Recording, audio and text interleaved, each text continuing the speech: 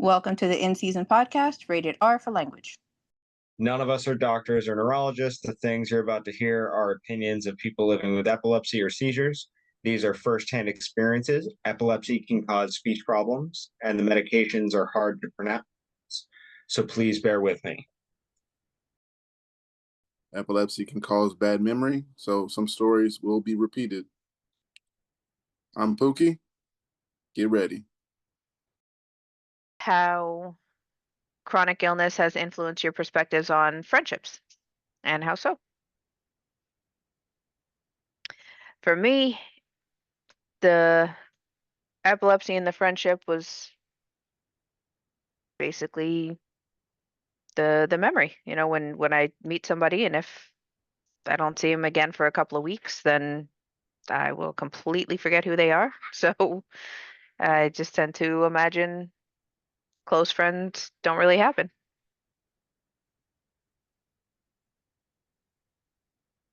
You know, see parents at the farm or whatever, wherever, if they end up going back to riding horses when it's not too hot, and I'll probably not remember them, but it is what it is. Do you remember their names, Kate? Never remember their names. Daughter does, but I try not to ask. I just let her, kind of take the lead on that one, and it's easier that way. Hmm. We'll see how it ends up on the trip. Finally got most of the shutters put up. Storm started about an hour ago, and we didn't lose power yet. But we'll see.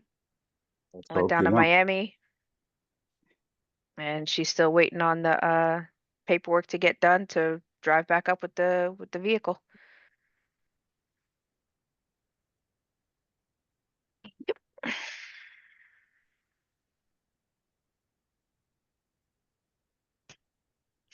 It's not raining in Miami though. Nana's down there at the biggest car dealership in the state. Just getting a good job on the right car. I mean, good deal on the right car, and just gonna have to make it back in the storm here. But all right, back to epilepsy. That's not going to be fun. I'm thinking this might disappear by the time she gets up. She's only 2 hours away maybe from the dealership, and I'm thinking by that time she's been talking to these guys since 12 o'clock. She got all tense when this morning, I guess she got there around 10 and they were filming some commercial, and I guess there was a bunch of women in bikinis, and she didn't know what the hell to do. She was just sitting there waiting for some salesman to become available. But that was cute when she called all confused. Mm-hmm. I had to remind her she's in Miami. That's how it works. And it's just a regular Friday morning. That's awesome. I've never heard of anybody with epilepsy that has such a good memory. I can remember certain long-time things, but I was going to others, say that some people have some memories, not all of them. yeah.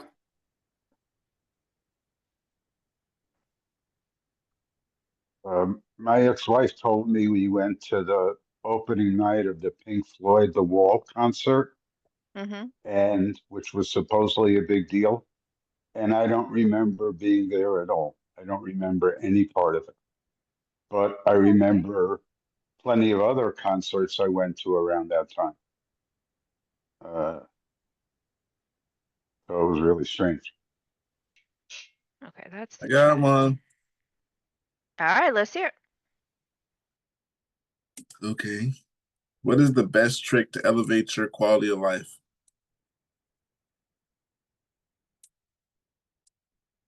With epilepsy. Get high. Hey, I like that one. The only one I got. What's a lesson that life forced you to learn the hard way?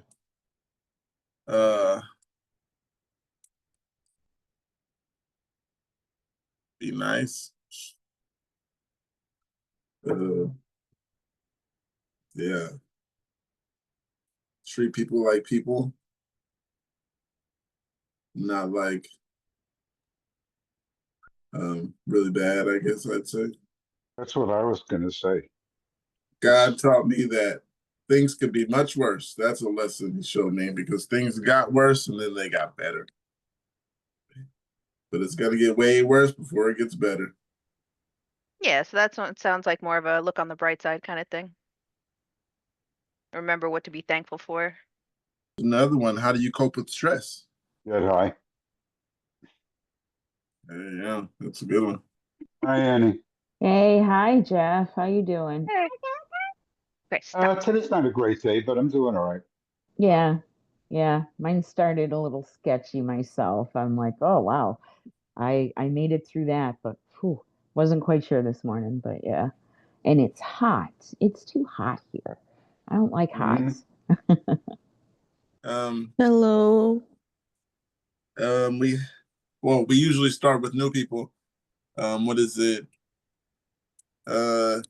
When was the last time you had a seizure? When were you diagnosed? And what medication are you taking?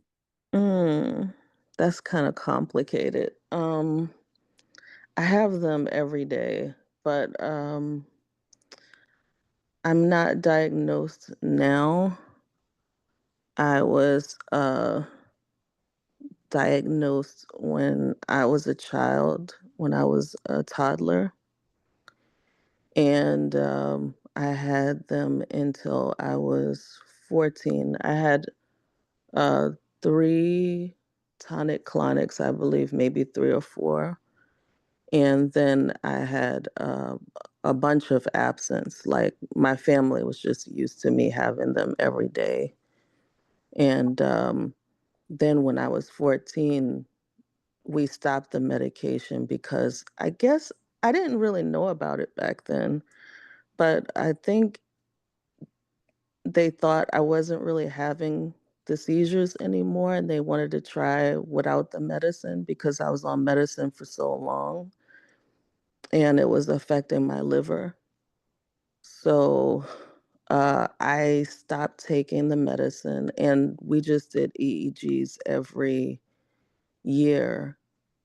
And then when I was 19, I think that's the last one I had until I was like in my 30s. I'm in my 40s now, but when I was in my 30s, I started having these like weird symptoms, and I didn't know anything about epilepsy. I just thought seizures were just like shaking or spacing out. And I thought the same.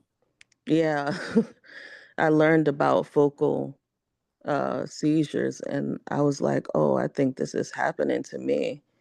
So I went to a neurologist, and I was having some other things too that never resolved from the time I was a child, which were like nocturnal episodes. But we still don't know what that was. It was like hallucinations, like waking up and seeing things and screaming.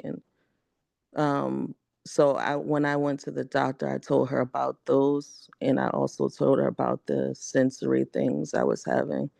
And she said, I think these are seizures. So she referred me to an epileptologist. And that was 7 years ago. So multiple EEGs, multiple, well, 2 MRIs, and basically got stuck with psychogenic seizures. So, yeah, that's where I am now, just trying to get help.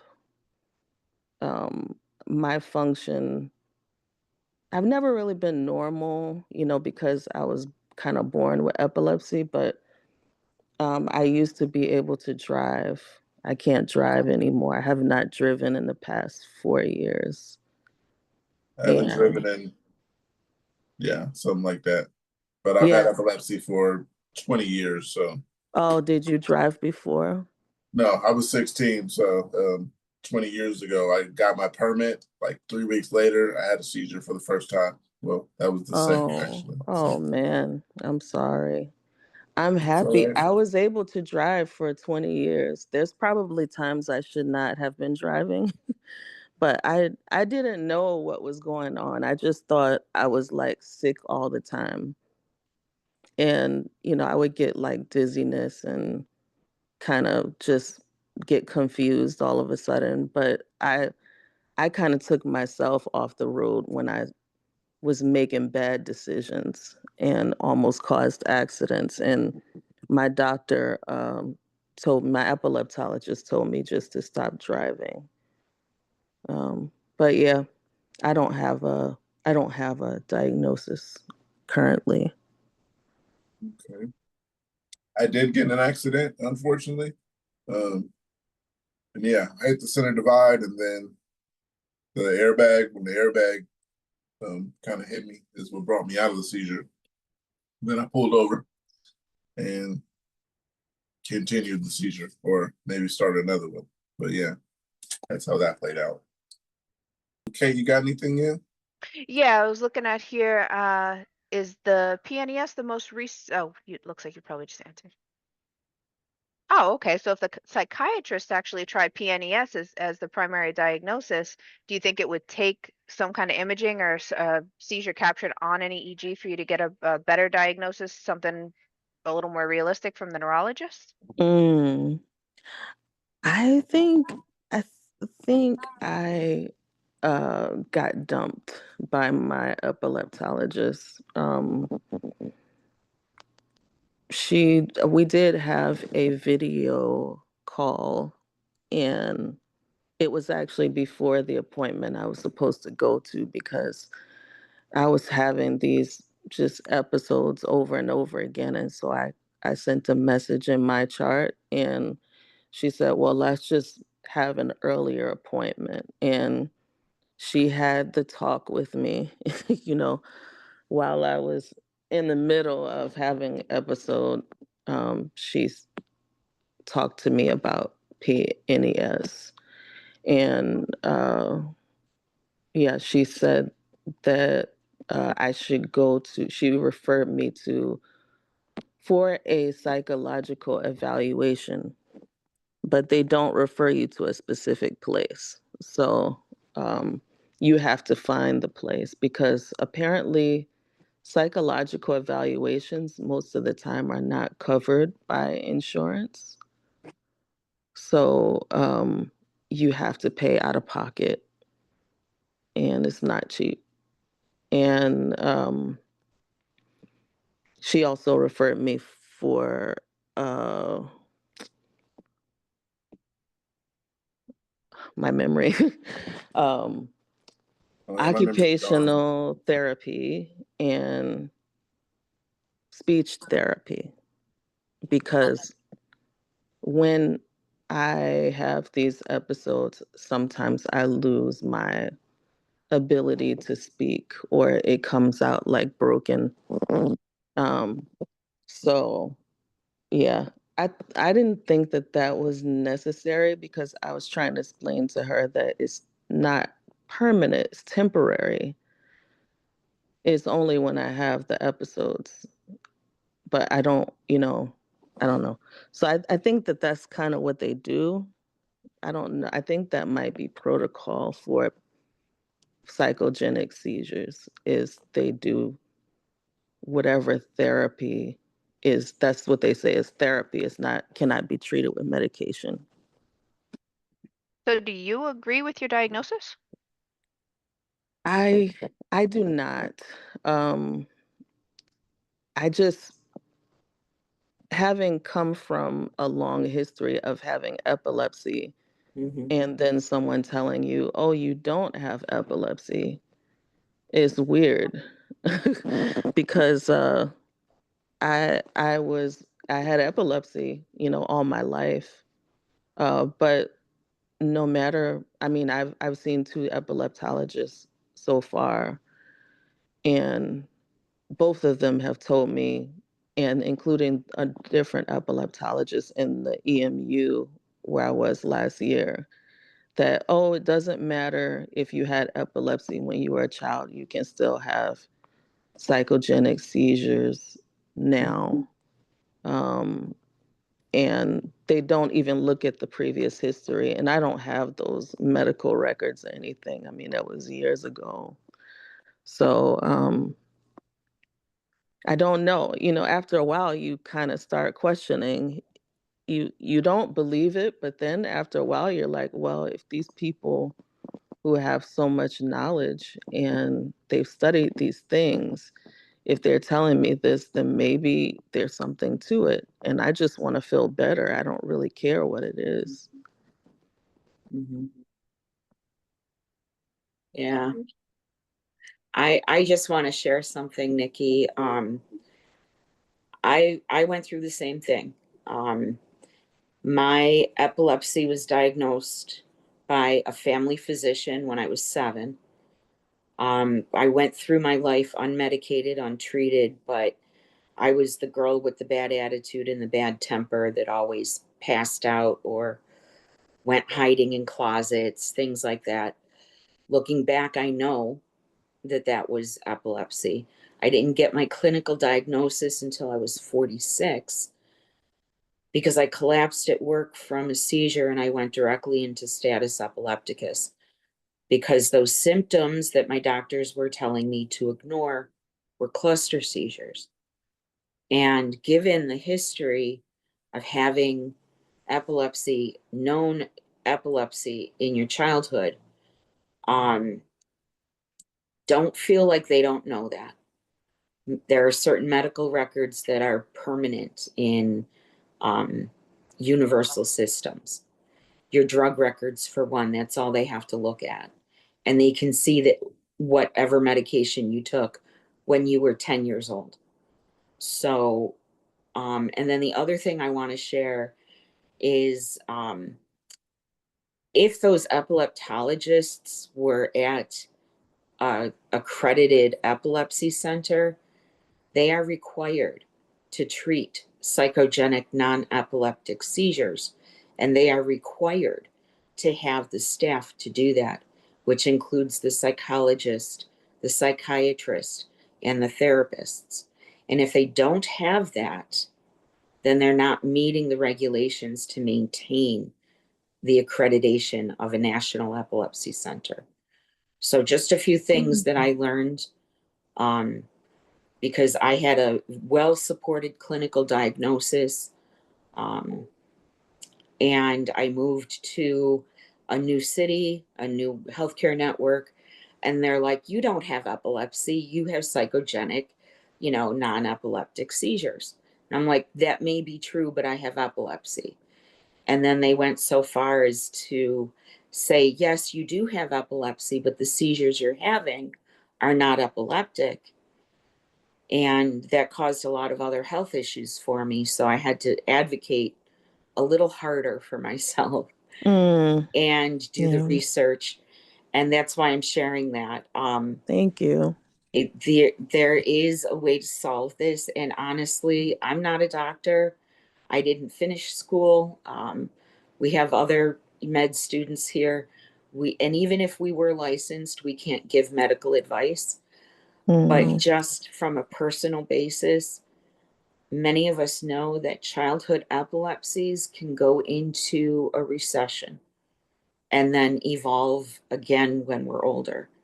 So it isn't unusual. And for 2 epileptologists to just brush you off and say, no, and I don't know what kind of EEG you had. There are several types. My epileptologist that I just started seeing 9 months ago, he talked to me about MEG. It's a magnetic encephalogram,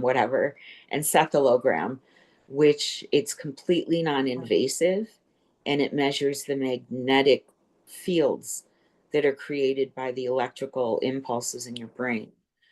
And it's being studied more and more. It's not readily available, but it's worth looking into.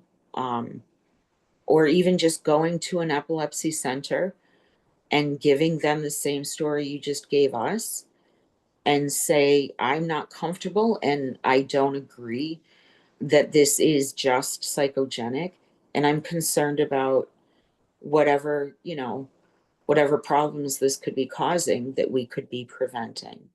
And, Yeah. that you would like a more proper and accurate diagnosis. I did go to epilepsy center. You did. I guess that's why I feel like maybe there's something to it. I Was that had within the last year, 12 months?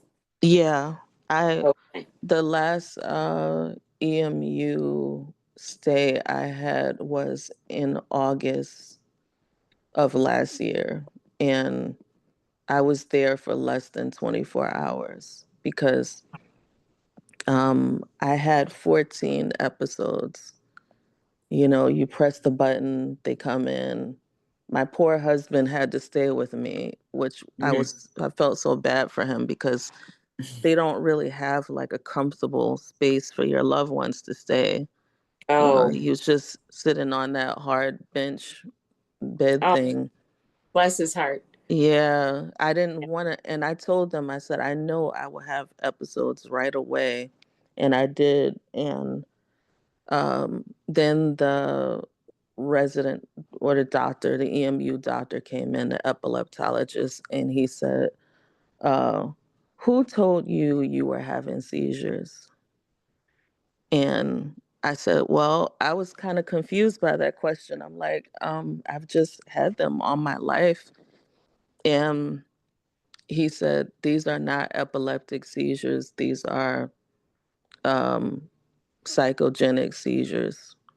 Hmm. Uh, and then they brought a therapist in, a psychologist in, to Hmm. talk to me about psychogenic seizures. They told me, you can just go home. Like, there's no point in staying. Um, I was already kind of distraught because I got some really bad news while I was there from a family friend about her mom. Her mom was dying. Mm. And so I didn't feel like I had the mental um, strength to stay because I was already kind of discouraged, that they were saying, well, there's no point. You could stay if you want to, but there's no point in you staying. That's, So, yeah. yeah, we just left. But I don't And, have and even, convulsions. okay, okay. Yeah. So even with the PNES, I'm going to encourage you not to dismiss that, because there's several ways to explain that. I just Hmm. went through this in the last 5 years, and 2.5 years of therapy. I'm getting somewhere. Hmm. Um, the scientific explanation for continued psychogenic seizures that can evolve and look more like they're, or feel more like they're epileptic, is the pathways that are getting set up in your brain. And it can be like a memory, a PTSD element. And that's one explanation. The other explanation is actually physiological. The neurons are damaged along those pathways, and those neurons are going to fail in the same chain reaction. So either way you look at it, the sooner you stop those. And then the thing with untreated or inadequately treated focal seizures, those pathways are created over and over and more and more. And sometimes the only way to stop that is with treatment for epileptic seizures. And, you're in your 40s, I'm in my 60s, but I think as well as I do, having epilepsy as a child, they used to treat that right away and question it later. And they don't do that Yeah. anymore. And there's a trend, it's just a medical anomaly, a trend to say it's PNES. And 5 years ago, they almost killed me in saying, you don't have epilepsy. And they only gave me back one of my medications. So, it's like, so now we have to undo that damage. Wow.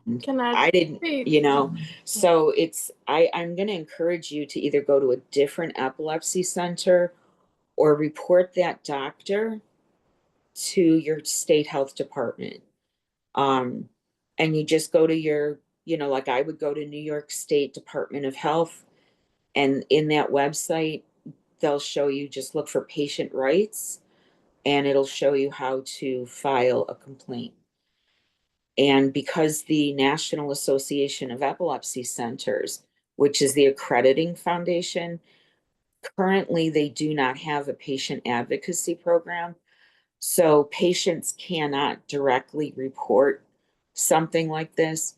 So they recommend that you report that doctor, that provider, to the state, and then that goes to that accrediting foundation for questioning. But never hesitate to report something that you feel, and I know you don't agree with this, and I don't blame you, but this is how I had to advocate for myself here and say, look, I know that you're wrong. I'm not doubting your knowledge, but your knowledge of my personal history may not be adequate. And if they're Yeah. not going to believe what you're telling them, you can tell the psychiatrist has words for that. And if their reality is different from everyone else's, there's a word for that too. So when a doctor pulls that stuff on me, I'm like, I've been in therapy for almost 4 years, and I learned a few definitions, and I'm seeing one right now. And that usually shuts them up instantly. And, either they won't talk to me at all, or they start telling me the truth. And it's as hard as it is, sometimes you really have to know that you're holding the aces, and those are some of the aces. That's So tough. yeah, I'd report it to the state and let them start that, because that will go right to the National Association of Epilepsy Centers. But yeah, I think you're right. I think they dumped you more than They once. did, yeah. Yeah. Then I didn't mention we did try Keppra. Um, when they said, I think these are seizures, and I went to the specialist. I had an EMU stay that was 3 days, and they didn't catch anything, but they said, let's try Keppra. And I was on Keppra for almost 5 years. I didn't get the Keppra or anything. What I got was, at first when I was on it, I immediately felt like, oh wow, my brain feels so clear. And I started taking on some things that I wasn't doing before, but it didn't work for that long. And so my doctor, I just stayed on it. They said, well, let's just stay on it. And we kept doing EEGs. The EEGs kept coming out normal. But the EEGs I was doing were like 30-minute ones. And then I did the at home EEGs. And after that, I just got off the Keppra this year with that last EMU stay. They were like, you can just stop taking it. It's not working. And my epileptologist said maybe it was like a placebo effect when I first started taking the Keppra. And that's So, not unreasonable. Yeah, because it does take a few months. I was thinking, oh wow, you're one of the lucky ones, but when you said it didn't last, um, no, it didn't. It lasted maybe for, I guess, a few months. After initially, I felt terrible, but once, my body got used to it, I was like, oh, wow, I can go outside now, because I was nervous all the time. Um, and I would not even go to the store by myself. But yeah, oh yeah, yeah, I'm like that now. I mean, my daughter and I went out yesterday, and I'm running around Target, and all of a sudden I started to freak out. I literally had to stop because I had no idea where I was in the store. And I'm like, we're in the process of bringing my seizures back under control. Mm. And that's one of my absence, one of my focal awares where I all of a sudden I have no idea where I am. I'm totally confused. And Wow. and then I have this doc. I was just telling the group I absolutely love this doctor already because just in a few months he's recognizing the different seizures that I'm having by what I'm telling him, and he's explaining what I'm feeling to a T. And the one that he told me, we laughed about because he knows me.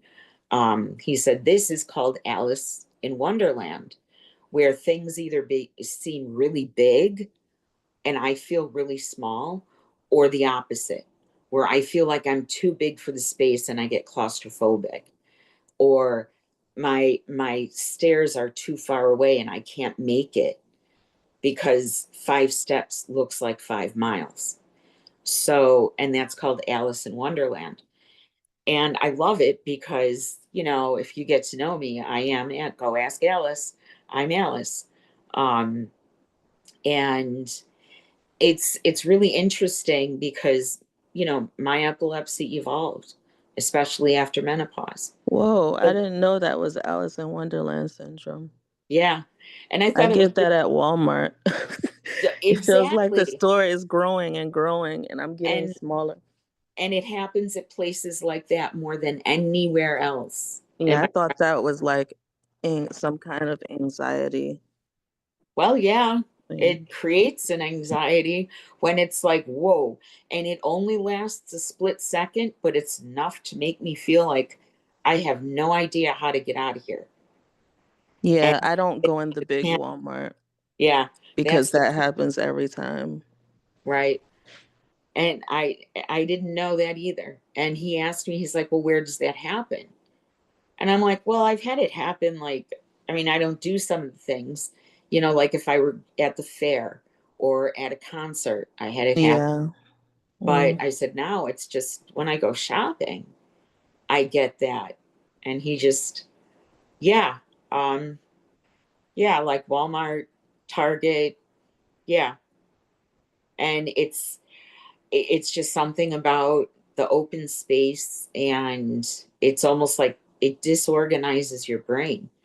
And the lights, I don't know what it is to put it all together, but that's what it's called. And I've had those, where I get lost and I'm just disoriented.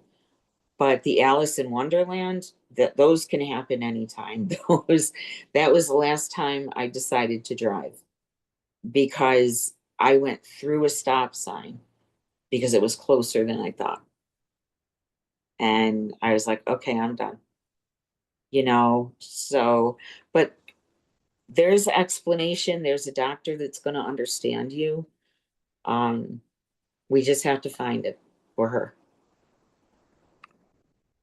But yeah. Yeah, back to when she said that she was having focals and didn't know.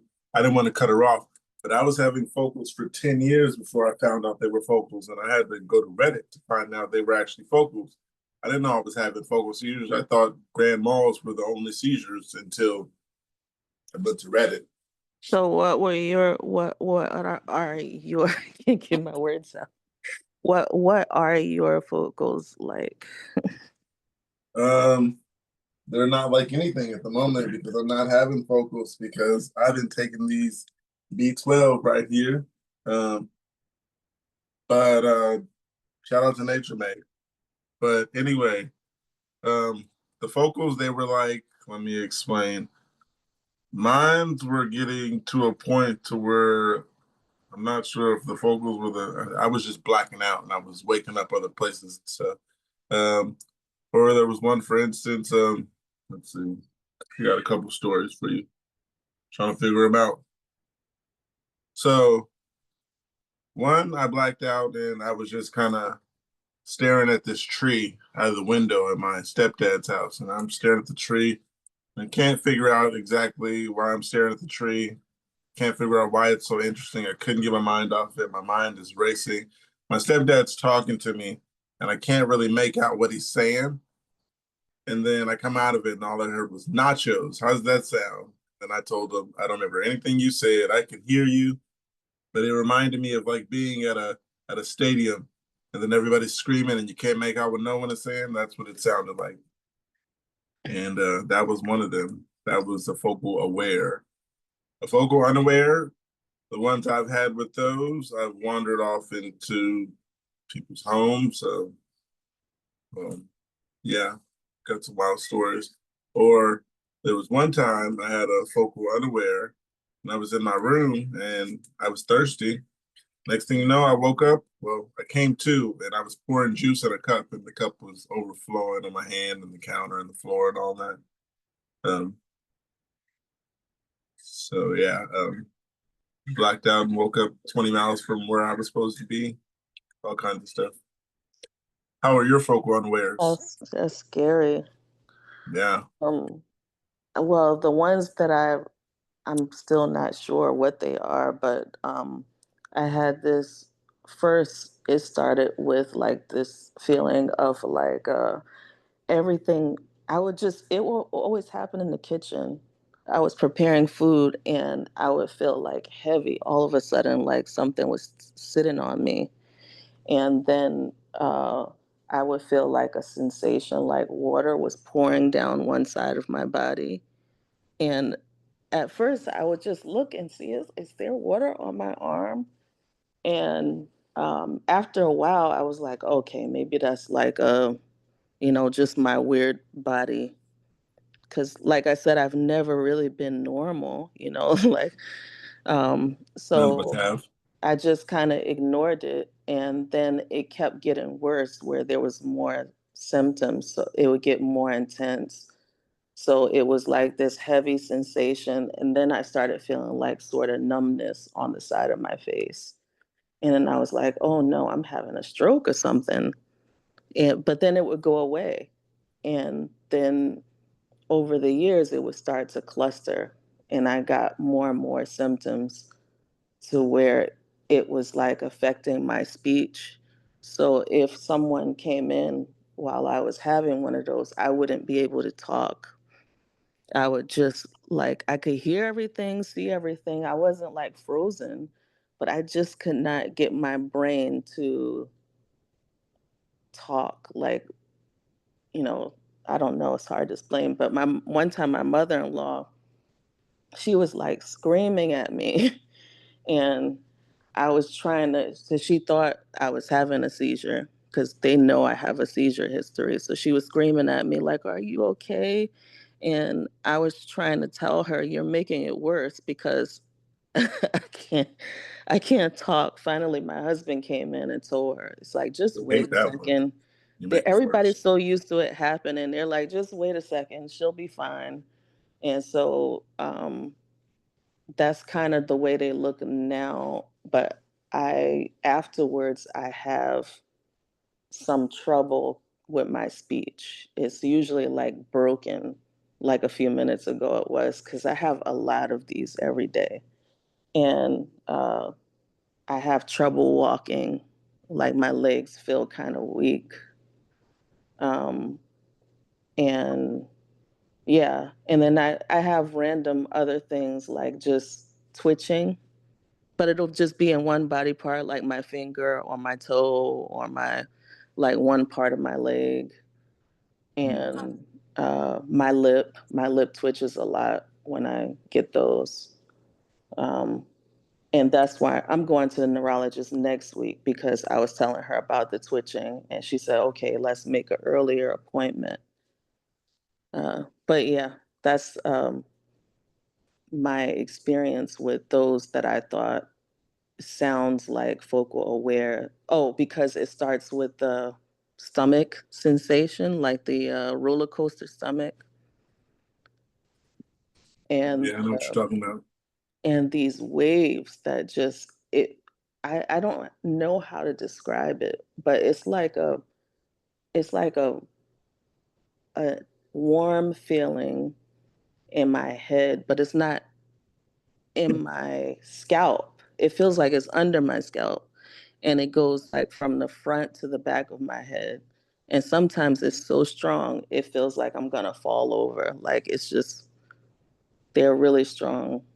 So yeah, I feel crazy when I try to explain these things. It's all right. But at It's least you know easier. in this group, we know exactly what you're talking about. Can I say too that when you go to your neurologist, I was recently diagnosed, like I have bad memory, but like 4 months ago seems to be the one number that sticks in my head, so I'm gonna assume it was 4 months ago or something. But I was battling trying to get a diagnosis for about, I mean, I think I've had seizures since I was like 10. I think I had my first one at 11. But only I know about it. And then they started getting worse as I got older. But they kept saying that it was PNES because I have mental health disorders. But I was like, there's no way that they can put it off as a mental health thing if I go to a neurologist because they got all the information, right? When you go to a neurologist, you want a seizure specialist. You want someone that can properly read an EEG because I learned the hard way after 8+ years of battling and trying to get a diagnosis and saying it was all in my head until having a seizure in the neurologist's office. My neurologist couldn't read my EEGs properly. So he just said it's something, he doesn't know what it is, but it's not anything he's ever really seen.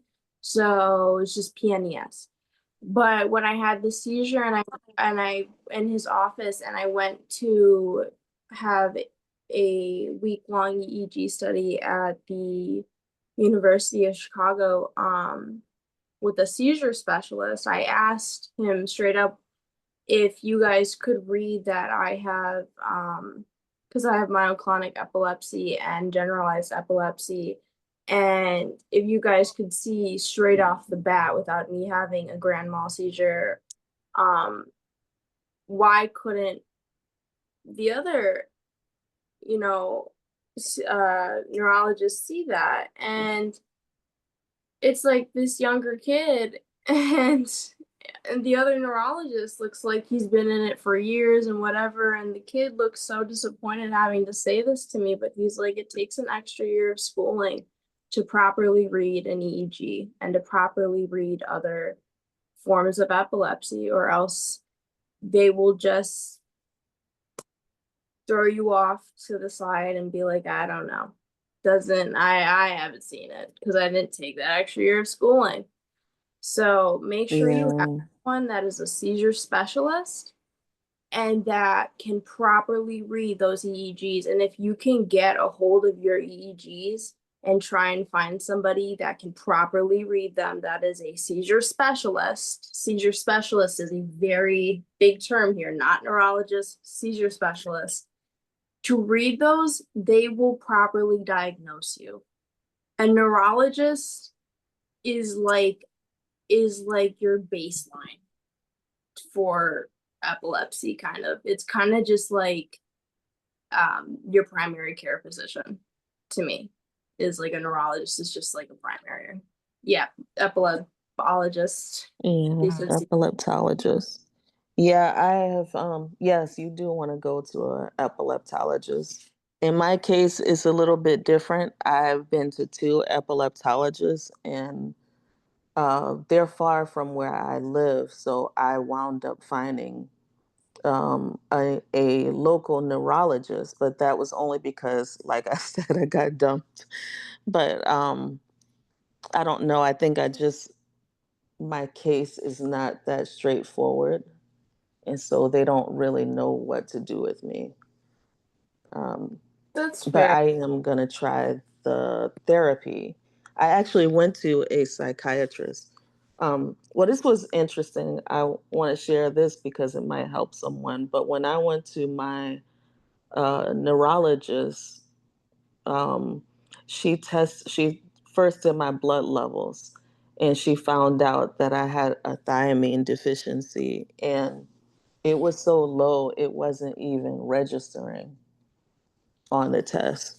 And so she told me to supplement with B6, and I supplemented, and like within 2 days, I started, some of the things went away, the recent things that I was going through, because I was feeling like really shaky all the time.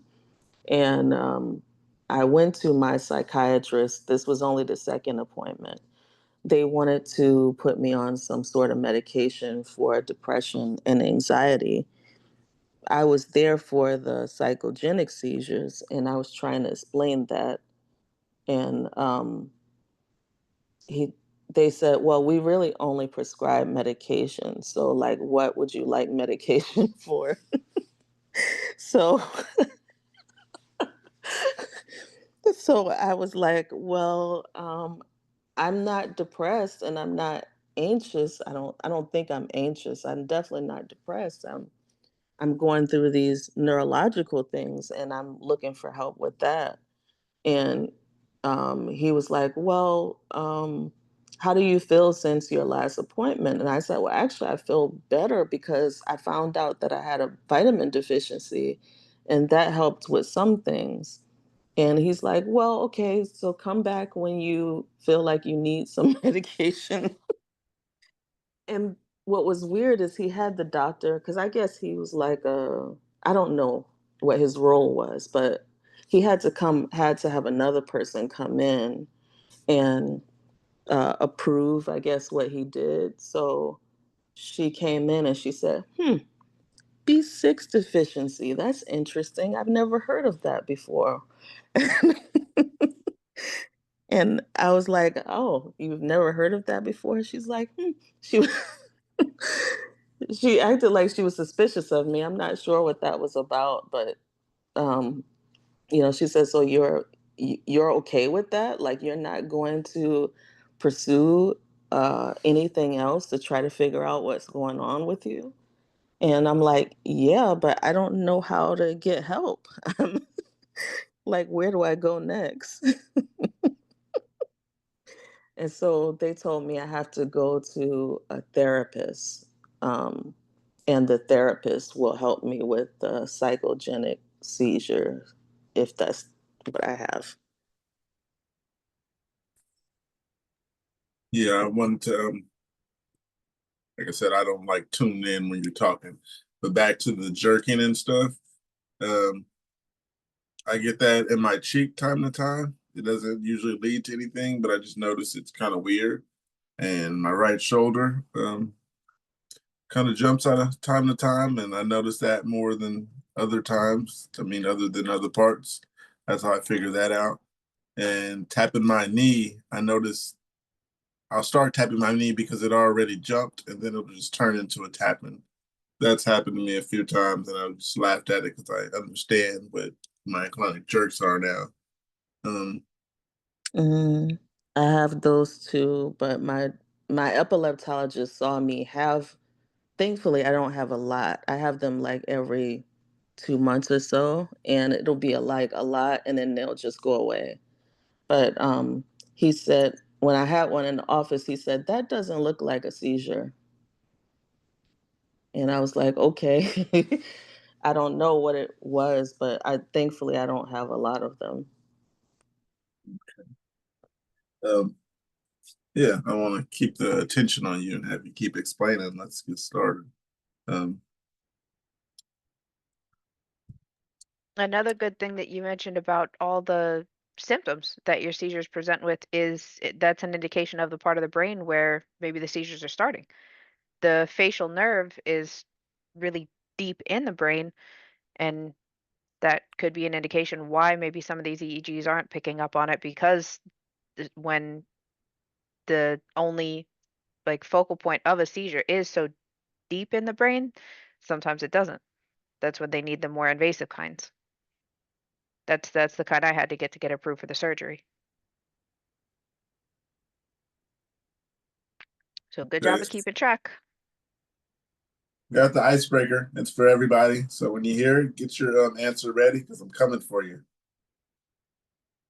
What's the best trick with epilepsy that you use to elevate your life? I used Rick's answer, and he said smoke weed, and that pretty much said it all. Yeah, helps me get by. Um, sometimes it helps me just be calm.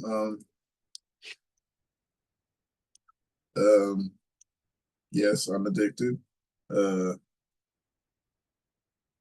Yeah, it's like an NA meeting. My name is Danielle. I am addicted to marijuana. Um, so But in yeah, your case, it's I'm not looking to stop. In right. AA, you know damn well it's not like that. I will never try to drink my water when you're talking, Pookie. I will never do that again. I try to keep it funny just a little bit, keep everybody smiling a little bit, you know. Come on, you guys. Me and Jeff already answered. Weed. Weed Yeah, was the you two best got thing. the easy answer. That's what's up. Yeah. So either All you right, guys making did. epilepsy positive. My answer will be finding other things to focus on or using what I know about my epilepsy to help others. I focus on weed. And Oh, I'm sorry. Oh, that's okay. It's got to be the advocacy. What was the question again? what do you do with epilepsy? Something to help elevate your quality of life. Yeah, it's the advocacy. Finally realizing that most of my life was boot camp for something like this.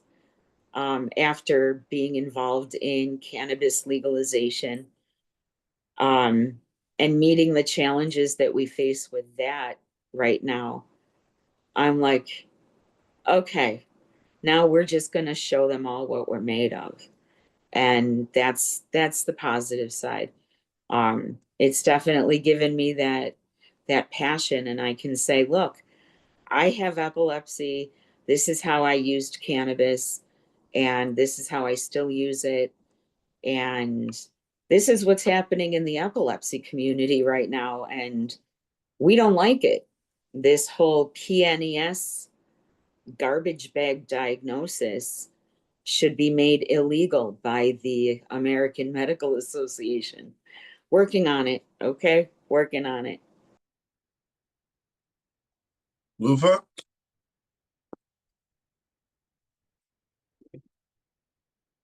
I'm sorry, I was muted. What? Something you did to elevate your quality of life.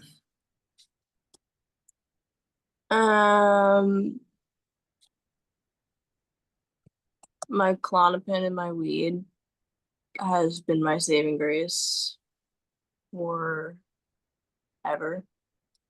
The second the myoclonic jerk started at 12, I started smoking weed, and the only time I have a tea break is when I go to the hospital. But which again is probably the easy answer, but it has the advocating for my Klonopin and being aware that I'm smoking weed to, or eating it, or however, to not always get baked, but to just function, is something that people don't always understand. Like my family. One hit is not going to make me stoned. I have been smoking for years, so it's just going to kind of chill I'm me. smoking longer than you've been born. I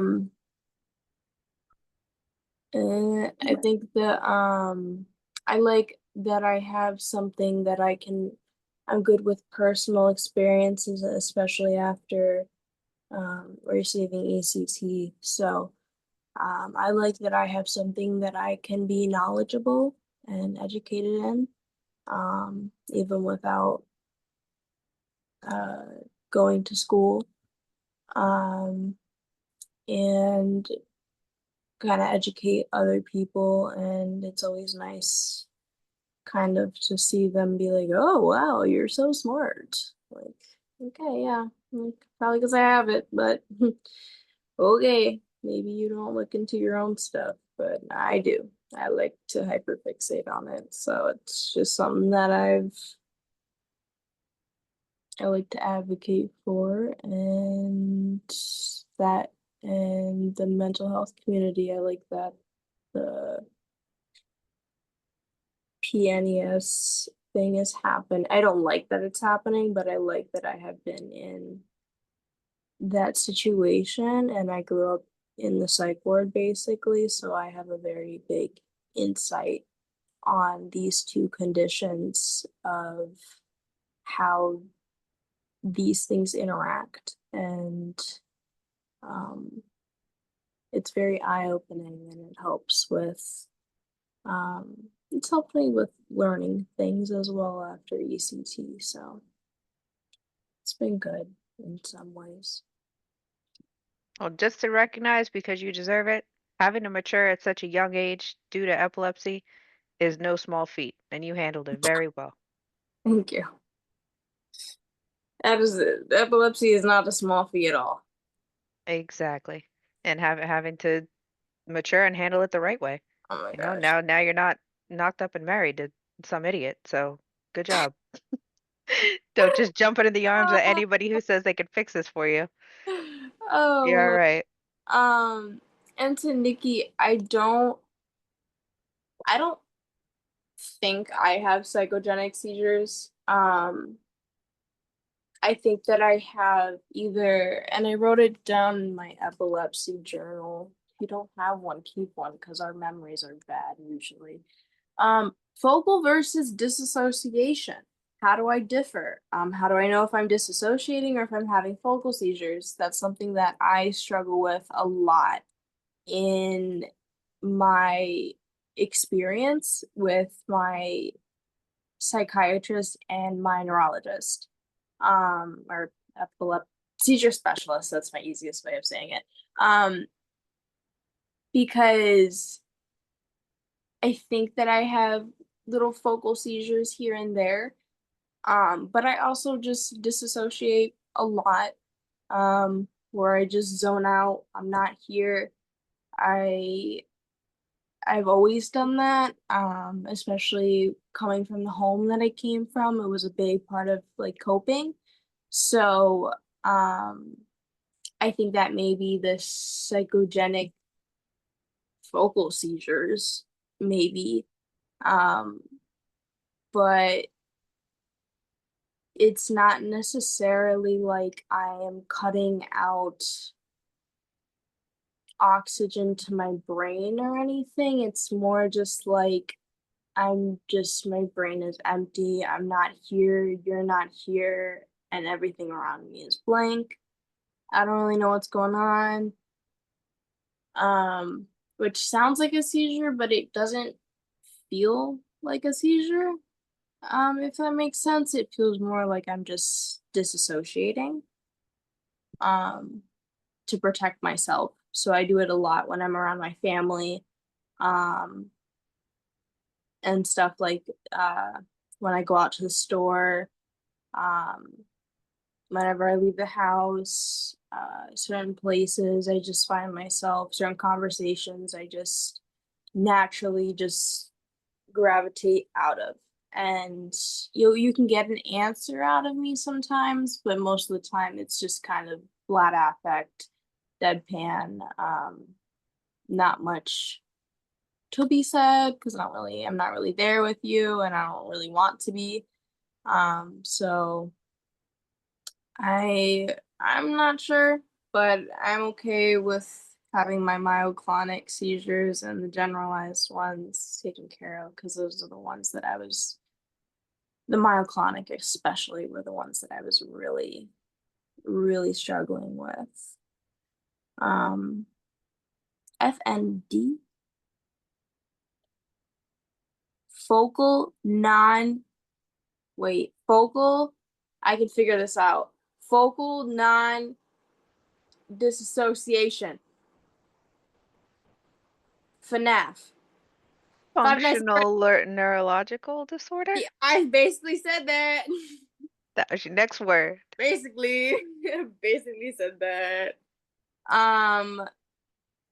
Yeah, that might be it. I've been doing that since I was a kid because of PTSD. So I think that it's a mix, so I can't blame everything on the epilepsy. Some of it is psychological, which is fine. Whatever. What I have been looking into is the it's in the back of your head. It's like right on the back of your head if you feel the back of your head. Occipital. Yes, the occipital bone. Mine has always like protruded out, kind of.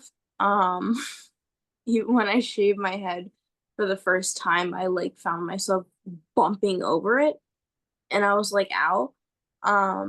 But whenever I touch it, it feels like a bruise, or it feels like there's something like it's uncomfortable. And so I've been looking into that recently and seeing how that could be related to some things. But from what I've read, it doesn't really match with me specifically when it comes to the epilepsy side of the occipital bone. But I don't know. They also say that people coming into the new age have more, because of the way that we look down, we're growing like an extra bone, but I don't really do that. And mine has always hurt ever since I was a kid. Like ever since I've touched it, it just feels like it's a bruise. Um, and I feel like it gets bigger some days and then it gets smaller some days. So I have no idea what that is. But I'm looking into that, and if anyone knows anything, any of you know anything, if anyone knows anything, that would be great because it's bothering me. And Yeah. I think that the more that I bring up stuff that bothers me to my mom, the more that my mom doesn't want to deal with it anymore. So I'm feeling like I'm a little on my own now, which is fine. No, you're not. No, you're not. Google Chiari malformation, but my guess is you would have been diagnosed with that by now. But it isn't unusual to not have that diagnosed till you're an adult. I put it in the chat. It's spelled, I believe, CHIARI malformation. And that's pretty much is what you would start feeling as an adult. Because there's a change of pressure in your cerebral spinal fluid. And yeah, we have another member that has that. She's just not here right now. Well, But it's Chiari, yeah. But yeah, Chiari malformation. Yeah, because when I was born, my first ever given, well, I was a C-section, because I tried to come out my mom's other end, because I'm the shit. So, um, uh, they had to like force me out of her because I didn't want to come out. I still never want to come out. I wish I never came out. So I was a C-section baby, and my head was perfectly like round and huge. So my first ever nickname was Big Head, or Big Bead. So my mom calls me Big Head or Big Bead because my cranium is just like large. Like my cranium is just big. I just have a big head. And yeah, and I'm just like, but I always noticed that like the bump on the back of my head just always felt weird, and I had my grandpa feel it the other day, and my mom, because I'm like, everyone has a bone in the back of their head. Like everyone has a protruding bone, right? Like this is normal. But wouldn't more people be talking about how it hurts if it was so normal? So I was like, "Can you guys just like touch this and tell me?" And they're like, "Oh yeah, it feels kind of weird." And my grandpa's like, "That's really large, Tussie. You should probably get that checked out as soon as possible. That's huge." And I'm like, "Thank you for not sugarcoating it, Papa. That was so nice." I'm like, I was like, Yeah. he's like, "I have a bone in the back of my head, but not that big." And I was like, "Oh, okay, Wow. okay, all right." Get that checked, girl. Get that checked. Yeah, Do I they know. know why you have epilepsy? No. No, because I don't have, so it's just me and my mom. I don't know my dad at all, so I don't know his medical history at all, which sucks. Because besides not getting any child support at all, could I at least have the medical history? Which I'm sure he doesn't even know, because he's an idiot. But uh, yeah, I have no idea. My great or my great grandmother, something like that. She had really bad migraines, but never seizures, I guess. And um, I have really bad migraines. We always thought I got that from her. The really bad migraines. I'm really pale. Uh, I have really weak ligaments, or tendons. I have tendonitis in my wrist. Um, and my shoulders and knees pop out of their sockets, and so does my thumb. So I've always just kind of been like a weird little medical mystery. So I'm not really sure what's going on with the back of my head, but it is bothering me that it happens. It just bothers me because I feel it, and sometimes even without touching it, I feel it.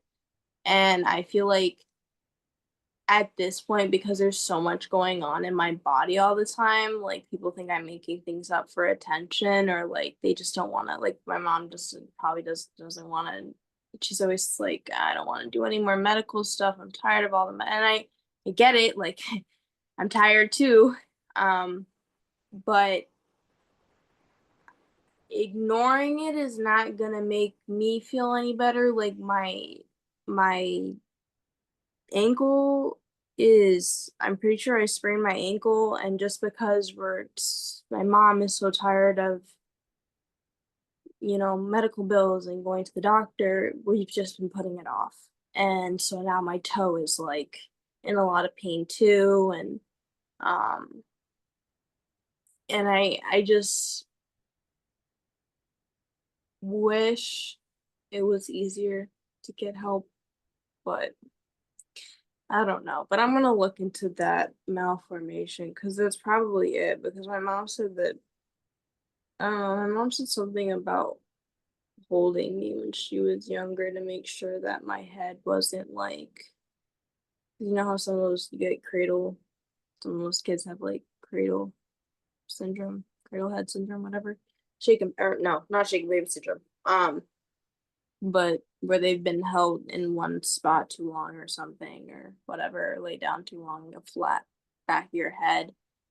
Um, I didn't have that, but I just have this bump and it hurts. And it doesn't hurt today, but the last 2 days it was in a lot of pain. So I don't know. But I'm gonna look into that. Thank you, Annie. Sorry, I'm gonna zip my lip. Um, back to the what's it called, icebreaker. I think the only answer we did not get was Nikki. I forgot the question. Me too. No, yeah, I did. Um, it's all right to forget. 'Cause Okay. I forget everything. Um, the question was, what is your best trick to elevate your quality of life? Oh yeah. I love to read the Bible. Gives me comfort. And my family, I have two teenage sons, and I love that my family my sons and my husband, they just treat me like a normal person. When I was growing up with epilepsy, people kind of treated me like glass. But in my family, they're like, okay, just wait a few minutes, mom be all right. And my one of my sons, he'll come over and like put his arm around me, or yeah. So it's my family, and I like doing art, like painting and drawing. I like art too. I was just doing some arts and crafts. Love it. It's peaceful. With epilepsy, you have to have a support system and you have to have hobbies, something you like doing other than just existing. Um, oh, I'm looking for my phone. It's in my hand. Start with the first question I found.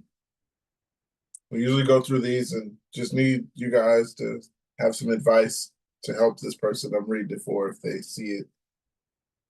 It says, insensitive or not. I took a screenshot of the DMV letter that is coming in the mail today and sent it to a close friend. It is a letter that states if I can keep my driver's license or not. I talk to this person every day. I asked him to keep me in his thoughts, and this is how the conversation went. Me. This is a motor vehicle decision letter that is coming in the mail about my driver's license. Keep me in your thoughts today. Him. Keep you in your thoughts. This can be a great teaching moment. Calm down any worrying and feel the results in your favor. Feel green. And it will be so. I feel like keep me in your thoughts is to be insensitive and dismissive. He said, I took the wrong way, but I blocked his number, at least temporary. Am I wrong? I feel like most people don't understand how much seizure disorder and other associated disorders affect your life to have this that comes along with it.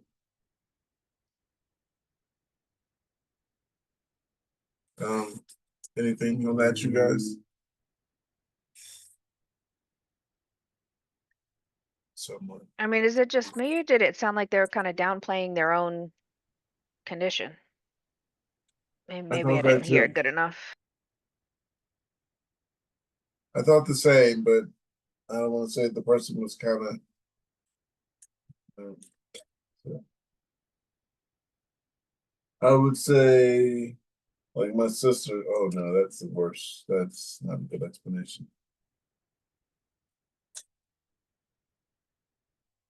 Sometimes I don't know, I don't have a word for this person that sounds nice, or sounds like good advice. So I'll move forward. It says, are these bite marks going to be permanent? I have bite marks on the inside of my cheeks. I can't tell when they are fresh or not because they're always there now.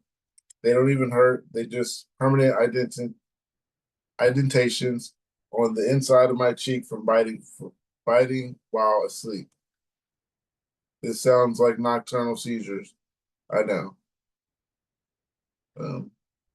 That's what it says. Anyone got anything to tell this person that the bite marks are going to go away? There was times where I felt like those bite marks weren't going anywhere.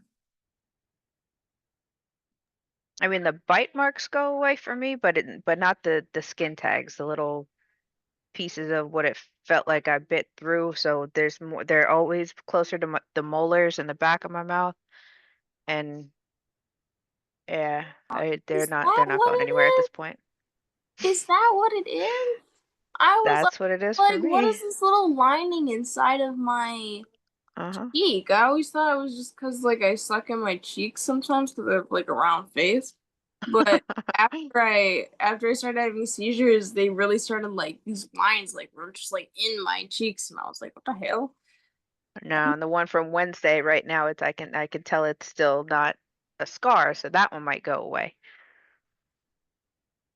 So you can, after a while, get to tell. That's the easiest way of knowing what happened and not Do have you to tell anybody or ask any questions. do you guys have a lot of dental work? I need some dental work because I fell into a hole and I chipped my front tooth, but I don't Oh, have it often. Yeah, I had a yeah. seizure. I was digging a hole for a foundation to a patio. Oh Got about no. 2 feet deep and I fell in it. Oh. Oh, I'm sorry. So I just spent some time. Thankfully, Mm. made it through to hear enough to tell the story. Mm. Yeah, really. It's been That's through a not a lot. little fall. No, it wasn't. Been through worse though. Yeah, it was not a little fall. That tunnel just collapsed though, didn't it? Could have been. Thank God it wasn't something like that. Right. Um, got something else. Says, do seizures cure depression or relieve it temporary? So for 4 days, I had my first grand mal seizure since December 2029. I mean, 2019. And it was my longest one yet. Thankfully, I haven't experienced any challenges after it.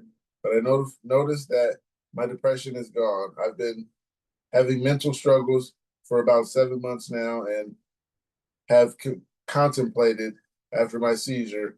I was confused and paranoid for half an hour. And since I live in the mountains, it took more than an hour to receive medical attention from the ambulance. Unlike my other 4 seizures, this one did not compromise any bodily functions. I have recovered from my effects of my previous seizure. In fact, I have been feeling a lot happier and haven't felt sad since. They have started me on levetiracetam, Keppra. I think I said it right that right time. But I found no info regarding it as an antidepressant. I think I'm not saying that it was good that I had a seizure, but I think I restored the chemical balance in my brain. I don't know. I only got out of that seizure with an injured tongue and nothing more. I have not seen any therapist or received any antidepressants. I'm finding this quite odd.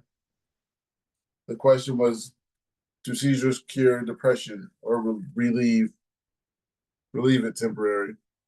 Not for me, uh, personally. All my depression's still there.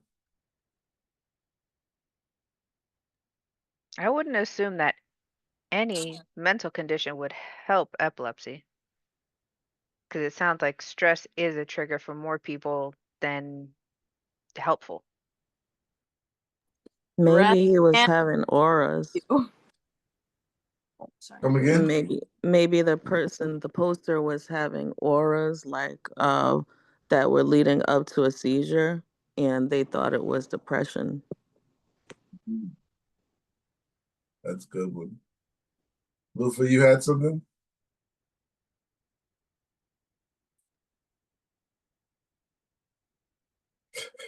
Stress will and can kill you. It causes those uh aneurysms and stuff due to such high stress. People's bodies can't take it, even without disorders. If too much stress is put on the body, it goes into a natural um, defense mechanism with your nervous system and everything, and it can eventually lead to you developing something or it just outright taking you out.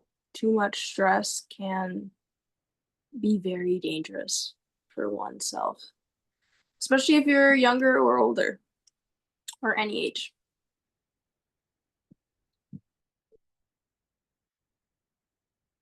Um, Or if you have AJ, did kids, you have something? kids are stressful. I don't even have them. Oh yeah, it can be that much. It can be a lot of times, I'd say.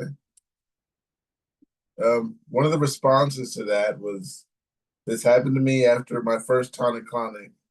It was a bad one, and I had a pretty bad case of amnesia after. I've struggled with depression for a long time, but after that seizure, I just felt lighter, more interested in things, more chatty. I felt like a better version of myself that lasted for about 4 weeks, and then I felt myself again. I've had a couple more tonic-clonics since and lots of focals, but haven't had that happen again. Then the person said, damn, so this is temporary. At least I'm going to get a break from worrying. The other person responded, it was for me. It was very pronounced, though. Like I had friends to talk with, to talk each other about it. Have you noticed she's way more bubbly? That's what someone said to her. That's just me, though. Everyone is a different. Maybe yours will be longer or more permanent. Brains are weird. So it's not uncommon.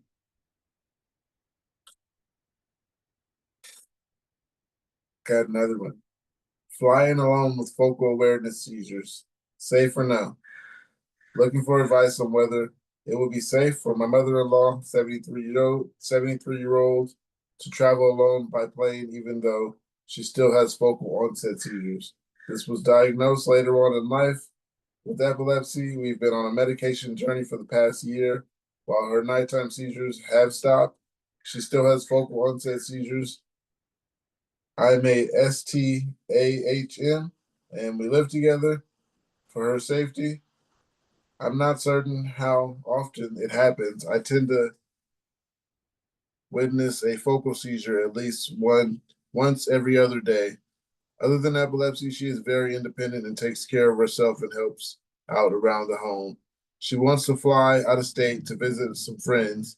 I want her to travel and have fun, yet I'm worried about her being in potentially dangerous situation when a focal awareness seizure may happen. They're pretty quick and last just a few seconds, followed by a couple minutes of disorientation, but then she seems to be okay. What do you think? What would you advise against traveling alone? Or is the risk low? She doesn't drive or swim, but she would be walking through the airport and taking connecting flight all by herself. I need some insight. Mm. I take a plane, but I was irresponsible about it, and I just wanted to get away from home, so I left one side of the country and went to the other side of the country on a plane before everyone seen my post on Instagram that I was in Atlanta on a layover. I have BPD and bipolar 1, so I make very impulsive decisions. And after my cat passed away, I flew to California. I flew to Texas. I don't even know how I got to these places. I had my cat with me somehow. Wow. I have no Wow. idea how I did this. Um, thank God I had a real friend in California, which we know can be hard to find real people out there. But she's a very real friend, and she's like, you need to go home because you're gonna get stuck on the streets if you stay here. And this is not the life for you. You need to be more responsible with your health. And she was like, she was going full like mother mode on me. And of course, at that time, I was like, oh, you're just being me. You're just whatever. Like, but she really did save my life from ending up on the streets of California and LA, and because that's where I was, and it's really brutal out there. And I think just making sure that that person has people around them that are looking out for them. Uh, and this was before I was even diagnosed with epilepsy, and she was already like taking my health into full perspective. So to make sure that you're, I kind of forgot the full post, but I think it was their child, their daughter, to make sure that they are with people who are responsible. Even if, because my friend that's responsible is a um like a street worker sometimes, or she works at the clubs and stuff, and they have like a natural people naturally think that they're really not mature and irresponsible, and they can be really devious and really rude, but there are a lot of them that are really smart. So just to make sure that whoever you're sending them out, to go out with is responsible, is does have good intentions for them, wants to see them for the right reasons, um, and is aware of their health condition, and that they are also putting their health first as they go.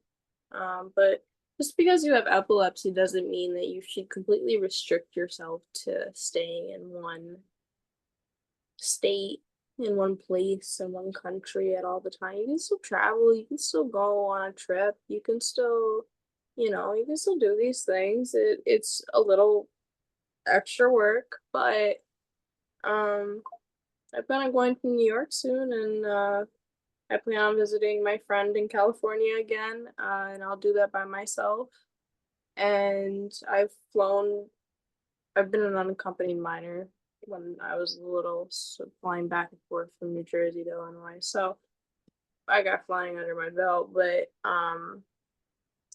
the staff on the flight is also trained um, or they should be trained um, for any medical emergency happening on the flight. So so if you're having a seizure or something on a flight, the staff, unless you're not training your staff for your commercial flights, which would be very odd, they should know what to do. They should have proper training. Well, that kind of changed my perspective. Started out thinking an older relative in their 70s, I would have them listen to their own doctor, a professional, somebody who might be able to kind of reason with them from their perspective. But after all that, yeah, I might feel guilty afterwards if they really wanted to go on a trip. If it happened to be my mother and she really wanted to go somewhere but just couldn't do it by herself. Yeah, I think just accompanying whoever needs the company might be the way to go.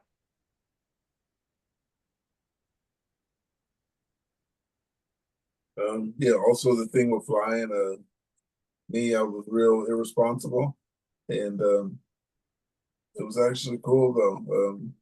It was just like once everyone did feel like, find out I was on a plane on a layover, they started explaining to me things to do on my next flight, which I was already had my plans. I was calm. I ate the right amount a day. I drank. I take my pills. Made sure I did everything right leading up to that moment, and I made it from one coast to the tri-state. Yeah, so flying hasn't been a thing for me. I never thought of like, is there doctors on this plane? That never came to mind. But yeah, now I have a bracelet, and I also used it when I went to the concert a few days ago. Perfect way to get in things where they don't pat you down too much, and no metal detectors. Not that I was planning to take anything, but bracelet gets you through that point. She was like, "This is for disabled people." I was like, "I'm disabled. Got my bracelet. The first time I was able to use it." Yeah, I was like, "Yeah." You was trying to tag me down because I look like I don't have epilepsy. But yeah, um, got in with my bracelet. Luffy, you got something? I just wanted to say too, like I've been swimming recently because I used to be a competitive swimmer, and typically you don't see people with epilepsy swimming or taking a bath. But I have been, um, yesterday I swam a mile in a little under an hour, which was 36 laps, of freestyle and butterfly, and I even got some really nice compliments from the older folks saying like, were you on a team? Like, you have such a good stroke. You're so good at it. You're fast. Like, you're doing good. And I'm working to try and get a mile in maybe 45 minutes. I'm trying to work to get there. Right now I'm at 57. So I'm 9 minutes down from my last one, from my first one, which is really good actually.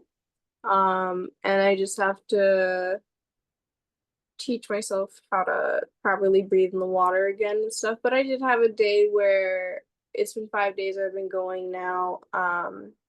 And I've only been doing the mile, marking that mile thing for the past two sessions, because for the first three I was just kind of getting used to the water again and reteaching myself how to do a flip turn and breathe in the water and how to properly hold my body in the water, because it is a full body workout and it's very strenuous on your body. I was going to go today, but I'm really sore. Technically I did do 5 days and I do want to take that rest period that my body needs. So but I think that if you're comfortable in an area of doing something, like I'm comfortable swimming. I know how to swim.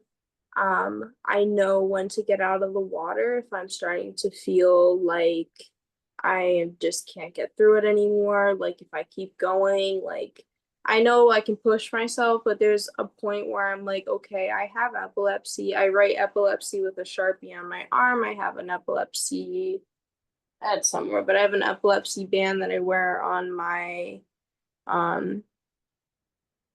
ankle, and most of the times that I'm in the pool, there are other people in the pool as well. Not that they would know what to do, but they can barely get through the water, but it's okay. I take the proper precautions, and I just think that when you build up the comfort and the confidence to do something that you know that you are good at and that you can do again, then you should totally go for it. Like I know that I can fly. Maybe like a little couple months ago, if I were to get on a flight, I would probably jump off the flight.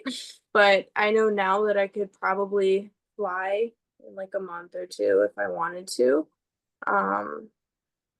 I could, I think in like 5 months, if I'm doing better, eventually go skydiving, because that's something that I want to do. I think that in about a year I'll be able to go to festivals again. And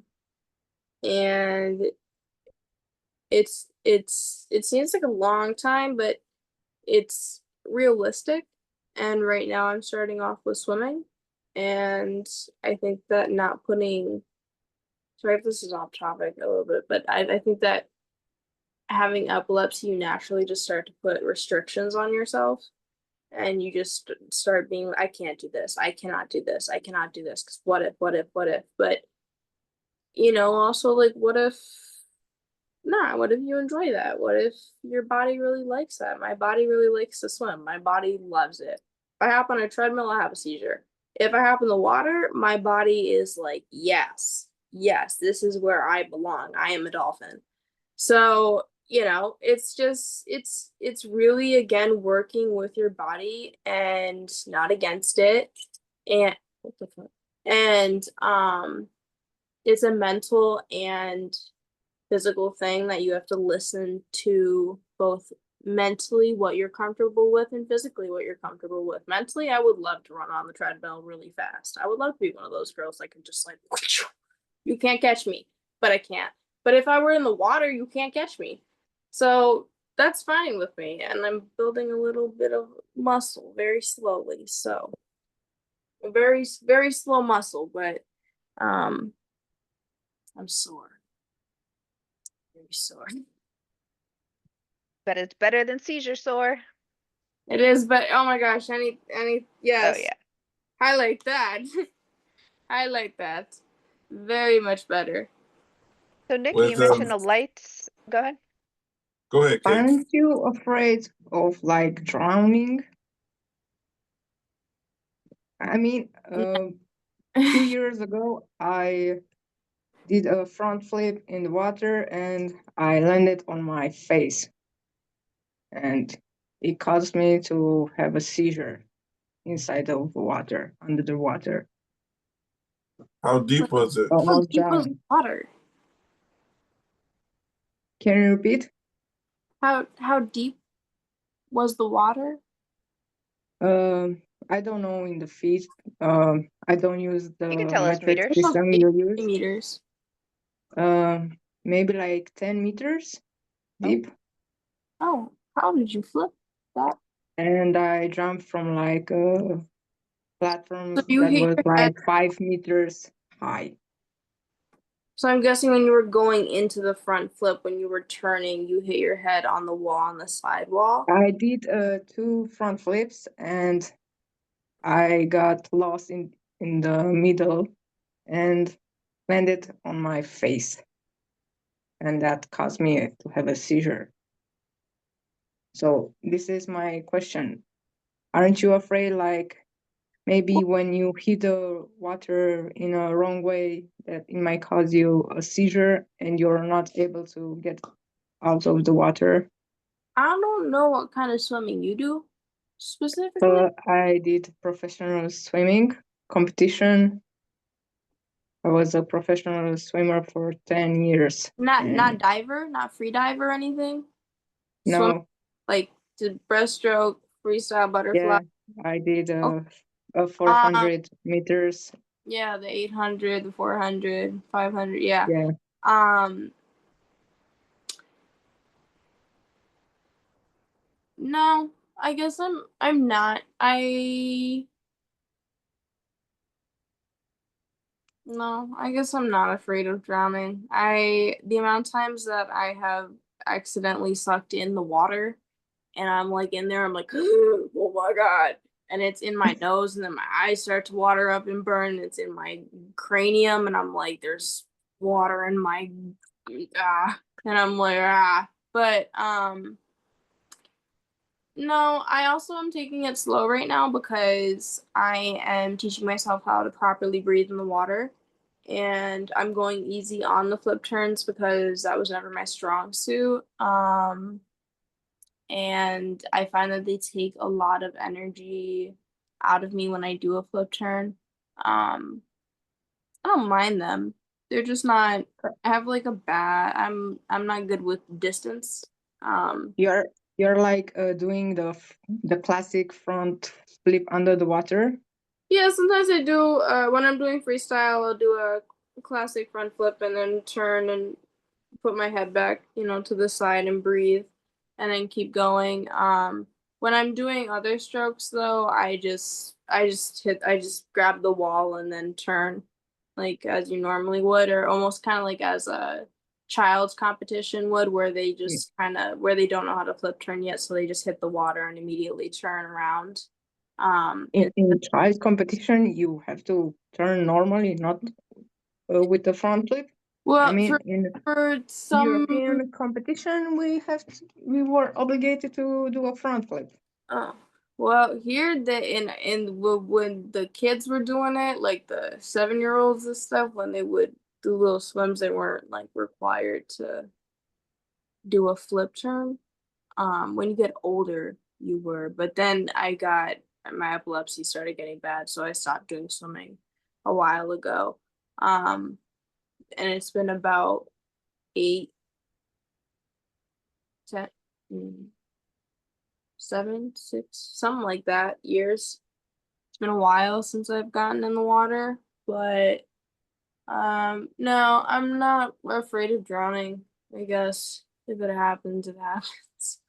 Kind of like me with the jet ski. If I fly off the jet ski and something happens, it happens. But at least I'm enjoying myself for doing something. I would rather drown than, have a have a suit episode where I'm in my bed. Did you Uh, guys see that post this week? Somebody said I would rather die while living than live while dying. Yes. No. That's what that brings to mind. All your anecdotes, that's what that brings to mind. I like that, Lufa. You got a timeline. He was like, I'm gonna do this in this amount of time, and I'm gonna do this within 8 months and stuff like that.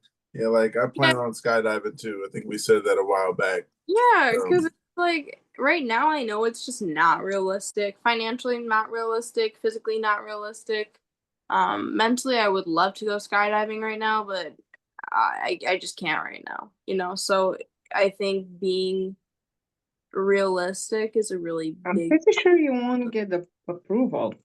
what? You won't get approval for To go skydiving if you No. No. I'm gonna you have try. to. Sure gonna try. Just do it. They were like, oh, we're gonna get approval from your doctor to go swimming, and the next day I came in, I didn't even ask if there was approval from my doctor. I don't need approval to go swimming. If I I'm mean, yeah, for I'm- swimming it's another thing, but for skydiving it's way more serious because if you have a seizure during the fall, they are responsible for your life. Right. well, It's not your Those waivers are the first choice. thing they throw in your face too. yeah, that's why I would sign something, because if I have a seizure while I'm going down, I'd like to let them know, like, it's not your fault. It won't be your fault. You're good. Right. You are good. I would Yeah, but love to sign I'm saying something. I this would if film something. I'll be an I'm instructor. not going to I restrict don't think I myself. want to have a person wrapped around me seizing. I mean, nobody will. Someone might not, but you would let the person know before skydiving, hey, I have epilepsy. They would throw that waiver in your face, if they're comfortable, and you would sign it. There's a lot of times when you have people that professionally skydive and do that. A lot of people pass out while they're skydiving, so they're Yeah, not. but It's it's not a something that different they're not thing. used to. It's something that they're actually more used to, I think, because people do pass out while skydiving and stuff like that. Yeah, Um, but the passing is not dangerous. It's not like it might kill you. Passing out Seizure, is very dangerous. It can it be. might, I was because thinking he has that to like take when care of you to not choke, and he has to land with both of you. So it's kind of more serious. that's what I planned on doing, like going with somebody a few times and then one time just be like, okay, I got the hang of this. I can do this. I didn't plan on just going my first time and I'm jumping out not the going by plane. myself. I'm gonna be strapped onto someone that knows what they're doing so that I can Yes. enjoy it. But for me and how I am, I think I know that my epilepsy won't react to that like that. My epilepsy doesn't react to concerts or flashing lights. So I've been in uh cars going 150 miles an hour, and I didn't even realize it. I have jumped from high places. I do impulsive things a lot. So things that do get my epilepsy going is like the heat or coordination. Um, like trying to do a TikTok Yeah, me too. something I always say, like trying to do a TikTok dance will have me firing off signals everywhere because I can't do choreography. Can't drive. So But this there's is a things testament that I adrenaline is do. not your trigger. So being aware and knowing what you can and can't do is a good thing. So if you think that you can't um go skydiving because of your epilepsy, then don't go skydiving. I think that I can go skydiving. I think that I can handle it. I think my epilepsy can handle it, and I know that. Yeah, So I would. I'm aware, but my point of view was you might want, but the people who are involved in this might not want. But what I'm saying is that's why there's a waiver, and that's why they have an option to say yes or no. They have an option to decline, and they have an option to accept, knowing the consequences. There's also a lot of those times those Make-A-Wish kids like sign up to do something crazy. And they have some like eating at them that's gonna like take away their life. And those people are doing it knowing that this could possibly end up badly, but at least they were doing something that they enjoyed while doing it. Yeah, I say you can't let your restrictions like hold you from doing Yeah. things. You gotta maybe try as much as possible if it's really something you want to do. Um, Yeah. except for driving, I don't suggest. But other No. than that, like your restrictions, if you But let them control you, then you probably won't do anything for a very Yeah. long time. And I would never force someone to take me skydiving if they're not comfortable because I have epilepsy. But there are people that are comfortable taking people with epilepsy skydiving. I've seen it lots of Okay. times. I've seen lots of epileptics go skydiving. Well, I've heard of it, seen it online. But it's up to it's a two-party thing. So that might be your point of view, but someone else's might be different.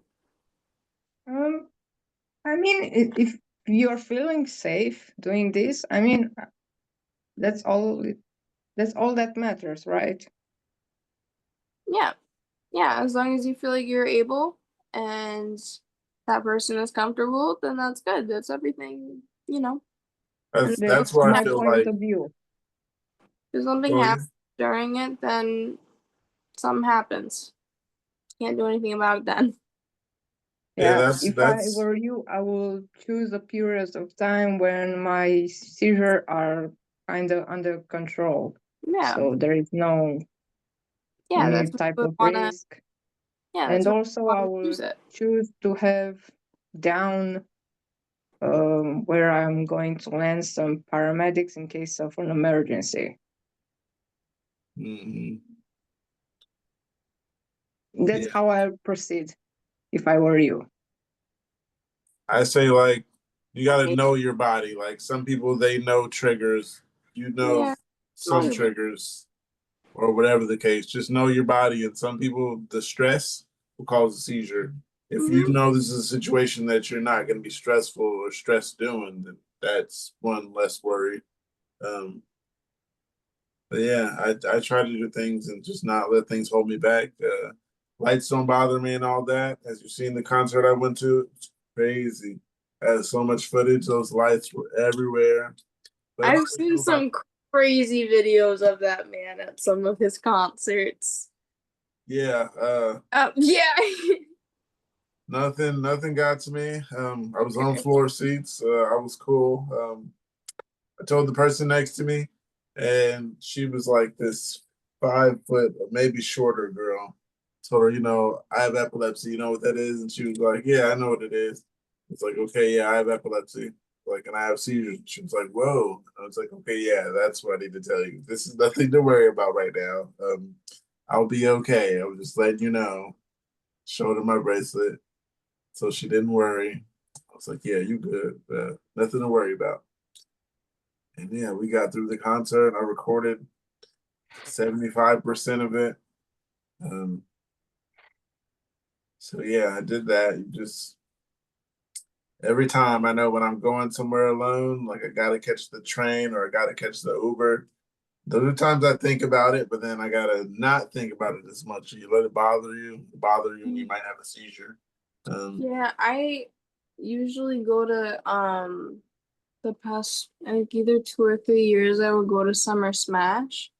But this year it's hot and I don't like the heat because of my autism and because of my epilepsy. And honestly the lineup was the same as last year's, and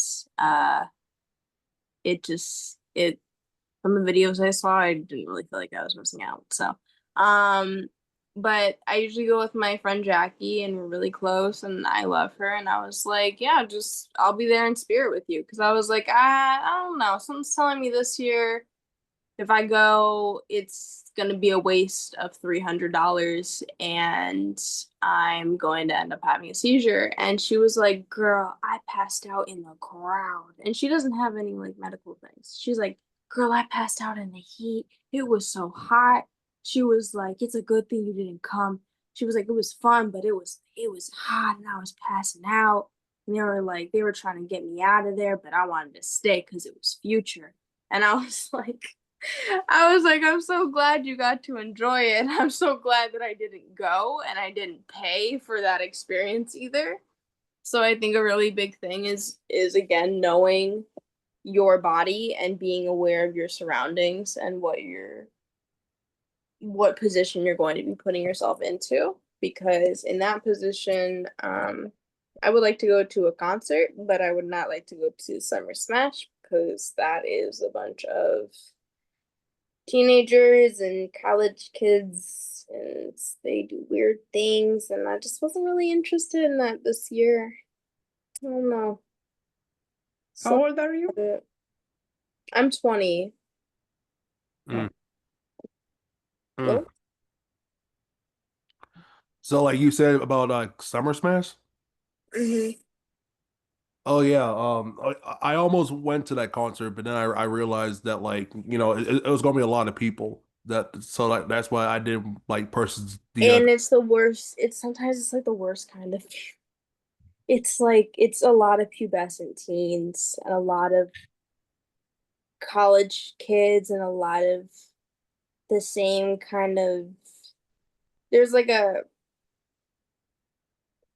you live in Illinois, you know kind of how the Chicago people are. Oh yes, Yeah. yeah, oh And yeah. sometimes you don't really want to be in a crowd mushed up with everyone like that. And not everyone's like that, but the last time I went, there were the amount of times like these weird people would just or like fights would break out. I was just like, I don't really want to. It's Summer Smash is like a free for all kind of Oh yeah, there's with music background. yeah, like I've seen like YouTube videos of like where people would like mosh pit and actually get into a fight. So, I knew what happened because like one, I'm a Cubs fan, so I'm gonna lay that out there. Hey, you do the Cubs. I don't pay attention to baseball, so I don't know anything So about baseball. But I I just couldn't know that. imagine myself in a stadium. Like when I had floor seats the other day, it was different, but that baseball stadium, it just seems so cramped up. But never been there, seen it on TV. Just looks a little more crammed than a football game stadium would be, especially if you got floor seats. Um, Yeah, Summer Smash is like a festival, and it's like a music festival for mostly rap artists. And yeah, I didn't love the lineup this year. I didn't really feel like listening to Ian. yeah, Yeah. you threw me off. You threw me off earlier. One sentence you were like, I'm trying to take it slow. The next sentence you're like, and then I swam a mile. And then the next sentence you're talking about, I don't do good with distance. Well, well, Every wait. sentence changed. Wait, so the pool is 25 meters. So down and back is 50 meters. So one lap would be a 50 meter. If that makes sense, because like a normal size um pool for swimmers that are typically like competitive is 50 meters. Um that's what I used to train in is a 50-meter pool. So you go down and back, you'd be 100. Um I'm not good with distance when it comes to like my eyes. Like I can't see. But I have my notepad where like I write down like, okay, 10 laps of freestyle, 10 laps of breaststroke, and then 12 laps alternating freestyle and breaststroke. So it would be 1 lap would be down and back, and then so on and so forth. If that makes sense. That's the diff. I don't really, I actually forget a lot like what lap I'm on. So I usually go an extra lap at the end, just in case I missed one, or I either added on one. So I don't know. I usually forget, but that's how I measure it in my head. I wish it was a 50-meter pool. That would make it a lot easier for me. Sounds like a huge pool. No, it's just 25. It's 25 meters. I'm used to city pools, so I couldn't imagine what you're talking about. Yeah, no, it's a gym pool. Gotcha. Yeah, with the lanes, with the little buoys. And you're I've seen gonna one. boom. Sometimes I take the little kickboard to work on my kick. So, They have fins too. Jason, the icebreaker today was something you did to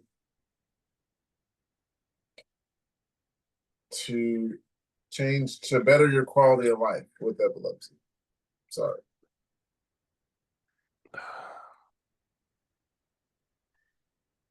Get it out of a toxic household. That's a good one.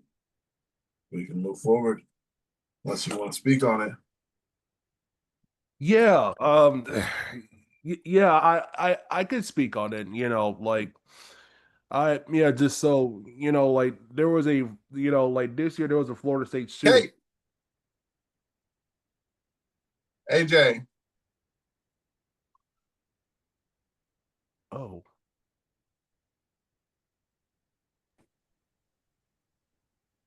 Okay. Okay, good. Thank you. Thank you.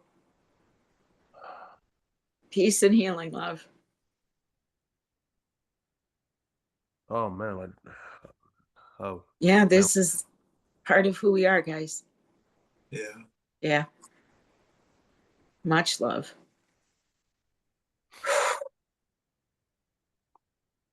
I just sent her a message in the chat, so hopefully she'll be able to see that when she comes to.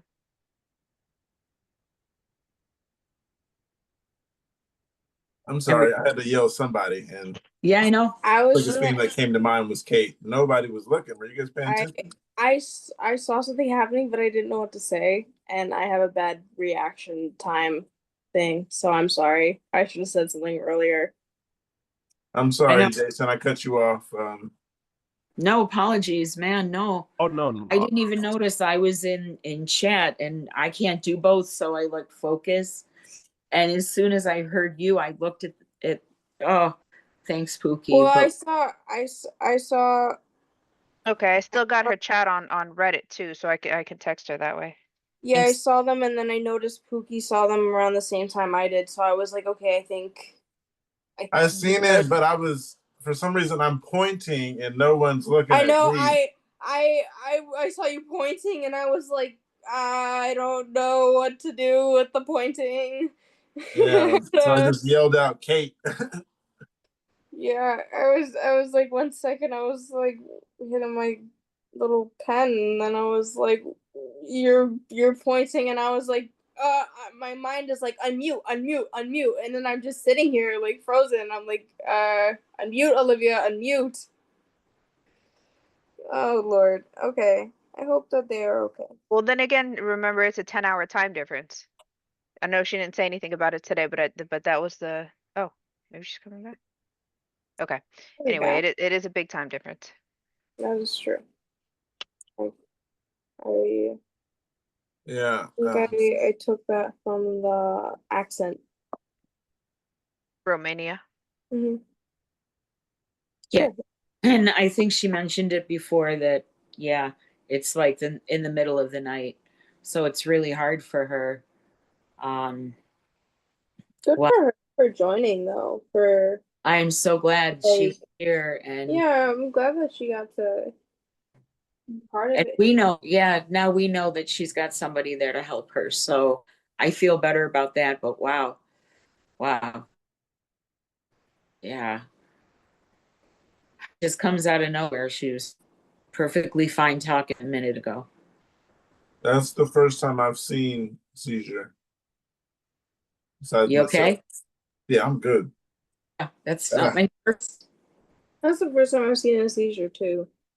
Yes, yeah, same here. Like that the first time I ever saw a seizure. Like and Well, that this like, is been online. I'm sorry, Jason. I didn't even. I was not hearing what you were saying.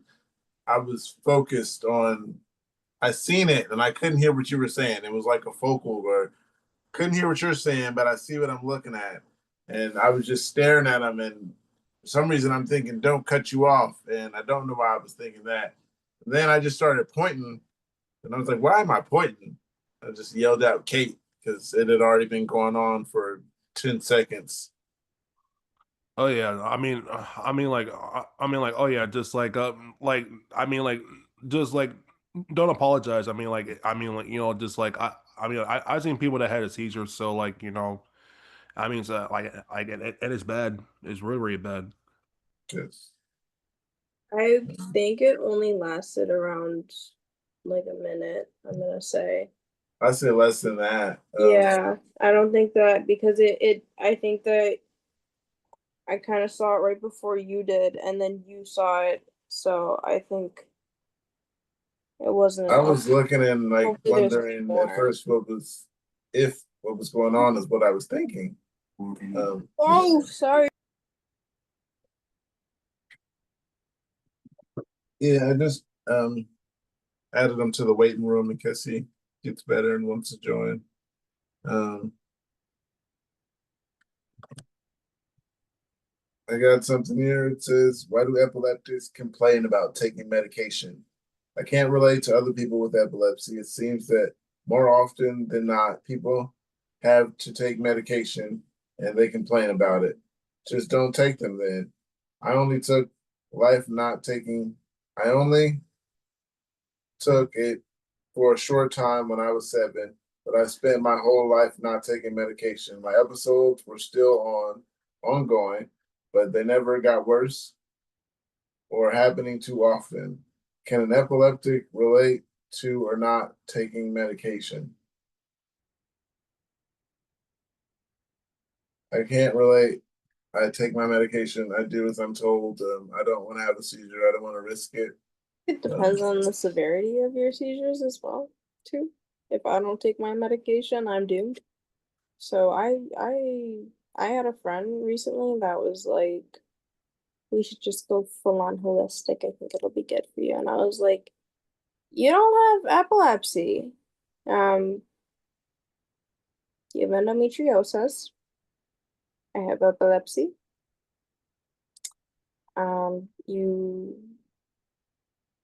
You can do that. But I am gonna continue taking my medications as prescribed.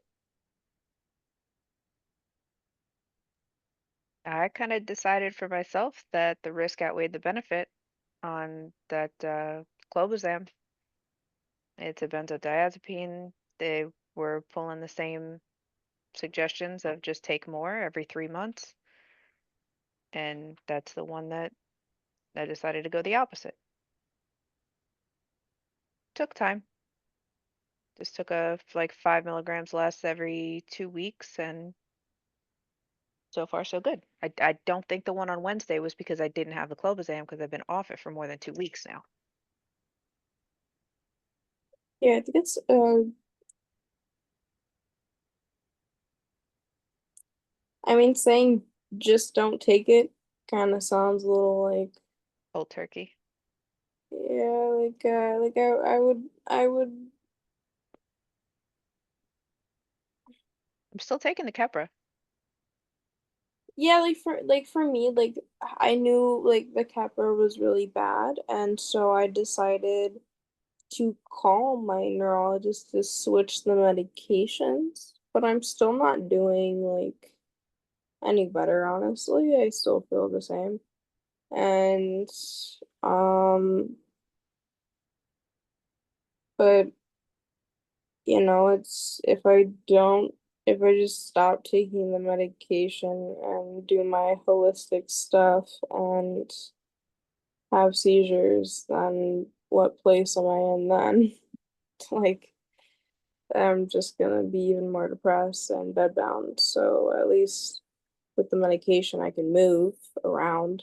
I can make myself noodles in the morning after I take my medication, of course. But um, I did notice with the Reviact, in the morning, my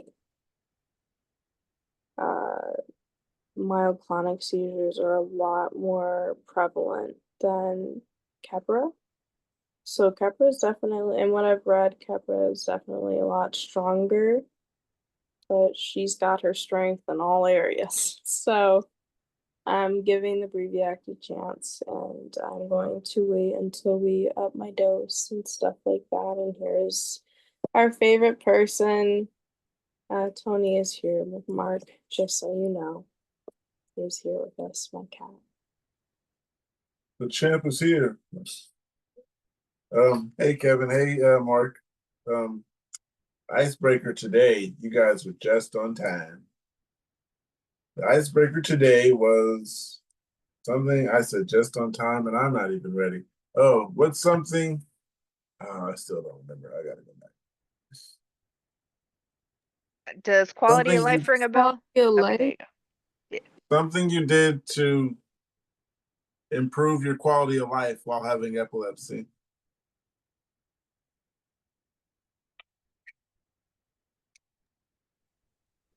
Uh, Gardening.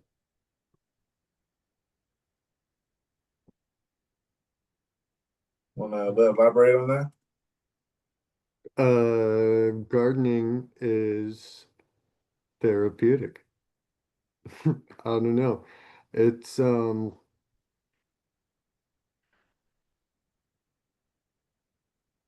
I hadn't thought about it more than that. I kind of felt like it was self-evident. Do you have one of those Um, windowsill planters or a little trough outside? no, just out on the patio, the backyard. I'm just growing some peppers in some grow bags. Um, so, um, yeah, I don't know. I love growing pepper plants. Cool. What about my Kevin? oh Oh, okay. Go ahead, Lufa. my just if you knew Mark, my grandpa removed a bush that he didn't like out of his front yard, and it was like one of those little prickly ones, and now a zucchini, like a squash plant, has started growing. Um, out of nowhere. No one planted it. He didn't plant it. We didn't plant it, and it's growing, like full on healthy growing. So, if you know anything about that, that would be nice. Did the bush give birth to the squash? Could a bird have flown by that had Oh, eaten something? we do have a lot of geese. Yeah, And that would be my guess that somehow a bird had managed to eat something with a zucchini seed and plop. okay, thank you. I just know there's a lot of types of gourds, like gourd squash plants, and I don't know. I, they always find a way somehow. But yeah, I did gardening for a lot of years. I had to stop because it's not because of the epilepsy, because uh, it was great gardening. I had uh, it's a picture on my computer. I don't know if you can see this, but My phone said sunflower there. It's a 15-foot sunflower. Yeah. I had those all over the backyard. But I had to stop growing food because of the rodents got them. Had huge cucumbers and great tomatoes, but I got groundhogs and stuff living in the garage now. So, but yeah, that was really fun. But as for stuff they don't eat, I got a huge patch of mint growing out there. I use that for lemonade and stuff. That's fun. And I got cherry trees, so I got every 2 years they come in, so they're great. Do I don't, you I mean, I don't grow them myself, but you say you get huge what I mean. or huge? Yeah. Come in? Do you say huge? Oh, yeah. Well, yeah, they are huge. Cherry trees. I mean, I planted them when I was That's how my in grandpa says that. Where are you from? Do you mind me? Philadelphia. Where? Philadelphia. Oh, yeah, that makes sense. Okay. I was like, I heard you say that, and I was like, wait a minute. Yeah, because that's how my grandpa said. Mm-hmm. He's like, oh, it's huge, and I'm like, yeah, it's huge. Yeah, Okay. but well, I mean, when I planted the trees, they were like my height, but I mean, now they're like, oh my God, over 20 years, yeah, they're too much, like literally almost probably like a million cherries on them. I can't eat all those and they go bad in I two could weeks. take some. Oh yeah, definitely. I love It's just impossible to manage. To the icebreaker. Kevin, something you did to improve your quality of life. Well, I would say getting more qualified for life. Like getting my certification for IT. Uh, that was something very positive. Kept me focused, kept my mind focused. Um, yeah.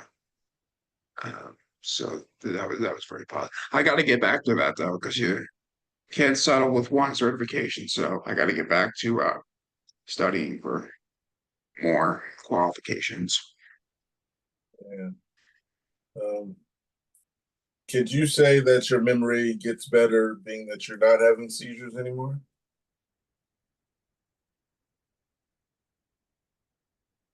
I don't know. I can't, there's no objective way to measure that, but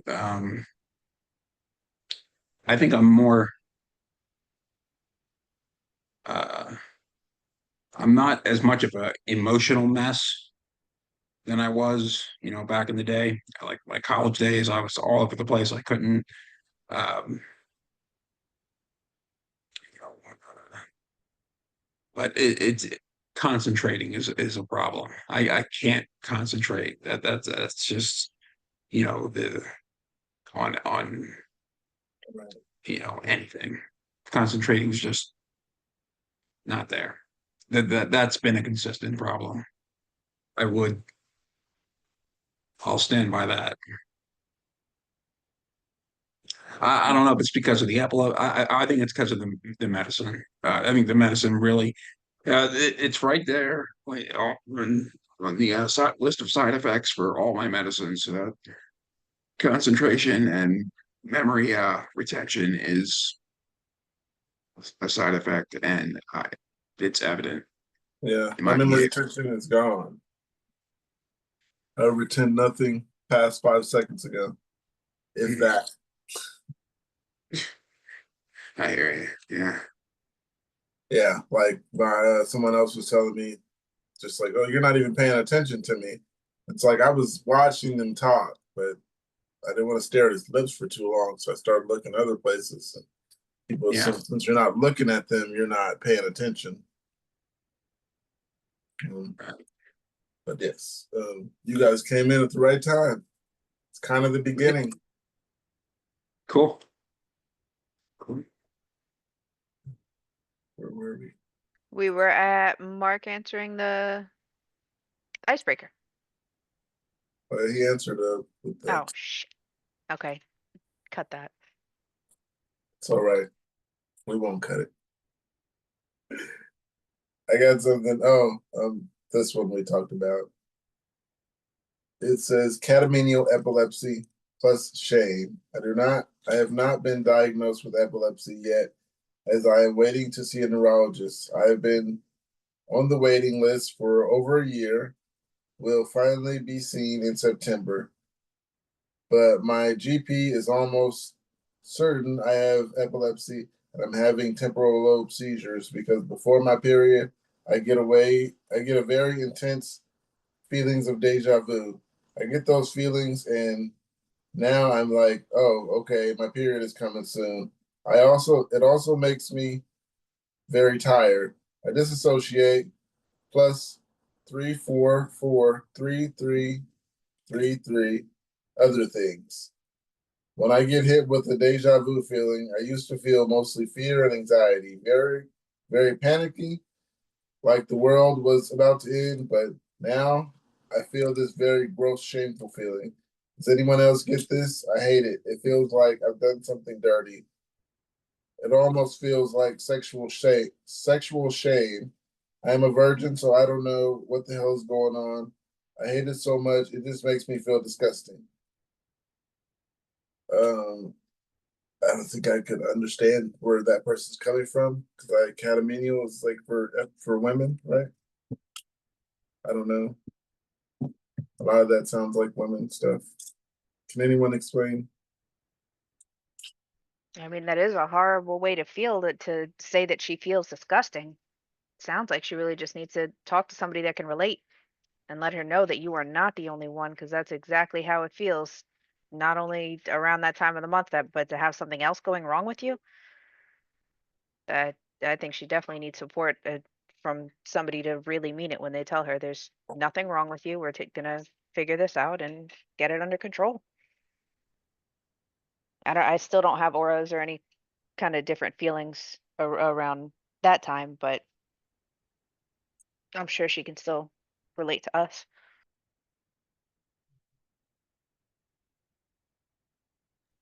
Yeah, um mine are catamenial, even though I'm technically not diagnosed. And I understand that feeling that she was talking about. I used to think like, what is wrong? Like it feels like I did something wrong. Like you feel guilty or something, but that feeling that you have in your body that you did something wrong. It's not like a psychological feeling, like logical. And I think it's an aura. It might be associated with like the dread sort of feeling, like something bad is gonna happen, impending doom. Um, but yeah, the catamenial seizures are like around the menstrual cycle and ovulation, and also if you're going through menopause too, it can get bad around that time. So a lot of doctors don't understand it either.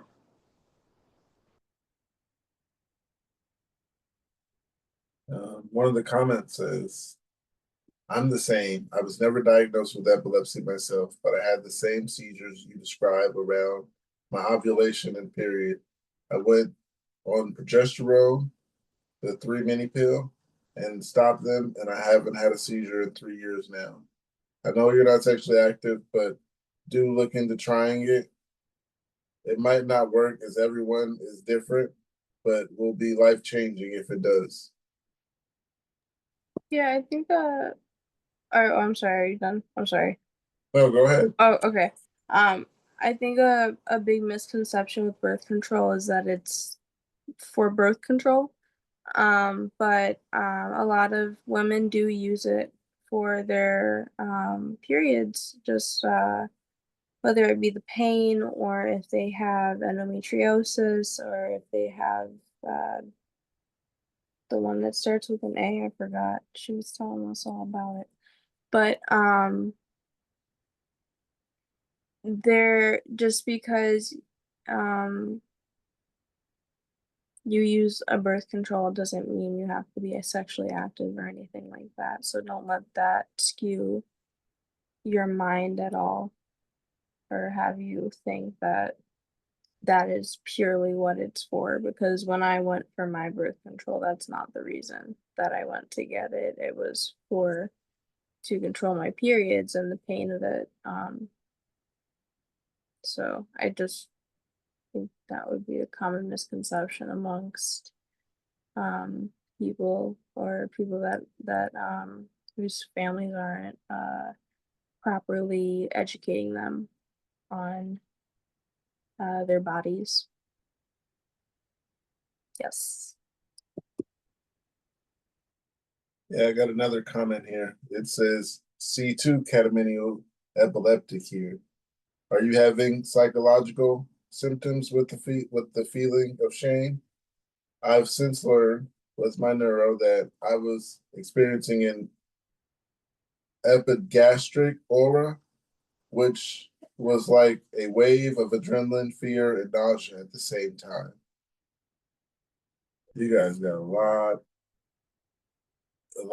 going to deal with as ladies. Praise you guys. You guys, this sounds like a lot. We'll move forward.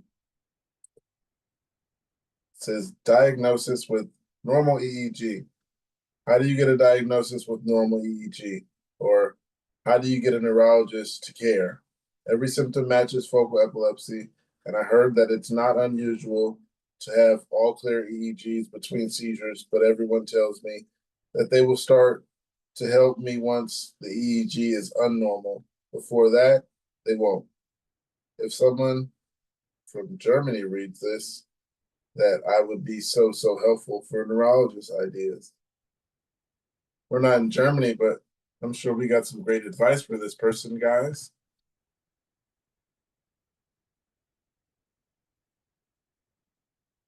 I'm sure you guys got something for him. Come on, guys. Someone Google something. Hey, Brandon. Hey. You're right in time. We'll give everybody else time to think about what I just said as you get the icebreakers. I didn't hear what Yes. you said. I apologize. We'll come back to it. I Okay. don't even remember what it said, so. Okay.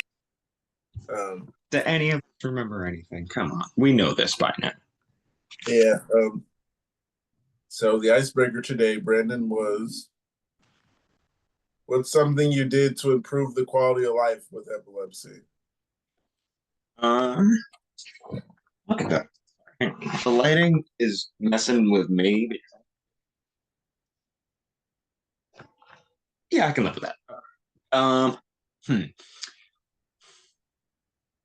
Something that I did to improve. Wait, so it was something I did to improve my quality of life. With epilepsy.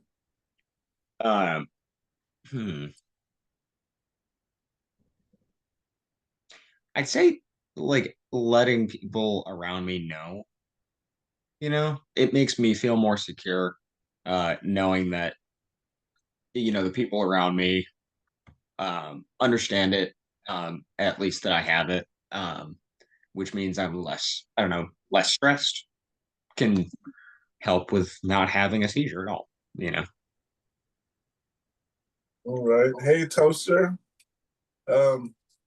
You arrived right in time. We're still on icebreaker. So the icebreaker to you would be, what is something you did to improve your quality of life with epilepsy?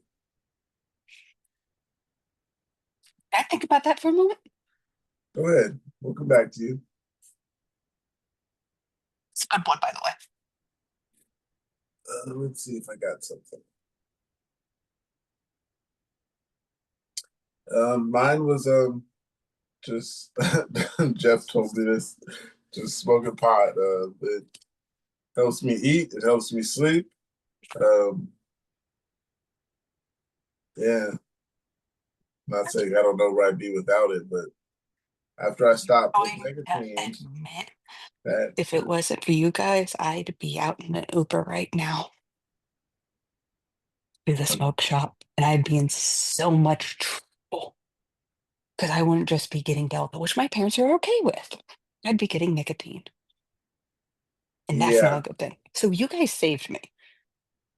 thank you. I so thank you, because I was like, no, I really want to be with my friends. And Yeah, I canceled the ride. So now I'm here. yeah. And Try Jeff some got of this all that B12. yes. Yeah. Shout out to Nature's Made. I knew you were going to bring that up. When you said smoking pot, I was like, wait a minute, hang on. He hasn't said what he's done, what he's definitely going to say yet. Yeah. You gotta put in the B12. Yeah. So that's something that improved my quality as well because, like I said, since that day, I cut out nicotine and I stopped like smoking blunts. Just smoke papers now or vape. No more nicotine. I Same got Yeah, day, I can't. almost cold It just turkey. I got the B12. But I did go a little ham and I didn't realize that I got 5,000. And then, so you're probably very awake. yeah, so it's yeah. Yesterday I did throw up because I think it and my stimulant medication for my ADHD kind of smashed That either. heads for a minute and we're like, whoa, girl, what are you doing? Good So, night. yeah, third day's a charm. I'm feeling a little more up and down, but um, I got the maximum strength. Yeah, I What? got extra strength and I got the gummies and they're Yeah. 3,000 micrograms. So I'm doing that and it's brought back, like I said, the focals are gone.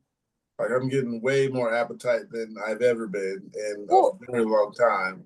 And I'm not sleeping as much anymore. it was, I was good. I came in, I was so excited. I was like, I got the 3,000 microgram gummies. And I get it, and I'm like, wait a minute. These aren't gummies, and it says adults use only as directed by a physician. Take one soft gel daily with water and a meal. And I'm like, water and a meal? Whoa, wait, hold on. Like, what did I just order? So the Prime Day got to me a little bit. I didn't exactly see what I put in the cart. Okay, I I see it now. Yeah, I should have had mine says maximum strength. Yeah, What this And one's just dietary supplement. this one's just extra strength and they're gummies, so you don't have Also to didn't take as fall much asleep food and morning pills. or last night. I just take it when I take my pill twice a day and pretty Yeah, good. Lufa, I was going to ask, what time of day are you taking them? Because if like your In the meds morning, right when I wake up. right when you wake up, okay. But I Uh, eat food with it. it yeah, I was gonna say like if your meds are messing with it, maybe think about doing it at lunch. Um, because if you're getting the Well, huge like uh amount, like the 5,000, that's gonna last you through a whole day. But it wouldn't like it would give your like meds time to sort of get into your system before adding that in, if that helps. I don't know, just a thought. Or at yeah. least like stagger by a couple hours or so. What ADHD Exactly. medication do you take? Well, what I was thinking of doing was what I would have done when I was taking the Keppra because I had to eat with the Keppra or else I would get sick. So, um, I know I like to eat noodles, buttered noodles, and it's great.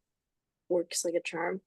Um, so I did that today and I took my medication that I usually take in the morning, which are just my three main meds now. And I let those get into my system, make my meal, eat my meal, and then I take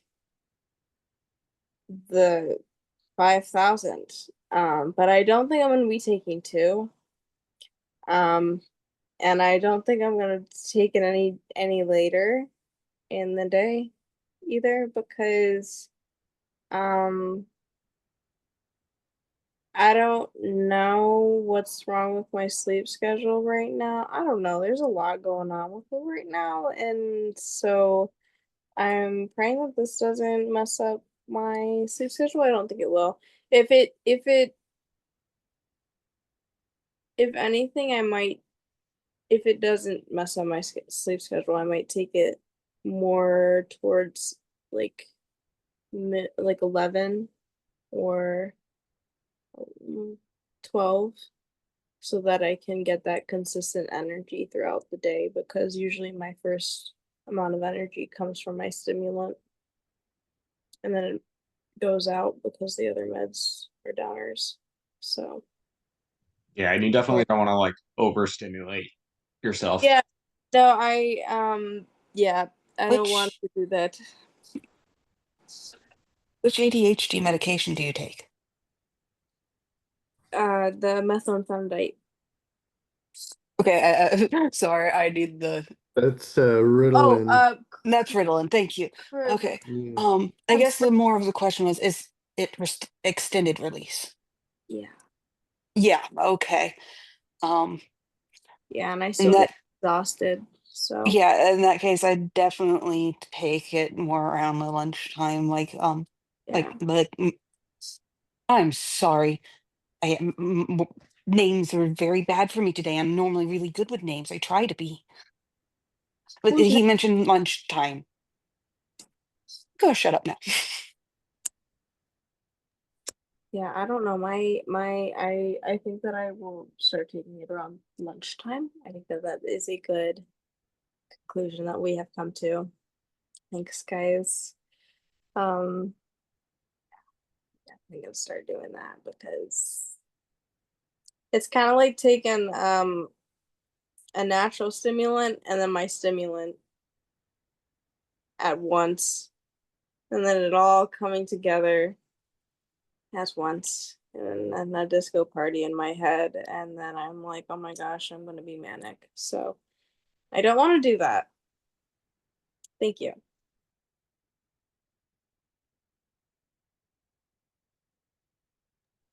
Um, the also the icebreaker. I was waiting for your toaster. You got that yet? I know you forgot. It's all right. Think about it now. I'm still on mute. I'm post seizure, so just words are harder for me than normal, and I don't like that Gotcha. We can because move words. forward. We'll come back Yeah, to you. This one says diagnosis with normal EEG. How do you get a diagnosis with normal EEG? Or did your neurologist, how did you get your neurologist to care? Every symptom matches focal epilepsy, and I heard that it's not unusual to have all clear EEGs between seizures, but everyone tells me that they will start to help me once the EEG is unnormal. Before that, they won't. Um, yeah, I've heard about EEGs being good, and then you still having seizures, and they don't know what's going on because they don't know what to check for, and so on. Um, I can't hear you, Toaster. oh, very common. Oh, Very, very common for it to start out like that because the times for EEG start off like they only do it for 30 minutes and then longer and longer and longer and longer until you finally get that EMU stay. If that makes any sense. yeah, it does. Anyone got advice for this person? We can go to a comment. Have a seizure in their office. And then they'll be like, you have epilepsy. Here, Wow. have But Keppra. never known. You would have Yeah, never known himself. I don't know. It's a game. It's literal game depending on where you are, but in most Do cases, me. or a lot of cases, I hear that it's kind of like a game of playing and seeing, making the right moves. I'm sorry, I'm not thinking straight, but uh Yeah, make sure you say the right things because there are right and wrong things to say, which is kind of a weird thing, but yeah, I don't know. One of No, the comments. you're absolutely right. I mean, because the burden is in this country and with this healthcare is the burden is on us. Mm-hmm. They automatically distrust us. We are the uh, we have to uh, do so much. And when you say it's a game, uh, yeah, we're constantly on the offense, and yeah, they I think it feels like we are assumed to be always lying and Mm-hmm. have to prove so much. But Or we're self-diagnosing ourselves, or we're this or that, or or we looked on Google too much, and yeah, they say all these things, but once I don't know, I and think part of it too is insurance. They think that they're doctors. I don't know where their degree is, but I would love to see it. I would love to see my insurance company's degree. I'd love to see all of theirs and all different types of healthcare. I'd love to see it. yeah. Um, got something else. It says topiramate and weight loss. I'm currently taking 200 milligrams of topiramate per day, 400 milligrams of cinnamidamide, 10 milligrams of clobazam, and my appetite has disappeared. Not a good thing, by the way. I've gone through most of my meds now at high doses in different combos, etc., as recommended and prescribed. Over the past years, doctors have also mentioned topiramate but warned of weight loss issues, so I have avoided it. I managed to wean off lacosamide because after a few years, the doses were getting very high and I could barely talk or walk in a straight line. Topiramate was one of the few left I haven't tried. My appetite weight is declining. Appetite and weight is declining. It's become real chore to eat. Most people say, "Wow, where can I get that? It sounds amazing," etc. But for me, I'm naturally skinny, so I have spent years exercising and eating correctly to build a bigger, heavier frame all over. I don't want to lose weight.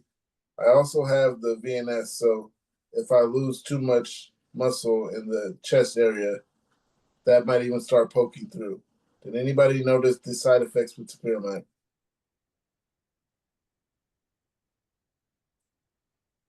Even if you don't have topiramate, somebody got some advice for this person? I am not on that, but and this is not advice for this is just what works for me. I would just like to clarify that. But weed helps my appetite with my stimulant medication. And a lot of the times when I'm just not hungry, because being autistic, when I don't feel like eating, it makes me angry to eat, and that could go on for days. So if I get myself a little stoned, it helps, even if it's not a lot of food, it's something. It's better than refusing to eat because I just don't feel like eating. Um, but it is and not in a like eating disorder way. It's just a sensory thing. And yeah, munchies are a blessing. Munchies do it. They help so much. They help my appetite incredibly, and they are a lifesaver for me a lot. Because I could go like a week without eating, and that's awful. Or drinking too, because I just just something about eating or drinking just makes me angry and overloads my senses, and I'm like, no, no, I want no flavors, not even water. I want nothing. But if I use a little MJ, then I'm like, oh, okay, I'm hungry, I'm thirsty, my mouth is dry, and I'm hungry again. So it helps. Um, but Yeah. Like you were saying, the other person was saying, like it kind of feels like a chore to eat. You gotta yeah, force feed yourself. Like I can go days without eating because I'm not gonna say I had bad memory that I wouldn't remember to eat, and I didn't have the appetite, so I couldn't even remember if I ate or not. So I was going through days like that, and I was on a strictly water diet. I was not knowing if I was eating, but I know I was drinking because I was peeing, and for some reason, losing weight, and I wasn't. I would lose weight like crazy, and wouldn't be doing anything but sitting around drinking water, editing videos. Um, but yeah, what worked for me to get back an appetite is B12 by Nature's Made. Um, Helped out everything. Might sound like I'm crazy, but for some reason I'm eating on a regular now, and I don't eat on a regular before these. Get more energy, and I'm eating more, so I'm hoping I can gain some weight. I'll point that out in the further weeks to come. Shout out to Nature's Made. Um, I think depending too if that person's like female, weight fluctuation, it could be for anyone, but especially for females and their periods and stuff, like um that can play a huge part into uh eating and your appetite, and things like that. So also being aware of that time, um of properly having nutrients for your body to get through that time for any females, just as a off thing. I'm not great at nutrients, but since moving in with my grandpa, he likes to have his meals and stuff. So I've been eating a lot better. And I find that eating helps. Eating real food helps. Sometimes, even if it's like just a bland, easy meal, like just make sure that you're kind of still getting the nutrients. Just because you're eating doesn't mean you're getting nutrients. Good advice. Yeah, but like I said, eating lately has not been a problem. The B12 has been helping. Um, Shout out to Nature's Made, and like I said, better appetite and more energy lately. And I'm gonna blame it on the B12 because it's been doing pretty good. And yeah, let's move on. Shout out to Nature's Made. It says periods. One for the ladies, if you don't mind. Can I Anyone else? say something real quick? Go ahead. I want to show you something. This is my spark, if you could see it. Hey, Spark. He was the one that rescued me today.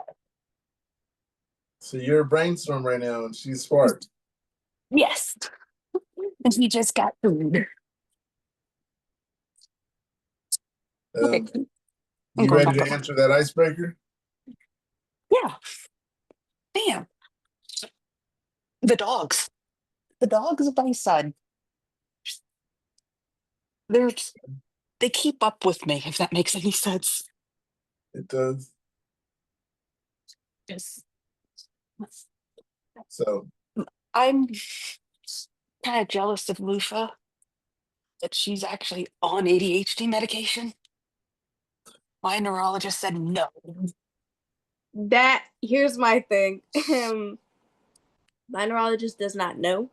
Oh, So oh my I god. do plan on telling him when Yeah. well, I did kind of tell him, but at that point when I told him I've already been on it, and he's like, okay, so I guess we're just gonna work with it then and switch to the React. But I just went to my psychiatrist and he said the best words ever. He was like, just because you have one condition doesn't mean that we can't treat another. Um, Oh, she was so okay he with was like, Strattera, but Strattera just doesn't work for me. yeah, he put me on the Concerta. He started me at 18 milligrams, which is lower than the starting dose, I think. I think the starting dose is usually 36 milligrams. But because Yeah, 18.5 is the starting dose for like yeah, children. I'm It's like kind of the yeah, baby afraid of dose. medicine, if that, well, not of well, it, seizure medicine, but I'm afraid of ADHD medicine, I was too, but particularly since my uh, other thing that got me through is writing. yeah, I, yeah. with I'm afraid that if I I'm afraid it might cut my imagination because that's what I remember from high school is that it literally killed you as much as Topamax does. So I've taken Adderall before, not prescribed, but from somebody else, and I sold. anyways, I didn't like it because I found it just overstimulating and just like weird. Um, I found it killing. yeah, I didn't really like it, and it completely killed my appetite too. And I already have like my eating problems with my autism, so it my weight's constantly fluctuating, and that did not help. So when I talked to my psychiatrist about it, he was like, "Have you ever been put on?" Or I have been put on Adderall before, but for like a really short amount of time, for like a month, and they just took me off of it right away. I don't know. I was on That was weird. Adderall since I was like 12. I was on Yeah, Ritalin before that. they never like they never tried to treat my ADHD. Oh, my mom did. She tried her hardest because My yeah, it definitely affected me. we tried our best, but they just refused to because they were so focused on the BPD and the bipolar. Mm. Um, so it made it really difficult. But Oh, I what did mom like just say? I don't like antidepressants and I don't like antipsychotics. I've always had really bad problems with them. I've had the DNA testing and genetic testing to see what I work well with when it comes to medications. And when my doctor, my psychiatrist I have now, I love him. He was like, "Have you ever been properly treated for your ADHD?" And my mom and I were like, "No, like, what are you talking about?" Like, he was like puzzled. He was like, okay, so we're gonna try this, but because you have epilepsy, we're gonna start you at a lower dose that we would usually use for like children. And Yeah. um we can work you up to then the starting dose and probably just leave you at the starting dose because we don't want to overstimulate you. And if the starting dose for adults is too much for you, then we're gonna bring you back down to the 18.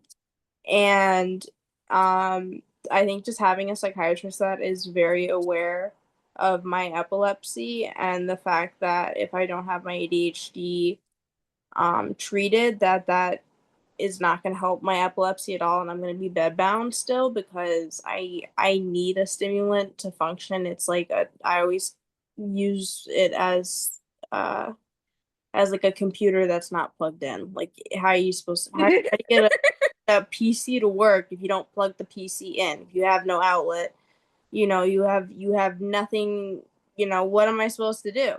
I'm just here then taking medication for my epilepsy, just sitting here depressed. So the ADHD medication has been a huge improvement in my life. Huge improvement. And I went into it knowing not asking permission from my neurologist because Neurologist. I was like, he's probably gonna say no. But I know what I need. I know my body. He's gonna say no from his medical standpoint, which I completely understand. But Yeah. I have, like my doctor, like my psychiatrist said, I have more than one condition, and that doesn't mean that one gets prioritized over the other because they ADHD and epilepsy both I would say equally affect me. And so they should equally be treated. Therefore, Um, I understand. And I may bring it back up again because, well, If I may ask a question about the ADHD, um, I might be seeing a psychiatrist soon about whatever. Um, is this? Uh, I'm very nervous. I don't want to take any more drugs, especially ADHD drugs. I mean, and I don't think I have ADHD naturally. It's all just naturally, no, sorry. I don't. I know what kind of person I was before I started the epilepsy drugs. I was very focused, and the stuff I got done. I was I got always done. hyper. I got done more in 1 week than I got done in my entire adult life Oh, as don't get me as a wrong. I kid. have the can-do attitude. If I can do it, I can do it right now because I'll forget later. But yeah, now but so the point is, how, well, yeah, this is the point. I can't focus for my life. And, uh, uh, so it's worth it. I mean, you say these I ADHD drugs. Yeah, for me it's been worth it. I don't take so he also I have really bad anxiety and unfortunately like you can't treat everything perfectly. Not everything is going to be Pookie, I'm jealous. Not everything is going to be treated the way that you want it to. So my anxiety is a constant battle. Like just I just know that there's nothing that is ever going to calm down my anxiety. Have you ever seen those little round people and they have little names like happy or sad or Inside Out. no, no. No. Those were funny, yeah, Like on the Miss yeah, or on the Mr. Prozac commercials. Oh, I don't there were these little cartoons and my it was like kind of to show like or there was like Mrs. Sassy and they all had like different fun characters to them. Sounds like Inside Out. yeah. My son just It got was done with an before that. Inside Out A camp. child. It was before Inside Out. Oh, okay. It was before Inside Out. I can literally find it. I can literally find it. But I remember Inside Out, your first emotion is your core emotion that rules your life. And we always joked that mine was anxiety. yes, there's like these little yeah. So if I was any um little I'll find them in a second and I'll show them to you guys. But I'm um looking it up. I Nikki knows I them. yeah, it was like Miss Sunny and Miss like Daisy or Miss Anxious or something. But I was always like anxious. So I've always been anxious. I have that's just something that nothing will ever treat. Like nothing's ever gonna make me not anxious. I'm just anxious. So it's just learning other ways to deal with that. But the ADHD med has been so helpful because before this, especially after receiving ECT, I I would just sit for hours, like, and do nothing. Like I don't I there could be people around me on their phones, reading a book, watching TV, playing with the cats, and I am just sitting there. Like there's nothing going on in my head. I sometimes I'm thinking about, okay, if I do this, I can then do this, and then I can do this, and I can get this done. But I think of it all, and then I'm like, oh my God, that's exhausting. I'm exhausted. That just took so much energy to think about. How am I going to do that?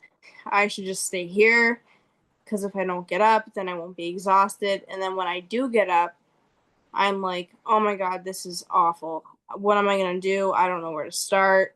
Where do I look? What do I do? There's this here, this is there. What do I like? I'm in shambles. So Sensory overload. Yeah. And That's kind of exactly how I feel right now. That's where I am at so mentally, when I my started brain. taking, and I've just recently started taking it, the Concerta, it's been a complete 180. Like my room is clean. Um, not to my mom's standards. She has OCD, so that's different. But um, well, she doesn't have standards for my room. But I don't have any organizational skills. But that's just me as a person.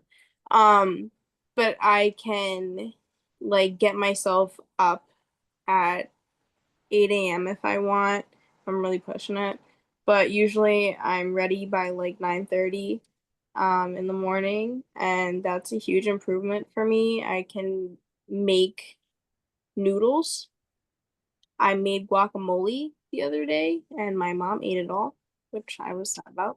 Um, because it tasted really good. So I understand why she ate it all. But it still takes a lot of energy out of me, but the difference is now is that I'm able to do it and kind of keep going on until I am kind of burnt out, because eventually I do get burnt out and eventually the drug wears off. So there is that moment in the day where it is completely out of your system and you could be in the middle of doing something and you're like, nope, I have no more left. I have nothing left. And that's okay because you got at least like maybe 6 hours of things done today that you wouldn't have without the medication. So for me, it's been a huge improvement. Yeah. Because other things just don't work, like natural remedies, things like I've tried so many things to try and focus, and I just don't have that peace, and I've never had that peace in my brain. So the ADHD medication has been a life changer, and I will continue to take it like a good patient as prescribed, because he was like, this is a controlled substance. If you run out earlier, I'm not giving you any more. And I was like, you don't gotta worry. You don't have to worry. I don't want to take more because I'll have a seizure. And I'm not selling it because it's mine. And I'm not gonna do that. And I need it. Literally, I need it. So, yeah. Unfortunately, some things aren't fulfilled unless I do have medication, and that's just the reality of things. So, but it's better than sitting around for hours doing nothing. Like I've been able to do the dishes. I've been able to do laundry. I've been able to brush my teeth morning and night. Which I was really surprised when I went to the dentist and he said I have immaculate teeth because I had such bad, like my ADHD was so bad that I wouldn't brush my teeth for weeks and my hygiene was just down. And that's just like, it's just like the reality of it. And being neglected by other doctors made it really hard. And then having the epilepsy on top of it made me not want to do anything. It made me just want to rot in bed. And that's what I would do, was just rot. I was just rotting away. So, um, yeah, it's just with ADHD, if you don't have someone helping you, there's like, it's literally just like something's not plugged in, and you can literally, people think like ADHD is you running around in all different directions, but it's just in your head. In reality, in real life, you're sitting in one place, and next thing you know, it's 10 o'clock and you're going to bed. And then you're waking up and you're sitting down and you're staring at the wall again. And then it's 10 o'clock and you're going to bed. And it's the same thing every single day. And it's so depressing. It's so depressing. There's a term called executive dysfunction, and it's very popular with uh, people with ADHD. I do the exact same thing. I don't know if I have ADHD, but I definitely have executive dysfunction where it's basically there's a million things you have to do, and you're just like overwhelmed by it, and you're just like, nope, can't decide. It's kind of like when you're scrolling through Netflix and you're just like, there's a million options and you can't pick one. It's like Yeah. that, where you're just sort of like, no, no, no to everything because you just can't make a decision. This is gonna sound weird. My ADHD makes it easier to bully me around because I am so hyper. It's like, okay, now you should do this. Now you should do that. Now you should do that. And then don't get me wrong, my parents do not bully me. It's just happened in the past. And it's all about tone and demanding versus asking. Like a few minutes ago, my dad came, he's like, hey, can you go feed the dogs? Of course I can. That's not Yeah, bullying me. That's that's just, that's a gentle reminder. Go feed the dogs. that's a huge thing. Like there's some things that I like my mom is really good with me because she knew I had autism since I was a Mm-hmm. kid, and it was just the doctors neglecting me, so it was her taking care of me. So she's been really good with like I don't eat with people. I don't like to eat with people. Um I don't bond over eating. I don't bond over food. All I hear is chewing saliva. All I see is the food in your teeth. That's all I get from it, and it makes me angry, and then I don't enjoy my food. So my mom, it's just been me and my mom. So we usually when we eat, if we eat together, we're watching a show. So there's sound in the background, or I'm somewhere else, or if I'm with the family, then I eat somewhere by myself. And they try so hard to get me to join them, but I'm like, can you please like leave me alone? Like this is the last thing I want to do is join you guys for a meal. But um it's just it's I forgot what the point was I was getting to. But Nick, you just made a great point. I just my mom is really happy that I can now like she is a like my family doesn't have kids with ADHD like I do or anything like I do. Um, and so they don't understand the importance of me washing the dishes and doing the laundry and feeding the cats. And when my mom is like, when she comes home and she sees the dishes cleaned, she's like, thank you did the dishes. Like, yes. And I'm like, I know. She's like, we can tell your doctor. He's going to be so proud of you. She's like, we're making such good progress. And it's just a few dishes. It's just a few dishes. But having that support is crucial, and having that awareness of like, I did something that normally my brain isn't able to do because my doctor helped me, and now I can go back and say that this is positively impacting me. And that usually doesn't happen in my life, and it's such a fun thing. Um, my mom is calling me, so I'll be right back. Hey, Toaster, you got that? Oh no, you did answer the question. Anyhow, I forgot. Let's see if anybody can relate to this one. Somebody says, I'm struggling hard with taking my epilepsy medication. I've been taking it for years. I feel upset with myself. I'm so upset with myself. I know I need to take my medication, and I'm struggling hard with just by taking them daily. I've had seizures while off my medication, and my doctor has no idea I've not been taking them. I take the bubble packs, and they have been piling up in my cupboards for months. It's embarrassing to even look at. I feel sick to my stomach, but I also, since being off my medication, feel better in a way. My medications made me gain weight, and being off it, I've lost weight. I want to be my old self again. I've been taking the same medication since 14. I'm 27 now. And at this point, I should really know better. Has anyone ever struggled this bad with their medication? I feel so embarrassed and should definitely talk to my doctor about it, but I don't want her upset with me. She's very understanding and a nice person, but I'm unsure if she would be so nice about me not taking my medication. Okay, so I had to read that out loud to actually even hear what this person was saying, that they wanted to be their old self again, and that's why they stopped taking their meds. But honestly, if I started taking medicine, the same medication that I was taking when I was in my teens, definitely changed late 20s, before I was 30. So I could understand why those medications just don't feel like they're doing it for you anymore. Anybody else? The thing where you said you had to read that out loud to understand, I get that. I get my words jumbled. I forget what line I'm on if I don't read it out loud.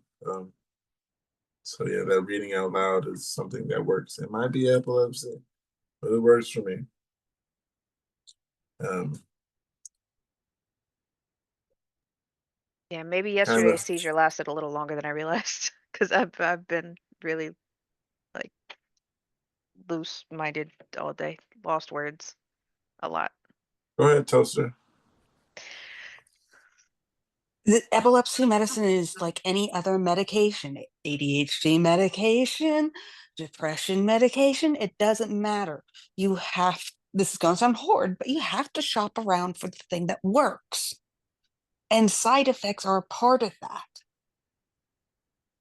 If the side effects are making your life more miserable than the seizures, then yes, talk to your neurologist. She will get it, and if she is truly a good doctor, that is, she will get it and she will help you out.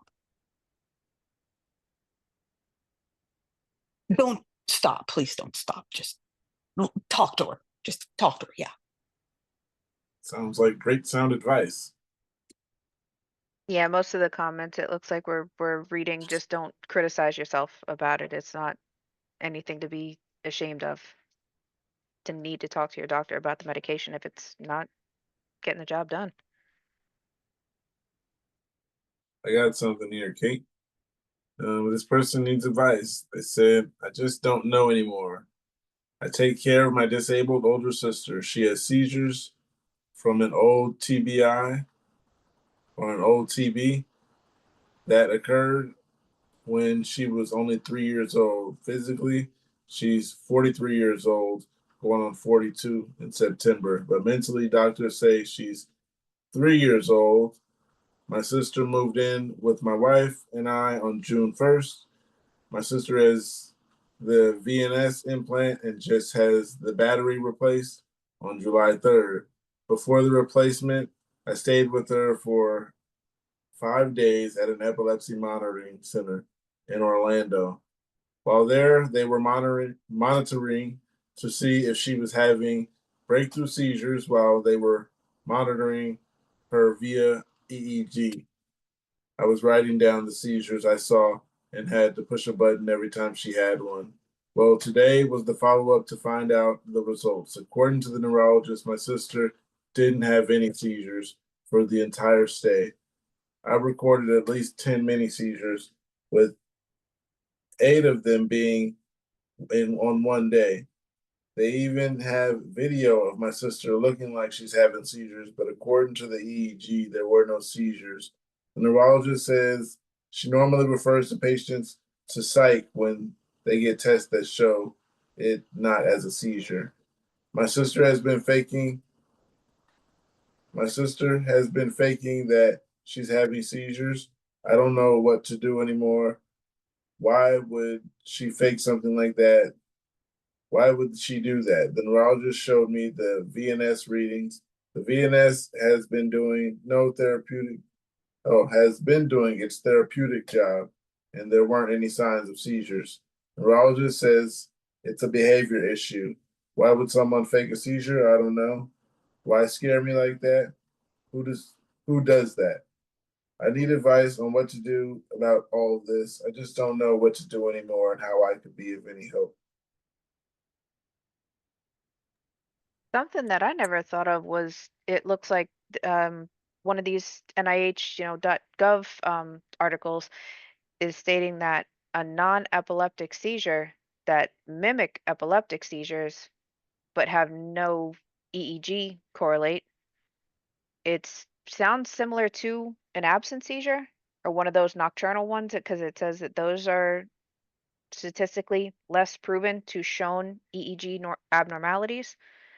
So I would honestly definitely go for a second opinion first thing on that one, because you know sister best, and definitely don't let the doctor come in between you guys if, by accusing sibling of faking it. Go ahead, Toaster. I'm confused. Did the sister admit she was faking them? Because PNES is very, very, very real. I know that I know oh shoot, actually I don't. I do know, I just can't remember it right now. But a lot of people who have epilepsy also have PNES. And I'm trying to remember how Dr. Parikh described it. I'm sorry. And I Are you making remember the I'll point say that again. PNES seizures don't show up on an EEG? Yes. That's Yes. applicable Yeah. to this one. That's what you've already said. Sorry. But I am agreeing with, I mean, I'm listen to mom. Hey, can I just throw in what I'm picking up here? You can throw in anything you want. Where she said she feels like her sister is faking the seizures. She's been doing this all along. Why would she do this to me? Why would anybody do this? Why would she do this to me? She's taking it personally and not looking at it as something that she just doesn't completely understand. And yeah, we always get referred to psych when they can't see the seizures on the EEG because the wrong specialist looked at the EEG. So, we know it's a process, but the thing that I really get bugged over is how other people think that we're doing this to them personally, and oh, you're faking it. Psychogenic non-epileptic seizures are very, very real. And they may not show up on an EEG, but they'll show up on a functional MRI. Yeah, so, but the whole idea that this family member is saying, you know, why would anybody do that? As if this person's doing it intentionally. And then why would she do that to me? She's taking it personally. So maybe family counseling would be a good idea if this person's going to have to go for psych or any therapy. It wouldn't be a bad idea for the whole family to join in a few sessions. That's yeah. That makes me sad.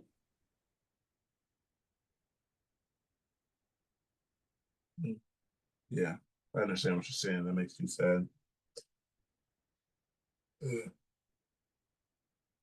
Hopefully they catch our feedback this episode, We need second and third and fourth opinions around here. But I'm going to start with this one. It says 1,000 milligrams tapering. I've been tapering for 4 weeks now, removing 250 milligrams each week. I'm finally off yesterday. What side effects were normal that I will have, or what side effects that are normal that I will experience? This person doesn't says what medication, which also says a lot in the comments.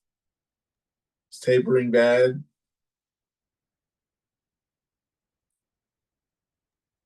You're saying this tapering off of the meds, or like titrating up, but to get on It it? says tapering. I've been tapering for 4 weeks, removing 250 milligrams each week. I'm finally off yesterday. What side effects are normal that I will experience? I would assume you'll have a seizure. I mean, like you said, depending on what medication, because half of most of the Keppra tablets are over like 200 milligrams, but chances are you'll definitely have a lower threshold for seizures. There's a comment here and it says, unless it's a benzo, coming off clobazam was hell on earth for me, and I tapered it slowly, following the doctor's guidance first night of decrease, I couldn't believe how shifty I felt and shitty, but didn't get better until I was completely off for weeks, for a couple weeks. Someone else said, shouldn't really matter what meds you're coming off of. It more what, if any, you're increasing. Whatever you're coming off of, you'll feel relief.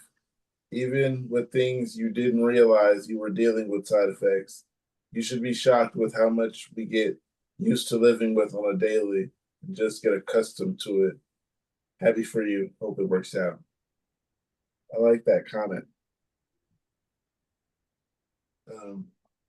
I guess I've sort of like tapered, but not that I was like getting different meds. Like I wasn't actually going to my neurologist for this. I was just kind of I swapped to doing it was 18-hour like runs on my pills instead of 12.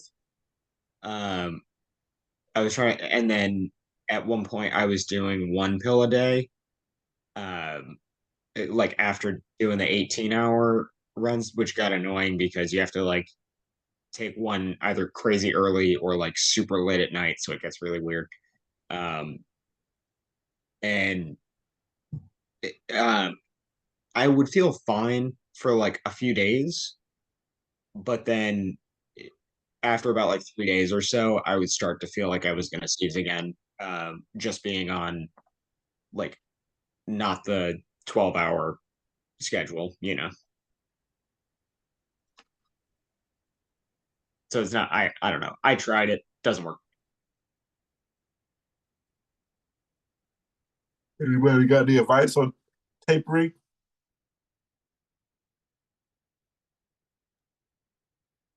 You mean just tapering off any drug in general? Yeah, basically that's what I'm getting because they didn't have any specific drug. Well, I'm just coming off of Depakote slowly. Um, I mean, if your doctor thinks it's okay and you've been having less seizures, uh, it, it should be okay. I mean, that's the ideal goal is to come off drugs, uh, always safely, uh, but only if you're ready, or if you're switching to another drug. How does it feel coming off one drug? Do you feel any different? Yeah, actually, I think I have noticed that I'm taking less naps during the day. Yeah, that is one thing I have noticed. I'm not as sleepy during the day, but I am still a little fatigued. Like I'm not like jumping up and hooray, not like super energetic. Though I still feel the drugs. You should try some of this. I'll get Peach right Gum, on it. get some energy. And shout out to Nature's Made. Um, Anybody else opinions on that? No. I got Tapering something. off one. So sorry, I forgot. Go ahead. Um, Tapering off one drug is always going to be difficult because your body is already used to the side effects. And so now you're thinking, is this me or the drugs? Because you're noticing less and less side effects. Actually, this doesn't make any sense. Never mind. It's all No, right. I agree. That's how I came to the conclusion that the clobazam, the benzos, are so much more powerful than I realized because it's such a tiny pill. They're telling me to take 6,000 milligrams of Keppra every day, but one little itty bitty benzo, and that's what fuck with me even more. Because now that I'm done with that one, I haven't stayed up all night in a long time, and now it's happening at least once a week. And actually getting, still being able to get things done and get the workout back into the routine and all that. So the benzos make a way more of a difference than the AEDs for me. So that's kind of, I think, where you're going with that. After you're taking one of these strong medications for a while with pretty powerful side effects, you don't really realize it's a medication anymore. For me, it's because I forgot. I wasn't keeping track of, the daily schedule that I maintained before that because I only write down when I have a seizure.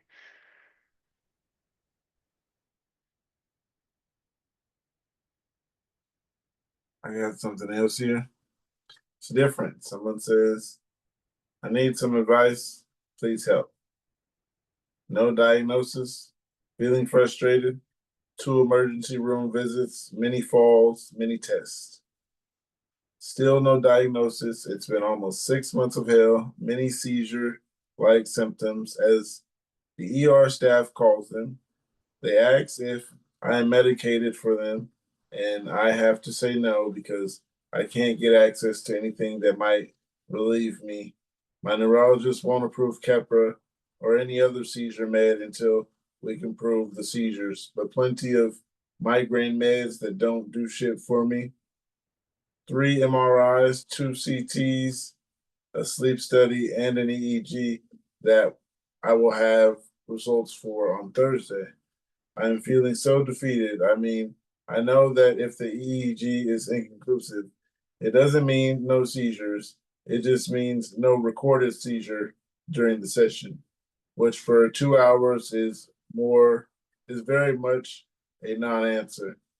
Meaning, my experience is an absolute laundry list of things that freak out all the lovely people in life. I've had episodes while in a Discord call with my gamer fan, hitting my head on my desk. I've had epilepsy while in the bathroom. Um, I've fallen many times. I've bit my tongue many times. I've woken up dazed and confused with my poor husband hunched over me, crying his eyes out, afraid of me, afraid for me. I'm losing words. I have trouble with speech. I'm exhausted all the time. My neighbors look at me weird for being a young lady with a cane when I can go to the mailbox because of my balance issues after an episode. I have to wear sunglasses to go shopping because the lights set me off.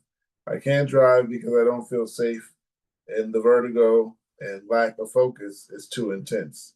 I lost my dream job because I can't work around the fog machines and strobe anymore. And my boss can't put up with me being out months and needing constant accommodations without proof. I'm just freaking fed up. Anyone advice would help. Wow. Can I jump in there? Go ahead. Sounds a lot like me, except for my seizures are not like convulsions, but it's hard when there's so many things going on at one time and you're not sure which thing to tackle. But I always say it can't hurt to get tests because then at least a test can help you to see what is wrong or maybe rule out some other things like get your vitamin levels tested. I've learned that B12 deficiency can cause some really crazy um, neurological symptoms. And get some other things tested while you're getting the EEG done, and also realize that you're probably going to need like a EMU stay if you really want to get a good EEG, because 2 hours is not going to be enough. Anyone else opinions on that? That makes a lot of sense. That's perfect advice, a way to break it down because that person definitely did sound overwhelmed just since there was so much going on. So I think Nikki laid it out perfectly.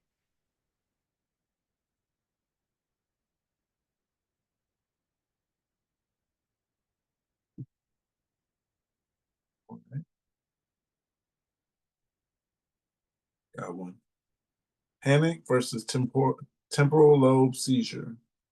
I'm a parent trying to figure out what's happening with my 10-year-old child. My child has a history of head injury, concussion, whiplash 2 years ago.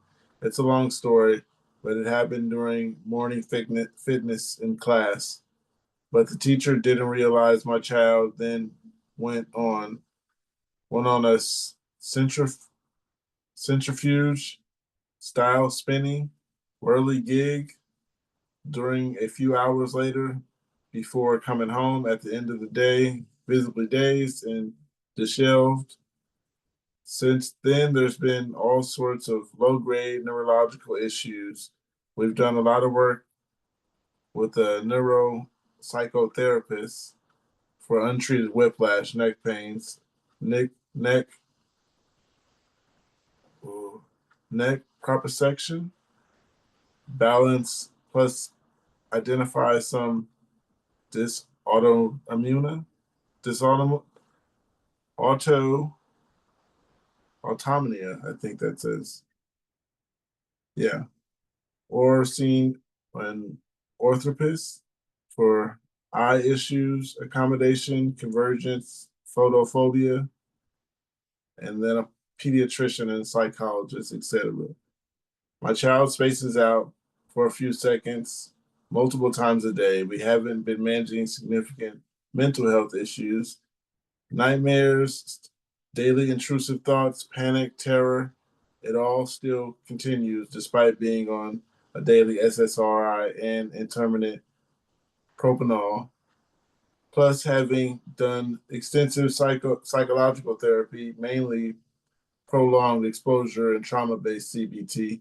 My child is a shadow of their former self right now, and I'm trying to recalibrate and figure out the plan of what to focus on to lift my child up and help.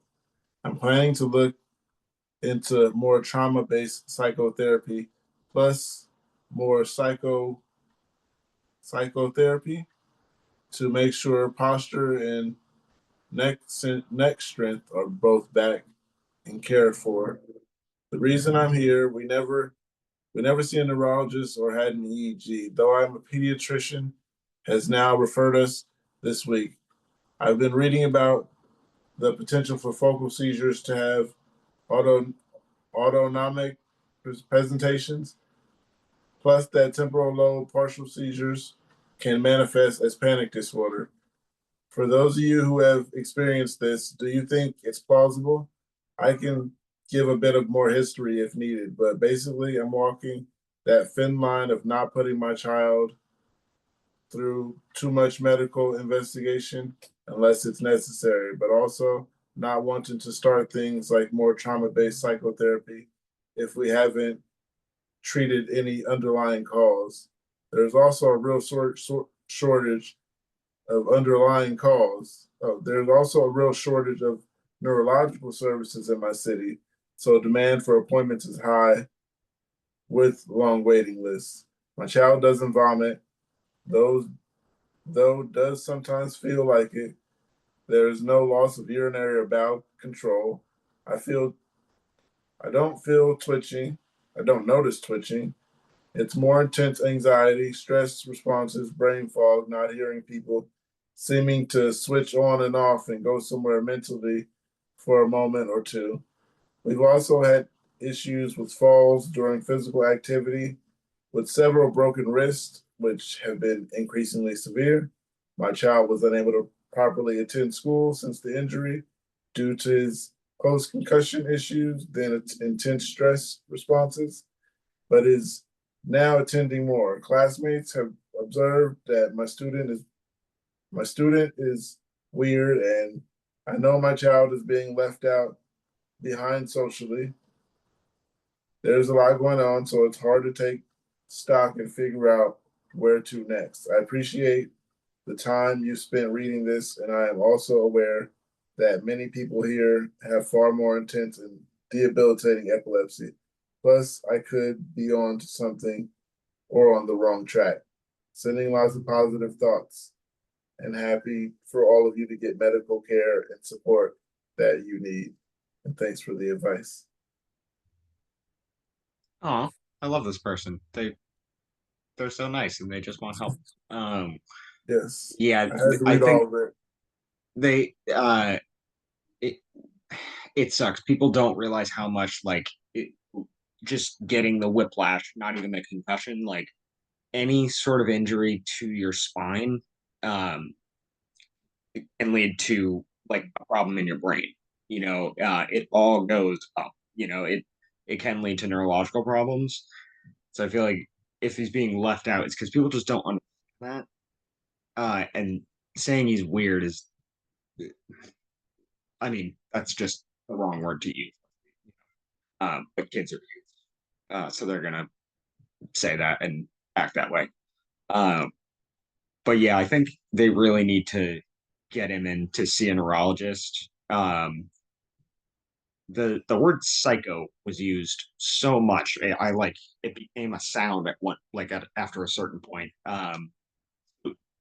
Yeah, I feel like they need to get in to see a neurologist or an epileptologist, as well as whatever else they're doing, because this sounds pretty. I'm Yeah. wondering how they've all these other specialists have been able to kind of cooperate and work together too, because if this mother's had her child to so many different doctors, they should have been able to come up with something by now, at least, even if not a cure, something in the right direction of let's do this for now to manage this so it doesn't get worse. Because like you said, with those kind of injuries, it all goes up, and if it's not being maintained, then it could easily get worse. And with a So concussion on top of yeah, that, this kid has had some serious, yeah, trauma. that's what Nikki said in the chat. She summed it Yeah, up when she said, "Oh, this is serious," because yeah. involving that many specialists and those injuries, yes. Let's hope they can definitely work together and get into the right specialist. Yeah, that's what I was gonna say.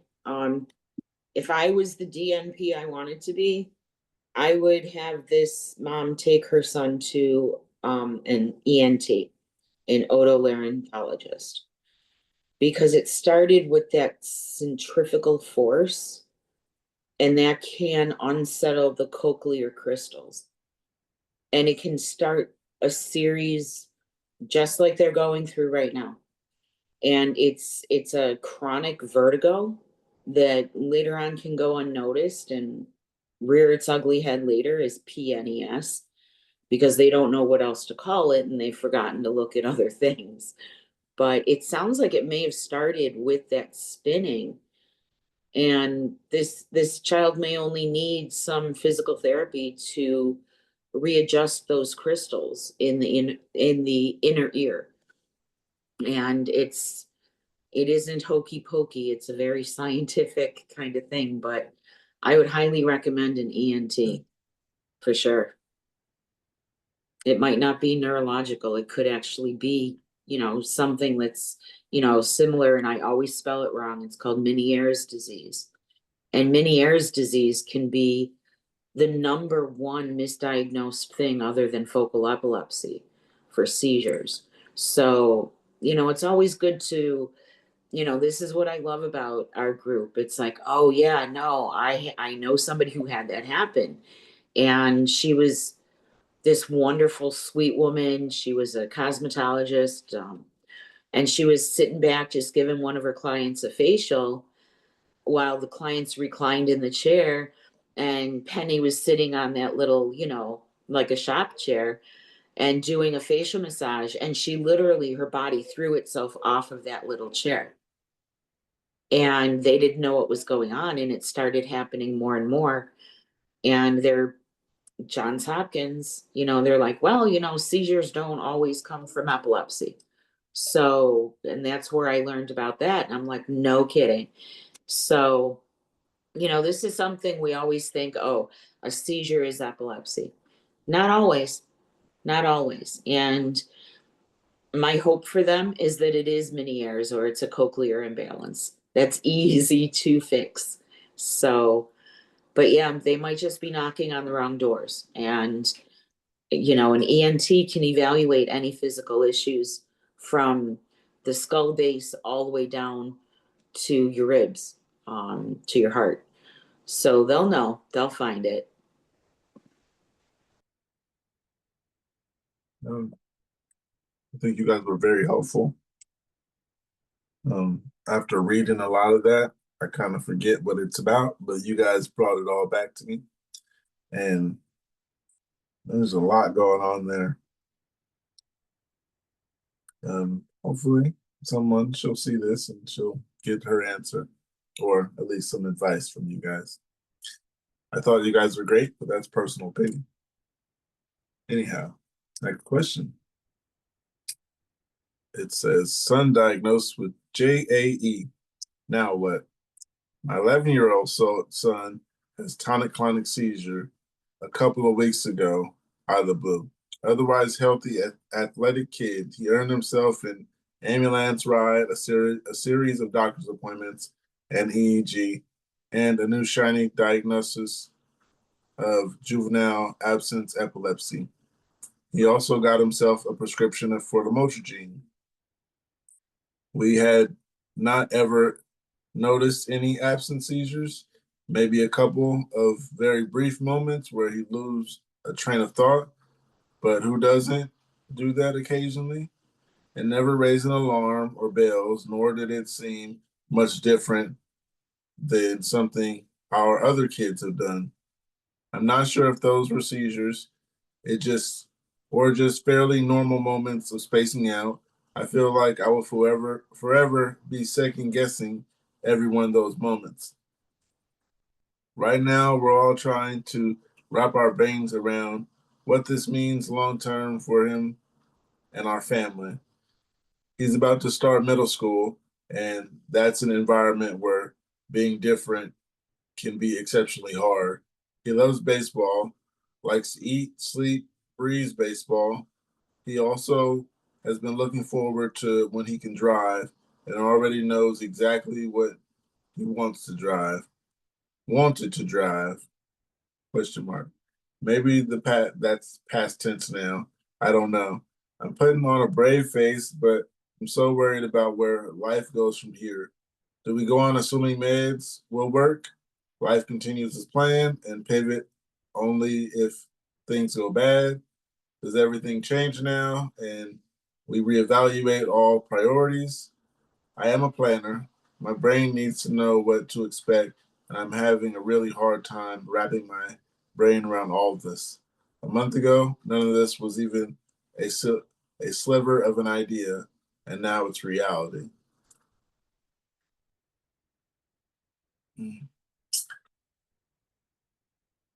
I'm glad it's me and not my children. I could say that. Because I don't even want to help this person. I was hoping you guys would, to be honest. I'm not good with advice.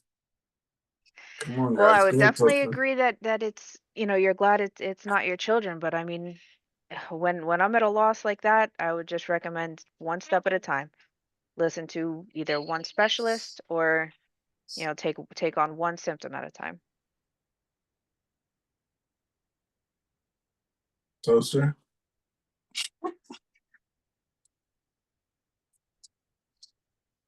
Come on. Pretty much the same thing that Kate was going to say. Just one step at a time, liet liet in Hebrew, step by step. Okay, sorry, didn't mean to bring. Well, it's a language. Yeah, Oh, actually, wait, did you say Liet? Liot. liet liet. Oh, okay. Yeah. My partner's best friend's name is Liot. Yeah, Oh, yeah, so that's why I asked. liat is actually a male version of Leah. Oh, which is funny because she's female. Anyway, or Well then, or now you know, and that means mother in Hebrew. Well, also means cow. Cow and mother depends. Yeah, we learn something new every day here. Kevin, did you have something? Suppose it's tough to imagine being on that. We're all so many of us have been um, the person with the condition, but uh, seeing it from the outside and all this happening right away, yeah, I mean, just step at a time. I guess the first step would just don't panic or anything. Don't just, if any issues arise, yeah, this is just the beginning. Just, yeah, I'm not. This is certainly not the end of the world. Things are gonna just change over time. Always know that. You mentioned driving. That Let's hope. yeah, maybe. I'll throw a maybe out there. So we'll just see where it goes from here. We're You know, basically at self-driving cars anyway, so I think all of us are going to be getting vehicles pretty soon. yeah, I mean, we all have different um every epileptic is different. Every condition is different, and yeah, it's so you know no no worries. I mean, always be concerned, but you know, just okay, just bring it down. You can just be concerned for your child, obviously, but this isn't the end of the world. Uh, that's all I can say. That is the last thing my mother wanted to hear. This isn't the end of the world. Ooh, it's a rough thing I to don't tell a I don't parent. know if that's good or bad advice. I just Oh, to tell a parent that's rough. This isn't the but end of the world. that's what I would tell a parent. I got you. That's that as a kid, being That's from diagnosed. someone who doesn't have children. I can say that. But yeah. I, I I don't Somebody have tell me, parents. no, this Oh, isn't the I end of know. the I mean, world. I don't I want have to hear parents. that. I don't have kids, so I don't know how to empathize with y'all. Yeah, I feel you. But yeah, just I'm letting you know to tell someone So about their kids, they're gonna go maybe, off. maybe that was a big strikeout there. What would you say about this little man right here? He's got the little doo-doo emoji thing pulled up and he keeps putting it on my face to make Nana laugh. He figured this shit all out on his and he's 4. And he figured out how to cover up somebody's head with but that's the one he goes with. Not the elephant, none of the other animals. Yeah. I So saw him Kevin, what would doing. you be your Oh, advice for this one? for him, just you're gonna be fine. Uh, Love the support. Love it. for a I saw kid, him yeah, doing you're the fine, claw, man. like making claw motions or something. So I was trying to do it back to him, see if he noticed. I say a Man, few things will change. Got to alter life a little bit because of his condition, but don't worry about it too much. Just something you're gonna get used to. If you worry about it now, it's not gonna get better. Also, hey Jeff, what's up? Hi, how are you doing? How you been? Where you been? We've been waiting on you. I have a cold, so when I left, I went to bed. All right. Um, got something here, y'all. It says, I know my mom is trying her best, but I'm actually starting to fall apart by how people talk to me about my epilepsy. For context, I have had tonic-clonic epilepsy my whole life, and I'll have a breakthrough seizures randomly, and it normally happens when I'm going through hard times and sleep deprived. I've been seizure free for 2 years, but now I recently had one, so I got on another med to control that. It was relatively normal for me, and it was way less painful than the other seizures I normally have. This one looked really bad if you were spectating. Spectating. So, to my mom, she was definitely traumatized. I'm all good, and like usual, it was hard. I had missed a dose and hadn't slept all week, so not surprising. I'll be going to college in a few months for my master's.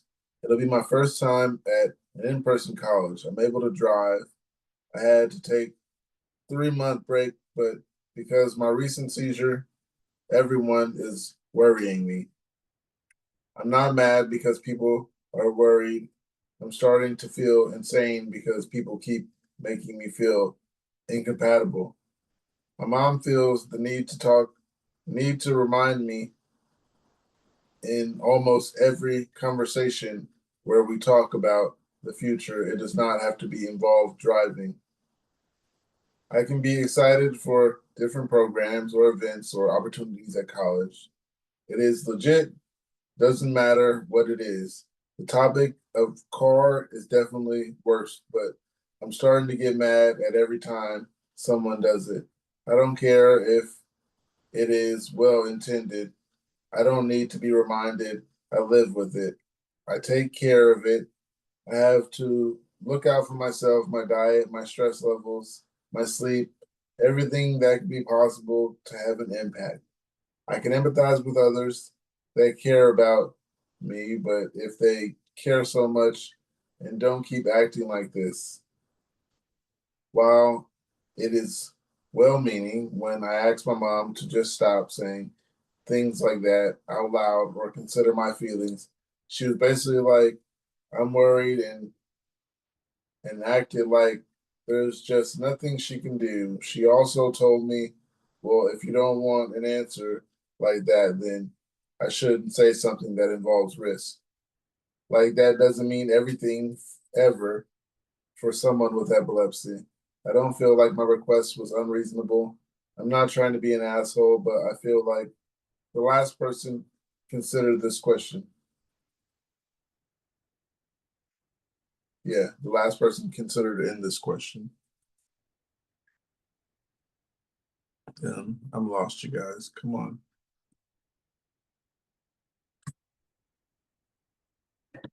No advice? Person's looking for some advice. He wants Yeah, I to think drive. we got kind of lost on that one.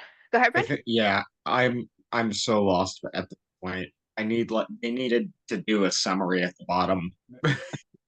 Yeah, might need chat GPT for all that. Yeah, Uh, I flipped past one of those before too. This one is somebody saying about an hour ago, 12 years down the drain is the title. 12 years seizure free just to have one. I've been on Depakote, which is worked 3 times a day. A little less than a year ago, I got unexpectedly pregnant and terminated due to the risks to the fetus, which devastated me.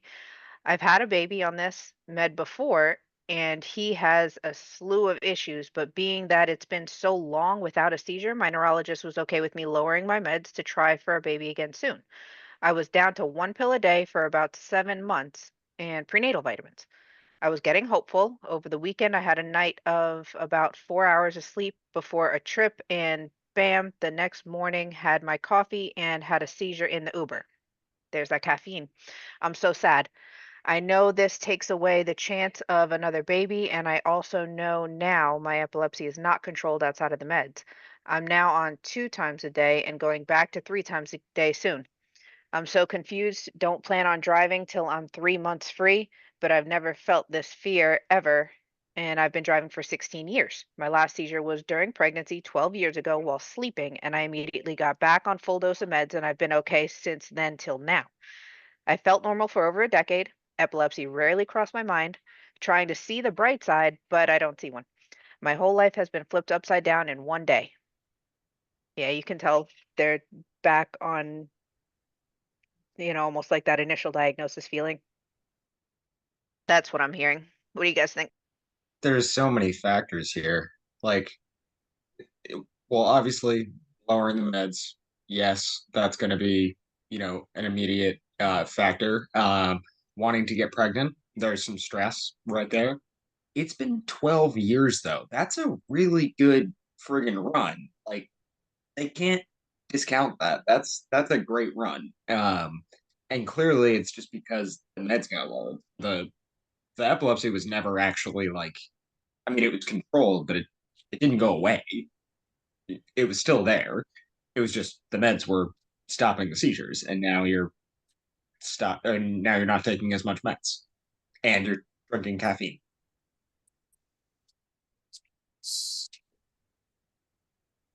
Toaster, you had your hand up? Um, um, okay. This is coming from someone with an oops baby. And just greatest treasure on the earth. But I have to admit, he was an oops baby. And then after I had him, sorry, this sparking in my brain.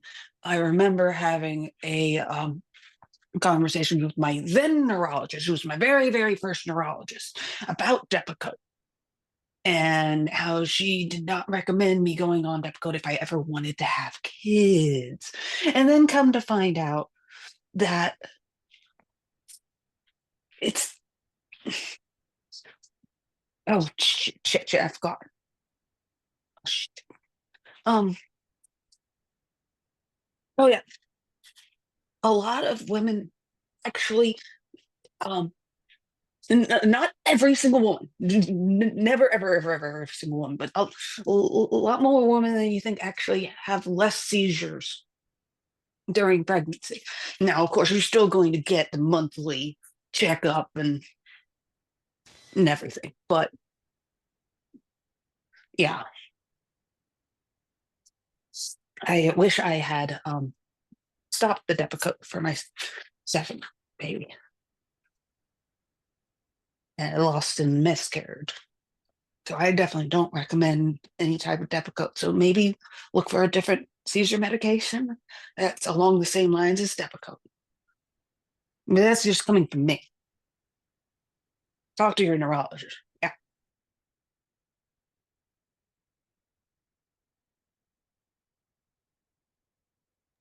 So what I'm seeing is that from Depakote it is valproic acid, and it looks like what the first thing that comes up on its impact on women is that it just causes menstrual irregularities, sounding like it makes it harder to get pregnant. So did they It blame helps the Depakote mass. for? Yeah, Yeah. go ahead. Yeah. They told me I was something about that valproic acid actually helps lower menstrual cycle flow. And so it is sometimes used for women who have really, really bad cramps. But anyhow, this one says epilepsy and menstruation. That's oh, okay, I know what that is. Said anything hurt or help, any impact from birth control. Has anyone had success or failures dealing with epilepsy that is affected by menstruation? E.g., birth control, hormones, IUD, etc., or taking any rescue med. I hear this is called catamenial epilepsy and that a lot of administrators get it. Context. I'm on epilepsy med, which keeps tonic-clonics at bay, but still get auras, jerks, etc., and it especially kicks up a few days before my period, and occasionally, but less often, during ovulation. Things I've tried: Geniclia, and for instance, norethindrone, but it made it worse when I didn't menstruate and better when I was on my period. Then I was bleeding, spotting every day, and I didn't love that. Lorazepam I took as needed, but to be honest, its effects lasted longer than the aura and jerks. And it makes my day shot. So I don't love it. What else should I try? This is specifically to the ladies. Okay, so it sounds like they're trying to narrow down what medication might not have such an impact on them, if I got it right. For me, the Keppra doesn't mess with, that aspect, but I don't think honestly I'd made note of any medication ever you know, I never took any AEDs or like any medication for epilepsy that I felt like actually affected the cycle. Now, when I took the seizure pills at the same time as the birth controls, then, you know, things got kind of thrown off track, if you will. And it was always worse to have the cycle after skipping, you know, 6, 8, 10 weeks. Then I kind of knew when the seizure happened, that was an indicator that, you know, probably was coming back. But that's the thing. I never had any warnings. So maybe this person just needs to keep track of their own symptoms and learn how to figure out which signs their own body gives them about, you know, either the seizure starting or whether or not your menstrual cycle even really has an impact. Because sometimes mine just feel really random too. What's up, Toaster? Adding on. Journal, journal, journal. Always journal. I And agree. yeah. That's how I figured out that my cycle, I mean, it's like the main thing that's causing me the problem. And I showed my doctor, and he was like, I know nothing about that. So, Okay. So this is how I do it. I got these questions from a book on psychogenic seizures. It's where were you when the episode started? What happened? I mean, it says episode, but you could just replace that for seizure. And it's that answering those as soon as I'm aware really, really helps. And I actually think one of you gave us the idea of my mom putting down the times in which I become aware enough to answer these questions. Because where that's do you also a get the thing. questions We from? notice that if I'm awake enough to answer the questions within like 20 minutes, it's more likely it's going to be a photogenic, psychogenic seizure. If I am out for like 45 minutes or more, that's definitely a epileptic one. And that part has also helped. What were you saying, Nikki? I was asking where did the questions come from? Oh, a book called, where did I put it? Give me a moment. Oh, there it is.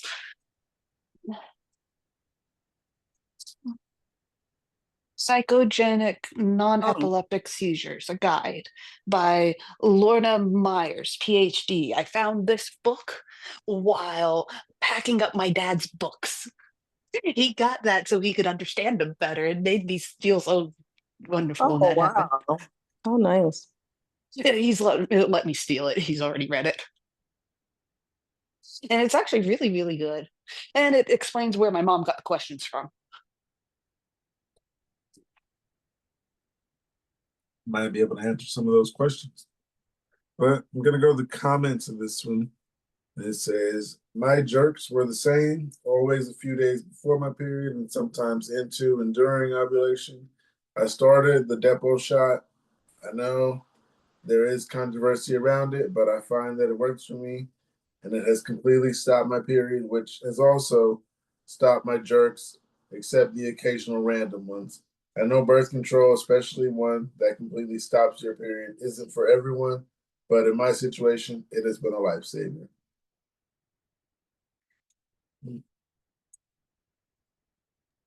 Yeah, I mean, whether there's controversy or not, if Depo works for you, the controversy that I remember people throwing at me was that it hasn't been out long enough, so you don't know the long-term effects, so just don't be on it for too long, and you know, it's all right. Served its purpose while it lasted.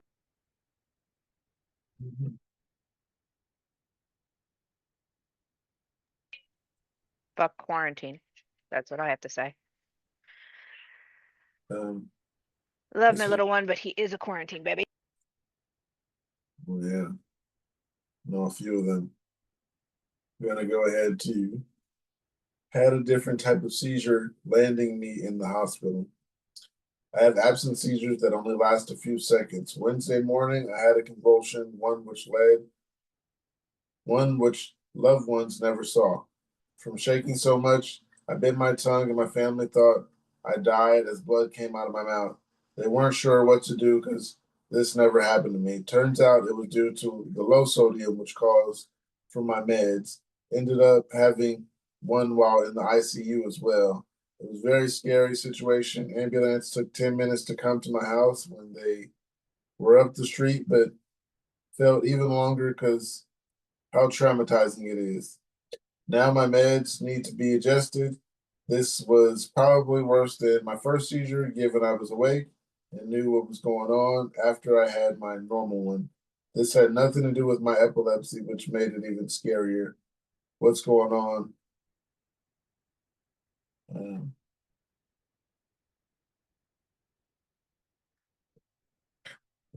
you guys, I need some advice from this. Okay, what do you think? Toaster, what do you think about that?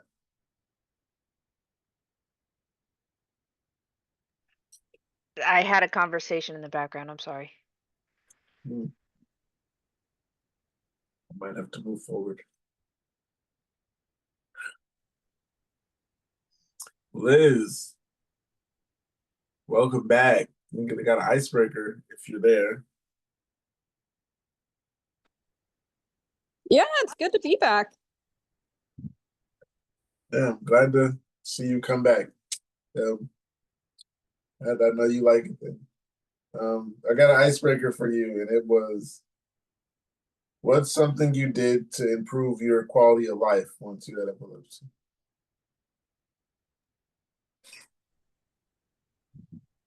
Ooh, that's a good one. I don't know, maybe I don't know, started focusing on maybe like more artsy stuff. I got into like drawing and all that fun stuff. I don't know, maybe just like sense of control and creating things yourself.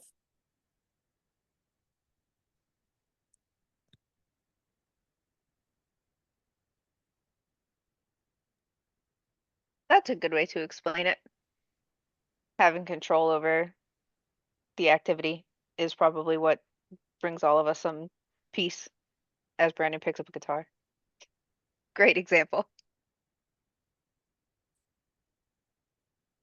Right, the next one I'm going to move towards says, what can I do? So you guys got to pay attention because that's the question. What can I do? How do y'all manage your seizures?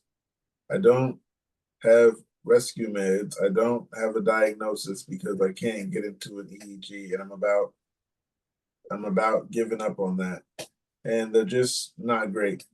I have meds I was prescribed for mood stabilization, but in reality, my med doctor just got them for me for my seizures since no neurologist wants to see me because I have functional neurological disorder.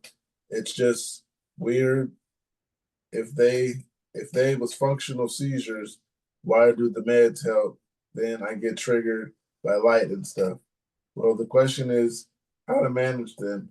My spelling is bad, getting worse. My speech is not doing great while I can still talk. I stutter and mispronounce words. I can't remember much half the times. I don't remember my childhood much anymore. Maybe trauma or this, I don't know. And I feel worse. The meds are helping, but I'm still declining and I don't know what to do. I went to the ER because I went to the ER because I went to the car and have FND. They didn't want to send me anywhere else because though I couldn't even walk, talk, head was bent, bad pain, and was basically immobilized.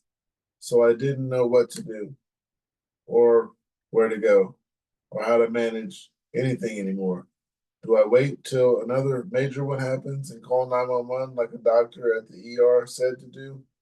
Do I keep pushing for an EEG even though it's been since March? Since I've been looking, how do I even get my license and drive? What can I do again? Well, if you're still having seizures, don't think about getting your license back anytime soon.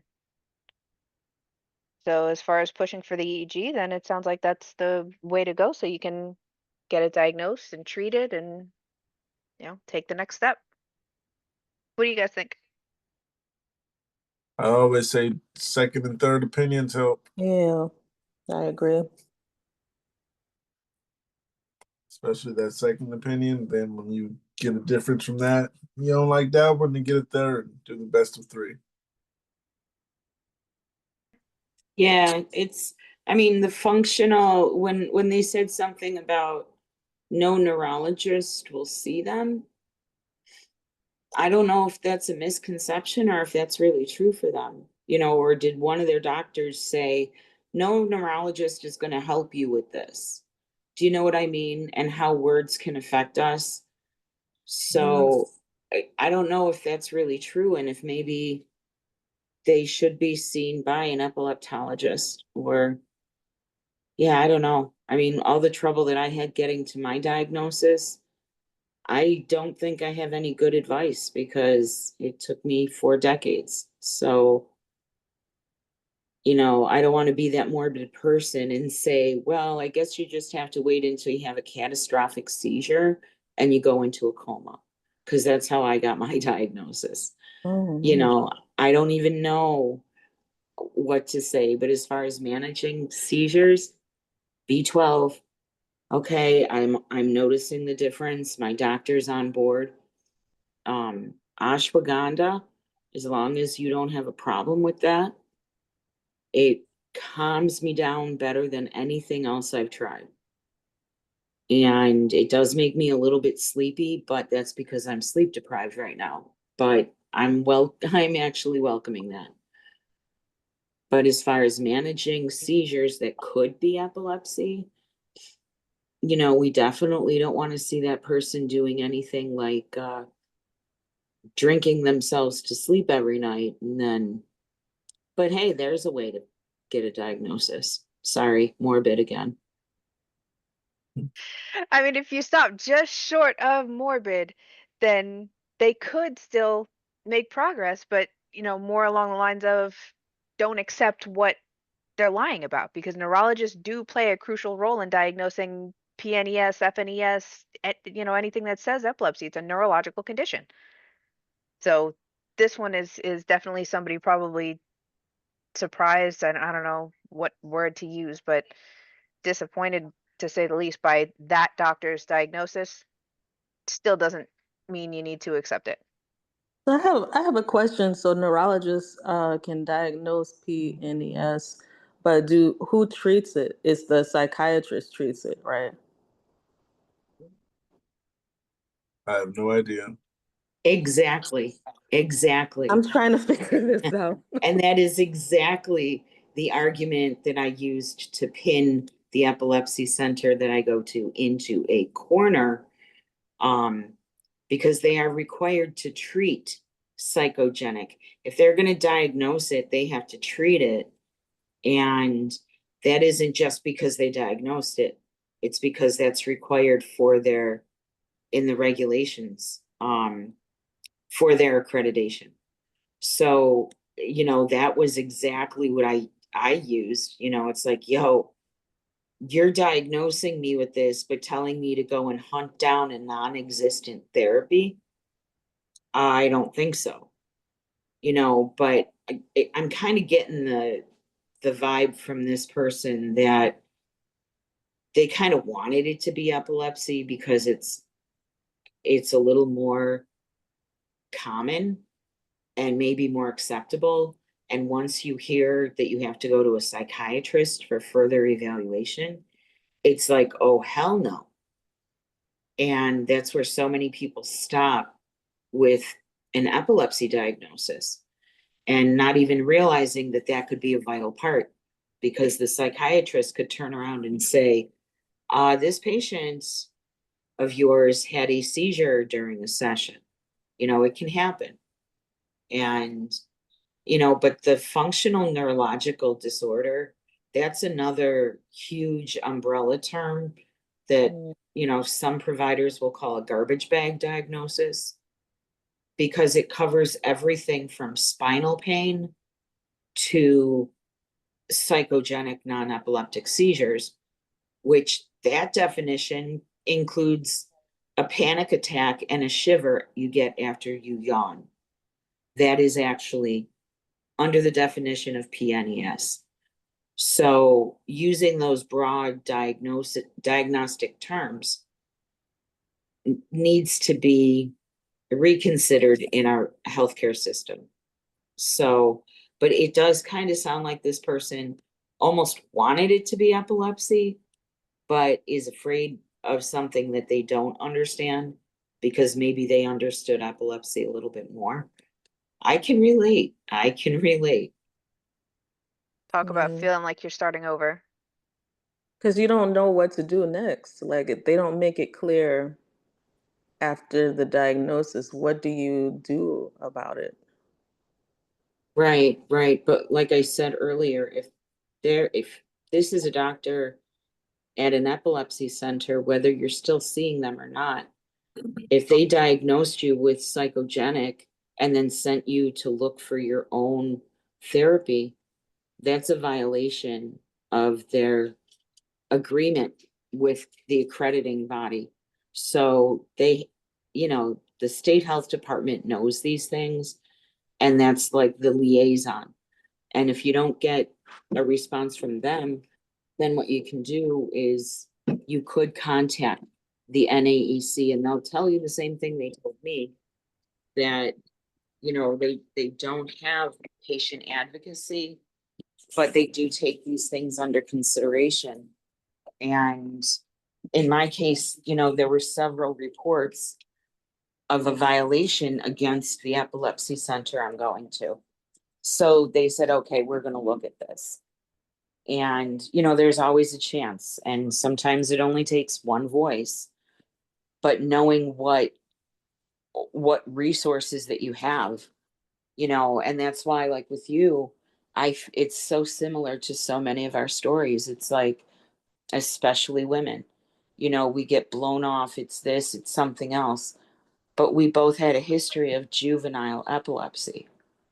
So for any epileptologist to say it's impossible for you to be having epileptic seizures, I would question their license. And to do that, you have to report them to the state. How would you go about doing that? Reporting someone to the state?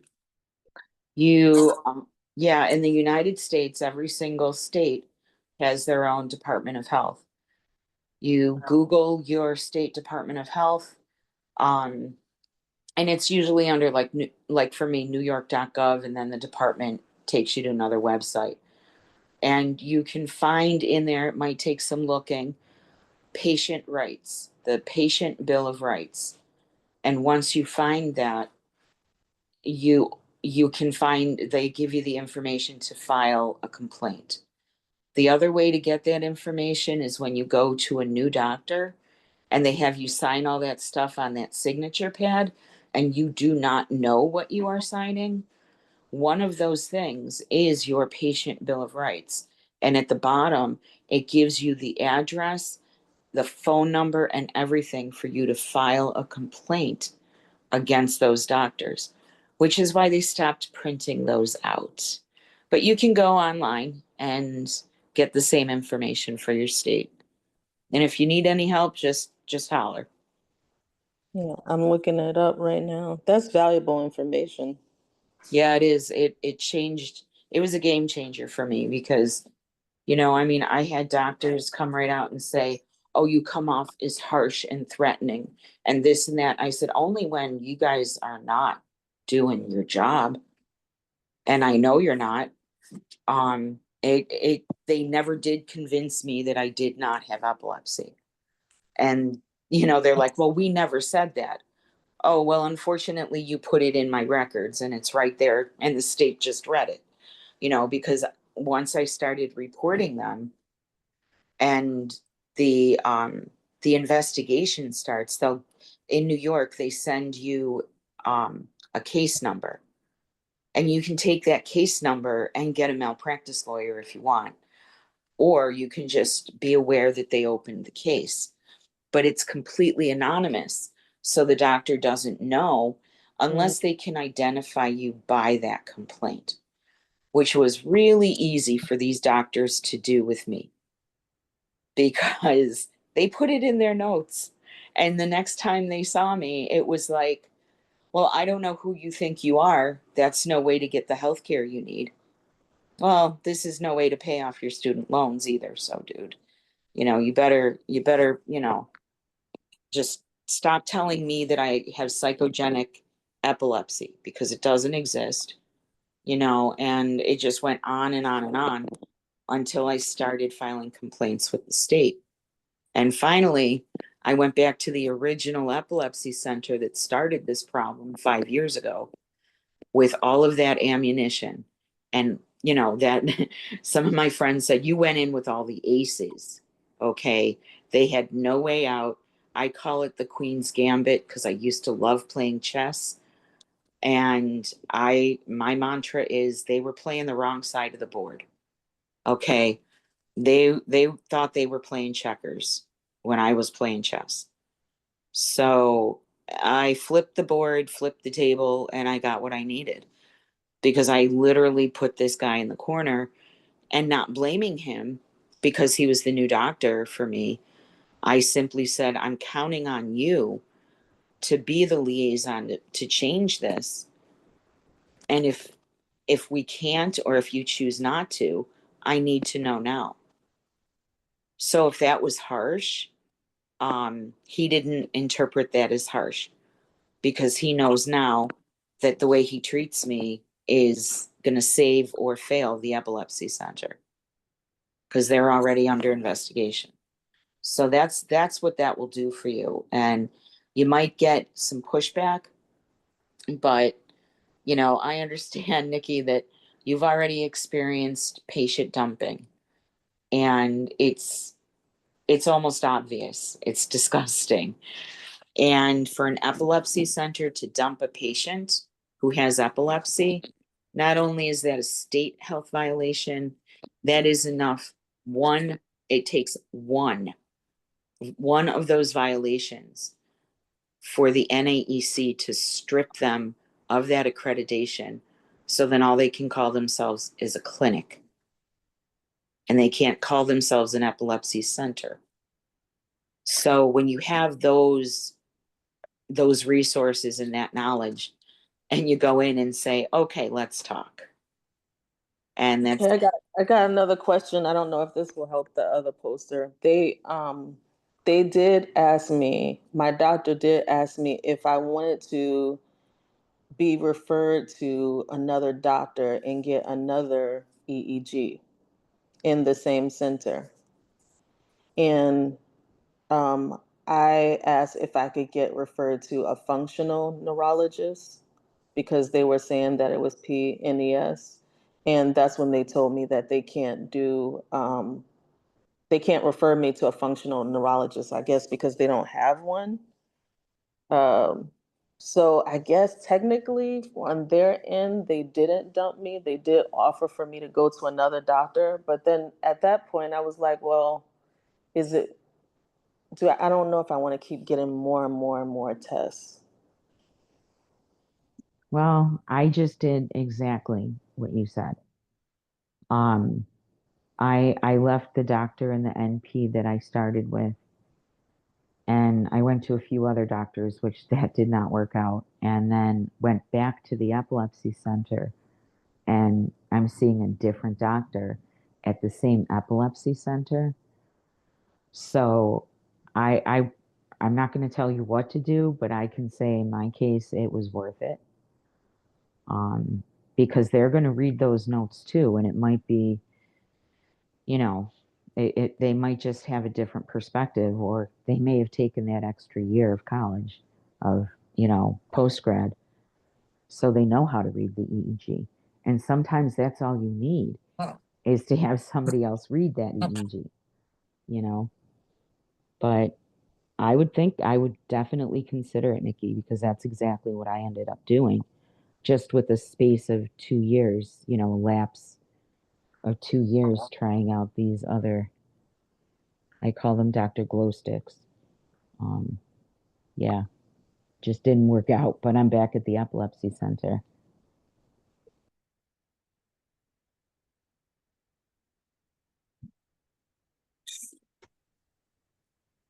Right.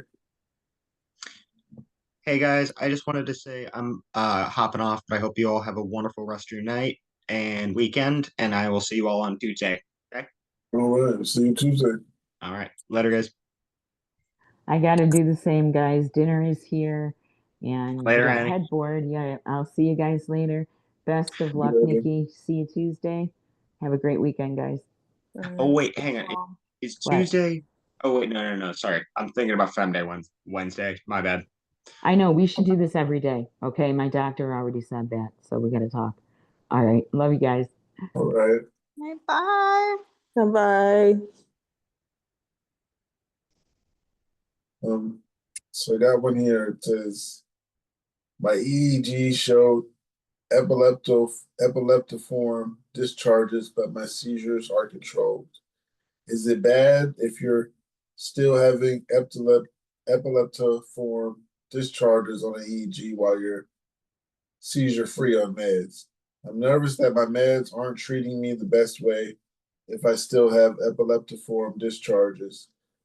I was told the goal of meds was to treat seizures, not the discharges, but if discharges cause the seizures, it makes me more nervous that I'm having them.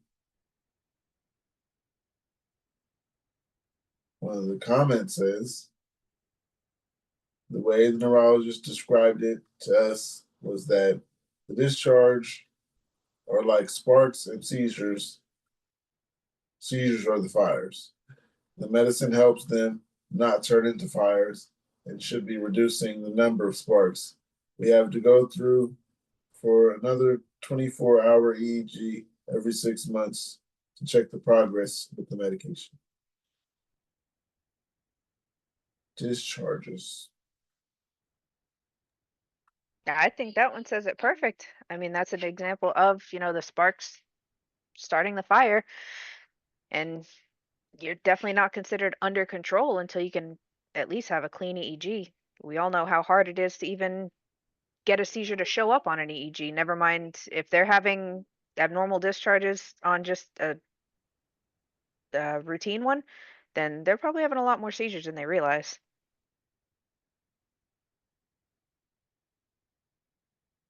Yeah, that's what I was thinking.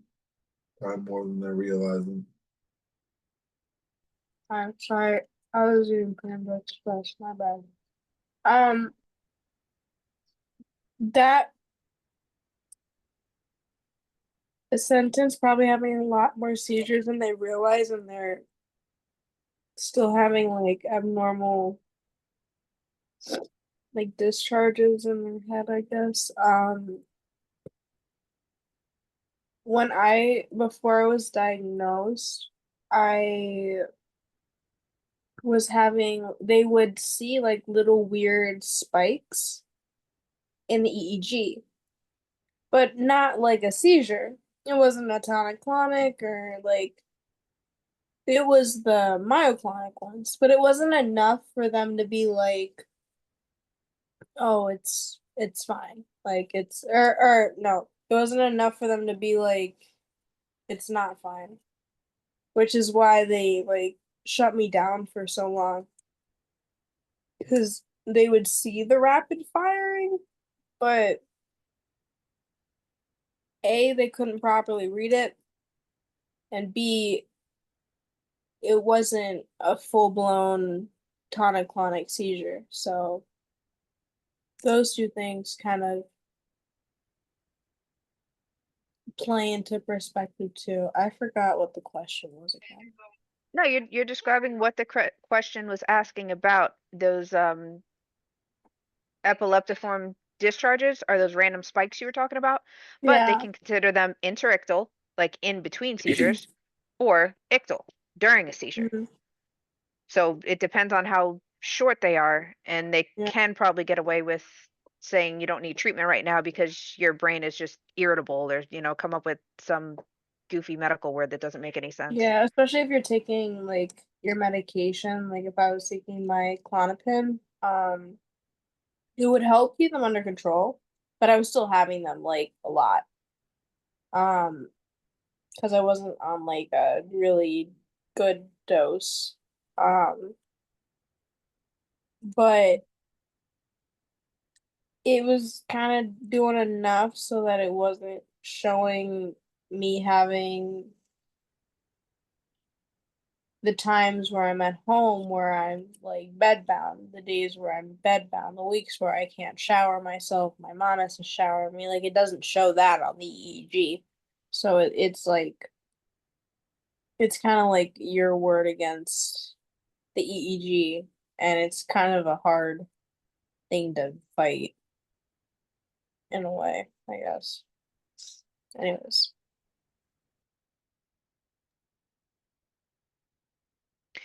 So this is a post somebody just put up about an EEG. It sounds like more of a success. They're saying, today I had my first EEG. Towards the end, I was subjected to the flashing lights test. During this process, the left side of my face went heavy and numb, and the muscles felt like they were being pulled towards my ear. The corner of my mouth and brow bone began to spasm. Now, this didn't occur until the middle end of the test. Should I be concerned? This was my only symptom, or am I being dramatic? Go ahead, guys. You tell. I did the light test. I didn't get that. I didn't get the sheep choking part. I didn't get anything. The light test didn't do anything to me. I actually left after that. I forgot what the general question was. Come on, Mark. You know enough about EEGs. Can't you tell this guy what happened? Or girl, it's Patty something. Yes. Tell her what really happened on that EEG.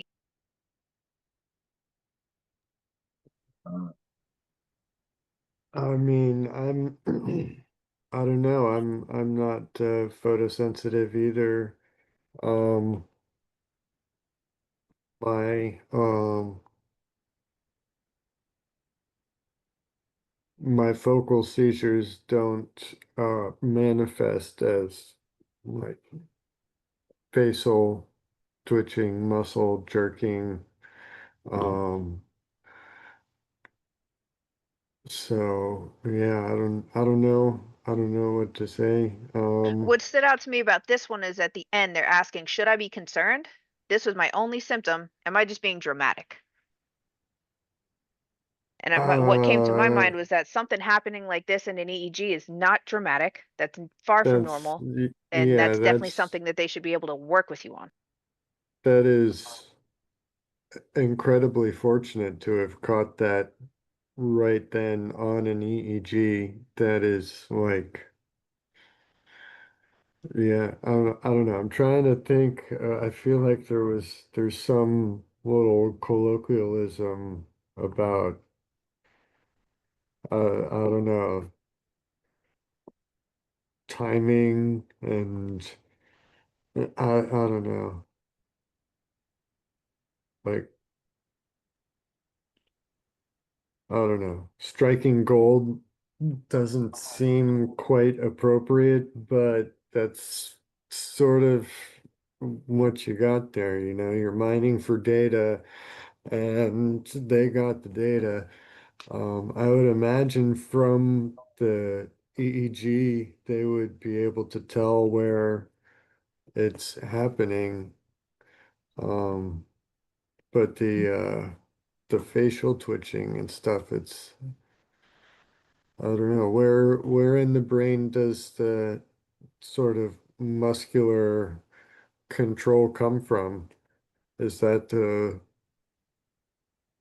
because mine are frontal temporal lobe and I don't get jerking. Mine are more sensory and psychological. So, do any of you know about that? Can you repeat that last part? The Like they were talking about their face twitching, and I'm wondering if any of you know about where in the brain that sort of muscular control is located. Because I would imagine they would be able to tell somewhat where the seizures are coming from by that sort of symptomology, but having the EEG leads on at the same time, I don't know, that would be interesting to hear a follow-up from them if they have, you know, Yeah. more information about where that was.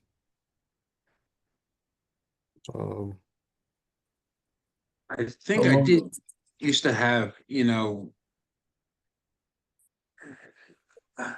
I don't know because I couldn't see my own face, but like I know I felt, you know, tw- something going through my head, and the jerks in my, like some sort of, you know, shock going through my head, limited to the head. Uh, since I used to have really bad myoclonics, but like you said, it's also hard to define. I never know what kind of seizure it is, but I would be looking at my computer and focusing too hard and feel something really quick. But you know, it's been so long, it's difficult to remember. But yeah, I would definitely have um, small seizures limited to the face and brain and all of this area, you know. But as far as this person who's asking this question, uh, I can't remember the question. You This never was my am. only symptom. Am I being dramatic? Should I be concerned? Oh, no. It just sounds like you just nailed down a symptom. I think it's good to nail down symptoms, and yeah, I would be satisfied that you nailed down that. Yeah, to be good to be satisfied with what you found. That's a first step. Be satisfied with that.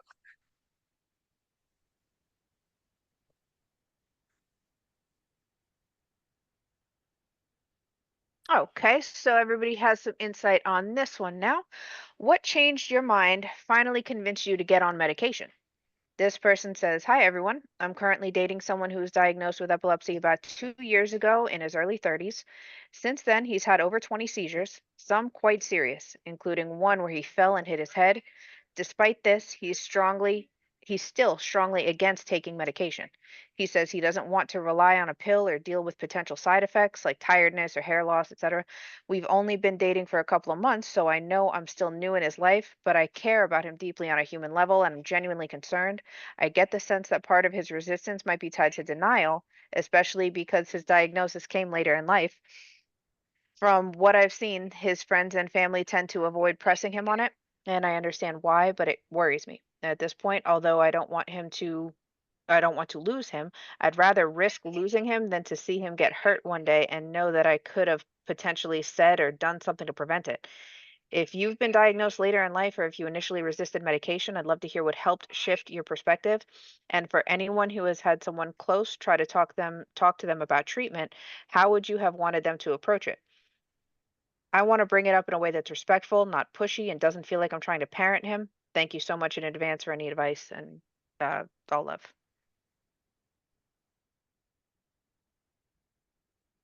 Dude, I remember reading this one literally this morning, and I don't know, it really stressed me out, because it's like I understand not wanting. Okay, Sorry about that. am I still muted? No, you Nope, good now. you're good. Last thing we heard you say was that how stressful it is to even read that from their perspective. What were you saying after that? Oh yeah, no, like I totally understand, feeling like already losing sense of independence. And, I feel like all of us have that sense in one way, shape, or form.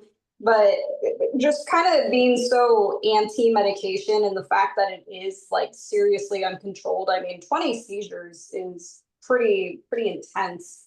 But there's unfortunately just a lot of people who have that mindset of I have this condition that likely can be treated with medication and it sucks and there's probably side effects, but I would rather have a seizure, than have some side effects from medication. So I don't know. It did honestly, and like going through the comments and stuff on there, just kind of was a little stressy. And I feel for the girl. I understand where the guy's coming from, but I also think he's being like low key irresponsible if he includes other people because he's still driving, right? Isn't that what one of the comments in there said too, that the guy's still driving?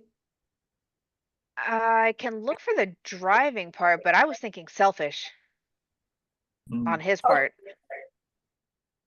okay, I didn't want to like use the S word because, but yeah, no, I'm definitely with you there, Kate. Just leave that up to me. I that's no, I wouldn't. Oh, so I'll get to you in a second there, Angel. I wouldn't say the guy's selfish. I understand he was just diagnosed, or did you say 2 years. 2 years? Okay, well that's still relatively early. I mean, yeah, I mean, I empathize a little with him because it's scary, and there's going to be some resistance at first. When I was first diagnosed, I was resistant to taking medication, and he's dating this girl, and you know, yeah, I mean, the side effects are intimidating. So he's going to be resistant to these side effects. I can see that. I empathize with that. Um, but yes, in the end, he does have to take his medicine, despite the fears.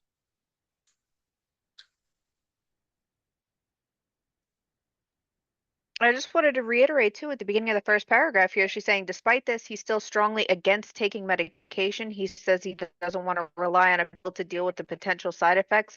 I'm Yeah. getting the vibe here that he hasn't even seriously discussed this with a provider, definitely not Well, discussed his fears or concerns about the specific medication. He's just saying meds, nah. Oh, maybe you sorry, all got Angel. to I saw you got your hand up. break through those walls. That's okay. Sorry, you go on. I was going to say you got to put the ego aside. And for me, a big thing was, especially before uh, insurance was mandatory, it was work. Like you needed to be medicated to stay off your seizures. And you didn't want to be sued instead. Um, but also, there's a lot more worse things that can happen when you go through your seizures, and you can break things like break your own body, teeth, you know, and that should be reason enough. But yeah. Oh God, sorry. I'm on my phone and going back and forth, unmuting is kind of awkward. No, but anyways, no, I'm totally here with you. Like he does kind of give the vibe that he's just against medication in general. And I remember one of the comments on there, someone was asking, like what's his thought process, if the roles were reversed and it was the OP who had a medical condition that could be, potentially controlled with medication, would he still tell her not to take it or would he push her to do it? So I think it really is, just kind of lack of education and not really like seeing it as a problem and not wanting to accept help. I think the guy's just kind of in denial too. Is the vibe I'm getting at least. I agree. What's up, Mark? Yeah, I remember seeing this one on Reddit this morning, and um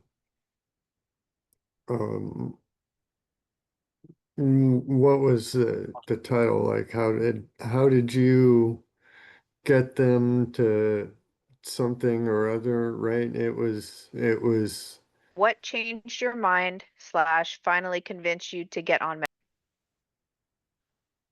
yeah, so I mean there's a couple things there that struck me. What changed your mind? It sounds, I mean, the changed your mind part sounds like she wants to go and actively fix the point of view of the other person, to get them to change their mind, realize what's good for them. And that's not something that would necessarily be healthy for a relationship to go out and start actively pushing on that.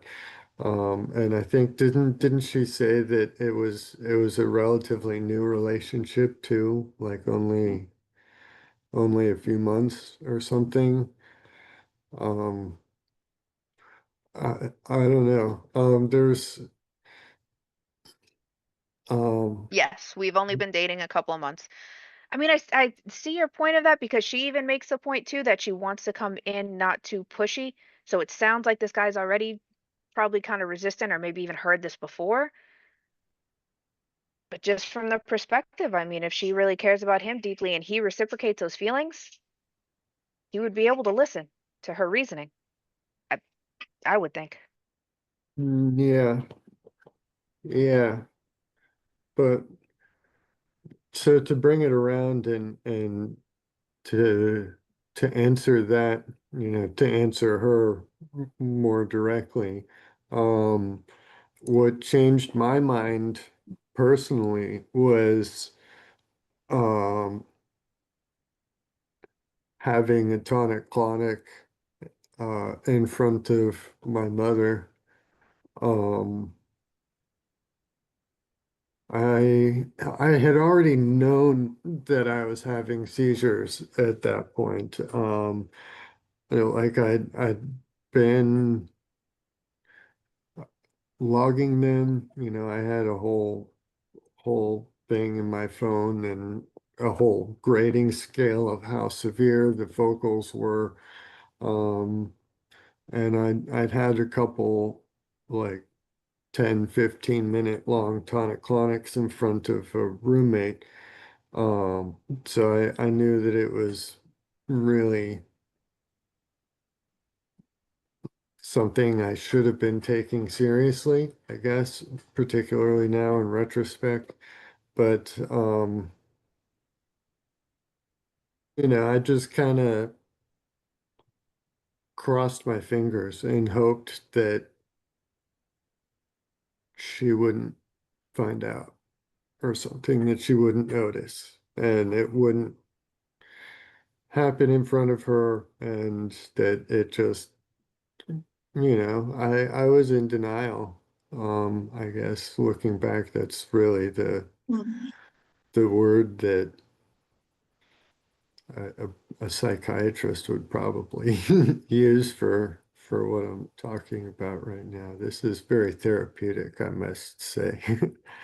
But Well, that's why I'm glad to find one of these posts that appeals more to the men than women in the group for today. But the first thing that came to mind about maybe showing him a video, showing some kind of irrefutable proof of how bad this is to truly help him understand why she's so passionate about him actually being more proactive about treatment. I don't know. What do you guys think? Did anybody really need convincing? What took you out of the denial state? I Me, think that back in my life, I wish someone had said something. when I was not living such a healthy life, I would rather have someone intervene in my life than not say anything. I know it's the relationship is in its early steps. Uh, Sometimes we borderline, you know, this is a relationship advice could be on this. But yeah, you have to step in at a certain point, and people have to help. I would rather have help than no help at all. That's the bottom line. And uh, I know I know you might be afraid of damaging the relationship, but if you really care about someone, you have to help them. And a reminder too, they said he's in his early 30s. So sounds like he's probably old enough to realize what's going on and how he definitely doesn't feel like himself per se. Right. I know, but if he isn't seeing it, you need to intervene. And if he's in denial, he people need to step in. The Yeah, for sure. And if she's posting this on Reddit, then this is probably a last resort as is.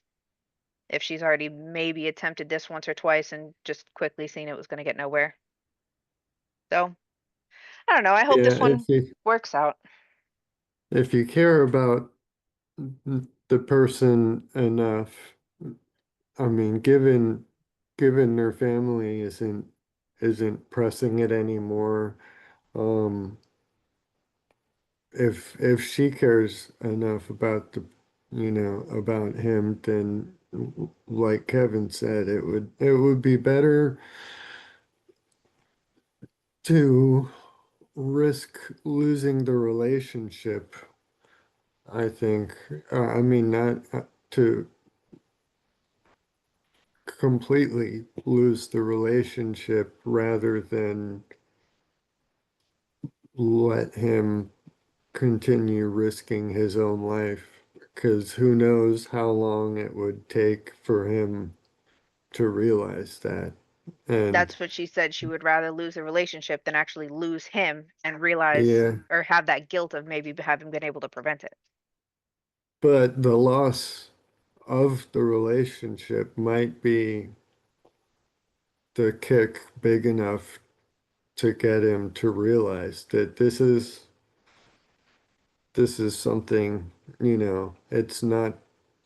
it's not just family members going, getting a little nitpicky and stuff. This is people outside of the family too that are concerned and that are, you know, being lost, being pushed away over something like this. Uh,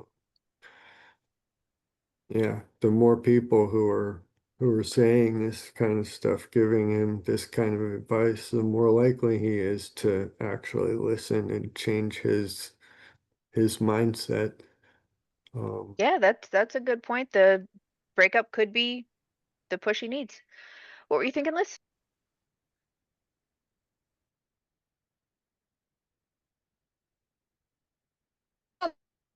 Like being a little too much on kind of a straightforward, innocent post, but does it strike anyone else as kind of a red flag that the family doesn't seem very concerned about any of this?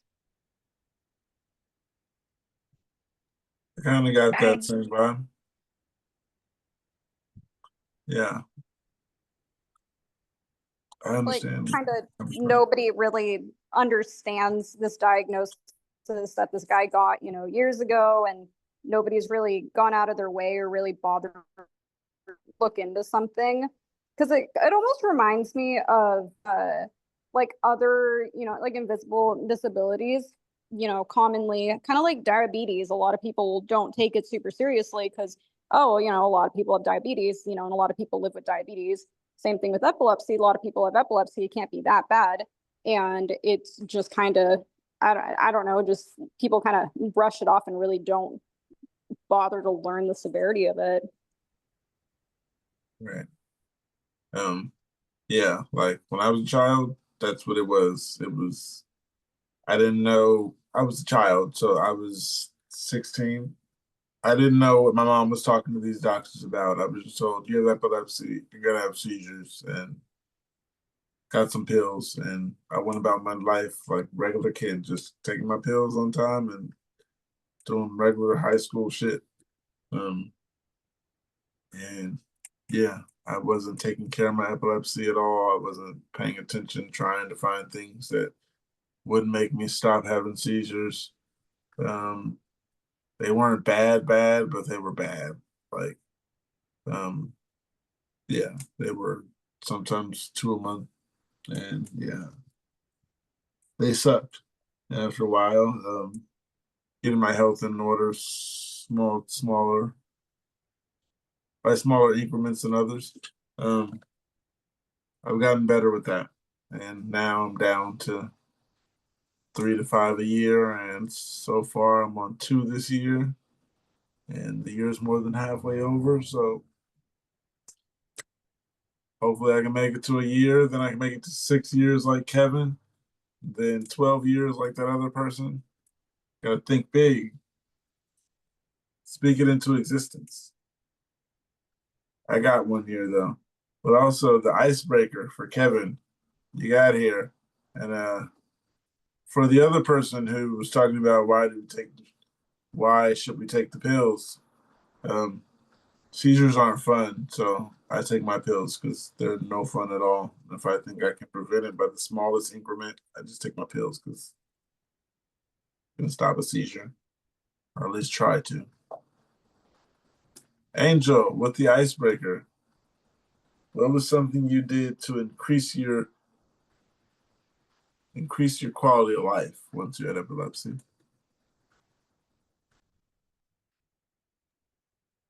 No, I gotta think. What was Liz, I something I don't think need? you got that either, did you? No, I didn't. No, I don't know if we Something. asked Liz the icebreaker. I can't remember. Oh yeah, we did. She said art and stuff like that. But go ahead, Angel. I'm sorry. Hey, Sia. I see ya. Hope everything is still good. Angel, what's the answer to your question? Um, I guess I needed creativity stuff. You know, it was different ways I did things. Fresh air, like when I made that alligator in the sand. Yeah. You know, it's doing things that I needed to do to be creative. I think just throwing my mind out, you know, that increased my quality of life. And then my daughter definitely increased it. I find interest in doing things that I'm not supposed to be doing because I have epilepsy. So when I do that and I do have epilepsy, it feels good, especially when I don't have a seizure doing it. I can say I did something that anyone else can Like do. the weekend concert Yeah, that by concert. yourself. The lights were gonna be unpredictable. But I had my bracelet and I told the girl next to me, and she had already heard of epilepsy. She said she knew about epilepsy. From what she was explaining, you heard about epilepsy, you know nothing. So just told her, I'm not gonna have a seizure, is what I told her. My seizures aren't just because of these lights. Don't expect a seizure. Just tell her to calm down ahead of the time for the lights start and all that. Yeah, she was cool about it. She was like 4 foot, 5 feet tall, so she could barely see. I recorded most of it. But anyhow, um, Sia, how you doing? I'm doing all right. Not the greatest, but eh. Gotcha. I understand where you're coming from. The icebreaker was What did you do to increase your quality of life once you had epilepsy? Um, Started doing things that I enjoyed more, like for a while when we were living in the city, we kind of stopped going out, stopped like exploring and stuff, going out to see nature. And then when um I started having the seizures, I just kind of started like, holding up at home even more. And it felt like it was impossible to go outside. And so once I started to find like any sort of control, we took that opportunity and we just like started going out like every single day. And we, of course, we wouldn't go out on my bad days, but on the days that I felt good enough to make it, we would go out for like super long drives out to the mountains, go fishing, go for hikes and walks and exploring and moving away from the city was like the best thing, I think, for our quality of life. I hate cities. I don't know why, I just do. So moving out to the country was the best choice. That is for sure number one. How you gonna be from California and hate the cities? Come on. You don't It's come to annoying. Cali for Traffic the sucks. I mean, I don't drive, but just sitting in traffic even as a passenger, it sucks. oh man. Every time I go out there, I'm depressed. There's so much field and pasture and long streets with no traffic. Yeah, it's nice when there's no traffic and you can go to the store and it's 2 minutes away and then go straight home. Or if you And want to it's go see hot. nature, It's it's so like hot out there. it is hot, but Yeah, I know. it's like I don't know. You get more views out of it. The air is fresher, it's cleaner, and the sunsets are insane. And when there's a storm, it's not just a storm. It's not just a little bit of rain. It's lightning and thunder and snow. It's pretty. I love it. Do you know? Right now. Well, That's got precious. satellites for Thank here you out the way. so much for coming today. And I'm glad to hear you're doing your healing. I know Thank it takes a you. couple days. Yeah, it does. Keppra and constipation. My sister has epilepsy and she has been taking Keppra. She has been complaining about bloating and constipation. Anyone else has such experiences? The neurologist said that's not a common side effect of Keppra. She's taken 500 milligrams. She has tried many medicine, and this seems to be the only one that helps to control her seizures. She still gets them, but not that often.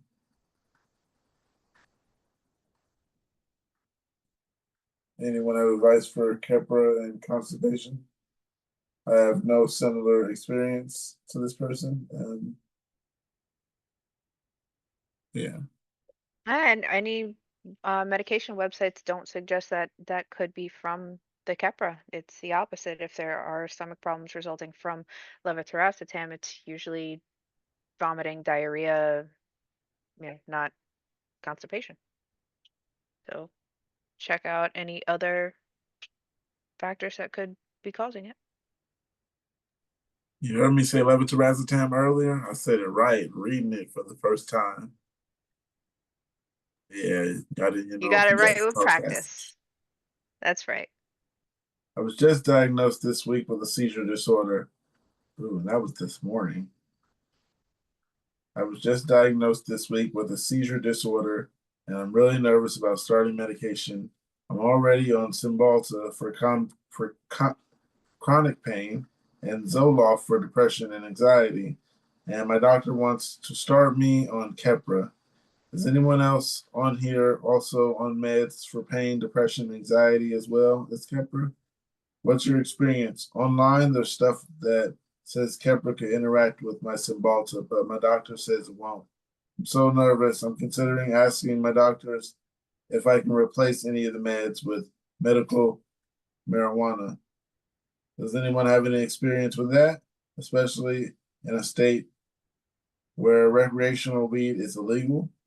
Thanks in advance for the help and any advice offered. To smoke in another state that's not suggested, well, illegal. I mean, legal yet. I don't suggest it, especially here. Um,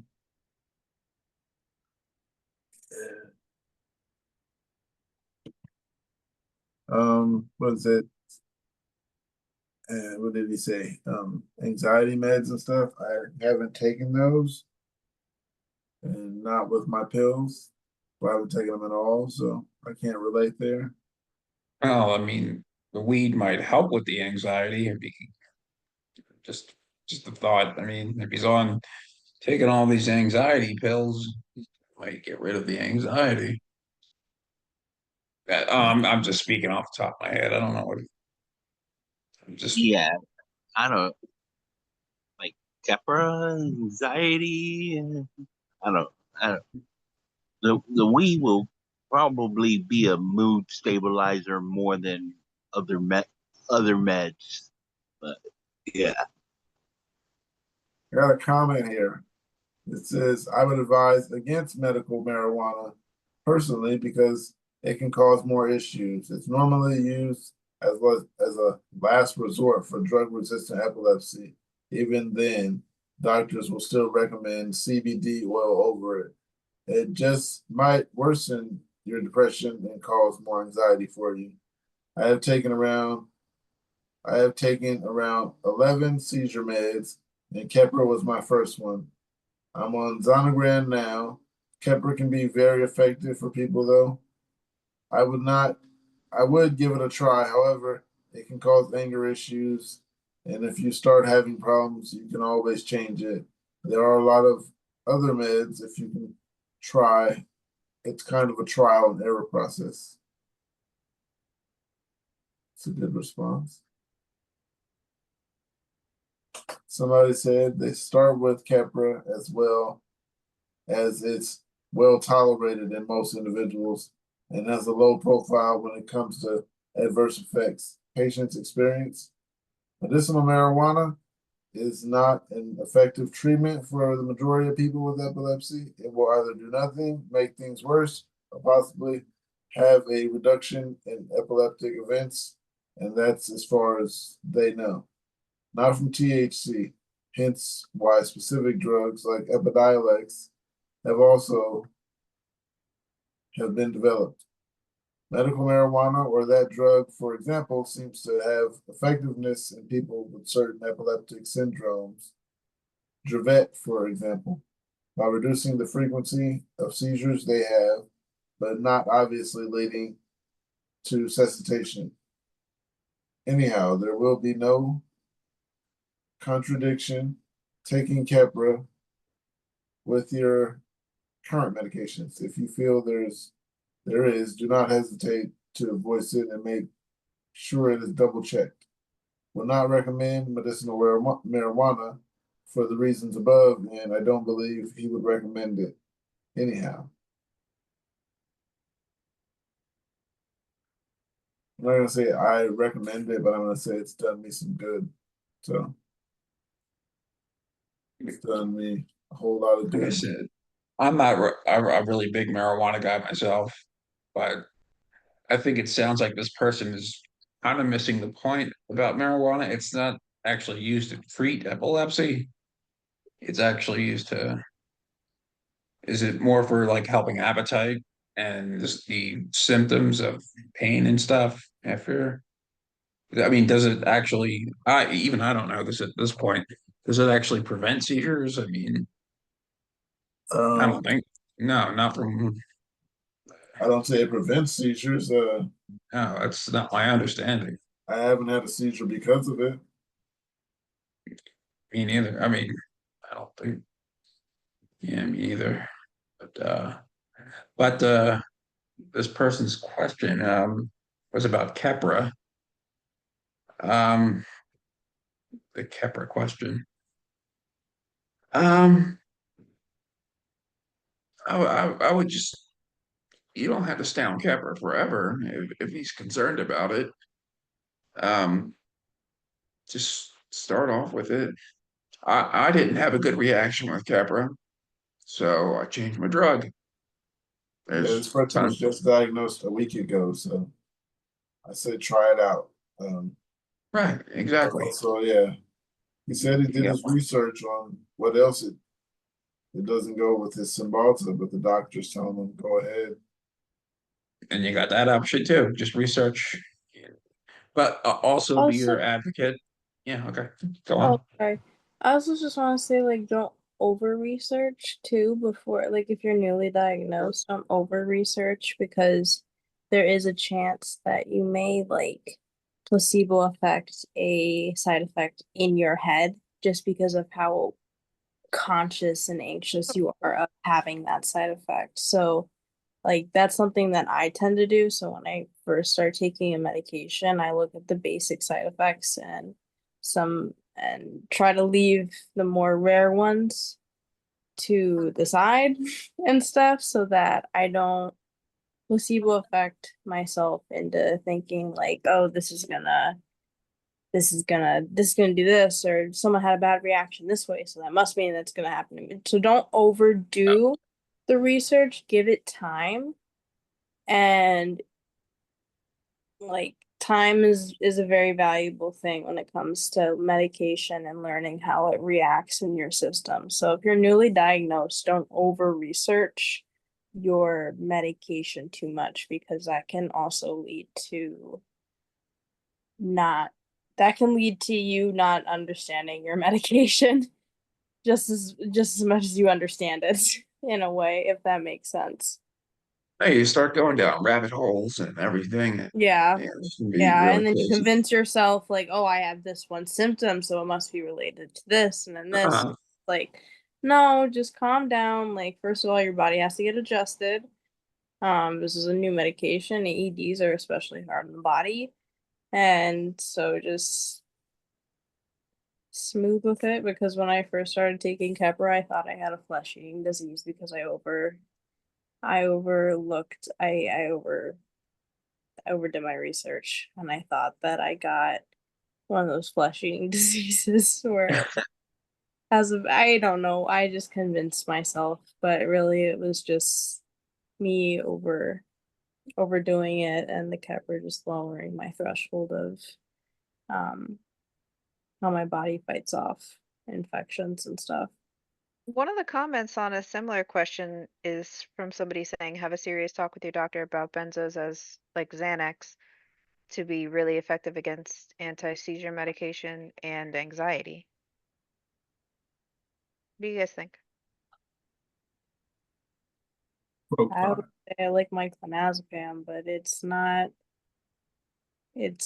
for the anxiety, it's only for my It's one of the rescue medicine for me.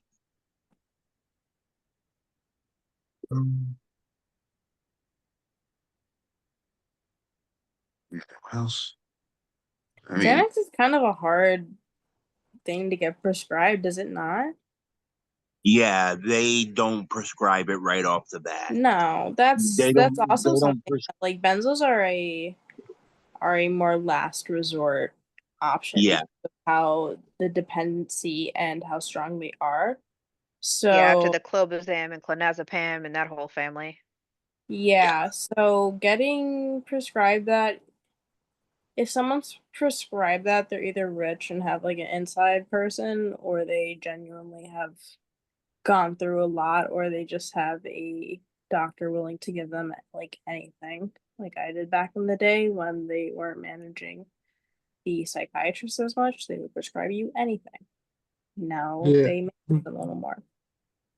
Yeah, I was gonna say, like, they have really clamped down a lot on prescribing benzodiazepines. I have, like, Yeah, they're so like here, right they're so here, iffy about even if you're prescribed it, they still clonazepam, 1 milligram tablets, quantity 90.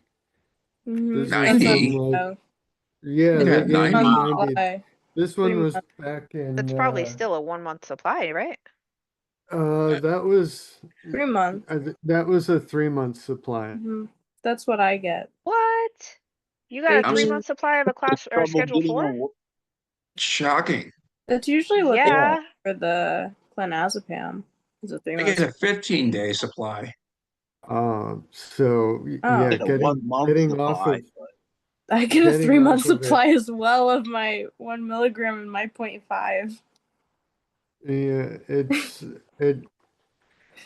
they Yeah. gave it to me like candy back then, and it was prescribed it originally for anxiety. It was in 2011, 2012, I think that I had been on it. So I don't know. I guess But they don't really maybe I go had one over of those like doctors or something back then. He was just about to retire. He didn't really care or something. I don't know. they don't No, really go over a certain milligram for clonazepam though.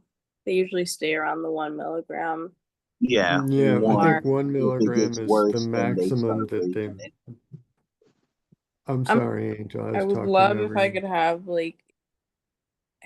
1 milligram 3 times a day, but or twice a day, but I digress for the myoclonics, but Yeah, when I I started clonazepam, I'm still on it, one nightly, and then my first rescue med was the clonazepam dissolvable pill, 1 milligram. yeah, the clonazepam is seriously like a game changer. I don't know. I highlight it so much. It's so good and it's not like addictive either, in my opinion, like Xanax would be or something. it's It just can be addictive depending on your personality though. But I'd say the only way that yeah. my body is addicted to it is because if I don't have it, I'll have a seizure, but that's a different type of dependency. Well, yeah. That's true even for people who don't have epilepsy. If they're Hmm. taking it like at that level daily and then stop, they have a seizure. So it is not just But it doesn't give um that like feeling, in my opinion, of calmness, I guess. well, that's a phenomenon particularly common with benzodiazepines called the delusion of sobriety. You don't realize how altered your mind is while your mind is subjectively altered because you're not a good judge of your own state I anymore like that. once Actually. you're It's um I like that. so it's something like I do have a tendency to kind of reach for another. I'm like, well, it wouldn't Yeah, hurt. I think I Uh, see what you mean there. That's a good, because I don't really have anyone shining a light like that on me. So whenever I feel like my seizures start acting up, or I feel like it's going to, or I have like an aura, I find myself like reaching for the little stash that I keep just in case of a like just a surprise episode or something, or like a surprise, or I feel like an aura coming on or something, and I just kind of I find myself reaching for that too. So that would make sense for the for like the self delusion of that. but I mean, for individuals like us, there is the actual reality of an aura coming on, and that so Yeah, it's different from yeah. somebody who's just using it recreationally, who has that same stash over there and just like, I'm just But gonna. then again, clonazepam wouldn't really be the first benzodiazepine that they would probably Not reach usually, for. but But like if they were getting, gram for gram, clonazepam and yeah, alprazolam are equivalently. The biggest difference is that alprazolam or Xanax comes on, kicks in faster, so that has a stronger reinforcing effect for the recreationally prone individuals. Yeah. Um, Hulks. but at the same time, the clonazepam has a much longer half-life, so it takes a lot longer for you to come down. So that kind of also helps to um, disguise the reality of how strong it is because it has such a gentle That's true. decline. Yeah, because I remember like one day I forgot to take my medication, like just my pill in the morning, my clonazepam, and immediately it's just constant jerks and things like that. And for for me, it's not like oh my gosh, I need to calm myself down. It's oh my gosh, I need to calm my myoclonic seizures down. I need to get this in my system so that I can stop this and continue on my day before I throw my entire bottle everywhere. So I do find having that like anxiety right when I wake up of like I need to take my medication right now. Like I don't take that. I don't take my Klonopin with medication or anything. It's the first thing that I do when I wake up is take my Klonopin because it's the first thing that I know is going to start my day in a way where I can function.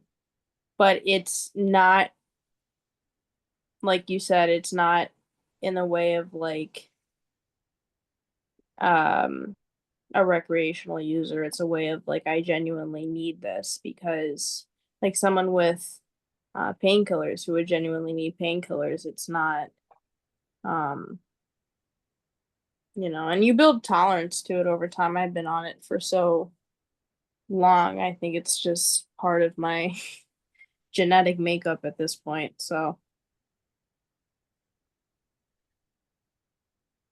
Yeah, I wish that I had a bigger supply. I mean, not even necessarily as big as yours, but I was um just butting heads with my pharmacist the day before yesterday over my Klonopin refill because they were only giving me 10 a month for and it's written take as needed for seizure auras, repeat every 6 hours as needed. Um, but the quantity is 10 and they refused to refill it because it was less than 30 days since the last refill. Um, and I was telling them, it's not monthly, like a daily mm, thing for me. It's yeah. not like 10, I need it when I need it, Mhm. you know, Yeah. period. And they're like, no, the doctor wrote it as a 30-day supply. So, it's like, so you're saying you think that I am rationed to 10 seizure auras a month and that's it that I'm allowed to have? Yeah. Like, and they're like, that's what the doctor wrote it as a 30-day supply, not an as needed supply. It's just the Well, directions that are as needed. the only So, yeah, the only reason I have like an as needed supply is because I've forgotten to take some before. And so those ones I just throw into a little bottle and I just keep them for like my as needed. But other than that, everything else is daily. Like I have yeah. daily 1 milligram in the morning, 0.5 at night. But I had just been at the neurologist the week before, and I had explained this to them that, living in Florida and hurricane season coming up, I'm really uncomfortable getting to the end of the month and being down to the very last pill and, having a week remaining. Can I either get a larger dosage supply, go from 0.5 milligram to 1 milligram, or can I get a bigger quantity? And she said, yeah. And it turns out no, that's not what she wrote. So I don't know. I guess there was a mix up in communication somewhere. I'm gonna be gracious and not, just immediately jump to incompetence. But it's really, so now I'm left for the month of July. I can have no more than 10 auras. That's awful. Hopefully, in the month of July, I will be able to figure out this communication mix-up. So, let's see. That's how I Fingers got kicked out of the CVS for Really? communication mix-up. It wasn't a communication mix-up. They just didn't give me my medicine. Mm, Like I said, 15 days supply, and it always comes down to the wire. The clobazam. They always hold it. They give me like 3 days. Like then you got to pick it up within 3 days, or else uh, it's just insane. It's just the worst way to do it because of the classification of the drug. And, you know, I Uh, lost my temper, but I didn't do anything illegal. But, you know, I'm saying that officially on. I just yelled at some people. Were you talking got about? got a little emotional, that's all. Yeah, I've been I just want emotionally to. charged in retail establishments because of these sort of things before. Um, I don't know. I don't know if there's been a new, like, recent policy change from the DEA specifically about benzodiazepines or something. But yeah, I mean, I remember, or maybe it's clonazepam that is harder to get because I had switched from diazepam to clonazepam before the. Now, is diazepam used for epilepsy as much as clonazepam? Does anybody know? I know. I can look it up, but I didn't know that clonazepam was used for epilepsy until I discovered it myself, and I figured out that um the reason it was working so well for me is because it's specifically for my form of epilepsy. But diazepam for epilepsy. Um, it says yes.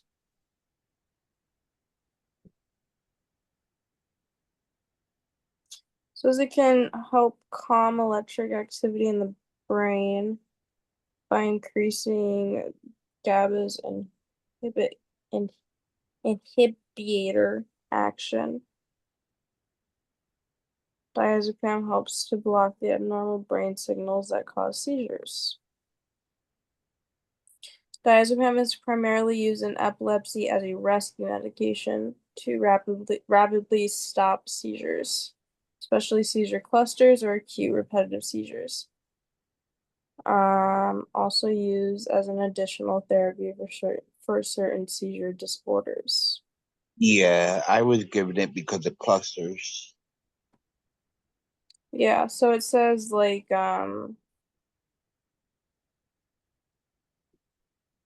it says mainly it's saying like a rescue medication. But I know that the clonazepam, when I did my research on that, it's not as much as a rescue medication, in my opinion. And from what I kind of read, it's more of like a daily like take this. It'll help Like a stop maintenance. those myoclonic clusters, and that's exactly what it does. So it doesn't. It's a little blue pill does what it says it's gonna do. So Different little blue pill. the myclonazepam, but that's a Yeah. but the diazepam says that it's more of a rescue.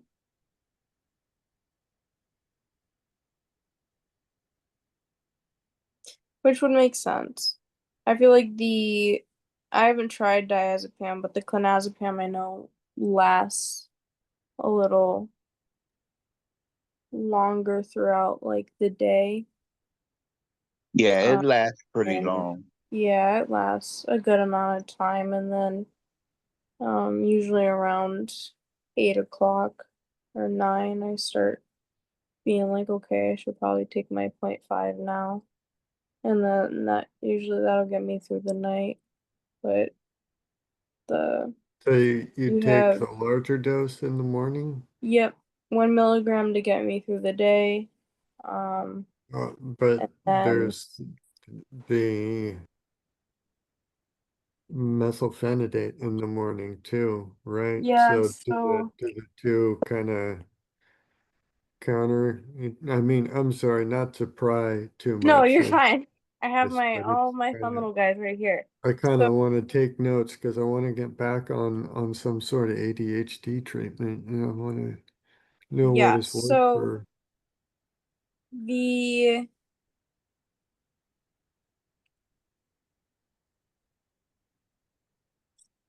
well, for some reason the methylphenidate says to take it at bedtime. Um, I don't know why it says that on here. That makes no sense. Yeah. But I take it in the morning. Um, he may have put it at bedtime because of what I'm on already. I don't know why it says at bedtime, but I take it in the morning. Um, I have a 90-day supply, so 3 month supply of 0.5 and 1 milligram of clonazepam.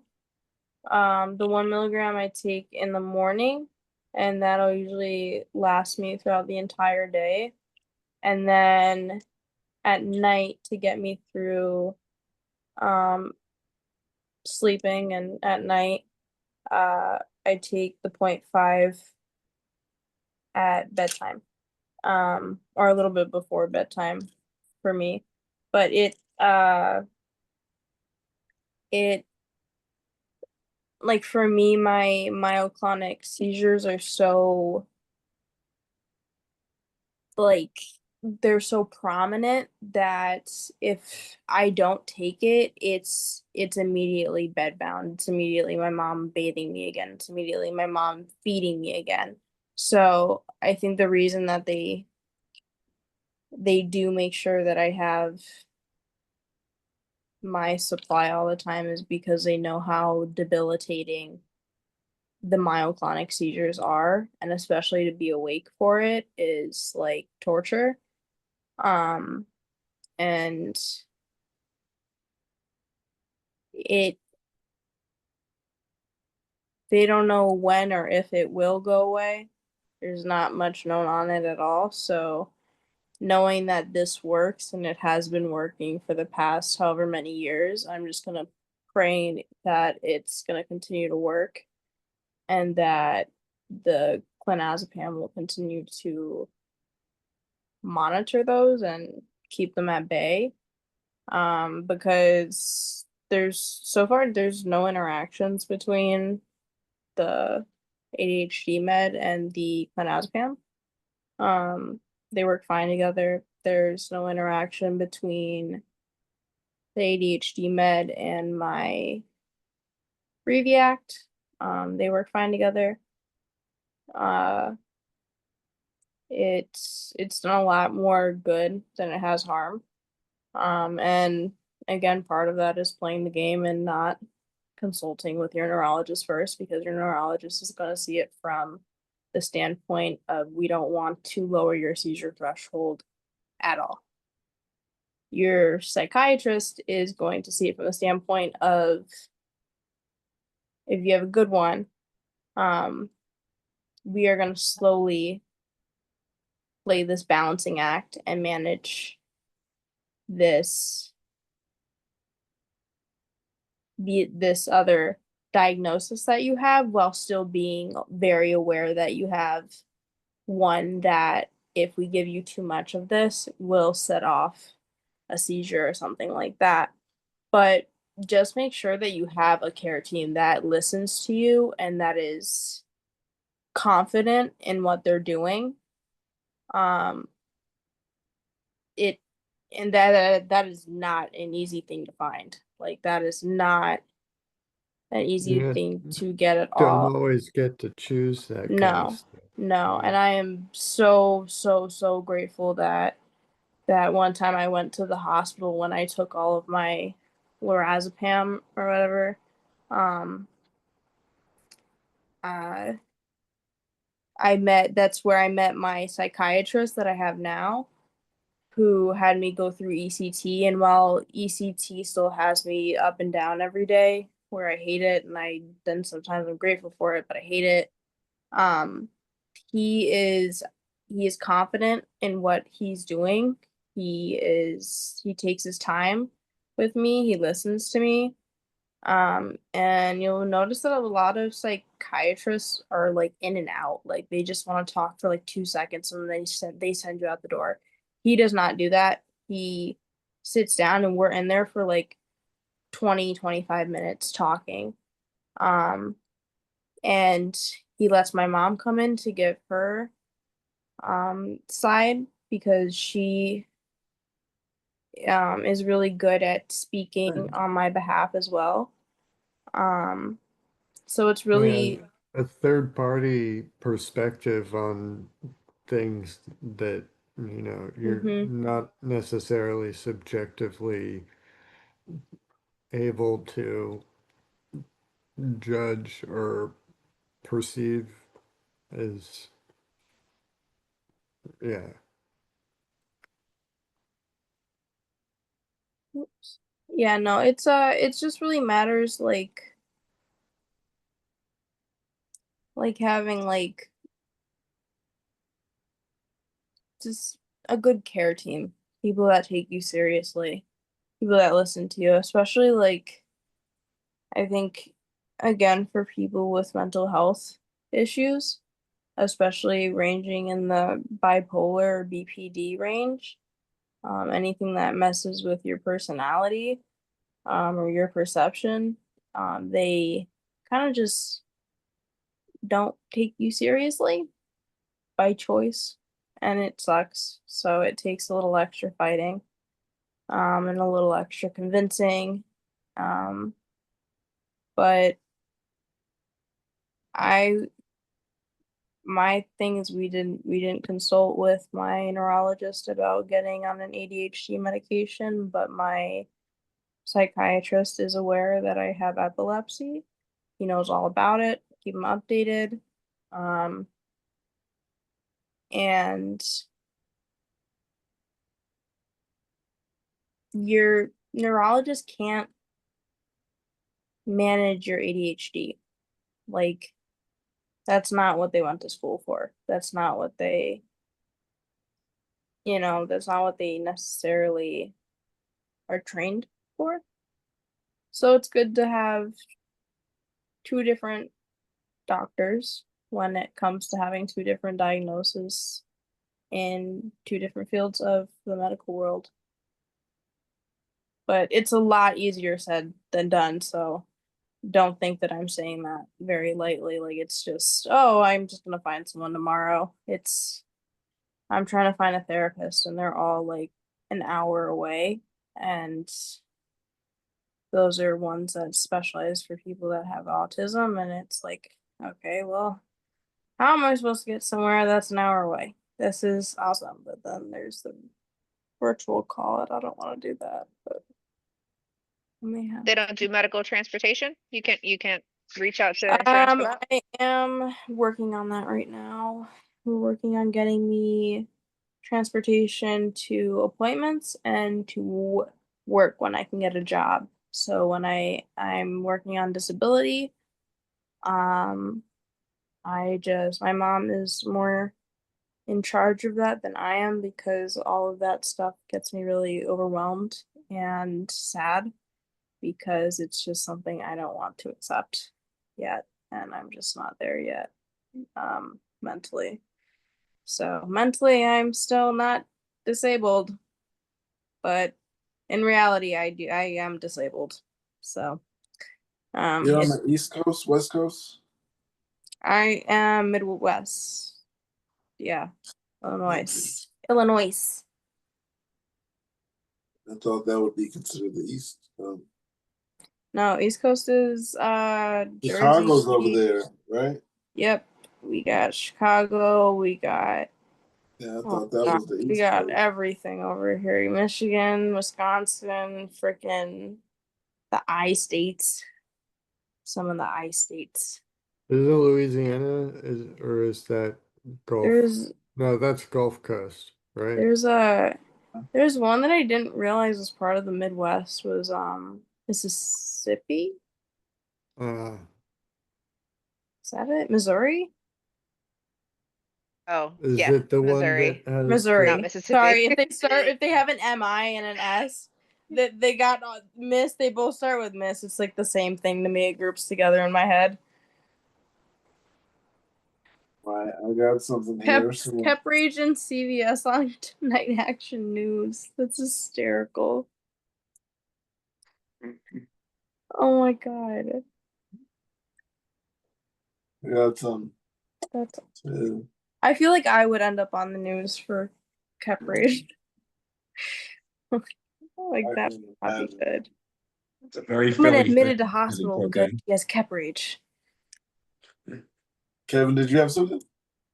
Oh no, I was just commenting on Angels when he grew up there. It's a very, very Philly thing that I don't know. Go on. Sorry.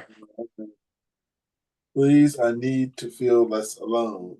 I want to know if anyone else has anxiety from seizures. I have nocturnal partial lobe epilepsy. The last time I had a seizure was over a year ago, and I needed to have my dose of lamotrigine, and I hadn't taken meds in a week. So I know it's irrational, but I can't sleep at all. I have to wait until daylight to feel comfortable sleeping, and no one I know gets it. I feel so alone, and I don't know what to do. Please, if anyone reading this has the same experience, I do tell me,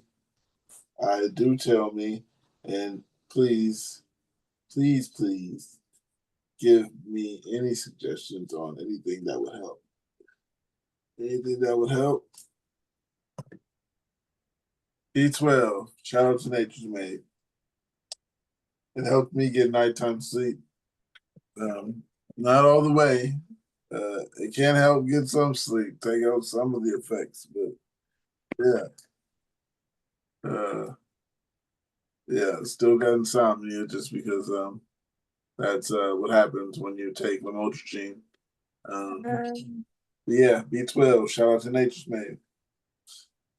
I don't know. Don't take the necessarily- B12 at night though, right? You take it in the morning, don't you? I take it in the morning and at night.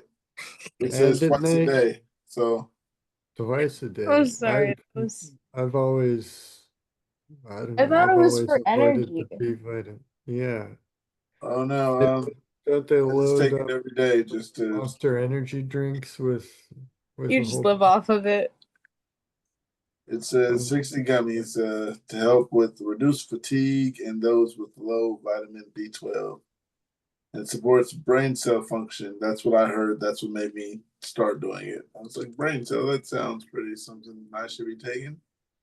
I don't understand where's the dietary supplement? It makes me eat more or less. No, it says adults chew 2 gummies daily. Yeah, That's it. So I take one with breakfast and one with dinner. Well, I mean, my night and morning dose. It's been working out, if you can't tell. I started with 3, but yeah, now I'm back to a regular dose. honestly, I think that maybe I did myself a favor by getting the 5,000 because my B12 is like always extremely low. And it says that don't exceed more than one of these. It's like it says that several times on here. B12 is a hard vitamin to get, but It's and B6 as well. this one says it's for adults with very low levels as diagnosed. So I'll just take that diagnosis from when they were trying to give me shots, and I'll use that as my excuse as to why I'm using the 5,000 one. And I'll ration that in my head. Gotcha. I feel better. I genuinely thought I got the gummies. I don't know what happened. Yeah, you would have liked the gummies. I don't know what happened. I got a little excited. I was like, maximum strength. That's what Pookie said. No, you said extra strength. What's something you've never told anyone, but you feel like strangers like us would understand? I forgot. I'm gonna be right back. That would be mine. I forgot. I don't think anyone else understands what I mean when I say I forgot. Besides you guys, because like everyone else, like, oh, okay, just give it a second. No, like I forgot. Like it's Yeah, people don't understand that part. I forgot. Yeah. I've got. What do you mean you forgot? Like Oh, it's gone. Gone with the wind. and I feel bad about it too. People are talking to me to my face, and I don't know how long they've been talking, and I Yeah. start drifting. Were you even And then, listening to me? and then they finish, and I look back and I'm like, with it, and I just nod or I say something like that's totally true, or yeah, you want me to sign Yeah. something? I don't Yeah. know. I just go along with it.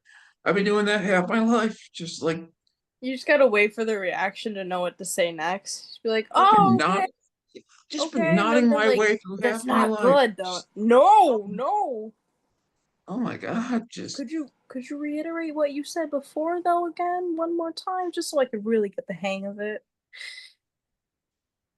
You God, have to I don't, slowly get it in there so that they don't think that you're ignoring them, but you can't let them know that you forget everything or else they will also use that to their advantage. the odds are they aren't paying attention to me either. I'm just really, really not paying attention because it's not my fault, but I'm paying attention, but my brain isn't. So I'm here with you. Let me give your But no, brain something to pay attention to real quick. It says, I lost my job due to a seizure. I have plenty of qualifications. I was looking for jobs, even out of my field of studies. Even a cleaning job would have been welcome after being unemployed for 11 years. So I dropped my standards and started doing car guarding at the mall where I was making enough tips to get by. But then the inevitable happened. I got a seizure during work, so I was sent home. And next morning, the manager asked me what happened, and I told him. And he asked, why didn't I inform them about that? I said, if I did, I would have left the job. He said no, so I told him that's why he left me with no choice. They won't even make me assign a liability waiver. I feel that if I can't do what do, who has no education, I might as well get the type of seizure that kills you. 37-year-old, no job, dependent off my family, not allowed to drive. The list goes on.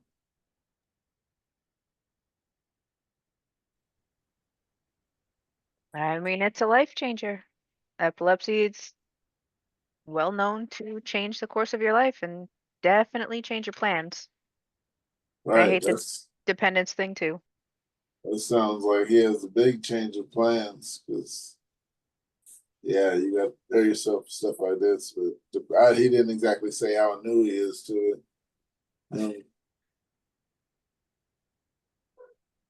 Does say he's been unemployed for 11 years, but it doesn't say how long he had epilepsy. But yeah,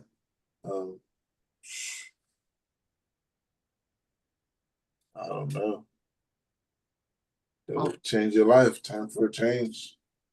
Like I said earlier, the opening question was, what did you do? I mean, you don't have to drive a car to get a job. I got the certification in IT. It was not easy, but I mean, there are, you don't have to go to college. I mean, there are areas where you get easily certified in areas of study and find work. I mean, you just gotta, there's other ways, there's other angles. So you just gotta make a left turn to go forward. Lufa?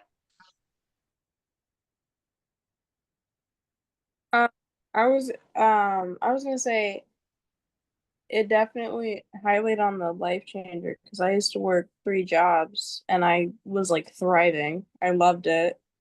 Um, and now I like the thought of working stresses me out because I'm so caught up in the mindset of like I love being a good worker that if I have a seizure, it's on me and it's my fault and I'm a bad worker and the job doesn't deserve that and they don't deserve me and it's a really heavy thing, but I was when I went to the gym the other day because it's like how I've been slowly working my body up to eventually being able to work again. Um, this older gentleman was like, I don't know. All I asked him was a simple math question. I don't know if I said this earlier. I might have said it to my mom. I forget. All I asked him was a simple math question because I was just trying to figure out how much time I got down from my 1 mile swim, and it was 9 minutes. But it he's like, well, did you? Are you in high school? And I was like, oh, no, I'm 20. And he's like, oh, so you're in college? And I was like, no. Um, I was like, I have epilepsy and some other things right now that I'm dealing with, so I'm just taking life, um, and managing right now. And he's like, well, did you go to high school? And I'm like, I'm like, whoa, okay, wait a minute. All I asked was a simple math question. Wait a minute. And he's like, were you homeschooled? And I was like, yeah, because I'm just trying to get him to like leave the subject now because I'm like, why are we talking about this? This has nothing to do with my swim. And he's like, well, I was just like, yeah, I was homeschooled.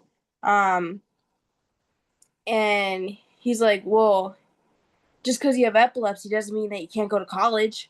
And I'm like, wow, chill out. Like, whoa, slow your roll here. First of all, just because I have epilepsy doesn't mean that I should be swimming.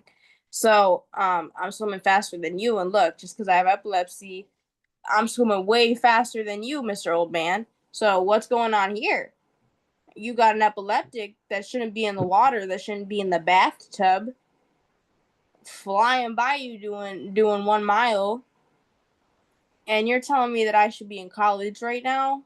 Like, you have, and so I had to go on and explain to him, like, well, I also received electroconvulsive therapy, and I have 2 different forms of um, epilepsy that was just recently diagnosed, and I'm still trying to figure it out, and it's not a normal trying to figure out who you are at 20 type of brain thing. It's a piece of my brain has literally been electrocuted and targeted, and I have amnesia now, that it still takes about a year to 2 years to wear off.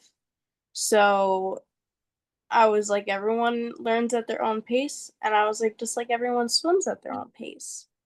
Because I kind of just threw that little silent jab in at him, which shut him up real quick. He was like, oh, okay. He's like, I see the epilepsy thing you wrote on your arm now on your seizure band. I was like, yeah, I wasn't just wearing that for shits and giggles. I wasn't, because usually you don't want to wear too much when you're in the water, so it holds you back from your swim. So I'd rather not wear the epilepsy band in the water because it makes me slower, but I do it for my safety. I'm just like, oh, dude, chill out. All I asked you was a simple math question. And now you're telling me that I should be in college just because I have epilepsy doesn't mean that I should use it as an excuse. And just like, all right, dude, slow down. I'm literally swimming. So, okay.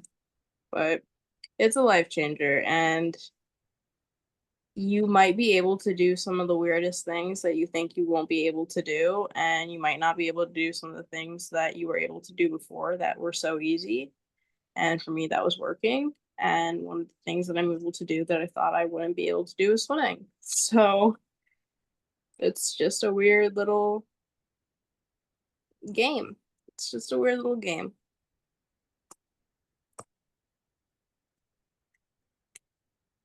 I don't know if I've mentioned this, by the way, but I was homeschooled too.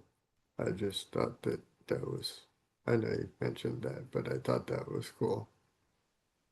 I wasn't technically homeschooled. I just spent Well, my entire school life in the psych ward. But I wasn't about to tell the old man that because I was going to lead down a whole other path, and I didn't want to go down there with him. I was ready to get out of the water, and I was ready to go. He was kind of getting on my nerves. Like, you should be in college. Okay. Can you pay for it?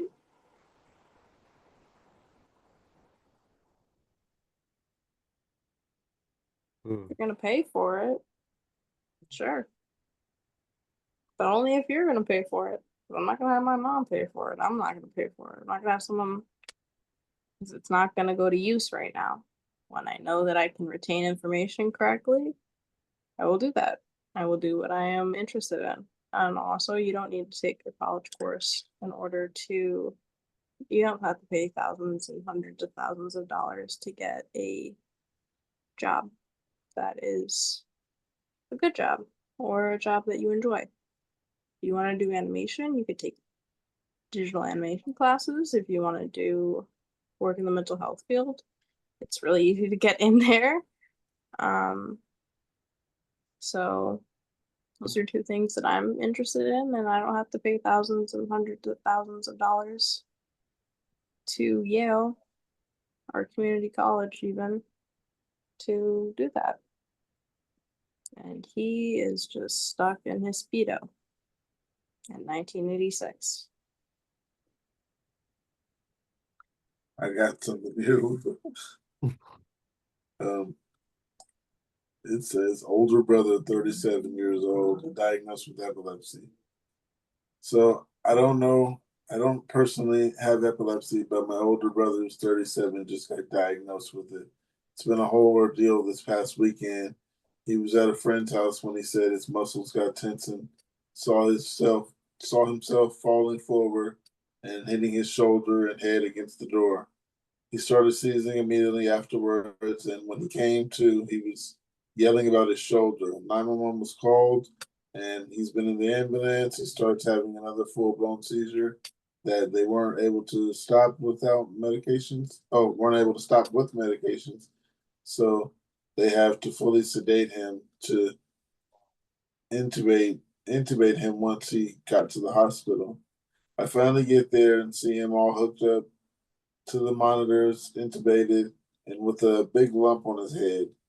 I was so scared I was going to lose my brother and if he was gonna make it. Thankfully, he seems to be pulling through now and he's talking and moving, but his whole experience has obviously traumatized him and he's now just incredibly anxious. I know I don't have it myself, so I can't even begin to imagine what it's like, but I can say why it makes my brother so anxious because now he has to go through life unsure or when or if ever it will happen again. He's never had a full blown seizure until now, and we were confused since it tends to start when you're younger. But he was involved in a pretty bad car accident in his 20s that we think may have kicked in and started all of this. He mentioned that since he would get these weird feelings in his body and his legs would cramp up and his chest would get tight, but it would usually last a few minutes before it went away. I'm somewhat familiar in the field of medicine, so I think this is what's called an aura. So it looks like he's been having having it do those the whole time until it finally happened just a few days ago. They also found a small subdural bleed in his brain, but they said would go away on its own. Thank goodness. Words can't even begin to describe how thankful I am and that he's okay, but I want to try my best to hold him up himself so that this doesn't happen again. So, with all that said, I'm mainly here looking for anyone who could help provide tips on what he can do to prevent future seizures and what to do if one starts to happen. I don't know if I can ever make him less anxious, but I want to try anything to help him live his life. He only just started working with cars at Firestone from front desk, so I was also wondering how soon he would be able to wait until he returns to work. He loves playing video games and watching movies, but how can he return to do that without increasing his risk? Any amount of advice is greatly appreciated. In terms of meds, they currently starting him on Keppra. He also takes hypertensive metformin. Also, he does smoke weed every day.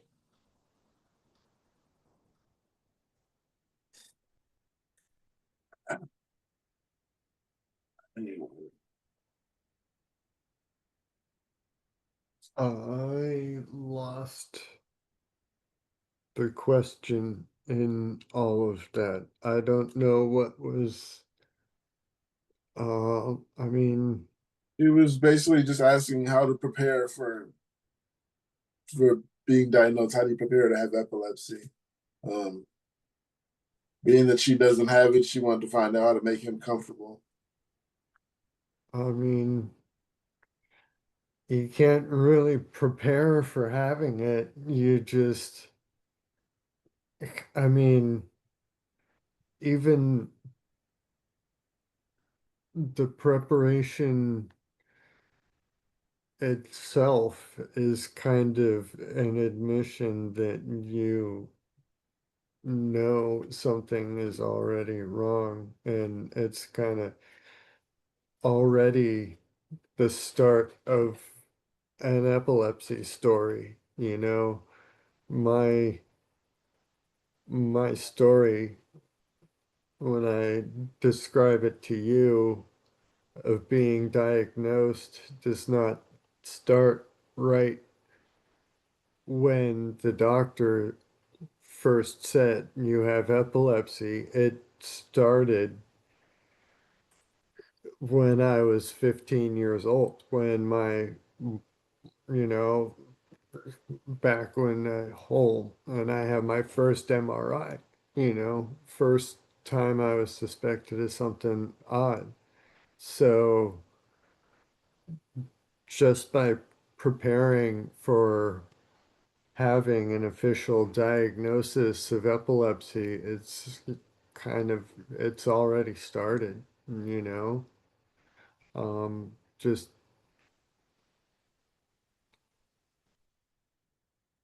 I I don't know.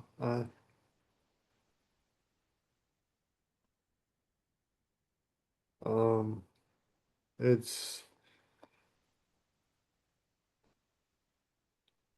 I don't know if it's any easier by having it longer and drawn out like that, or if,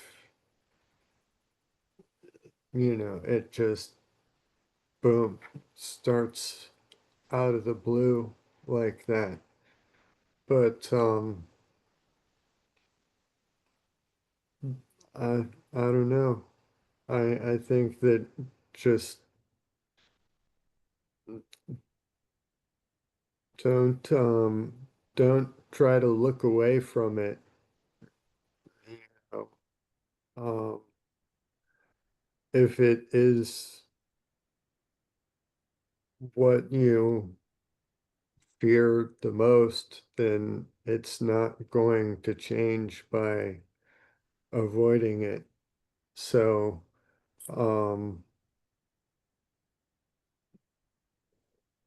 yeah, I don't know. I don't know if that would help that person at all. Um, I kind of feel like I'm just saying, you know, you can't do anything, but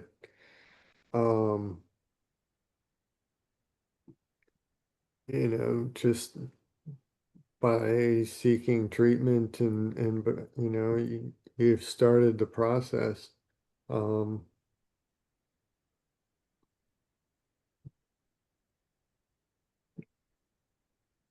and Yeah, I know what you mean. that's the exact right thing to do. But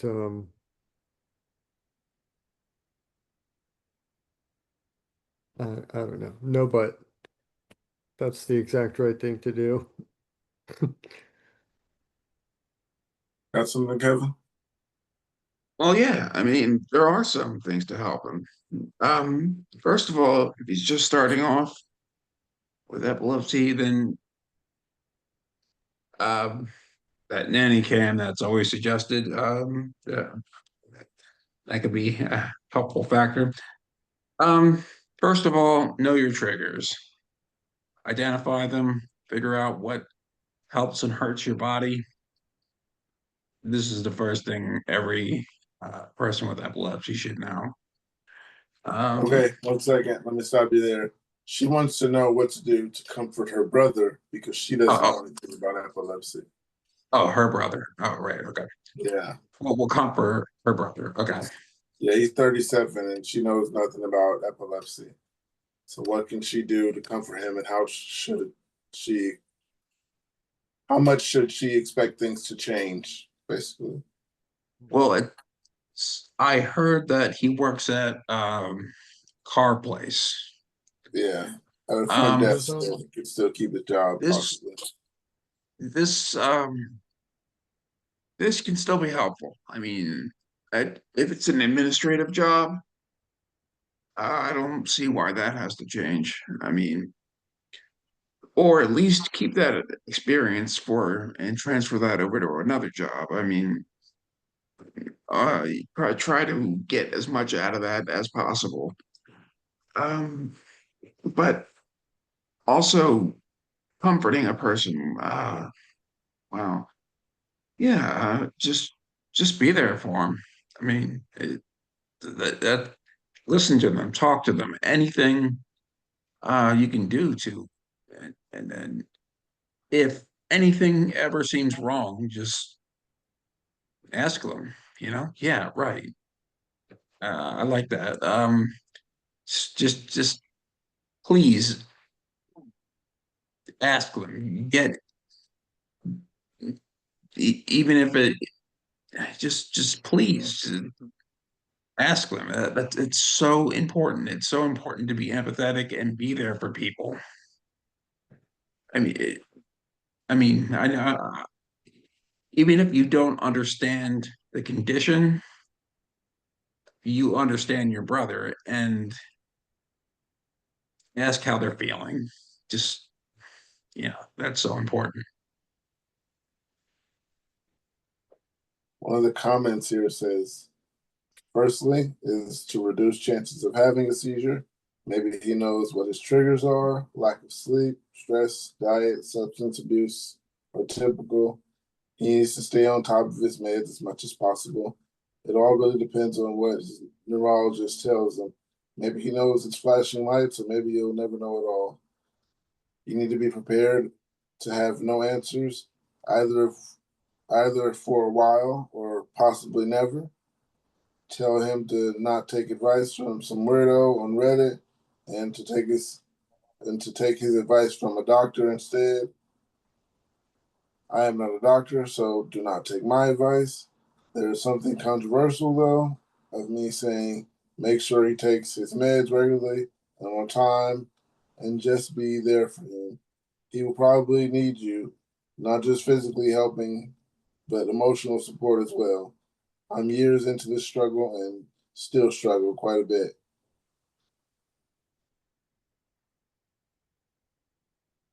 Yeah. If I was telling my sister that, that's what I would say. Yeah, he's gonna need you, and just be prepared for things to have no answer at all. I would just say have a support system ready. Know that you are going to need help and be willing to accept it when you do need it. Oh, but that was about supporting her brother. My bad. Yeah. Yeah, but that's good though. I mean, you got to continually build the network and help people, and that does help. I mean, yeah. Okay, I got one here. It says, I'm on 1,000 milligrams of Keppra XR. Does anyone notice extreme fatigue in this dose? My doctor seems to think I'm crazy. I have other sleep issues too, but I'm really trying to figure out if Keppra contributes to my overwhelming fatigue. I say it does, but I don't take Keppra at the moment, so yeah. I say all these pills mess with your fatigue. Do things to balance it out, like B12. Shout out to Nature's Made. Yeah. Suggestions, you guys? Anything you want to tell this person? We've all been on Keppra once or twice, right? Yeah. I'm on it now and just still on cloud 9 with no clobazam and more energy, so smaller dose. Try a smaller dose for a week and see if it makes a difference. With your doctors. Yeah. Okay. We're not doctors, but yeah, try a shorter dose, like she said. Might work for you. 1,000 milligrams. Are you drowsy on your dose? No, but I really like how these pills are scored, I think they call it, with the line in the middle, so they're easy to break apart and assume that I'm still, taking a decent amount. So instead of the 750, I break that one in half and just take half in the morning and half at night. And got a lot of extras built up. Oh, nice. So, one of the comments here says, Keppra fatigue is real. I'm constantly tired throughout the day, but have a hard falling and staying asleep at night. Another person said, seizure medications cause fatigue, and you have to be careful when operating heavy machinery. I just realized I sound like the pill bottles, but I took the meds an hour ago and I'm still tired. Doesn't help that it's raining. Someone else said, yes, I've lived with huge issues with Keppra, and that's actually well known about this medication. So I don't know about your doctors. I recommend a combo of lamotrigine and Briviac. Briviac targets the same spot as Keppra, but more specific and therefore with less side effects. The Keppra is huge. No, Kepra is huge. No from my side. Kepra XR, what's that? Anybody taking that? Extended release, the only one I ever took was a Carbatrol, I think it was. It was in a capsule. It was the brand name. It was really expensive, and that's why I think I got off of that one. But that's the one that I was on for the longest time. I'd never been on a medication for more than like 4 or 5 years before, and that was the Carbatrol. So the extended release seemed like it balanced out enough. Okay, I'm gonna get everyone's answer on this one right here. It says I give up.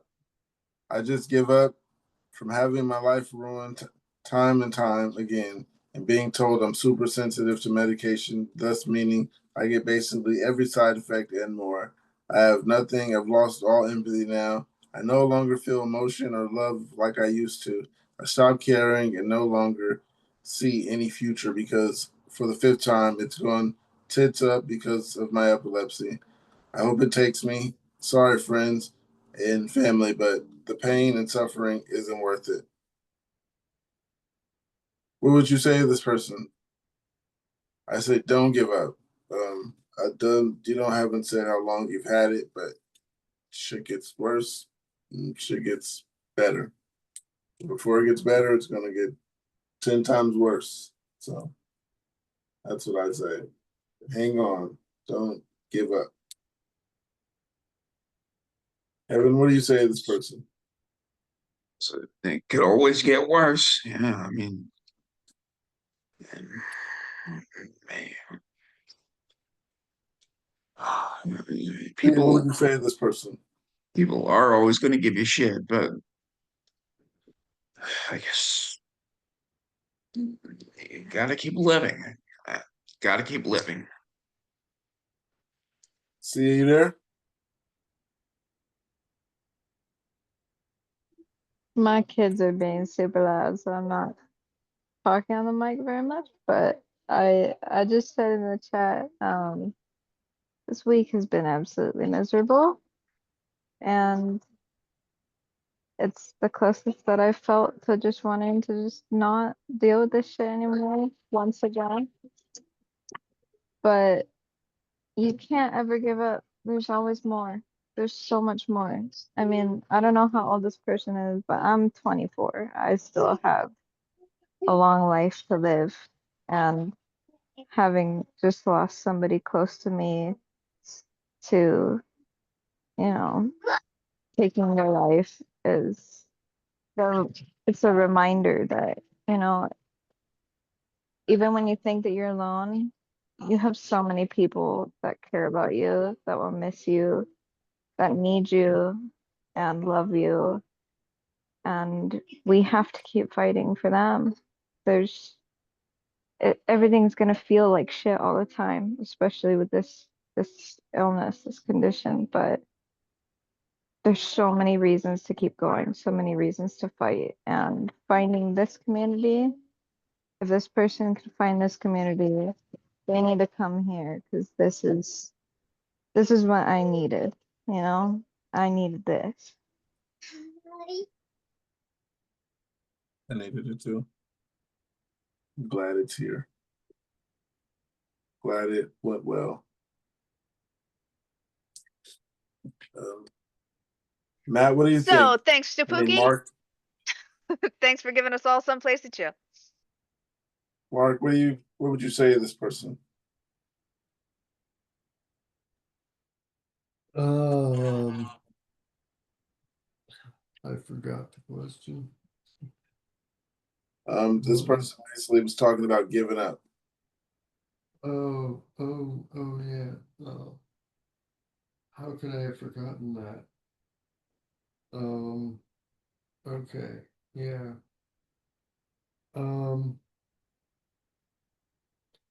I don't know. I would caution everybody from saying it'll get worse, because when you're in a suicidal state of mind,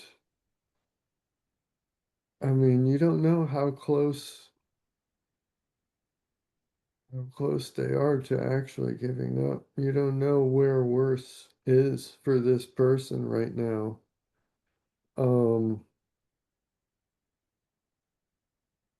So I personally, I wouldn't say it'll get worse before it gets better. But what I would confidently say is that it takes time. It's better with time. It'll take time wherever you're at, but it can get better if you don't give up. Um, I don't know why I'm contorting myself like that. Um, yeah, it can get better if you don't give up. It can get so much better. So please don't give up, you know? Um, yeah, It gets Do you better. guys get the vibe that diagnosed later in life is harder for a lot of people? That they seem Yeah, like the most overwhelmed and kind of no urge of learning more right away? yeah. Somebody here I is saying they're seeking advice about. Oh, go ahead. I don't know. I back when I was like about 6 years old, my best friend, the neighbor across the street, had epilepsy. He uh had juvenile absence epilepsy. So he would just get these, sit and then zone out and then just snap right back. Um, and that would happen in the middle of us sitting and playing, Monopoly. Um, so I knew from, you know, basically as long as I can remember that epilepsy is not just, big, scary, dramatic seizures on gurneys in hospitals, that it's not necessarily something to fear, and that, um, that, yeah, it can be handled, it can be lived with. He wasn't, um, he wasn't scared of them. And so I didn't have epilepsy myself, but I guess by proxy wasn't scared of them either. So I don't know if that counts as being diagnosed at a young age, but having an awareness of it, I think, from a young age made it less impactful when I, started learned that I was having seizures myself, suspected in adulthood. Um, so I don't know. There's that.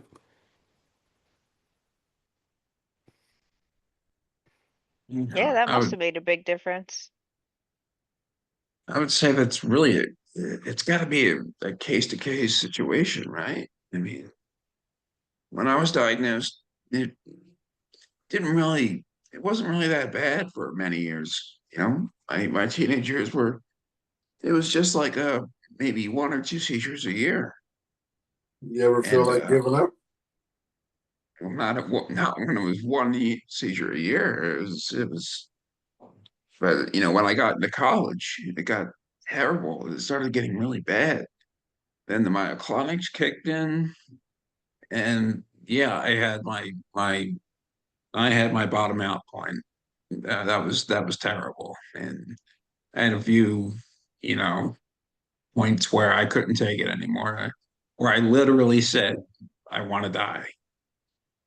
I don't want to live anymore. I said that to my mom. And yeah, those words came out of my mouth many times.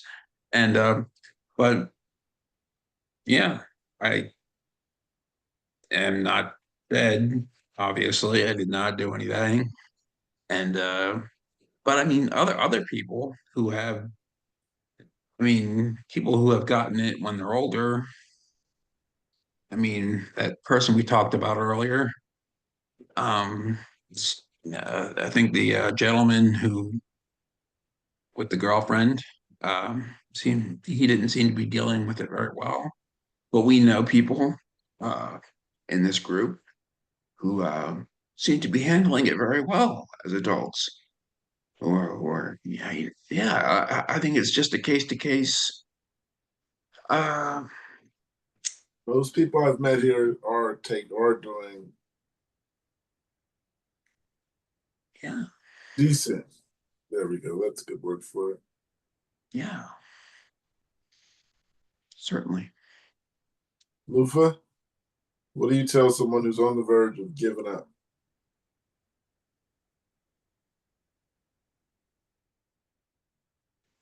Not really sure right now.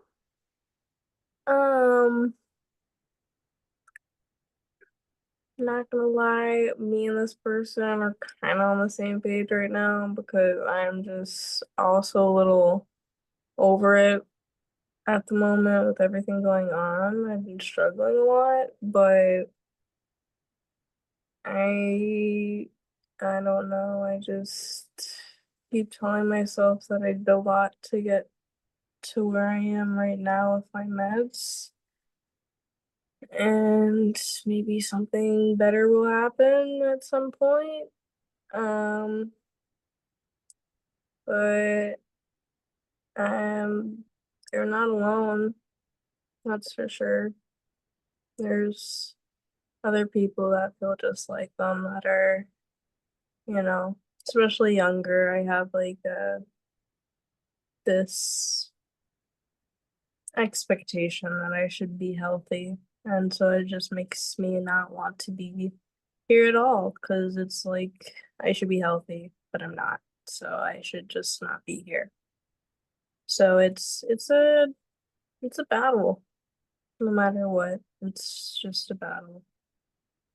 Somebody else here says they were seeking advice for their mom, late onset unexplained seizures with severe confusion. I'm reaching out to understand my mom's complex neurological condition better. She's been experiencing epilepsy-like episodes for about 7 or 8 years.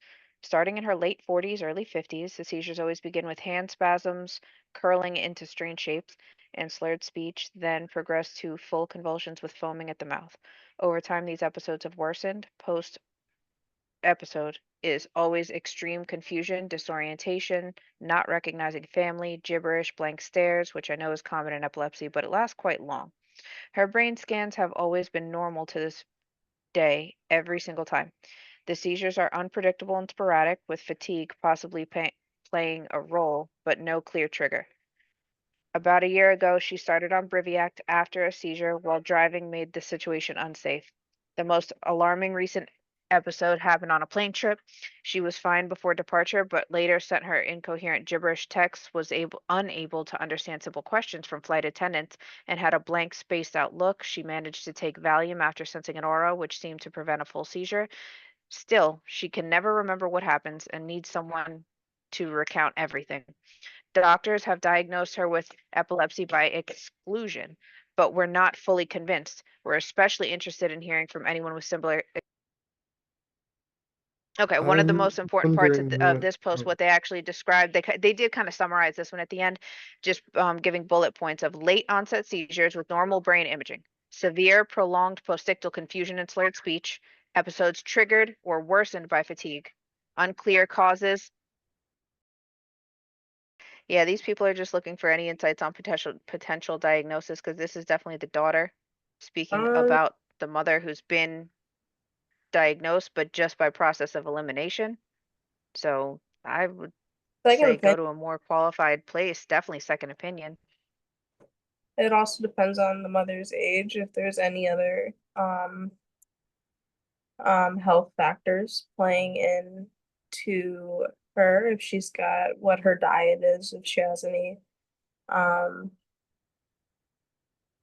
if it seems like maybe the mother is a little, I don't know if it said how old she is, but 50?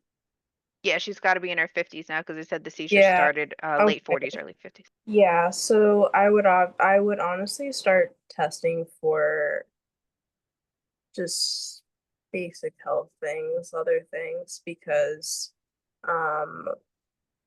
just due to human evolution, back in the early ages, usually you would die around your 40s or 50s. So now that we're in advanced medicine, we have things to get us through our 40s and 50s. So I would just start testing for, if she's got anything going on with her heart or blood. Maybe there's something that is an underlying, which is causing the epilepsy. Stress is a big thing that can cause things, but then like, can do a lot, especially if someone that's older. So there's a lot of things that could play into that, especially being in your 50s. 40s, 50s is usually when you start to feel kind of old. It makes me smile that the jellyfish commented, I have all except the last item, which was Valium not working. But he said, I have all of those and I've had normal MRI and EEG and they don't mean much. Definitely get her to a neurologist. Yeah, there's also the thing is they'll do testing and they say they do testing, but it's usually generalized testing, and sometimes what somebody is dealing with needs a specific test, a specific kind of test. It needs to be specifically for that diagnosis. It can't be for anything else. It has to be for that group of things. And unless you know kind of what that group of thing is, or you've got someone that's doing their research, or make sure that you're writing down times and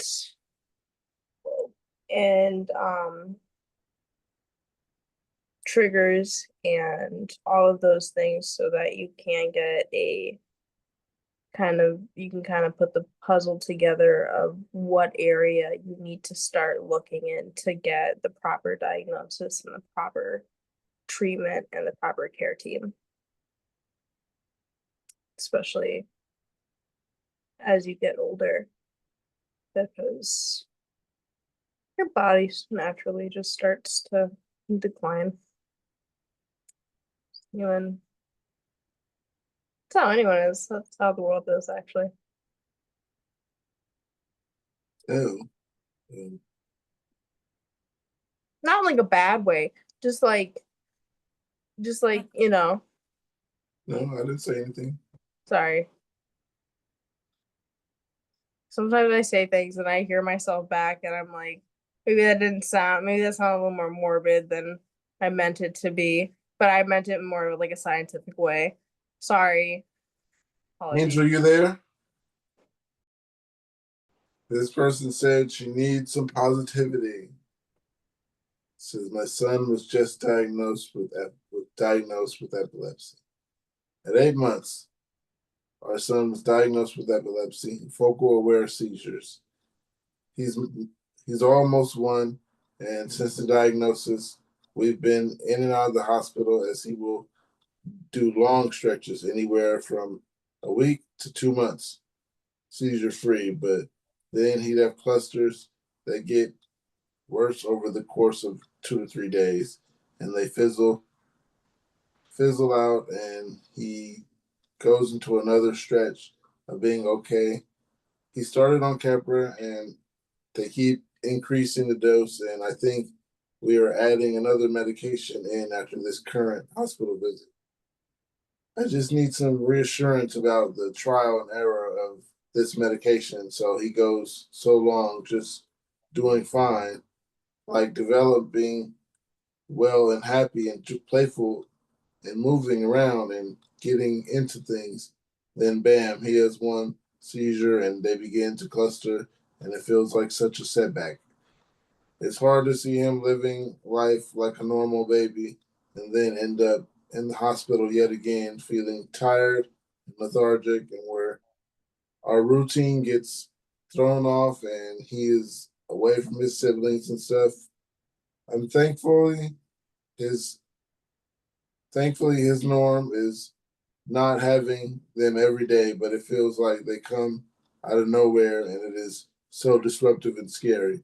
Obviously, as a parent, I want to see him grow and him grow out of it. I've heard some kids do. I'd rather him not have to take the meds, but I want him to get to a point where we find the right medication to control them so they stop clustering and we don't end up in the hospital every time. I guess I'm just looking for anyone who can share any advice, what I can do, or just how to cope with stress and confusion as we go through this process. Just need some positivity as I sit in this hospital room yet again, wondering about my future and his future.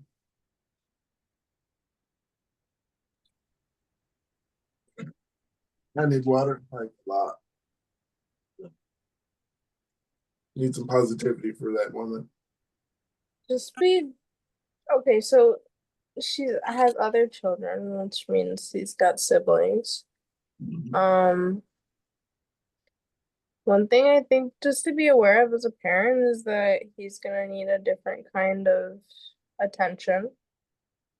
And that it doesn't have to be disruptive.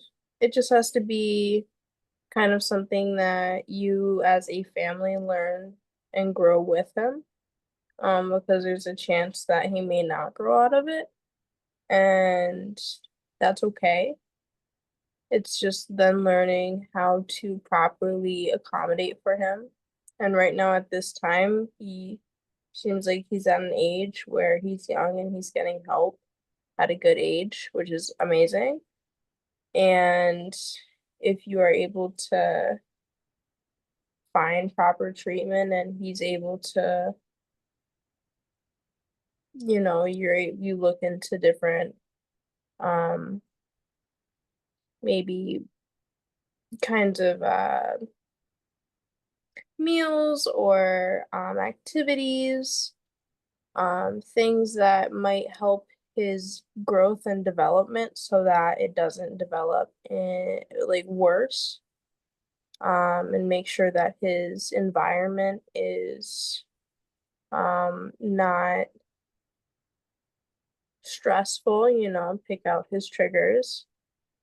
But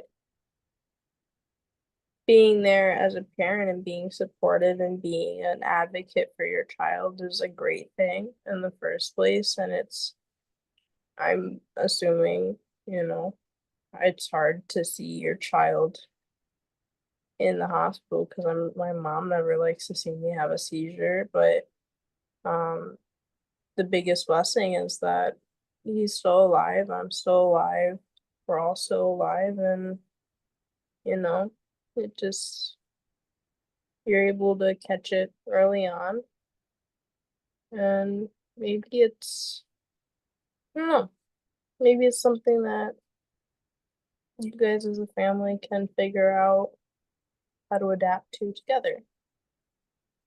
How would you support this woman? She needs calm, kind words at this moment. So she has a kid in the hospital with Post epilepsy. seizure. Oh, sorry. I didn't Post hear that. seizure. Okay. Yeah, all right.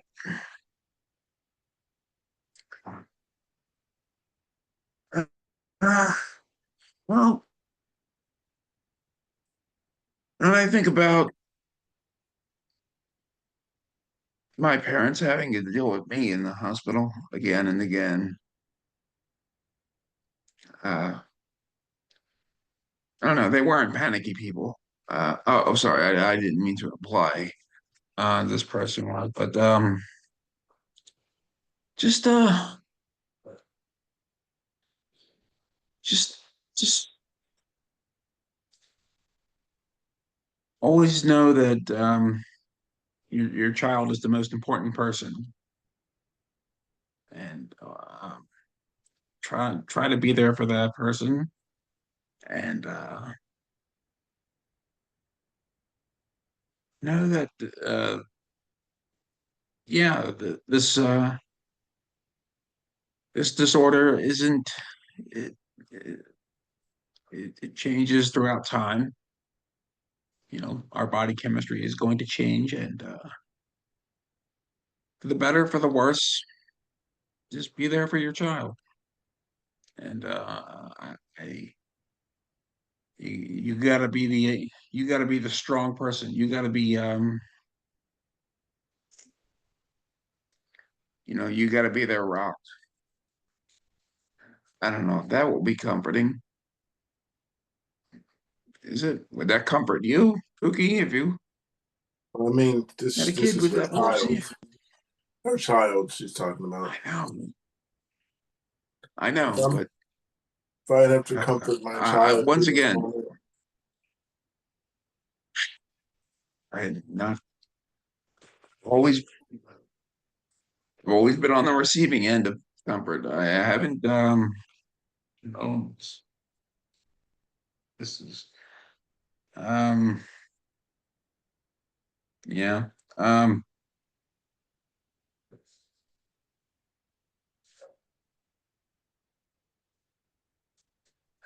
all right. Yeah, all right. Well, I got nothing else. I'll move to the next one. No one else has support. Anybody got some supporting words? I didn't hear the question. What was it? It was a lady. Her son was just diagnosed with epilepsy. He's 10 years old, and yeah, he's 10. Oh, he's 8 months old. Okay, you guys gonna make me read it all over again because I'm seeing stuff all over the place. No, you don't have to. You don't have to read the whole thing, Ken. It's all good. No, we got the basics. Yeah. Yeah. 10 years old. So he's 10 years old He got diagnosed at 8 months. at 8 months. With focal aware seizures. I mean, as somebody who's like constantly eyeing my children, trying to make sure that they're okay. My son, he scares me the most because he kind of blank stares sometimes, and I'll just like watch him very closely. I'm not the most empathetic person in the world, I guess, but when it comes to children, it's like a completely different story. And so I tend to panic very easily. But I think the best advice to give someone in that kind of position is to take things one step at a time, because each day is going to seem harder than the next. And She also said she's sitting in the emergency room. She said she's just looking for some kind words, wondering about her child in the emergency room. And there's so many people that are diagnosed. Like, I don't know why, but it seems like it's so much more common nowadays too, that are diagnosed with epilepsy, as babies, as children, as teenagers, as adults. And the most important thing to understand is that your baby's gonna be okay. He will be. He's getting the care that he needs. He's, I know that most of us don't like hospitals, but when it's a child, I think they take cases like this a lot more seriously. Especially this mom sounds like she's doing her hardest to like be there for him. You know, she's she's doing what she needs to do as a mama. And so I'm very sorry that she's going through this. And I hope she knows that all of us out here are thinking of her and praying for her. And just to remember that he is going to be okay. He will get through this. His life may be harder than most, but as long as he's got you with him, he will be okay. And that's the most important thing to remember is just to continue being there to comfort him. And also to remember to find some rest for yourself, especially if he's in the hospital right now. Remember to find some rest for yourself so that you can continue to be there for him as he's going through this. Does anyone else get super restless legs when starting a new medication? I have a number of health conditions which I take different medications for, but when I start a new anti-epileptic, it makes me get super restless legs. When I first started Keppra, it took me about a month for it to calm down, and it was super intense. So I started taking topiramate about 3 weeks ago for migraine prevention, and have been having the same restless legs again. Anyone else? If so, what eases it? Probably check your magnesium levels. What do we And mean by possibly take supplements for that. So, do we mean restless leg syndrome or just like restless legs? It's restless legs. Just like if you're just like moving them all the time and Yeah, he said when he takes new meds, it makes him get super restless legs. I'm always kind of, I mean, right now I'm kind of still I'm always moving my foot. So I guess just look at it as you're always getting a workout for your legs. I don't know. I never really thought of it as, although sometimes I do accidentally kick people if I'm sitting next to them because I'm like moving my legs so much. I don't know. But I don't really understand what he means by restless legs necessarily.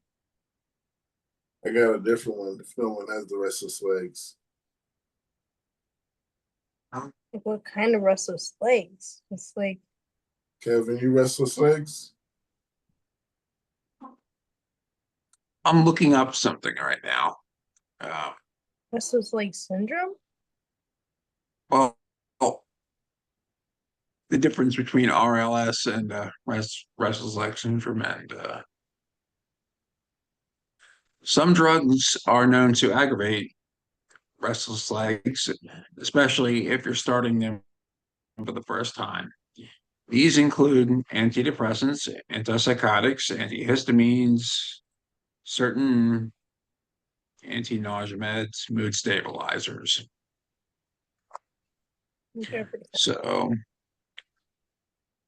uh, This person did say they had looking a couple closer. different conditions, so they are definitely taking more medications than just an AED.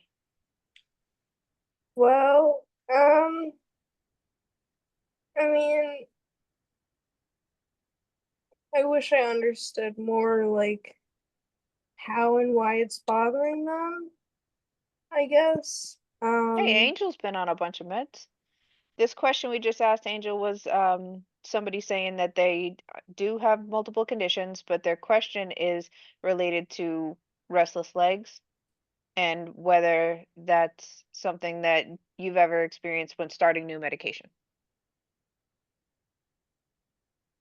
Um, restless.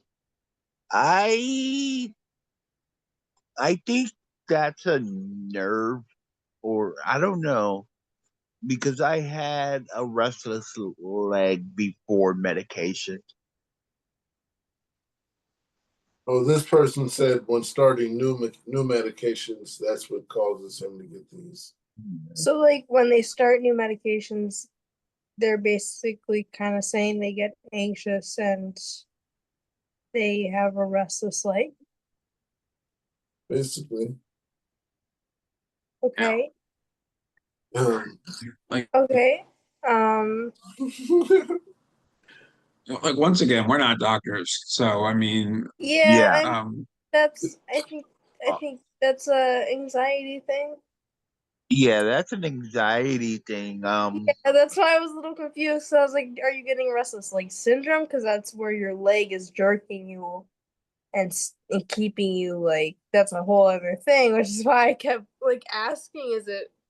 So I've been on a lot of medications too, and I was confused what they meant by restless leg. So I think that might just be an anxiety thing.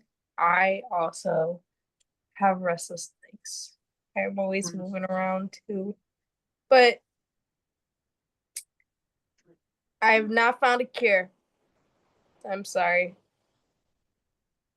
I mean, I used to I be don't. very restless, many years ago. I was a, pretty up and moving person, but when I started, I think when I started the benzos, I pretty much calmed down. That shut me down. No more wrestling. I am Nope, always no more moving moving. around. I'm So how always did they distinguish between your restless leg syndrome and, not just attribute that to myoclonic jerks from the epilepsy? Oh, the restless leg syndrome. Um, restless leg syndrome is like, okay, for example, I got restless leg syndrome because I did not sleep for 2 weeks. And because my body had went into a state of survival, we need to stay awake. I don't know why. I was in a manic episode. Um, when I was ready to go to sleep, my body was still used to um we need to stay almost like you're at war, right? So you're like, we need to stay awake, we need to stay alert. So if I was starting to doze off, my leg would jerk, and it's called restless leg syndrome. Like you can get it for a number of reasons, but that's why I had it. I've never had it again. I don't think. I only had it once, and it was because I stayed up for 2 weeks straight because I was in a manic episode, and my body went into a state of survival. And so it wanted me to stay awake and alert. And so by doing that, my leg kept jerking me awake, and it would not let me sleep. It would send an entire rush through my body. And a good thing you asked is how you distinguish it from the myoclonic seizures. Myoclonic seizures are typically in your upper area of your body. Typically, they can be in the lower area of the body. I've collapsed several times, but typically myoclonic jerks are in your upper body, like your arms, your hands. Um, Did they recommend magnesium to treat anything to do with ear conditions? no, I've never been. No, Okay. no, I've never had the restless leg syndrome ever again. That was a one-time thing. I don't know. I'm telling you, I've had the weirdest conditions for like just weird amounts, like the tardive dyskinesia, the restless leg syndrome. It was just the most random shit. I was like, Yeah, I could see why they're not telling you to take more yeah, vitamins because since it was just a one-time thing. yeah, it was a one-time thing, and then it was a product of my, it was a product So of they my, had the explanation ready. so, yeah, and then I got that taken care of, and so I don't have tardive dyskinesia anymore. The reason I don't like taking antipsychotics and antidepressants is because of, I think, the trauma of the tardive dyskinesia. I have a medication that Hey. hello. that I can take that is supposed to really help with my BPD, but it can cause tardive dyskinesia, and tardive dyskinesia is fairly not rare, but it's not common.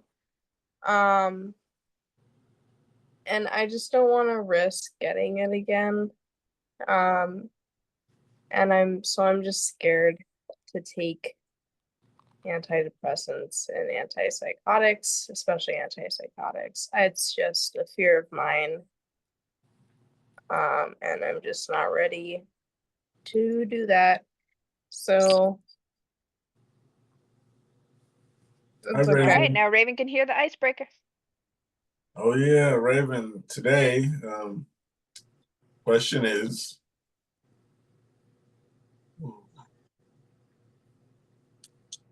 what have you done? Oh man, do I need to go back to this? What have you done to? What's the word? You guys know the question. You guys were Quality of asking. life. There you go. What did you do to improve your quality of life since you've got epilepsy? I think that's the question. I don't know that I have. I only started having seizures like 2 years ago, and I was only diagnosed with epilepsy like 6 weeks ago. So I I haven't, I guess, found a way to improve my quality of life. But it was already kind of in the trash can. Like, I'm bedridden from another illness. So I am not the quality of life champion over here at all. I'm just trying to love my people, let them love me, and snuggle my dog, and remember to breathe. Gotcha. That's beautiful. I don't know if it's beautiful, but it's all I got. That's exactly how we all feel, especially when first diagnosed.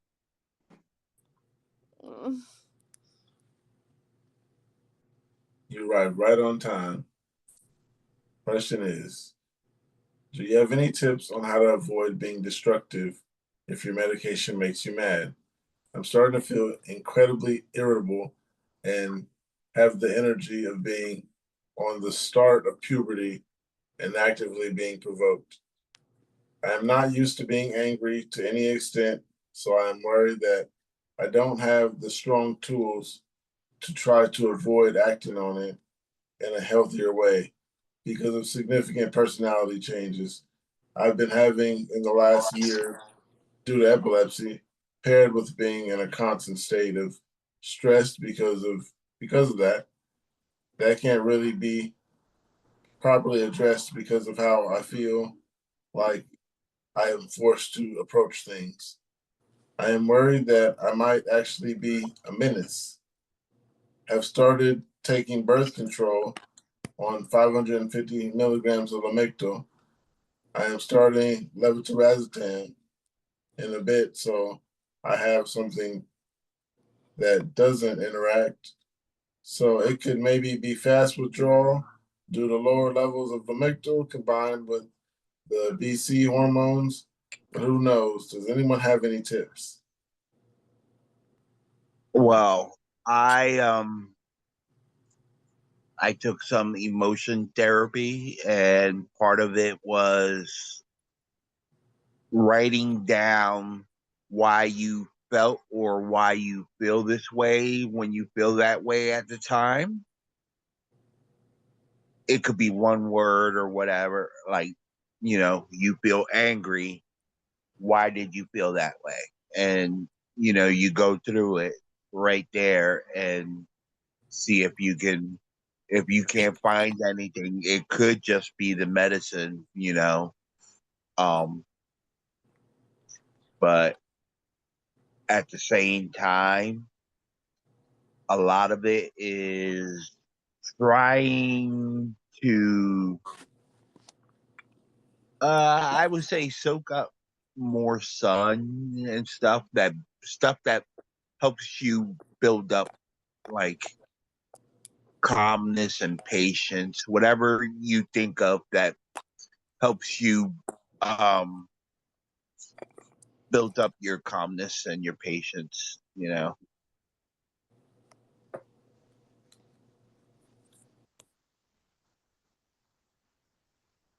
Anyone else have any advice? This is a young person. Really, Sounds fairly young. It's a woman. exercise, always helped me. Yeah, when I gotta say, I've always been an advocate of good diet and exercise. So I think staying moving, uh, getting out, getting out those just moving and a good routine. I think that getting out those negative emotions and I think that really helps. Okay. I'm gonna go back on this one. It's asking, do you have any tips on how to not be destructive when you're on the medication? That was the question. Oh, Trying to I figure think out to not how to be destructive on medication. They're a destructive person. I'm taking it as only on medication. That was the question. uh, I think that's the answer. I think that will help. Any of you guys, medication make you angry? Man, I don't know if it's the medication or if I had a focal in my sleep, but I took a nap today and I woke up feeling like enraged for no reason. And the only thing that's been getting me through it is just like closing my eyes for a second and centering myself and breathing and reminding myself that this is just a feeling and I don't have to let my feelings dictate my behavior. But I did have to take some moments and like go hide myself in the bathroom so no one would bother me and just what is going on and like just try to breathe through it. So I guess my tip is like breathing and mental reminders to yourself that it's you don't have to act on the things even though you feel them and it's probably just your medication. Got some comments. I'll read the comments. Somebody said this really sounds more like birth control side effect than lamictal. Lamictal is a mood stabilizer. It usually causes things like brain fog or lethargy, not anger problems. Birth control and seizure meds like Keppra are the ones that come with emotional problems. Someone else said, I talk more about your behavior concerns with your neuro before Keppra. Keppra can create and exasperate behaviors, anxiety, depression, and anger. Thus the nickname Keppra Rage. I think that so they're not on Keppra, Uh, they're on Lamictal and yeah, it's on the Lamictal. okay, so Lamictal. that is Lamictal's a bipolar yeah, that is a mood. treatment. Yeah, it's dual use. Um Yeah, because I'm on it, the Motrigine, which is generic version. And what did you just say again? me? Angel? I never heard that before. They use it to treat bipolar people. Yeah. The dosage of I forget the generic name, but the dosage of Lamictal that they use to treat bipolar disorder is a tiny fraction of what is used to treat epilepsy. The doses, the active anticonvulsant doses of Lamictal um are It I don't know, about like 4 times what is used, like the maximum dosage that is used as a purely mood stabilizer drug by psychiatrists to treat bipolar. So it's not really like the same thing. You're not gonna get, equivalent doses to treat both of the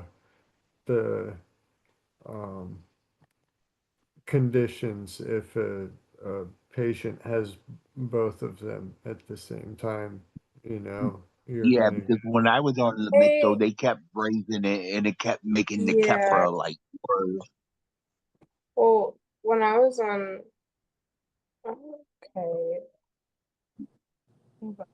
Tegretol, Depakote, Trileptal, those are a lot of other medications that kind of fall into this category too, that it sounds like anger outbursts are more common in the patients who take these medications for the mood disorders.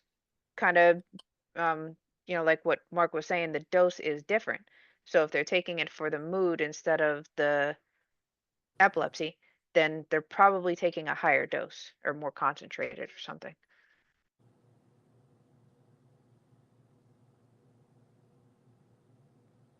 Also, to someone who's experienced really severe side effects from birth control, um, birth control itself can cause really severe mood changes and can even produce like the same kind of side effects as like Keppra, which is like, the thoughts of doing something to yourself and rage and stuff like that. So, probably suggest talking to your doctor about maybe trying a different birth control or just kind of changing the meds around because they could be interacting together too. Maybe just talk to your doctor about, yeah, something like a medication change or something. I got something else here. It says never. Oh, it says no reaction. Has anyone experienced this before? I'm usually one to answer questions on the subreddit, but I like some insight on something that I've noticed has changed over the past month or so. 26-year-old female, oh no, 26-year-old male have had epilepsy since I was 3. I'm on a pretty high dose of 4 meds. They are Keppra, lamotrigine, lacosamide, and S-lacarzabine. S-lacarzabazepine, branded for, yeah, a total of 5,950 milligrams daily. It's a really high dose for anyone my age, and both myself and Neuro are aware. My dosage hasn't changed in over a year. Therefore, where am I at? Therefore, I've had no increases in meds as my seizures are fairly controlled. If I do have a seizure, it's always a focal seizure, formally petit mal or absent, maybe 5 to 20 seconds, and in my postictal phase also doesn't last long, just a couple of minutes. However, in the past month or so, I've realized that right after I take my meds, I feel really unsteady on my feet. And when I say right after, I mean I take my meds, then I feel uneasy seconds later. What's odd to me is that I've never felt this way, and as previously mentioned, the dosage hasn't changed in about a year. I'm aware about the dizziness, the double vision, and the balance issues or side effects, but for it to come out of nowhere is odd to me. Furthermore, I used to eat breakfast once I took my meds, so I've recently had breakfast before taking my meds to see if that makes a difference. Seems like I'm super thirsty. See if that makes a difference. But nothing. I've started eating more than I used to, but still nothing. I've slept earlier and longer, from 7.5 hours to 8, and still nothing. The only way to balance the issues go away is if I take my meds, then rest an alarm to wake up earlier so that I can sleep this off, and get up at a normal hour later. But I'm not sure if that will make any difference, as it would technically be having less sleep. It's obviously not stress related earlier, as I'm unemployed ATM at the moment, so I don't have any answers. I really hope I'm not alone on this matter, and hoping someone has had this or experienced this currently. Thankful I have a biannual appointment with my neurologist in a week and a half, so I'll definitely bring it up. But maybe someone here has some insight, as we're the ones living with epilepsy, not the neurologist.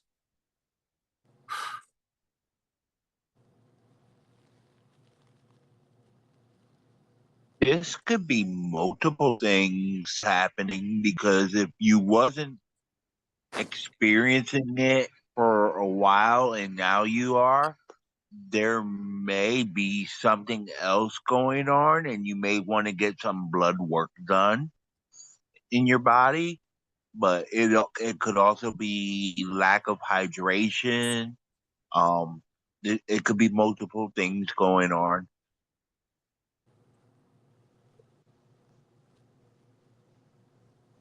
He said his pills kick in faster than normal.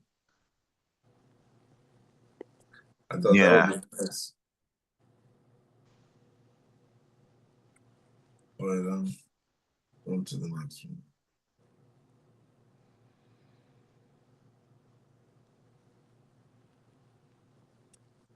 Because he also said he wasn't eating much now either, so his body needs to grab on to whatever.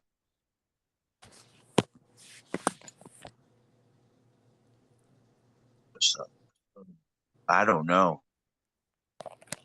This one's a tough one.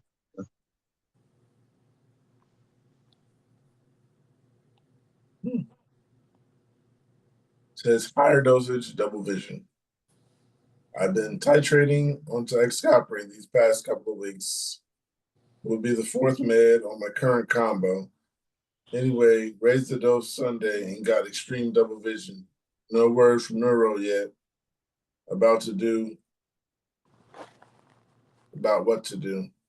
I work tomorrow, first shift since raising the dose. Should I take tonight's dose, single pill, or skip it? Take it. Don't stop without your neurologist. Yeah, don't skip a dose. Like, then you're just asking for seizures too. Yeah, and never skip a dose.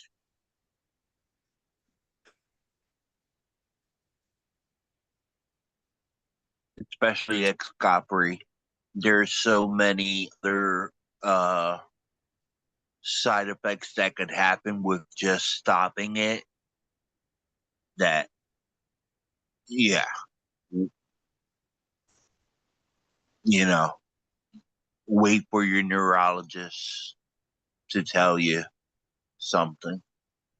I'm currently on Xcopri myself, and I will be titrating up on Monday. So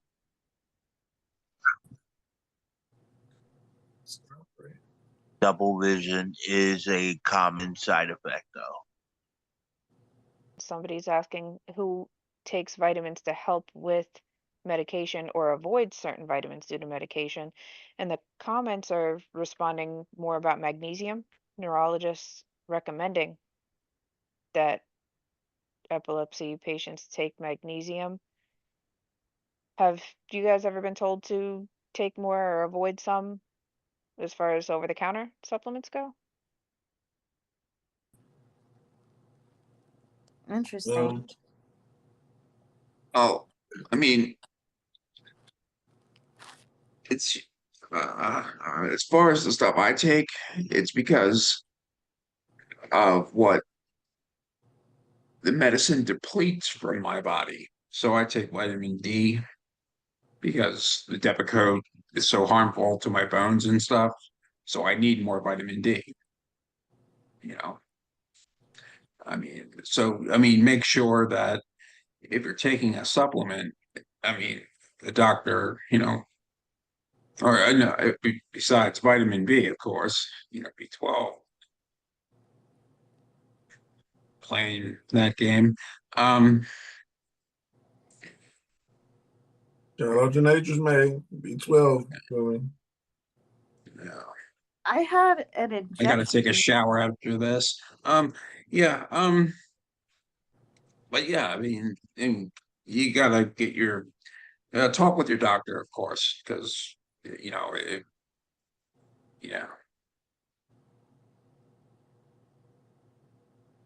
What were you saying, Sorry, Raymond? I doing it again.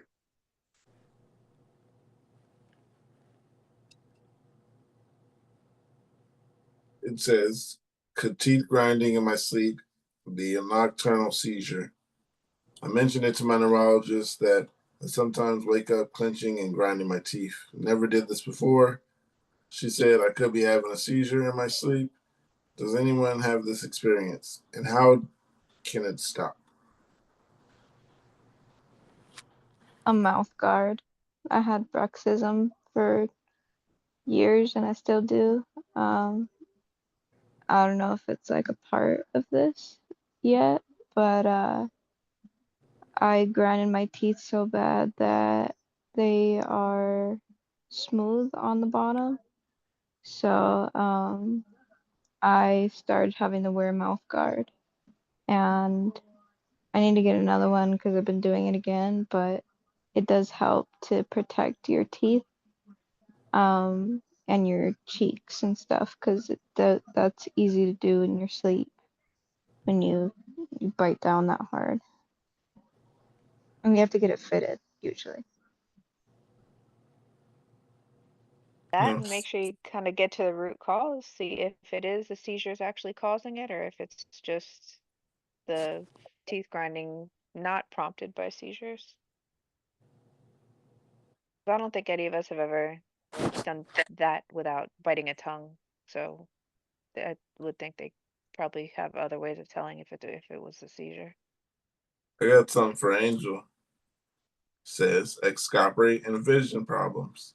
I just took my excopri about an hour ago. It finally just got me up to 200 milligrams, which is my only med change. I'm curious if anyone else has experienced vision problems with this med. My eyes won't focus together, if that makes any sense. If I close one eye, then I can see everything just fine. But if I use both of my eyes, then it's like I have the sensation in having my eyes crossed. They don't work together. This happened a little bit yesterday, but then it went away. Today it took it today I took it on an empty stomach. And yes, I sent a note to my neuro. Any double vision? Yeah, it's a. I had a talk with my neurologist, and it was definitely talked about with the side effects of double vision and even severe double vision, like can any bit. Um, it really affects your vision. If you look up the Xcopri side effect list. So yeah, it definitely like talk to your neurologist and let them know about the vision problems. I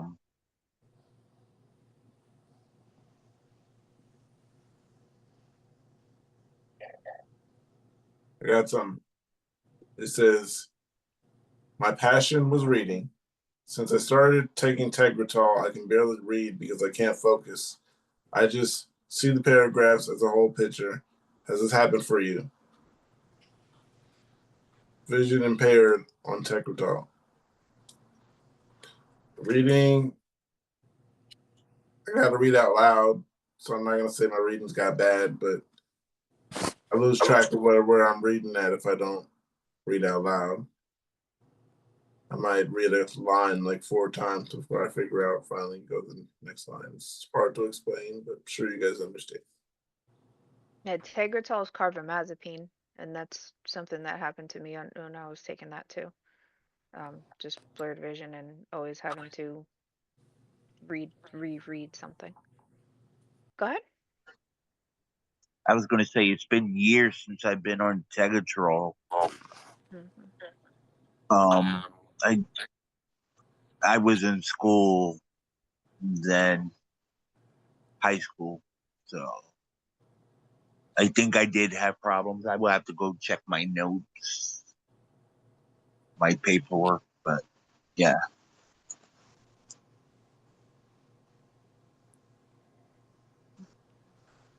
Somebody else here is talking about just got back from a 5-day EEG. Now my neurologist wants to do an MRI.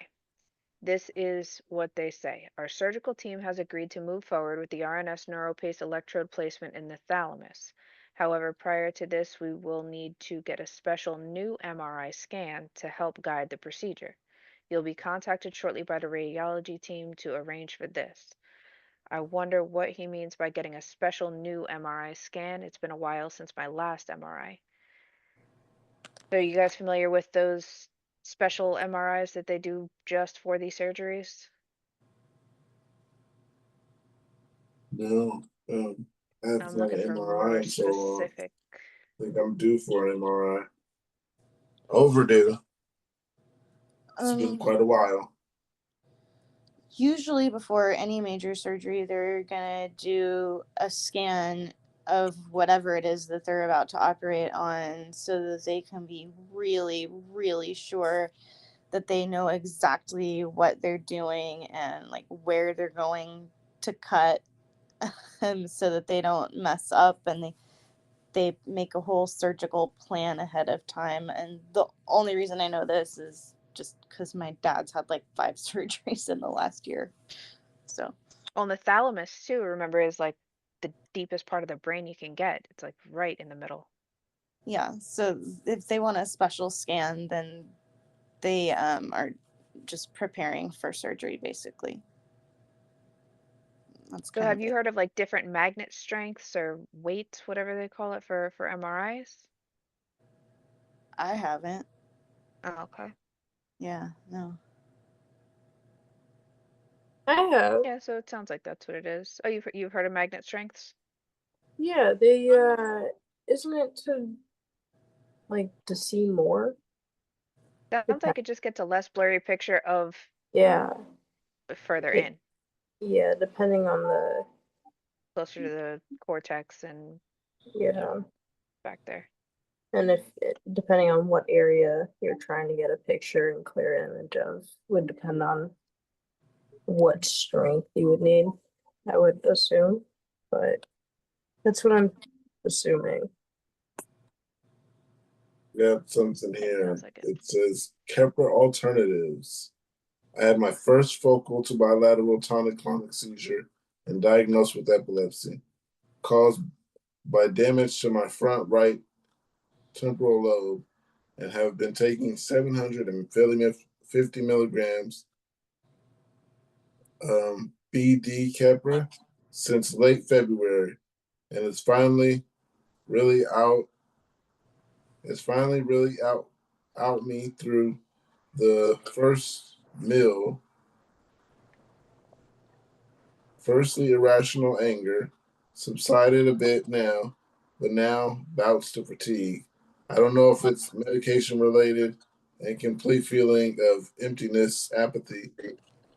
I don't want to mess around with the meds unless I really have to, and Kepra has had positive cognitive benefit for me yet, but don't know how much longer I can tolerate the side effects. How long do you usually have to take it before leaving it and asking docs to consider medication switch? Are there other meds actually any better? I'm also on loads of other meds, which doesn't help either.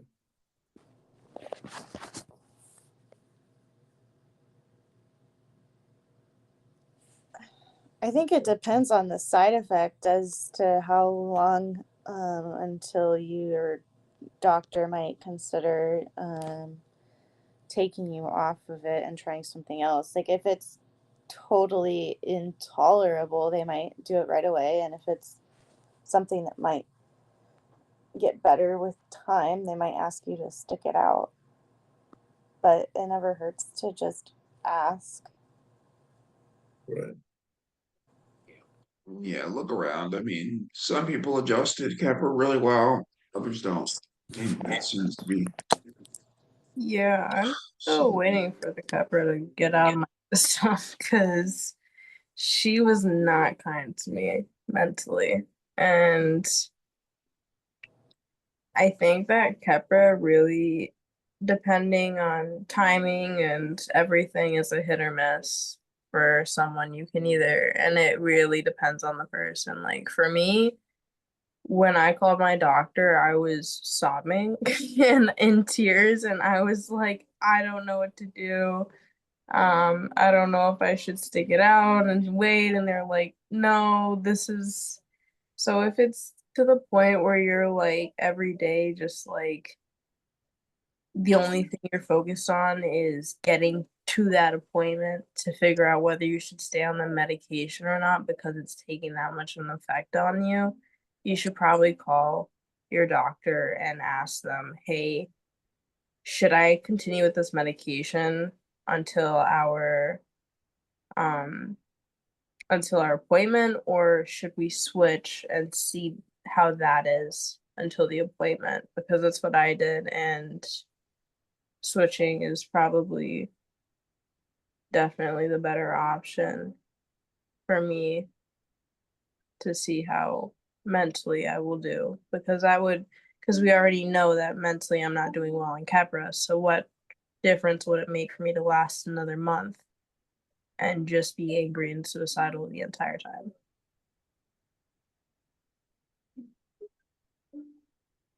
Yeah, we're not doctors, so we can't judge what better medication there is for you other than Capra right now because we don't know where your seizures are, what type of seizures or anything.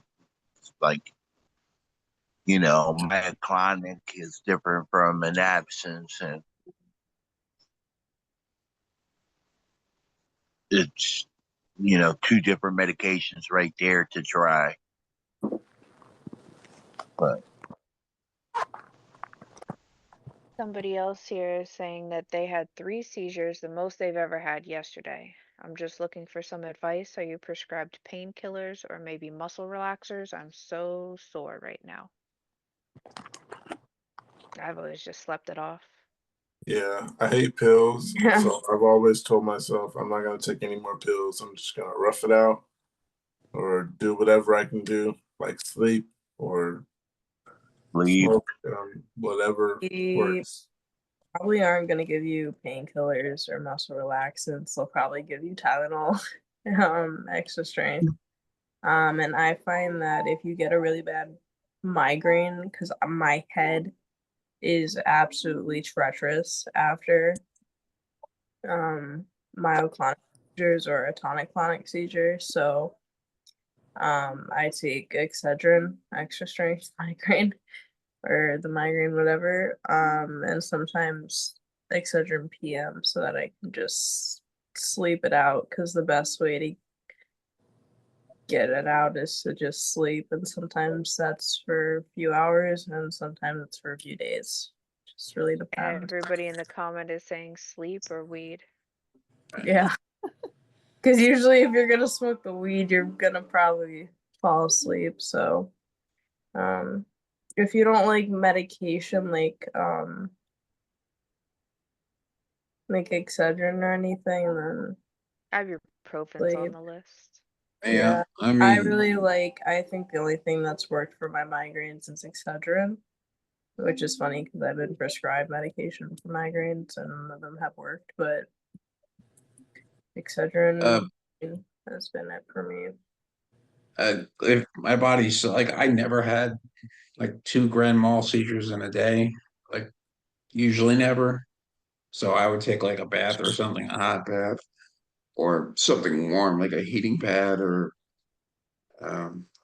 ice pad or whatever. I don't know, something like that. But or take a hot shower because just the bones are killing me.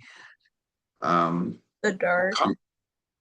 Yeah, or comfort foods. I always had to have like a Big Mac or something, or Chinese food. What? Epsom salt bath. Oh yeah, right. Yeah, yeah, yeah, something like that. Just anything to relax me. Just turn off all the lights and stimulation. Just gotta, yeah. Or if you don't like taking pills, just hide aspirin in a hamburger or something. I don't know. Just doesn't have to be that complicated. I would even take NyQuil. I don't care. I don't think we're supposed to take that, but Put it in a hamburger. yeah. Roll it up in peanut butter. I don't care. I ain't slipping somebody a Mickey. That's gotta be part of this short. Roll it up on peanut butter. Right.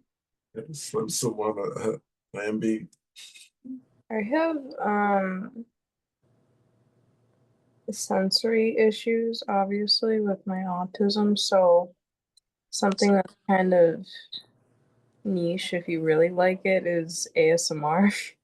And a lot of people hate it because they think it's just people whispering and stuff, but I find that ASMR on YouTube, like if someone's like tapping or little like raindrops or like slightly scratching on something like very soft, or like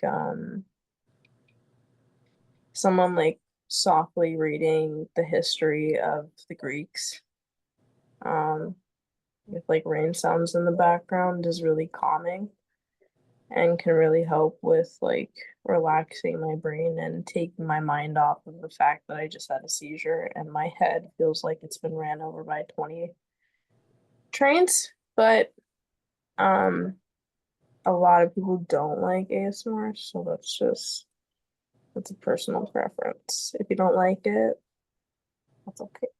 That is I okay. think there's a lot of like a million different ways to do the ASMR too. So just there is. If you don't like I don't one, like the mouth sounds and stuff and the spoon licking. That kind of yeah. out. Yeah, Ugh. I don't Oh like no. Like I I'll don't like just the weird male ones either, where their like groin is in the camera. That one, or I don't like the ones with the woman's boobs in the camera either.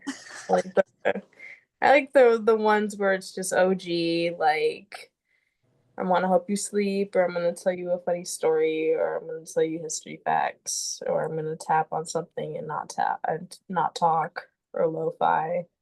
Have you tried watching any of the ones where they like scratch someone's back or brush their hair? Yeah, so the my scalp favorite. massage. Yeah, that's Or wait, that's there's my one favorite. girl that puts like a I don't know, like a cover on the mic, and it's like hair, and she like picks out like little bugs or whatever, but it sounds so nice, and it's I don't know, it's so nice, but she like I don't know, it just sounds so nice, so beautiful. It feels like my scalp is being just massaged. Yeah, it really does almost feel like that. So like somebody doesn't like ASMR, then I'm saying maybe you haven't watched the You right type. don't understand it. You don't get it. Or maybe they just need to try a different kind or something. Yeah, like there's so many different sub genres to the ASMR.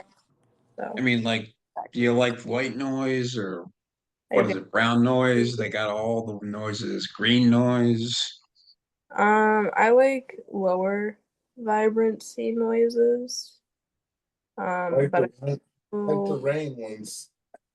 yeah, I usually actually have I like lo-fi music like in the background or jazz, lo-fi jazz or classical with like rain sounds. But usually I like the Let's Read podcast because I like his voice. I really like this one guy who talks all about history. He's like this old man. He looks like a wizard. And he doesn't whisper, but he doesn't like speak really loud. So it's just like it feels like someone's just telling me a bedtime story and it's like a wizard and it feels awesome because then I feel like I'm gaining wizard knowledge while I fall asleep. This man with a long beard. Yeah, It's like, oh, go ahead, Kevin. oh, it was stupid. It, like seriously, it had added nothing to the conversation. Oh, okay. Still might be interesting. Might touch someone. All right, well, talking about the white beard, I was saying Gandalf was reading you a story to sleep. Oh, And, yes, Gandalf the Grey. yeah. Speaking of that, I have all of the Lord of the Rings movies on DVD. So that might be where it comes from. Hello, Told Jason. you it might start a conversation. It did. Okay. You never know. Might be helping somebody. Mhm. I remember that movie. Yeah, it's a good movie. Movies. It's, It's all a right. trilogy. I saw those all in theaters, so I'm starting to feel a little old here. It's all one long movie, so technically it is basically one is, movie. yeah. You kind of have to watch the entire thing in one go, or else it doesn't. Especially us. Right. It's not right. It hit different when you watch it all, when you binge watch it. You must devote the day to the wizards. We used to have Lord of the Rings marathon sleepovers. you need the whole night. My mom and I we would have Twilight marathons as well. Oh no. Oh. I did a Lord of the Rings extended edition marathon like 20 years ago. No. I low-key think Movies Lord are of the Rings so should get a long reunion. too. Like each movie is so long. And by like the second movie, you're like, I feel like I'm on the fourth. Like, because they come in like these different discs. I feel like I'm on the fourth disc, but I'm like, we're just halfway through the second movie. Yeah. I think Got something. we didn't get out till after midnight. Hey, Tom. Hey, how is everyone? Pretty all right. Doing pretty good. We're good. We're not eating sardines. I'm sorry, I just walked in the door and I don't have a whole lot of time, but so how is everyone? Everybody's okay? I think I heard. Hold on, this isn't working.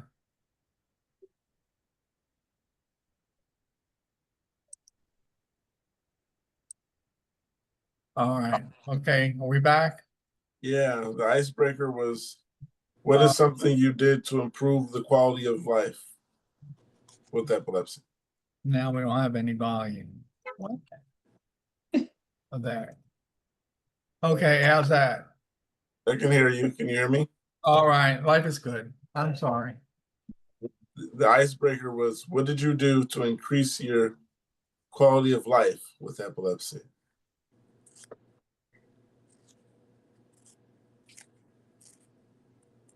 What did I do to increase my quality of life? I don't know what to say. Because I'm going way back. When I'll tell you what, after my first marriage, I was in a pretty bad place. And then I met Tracy. And she made all the difference in the world. And because I was nowhere, I was lost. And Tracy was there for me. That's all I got. I love a good love story every now and then. I'm sorry, I know you wanted something more. It's all right. And then You were expecting something more from me. That was just enough. So you were Not at expecting all. more from me. That's perfect. And my honey's my life. There is. Yeah, that's the best story I've heard today, I think. There we Lufa, go. how are you doing? Is that how you pronounce it? Yeah, kind of like a shower loofah. Yeah, Lufa. Is it Luf or Lufa? Loofah or loof, whatever. I don't know. No. What works for you, honey? Not me. What works for you? Loof? Honestly, they both work. All right, Lufa. Life is good. Great. Fabulous. Who else is here? And Jason's there. Angel, how you doing, my friend? I'm doing good, Tom. How you doing? Tom's well. You got some samples for me? My feet are throbbing, but but besides that, I just swallowed a sandwich. It's what, 8 o'clock. I just got home from work. So What sample were you passing out today? Who do what? And what samples were you passing out today? I was given free prostate exams. For real? What they did is, this is the second time they did this to me. There's a product that they want me to,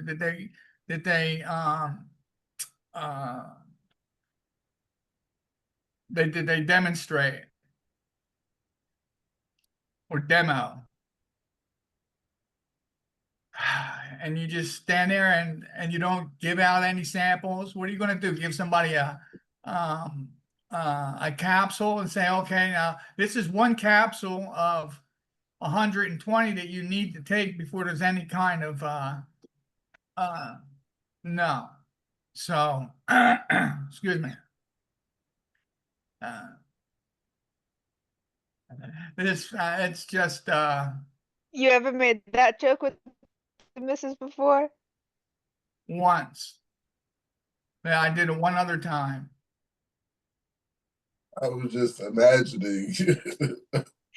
She just walked in right behind him, so that's what got me thinking. just, Come on over. Come on Now over. you got you. All right, Come Sailor on Moon. down. You're gonna find this pretty Mom, funny. I was just when Tom said that, I was thinking when he said he's selling prostate exams, we giving out samples. I was trying to imagine that, like.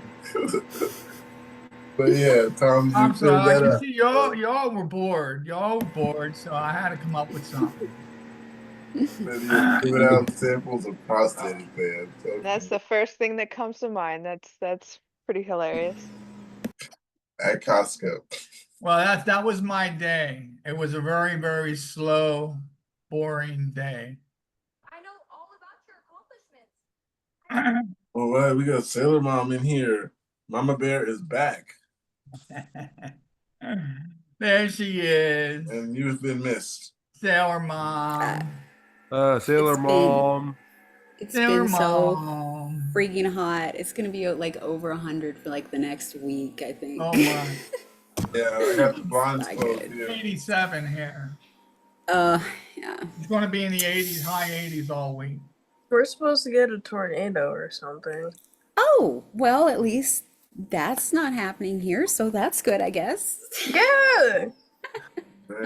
I mean, I live in the Northwest, and this is usually a rainforest. But up in Washington, we haven't seen any rain in a good week. Come back to Philly. It's raining almost every other week. It's been raining every day. It's been like sobbing every day outside. Wow. In Yeah. Pompano, like raining. no, like in Pompano, it's been raining like literally every day, Yeah. and like really thunderstorming. It has been crazy. Yeah. I don't know who's coming, what's coming, but it's coming. So I got my Sunshine over here. I have my mom's. That's never a good sign. No, hell no. It's like 90 something degrees today, so it's hot. We have if we have a sunny day here, you bet it's gonna be real bad at night. My goodness gracious. You're probably gonna have a tornado warning or something at night. Yeah, in Langhorne, Pennsylvania, it's going to be raining all week long. That's at my mom's house. Oh my goodness gracious. It's going to be hot though. It's going to be real hot. So Yeah. that's where I grew up at, in Langhorne. Another heat wave. I think it's our 4th heat wave we're going into. Okay, Yeah, so okay. you got the icebreaker question. It was, what did you do to improve your quality of life with epilepsy?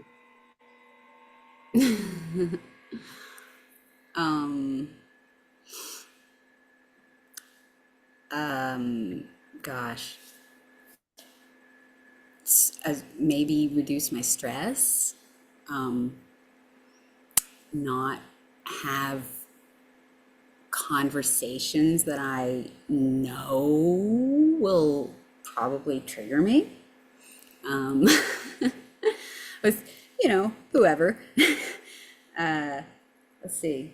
Well, I try to sleep, but, that's a give or take, who knows. Yeah, I try to do all the things that they say. Eat often, small meals. Honestly, I don't know.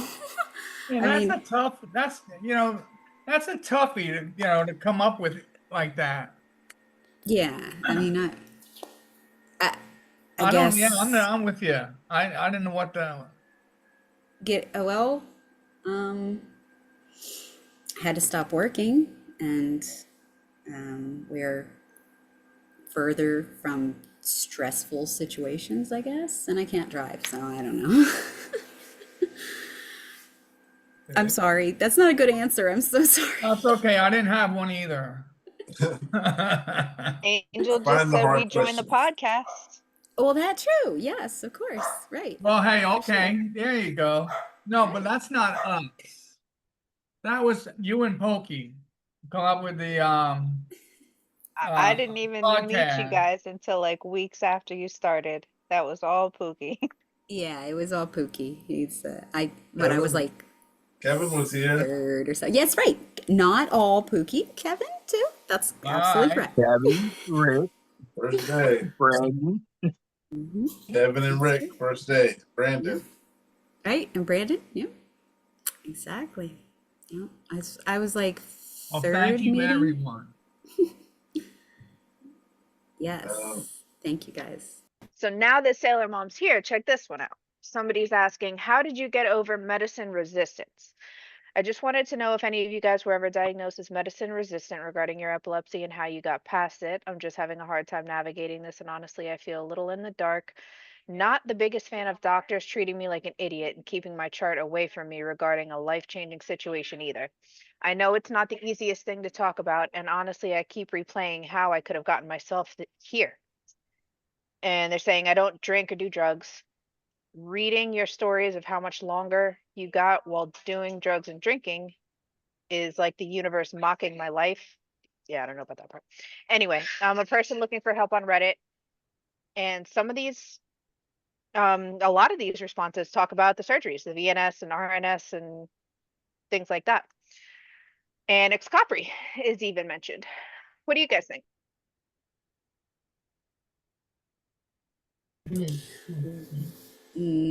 Yeah, I I mean, missed I a lot am of that. I'm medication resistant, so I guess that is a good question for me. But as far as getting over it, well, I can understand not being a fan of your doctors keeping your chart away from you because, like, I would be really, really mad if they did that. Why would they do that? If they're really pushing the surgery because it's like a teaching hospital and they really want to do it, so they just. But that's against the law. Yeah, but you do have to put in like I had to put in certain requests to get certain parts of my stuff. Like I had to put in certain requests for the videotapes of my in-hospital EEG seizures. And you know, I had to go through certain channels to do that kind of stuff. So, but I don't know why they're doing that. That seems really weird. I would say. I mean, I've never asked to see mine. Right. But now I wish I had. And they may not be in the U.S. for some reason. There might be another law. That's so very true. Yeah, it might not be HIPAA, you know, that's possible. But getting over medication resistance, that's not really something you get over. I'm sorry. It's like, you try to find a medication or a combination of medications that works for you. And hopefully you don't have like super life-threatening seizures, like the SUDEP, like I've got, you know. And if you do, you just have to make sure that everybody knows how to give you your rescue meds, and you need to make sure that you request rescue meds from your doctors. That's a big thing. Sometimes they don't always offer. No, they don't. You can also They get don't offer. tested to see what medications work best with your body. That's what I had done with Well, my psychiatric medication. I had that tested to see what works best with my body, and which ones I am allergic to, which was most of them, which would explain why I was med resistant to a lot of them. right. I've gone through a lot of medications, more than I can remember the number of or the names of. Like, Yeah. if somebody says the name, sometimes I'll be like, oh yeah, I tried Excopri and Yeah, it didn't work for me. but I was really vocal about if the side effects or if it just, I was still having lots of seizures with it or, you know, whatever. So yeah, I mean, we've gone through a ton of going up on certain meds, dropping certain meds, adding things. And all I can say is, yeah, I'm sorry you're medication resistant. Just, you gotta be an advocate for yourself. If it makes you feel horrible, tell your doctor and tell them you're just not gonna take it anymore. So they need to give you something else. Or they need to, you know, adjust the amount they're giving you, whatever it is. You know, if you're still having seizures, if you're still, and I don't know why they're not letting you look at your file. If you're in the US, you should threaten them with the HIPAA. And if you're not in the US, I don't know, I guess I would just suggest writing Find a out what you letter. can do. Yeah, write a letter, write a really, really nice, sweet email. Find out if there's, like a governmental body that controls that kind of stuff, and you can ask them for help maybe. I mean, because I don't know where you are, but Yeah, do some research medication and find out resistant. what your rights are. Right, depending on what country or state, whatever you're Yeah. in. But yeah, as far as the medication resistant thing, You got to just keep trying. I'm sorry. And maybe it is because they just really want to do surgery, because my doctor really wants to do surgery. Every time it comes up, well, we can always do surgery. But it's not like they're saying, oh, we're going to do, they're going to put in a VNS, or they're talking about exploratory surgery. And I'm not really okay with that. So I'm having my VNS turned off on Monday. are you? Yeah. Really? My magnet's right. My magnet is right here. Okay. In my chest. All right. Because my VNS went off. Oh. And it went on. It's like maxed out right now. I have the magnet on it, so it's not going off. It's been on my chest for over a week now. I can't get in to see my doctor or any doctor. Monday, I finally got somebody to turn it off. I mean, I'm serious. This has been taped to my chest. My chest is raw right here from the tape. I'm working like this. I'm sleeping like this. But yeah, so this is being shut off, done, end of conversation. I don't want to hear you want to do this, you want to do that. Here, well, let's try this, let's try that. No, you don't know what the pain is.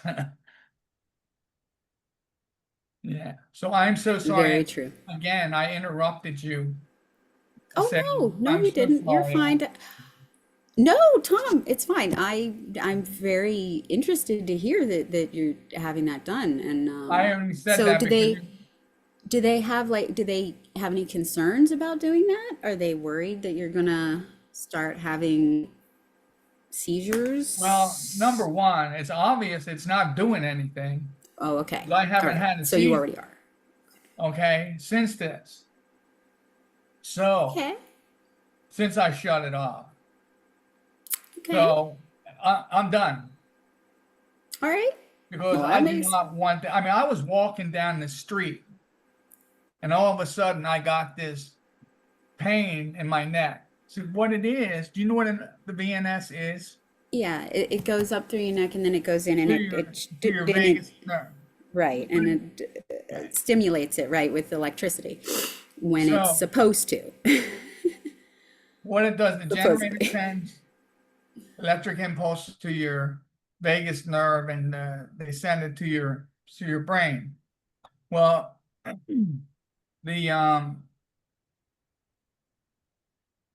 where the leads are is right here by my vocal cords.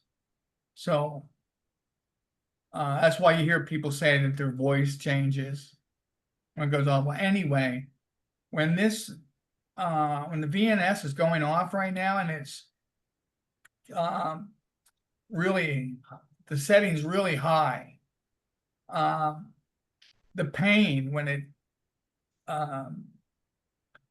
yeah, exactly. It's really intense. And I mean, I had to run across my front yard to the house I'm running around the house trying to find my magnet. And so anyway, yeah, this will not happen again. So, yeah. And Yeah. I personally don't feel as though it's done anything for me. And my wife has backed that up. So, yeah, she doesn't think it's really done anything either. So I'm very you're oh, I'm sorry. Go ahead. My fault. I was gonna comment on the VNS, and I'm very sorry that it hasn't worked for you.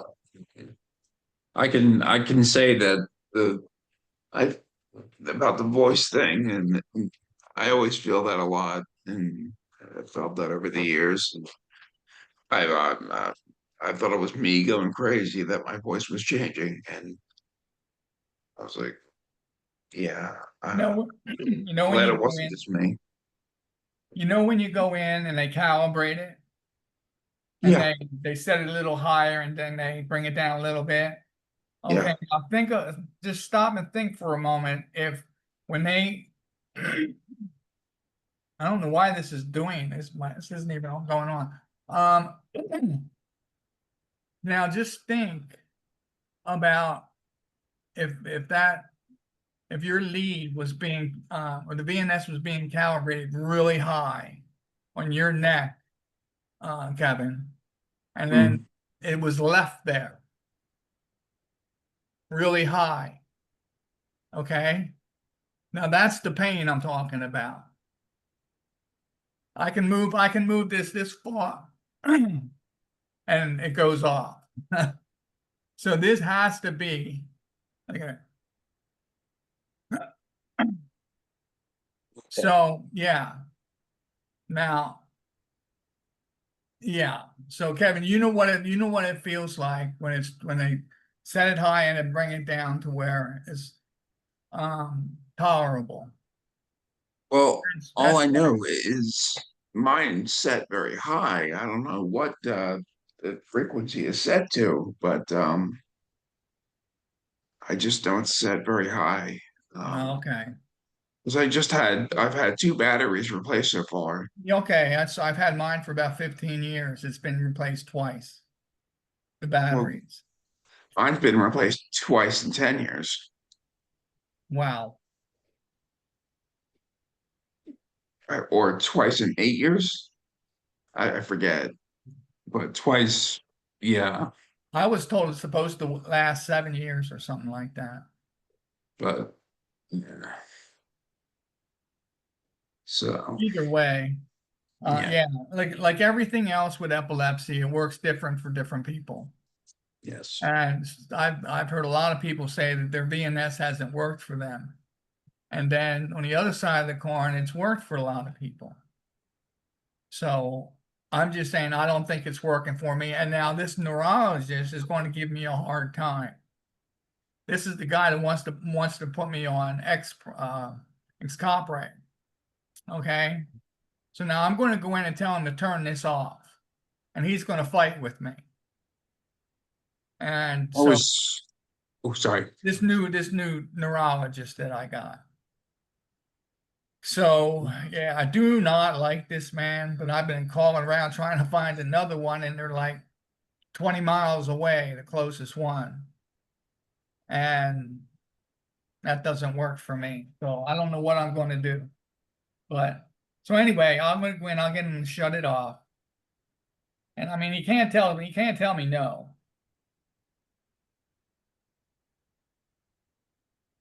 I mean, best of luck to you. I mean, that's just all I could say, you know. It is what it is.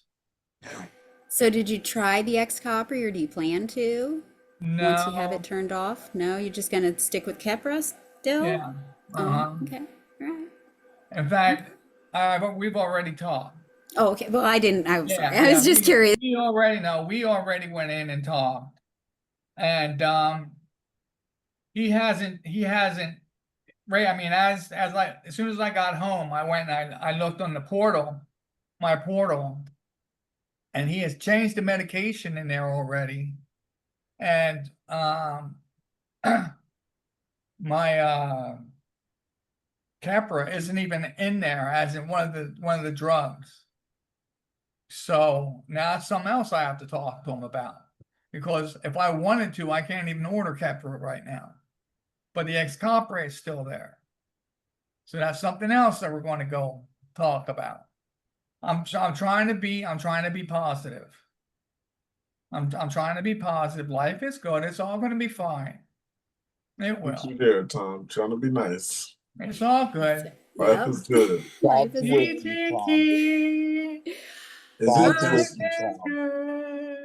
Is it just me, or can it won't let me screenshot my chart? Oh, I don't know. I haven't tried. I want. See, no, they won't let you screenshot my chart. It's not just you.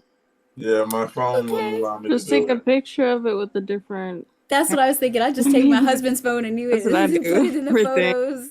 Put it in the family Sneak photos. or something. I just gotta use my iPad or something, or my mom's phone. It's already bigger, right?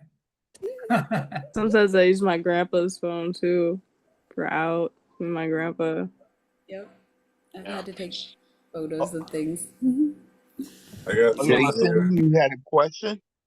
Yeah, so like speaking of phones, I was thinking of getting an upgrade. Like I don't know if I should get like an iPhone 6 or a Samsung like S25, well, or it's a Samsung S25. And the reason why I say that because I was kind of aware of my seizures and stuff like that, like, and I'm kind of aware of like having focal seizures and stuff, and I was like, and I was looking at the prices and stuff and just working on it just to save and stuff. So I was wondering if I wanted to get like an iPhone 16 or it's a Samsung or it's a Samsung phone. I think you're kind of like, it depends if you're either an iPhone or a Samsung person. Like I grew up on iPhone and Apple, so just converting to Samsung would feel like a sin to me. But the same could be said for someone who grew up on Samsung. Yeah. So, but I am used to like Microsoft computers, so that realm is different. But when it comes to like phones, I was always looking at the camera quality for my iPhones, and Yeah. growing up broke, the one thing my mom made sure I had at my one point was a phone. And then I got a flip phone because apparently I did something bad, but we were also just broke. But I was also just doing some shits. But whatever. Yeah, I had majority Galaxy Notes, so I just stood with Samsung. And Yep. plus Yeah, it the was just a flip phone or iPhones. an iPhone for me. I got bit with Either the or. bug. I got bit with the iPad iPhone bug, and so since All the 13, I haven't had an iPhones and iPhone. iPad stuff are made by Samsung anyway. I remember my mom like getting mad at me one time, like, why didn't you answer your phone? I had a flip phone at the time, and I was like, because it's not charged and it never gets any service. And she's like, oh. And I was like, yeah. And all my friends are out here with like iPhones and Androids. And I'm like, yeah, I don't have a phone, guys. They're like, you don't? And I was like, no, I don't have a phone. I didn't even want them to know I had a flip phone. I was like, y'all don't need to know. I'm in the 90s still. I totally remember when like my mom would always say like like so like oh man, oh man, like I did so much for you and everything else and blah blah this, and, like, and all my friends are like having like newer iPhones and newer Samsungs, and like, and I still got my old iPhone 11, still do to this day. And and like, and like, I'm just telling myself like, wow, like I'm like wow, like we're living in a new generation. But like, I definitely want to go back to the 90s because I was born in the 90s. I wasn't born in the 90s, but I got hand-me-downs, so everything that I grew up on was 90s and early 2000s related. So, I also was always called an old soul and grew up around everyone that was older than me, like my grandma. So that was why I kind of always resorted there, and I miss the internet, not the social media. I miss the internet. There are certain things I think we just don't need as a Welcome to society. AOL. Yeah, I got used to Galaxy. That was my first phone. I was my first person in my little circle that got a Galaxy, and all my friends were excited, and then eventually they got them, and then Galaxy wasn't as exciting after we all had them. Then iPhones came out. That's when they went from the iPod, and then the next iPod became a phone. Yeah, so I've been with Galaxy until I needed a camera. That's it. I picked out my Galaxy Samsung S10 years ago, based on the phone camera because my boss needed me to take pictures of the ice cream cakes that I decorated and post them on the website and on the Instagram and stuff. So he was buying me a phone to pay me for painting the whole store and recovering the benches. I was sewing and recovering the benches, and then COVID hit and I started sewing masks for all the customers too. I gave out free masks, like hand sewn free masks when you couldn't buy them anywhere. And so to pay me back, he was like, you can get a phone up to $1,000. And I was like, I don't want to do that. Wow. But it was pretty expensive. But he was like, just make sure it has a really good camera for the cakes. And I was like, yeah, okay. That was why I picked the one I picked. But I have been like Motorola, Samsung, kind of never an iPhone girl. But my kids love iPhones. I'll tell you, if you get once you start, you won't go back. Hey, Once I you don't, get I don't that, you believe won't that. go back. The only phone I had was until I was like a little bit older. It was just a flip phone. So I was a flip phone kid while everyone else and I wasn't born in the 90s either. I was born in 2004. So but when I was 12 and rocking a flip phone, I definitely looked like the odd one out. Um, and I was. And I did still play with dolls, and I played make believe outside with my best friend next door. Um, What's wrong with so that? we were living the true kid lifestyle while everyone else was trying to grow up. We were like the only reason I had a phone was because my mom was like, in case of an emergency, you call me. But that's the only reason I needed a phone. Somehow I figured out how to download Kike, but that's a whole other thing. If you don't, if nobody minds, I was born in 61. So What? yeah, see that's what I was waiting for. I So know. you're the Yeah, see, youngest when one I grew here. up, our phone was on the wall.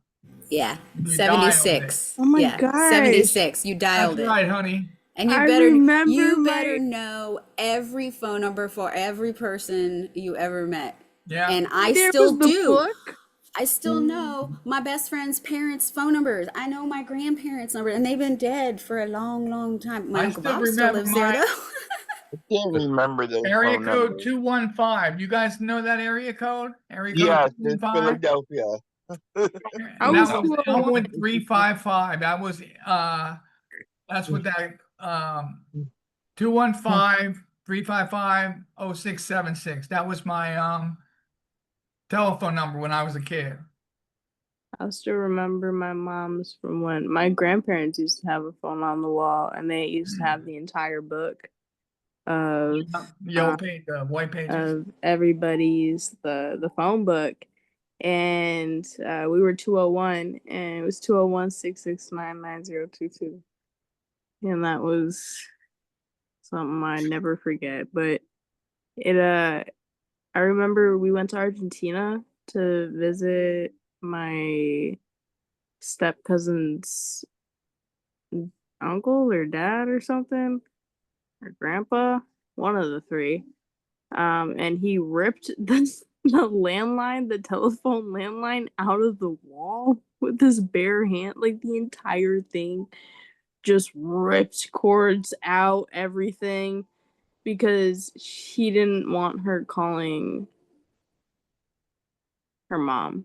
And so he ripped the phone out of the wall, and I was just like, so how do we call if there's an emergency? And they're like, there's no emergency. And I was like, okay. But I was playing with My Little Pony dolls. It was pretty cool. You send And I smoke had signals. milanesas the next day. It was really yummy. My Aunt Nancy worked for Bell Telephone, and she was an operator, and she put the wires. You ever see? I don't know if you guys even seen those pictures. Mm-hmm. I've seen That's what them my Aunt before. Nancy used to do that. Oh yeah, Look at that's how old I am. Yeah, Yeah. my husband's grandmother was one of the first computer programmers for Bell South, and she had, you know, the they had the punch cards. She was a punch card programmer. Yeah, so she was pretty successful for a woman in her age. I mean, in that age group, like totally. So My yeah, grandpa was landfills. Yeah, just landfills. That was it. That was plastered everywhere. Landfills. oh yeah, like I already know. Oh yeah, so like when my mom was like before she turned iPhone, my mom always had like the Samsung Galaxy, and you know and my dad is still like Samsung Galaxy. So like my dad was Team Samsung. My mom like li- re, like literally turned like Team iPhone this year. If it was, Oh, they're Trying to take some good selfies, okay? That's right. With like the 90s and stuff, it was so easy to remember phone numbers. Yep. Just it was easy to remember everyone's phone number, and you could call it from a payphone with no problem. Hmm. In the 90s? Oh yes. Yeah, in the They didn't 90s. Oh have- yes. Did they still have, wait a minute, did they really have telephone booths back then? Or Yeah. not, but Oh sure. There was Yeah, in the telephone. yeah. Yeah. 90s? The Oh, I thought They they the were didn't start gone by taking them then. down to like the late 2000s. Yeah, they yeah. had that one number called 1-800-COLLECT, call collect. Remember that? And yeah, you call anybody. I mean, if they Mhm. answer and accept the call, it's different. But like what was the root cause of Yeah, like taking remember off long distance? the tele- I yeah, can remember when the cell phones first came out and there was no longer long distance. And it was like, wow, you mean I could call around the world? I remember when the calling from your car first came out, and my grandma had OnStar, so she'd be like, OnStar, dial, but it would never work, and so it was always like her fighting with OnStar. She'd be like, OnStar, dial, and it was just constant, like, and then she'd do the call, and it was just such a different time. It was a very odd time. Now you just connect your phone to the car, but I'm still used to OnStar dial and then her saying the number, and this is before like the phones, like iPhones and stuff. This was like just calling from your car. Now Um what you have to do is and, say, hey Siri, call yeah, Tom. that was Whoops. I just called myself. I got something there. It says girlfriend. Huh? No, I was just You go first. I'm sorry, Lufa. I didn't say anything. I just laughed. Sorry. Oh. Sorry. No, I think I interrupted. I don't know what's interrupting. I don't know what's I happening. do that. I'm sorry. I got something. It says girlfriend thinks she had a seizure at night, but won't talk to the doctor. My girlfriend. Oh, it says my male 35-year-old girlfriend. What? I'm sorry. I'm reading it I as I know you're feel. tired, but that was hysterical. My male 35-year-old girlfriend. Yes. My Wait, male 35-year-old girlfriend, wait, female, what? 28-year-old female, has been diagnosed with epilepsy for a few months, for a few years now. And while we have been dating 3 months, I have yet to personally see her seize. But this morning she called me in a very real state of confusion and anxiety, saying she's pretty sure she had a seizure. And the one she had in the past was full blown TCs and never at night, but in the past few months, at least twice now in 2 months. She's woken up completely groggy, anxious, and confused, and thinks she's having nocturnal seizures. I want to be supportive. I love her very, very much, but she will not tell her doctor as she's scared to be placed on FMLA and lose income. She has some financial issues that need clearing up, but it's her choice at the end of the day, and I will support her in whichever she chooses. But honestly, I'm worried. Could could this simply be stress induced anxiety? That's what's causing her to be groggy and confused on some mornings. Could it be nocturnal seizures? And what can I do about this?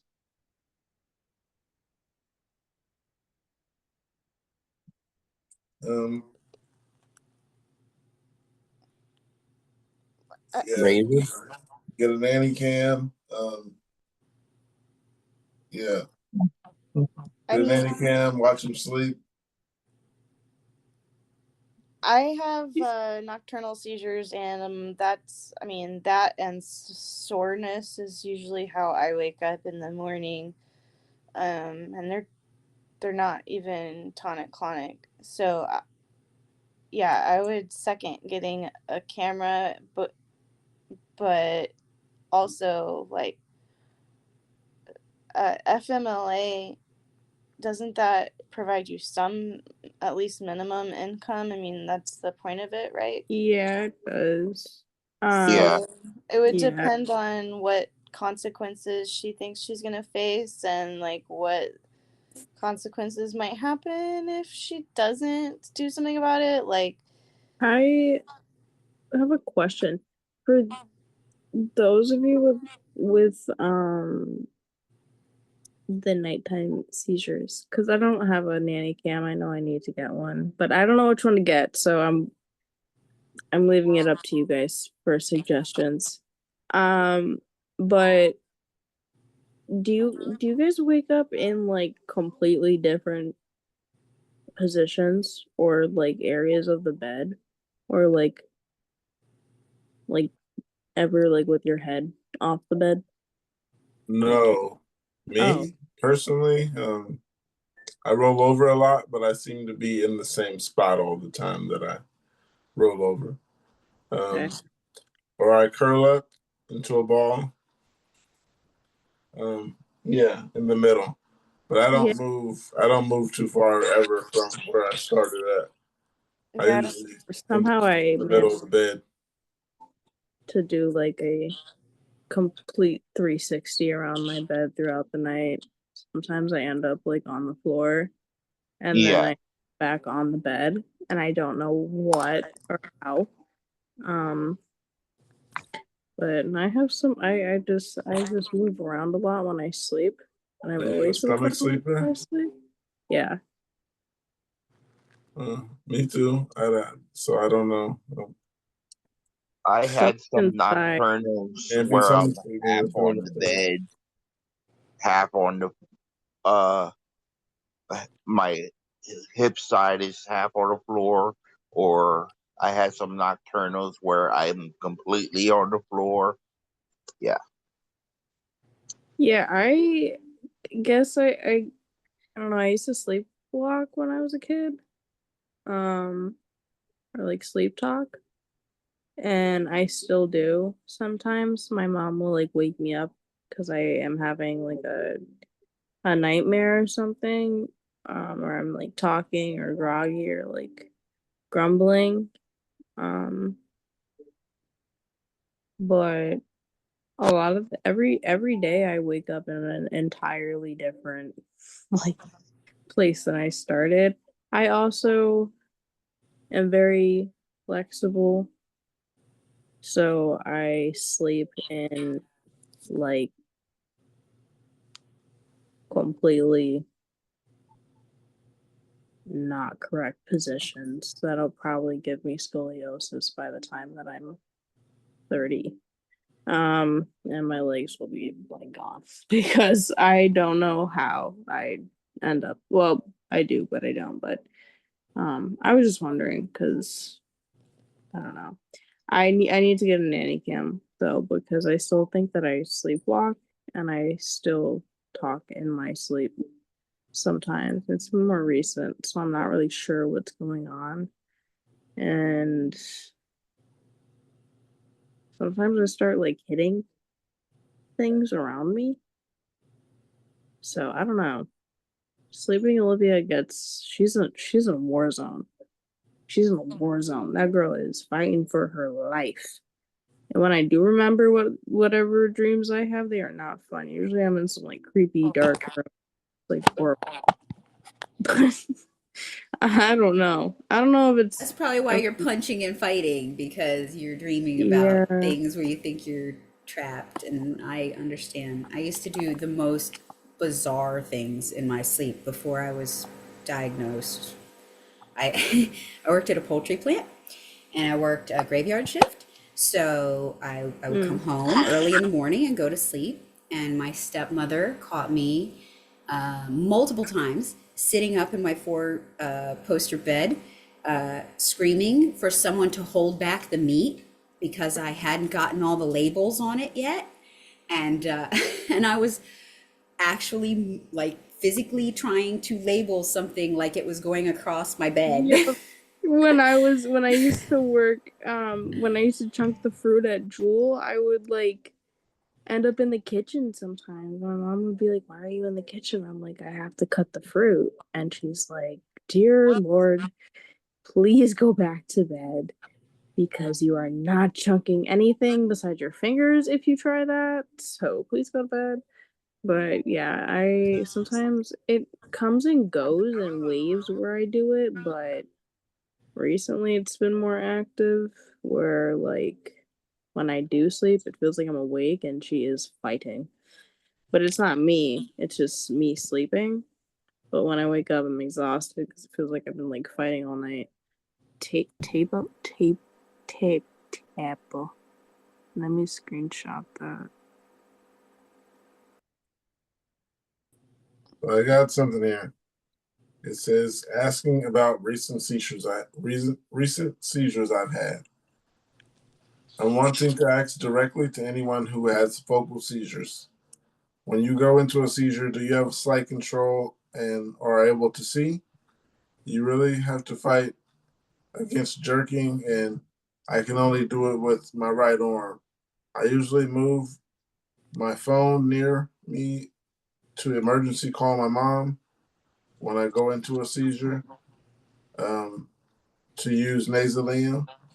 The very beginning of your seizure, or a type where you're able to zero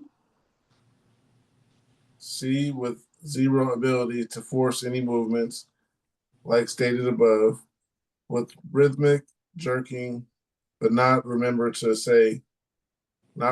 to say. If I had 5 of those, the one at the ER, I said, I don't know what's going on.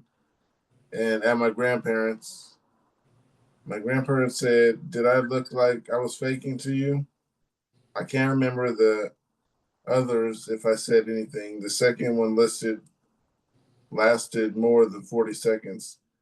Sorry if I'm not making much sense. I had the first kind of focal seizure a few hours ago. The doctor said I was faking when I went to the ER yesterday because I was able to talk. First time experiencing the second one yesterday. I do think it's focal, but I'm not a doctor and I did try to contact my neuro, but they are not exactly easy to get a hold of.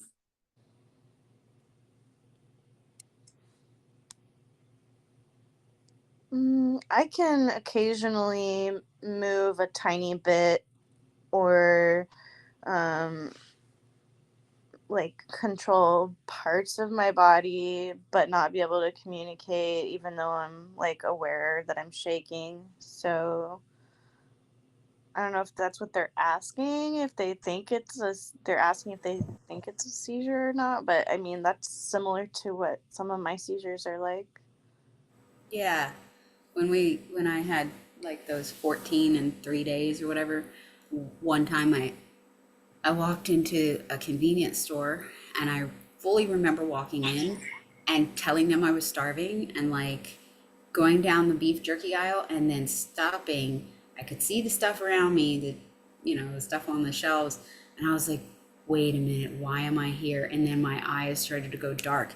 And I guess I had my eyes open, but I didn't see anything after that. I don't remember thing after that. One of my kids came in and brought me out, thank God.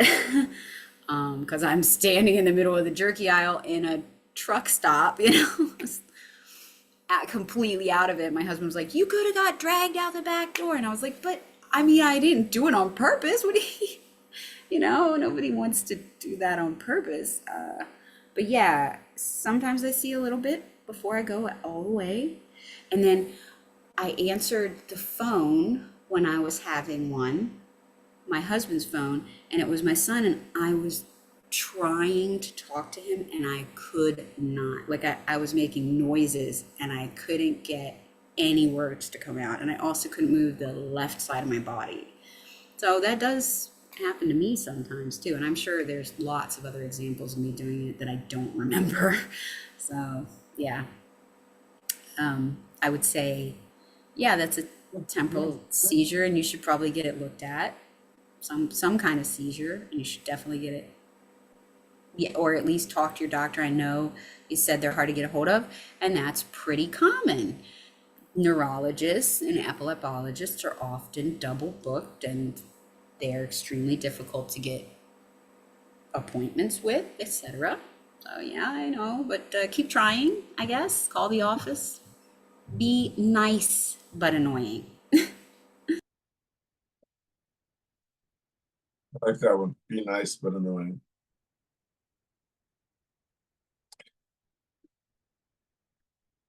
All right.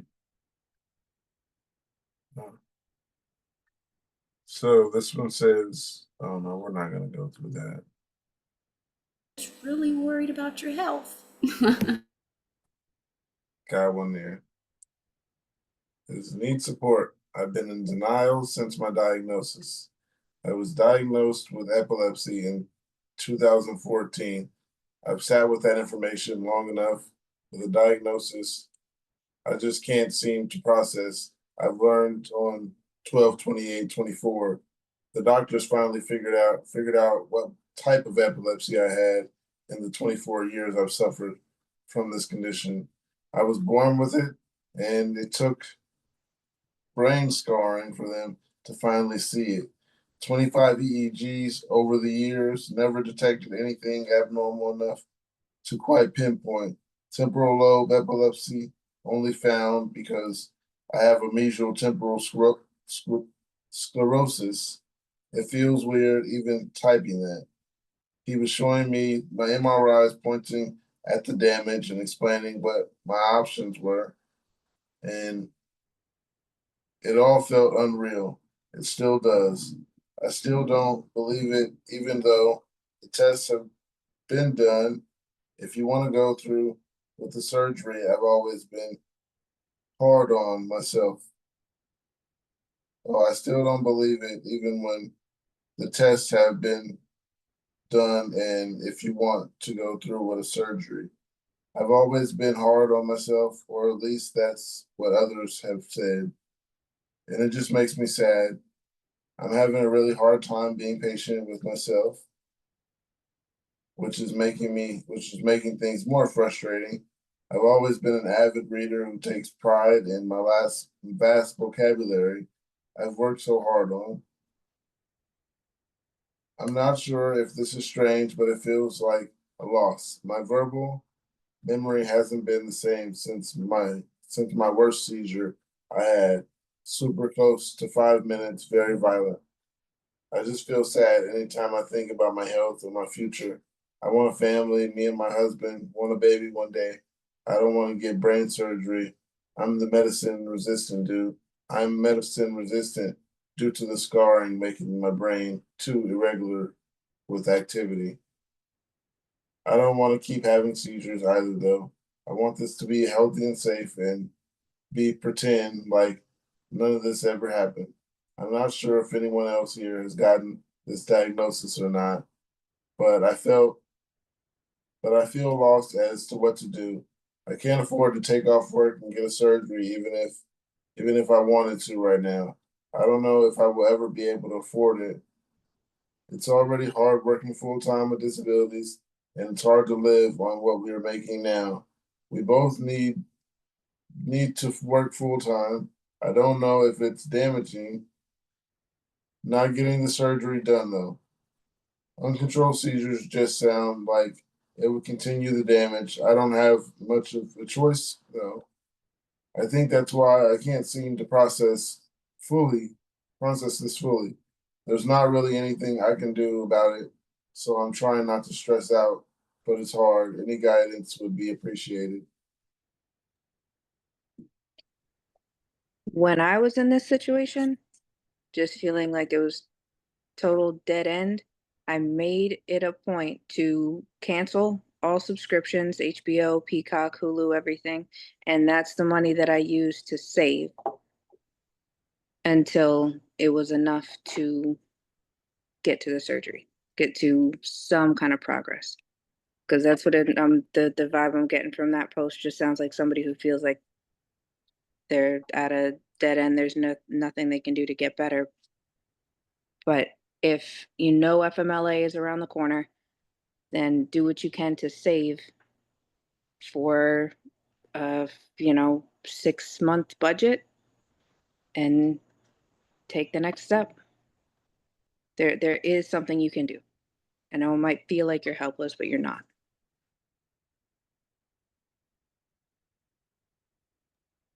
You can I never had a surgery, but you might be able to like take a loan out of your 401k and something and repay it back too also.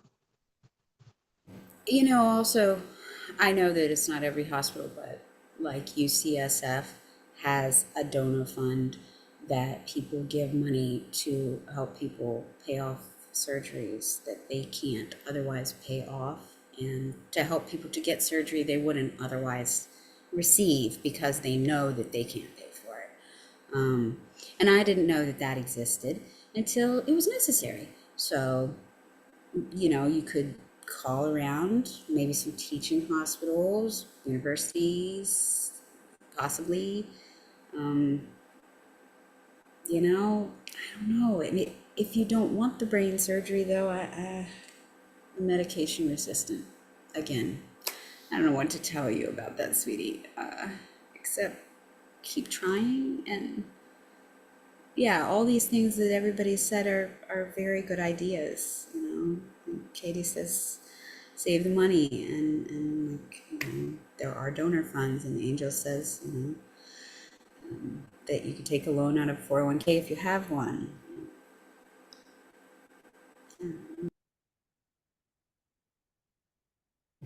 What's up, Lufa?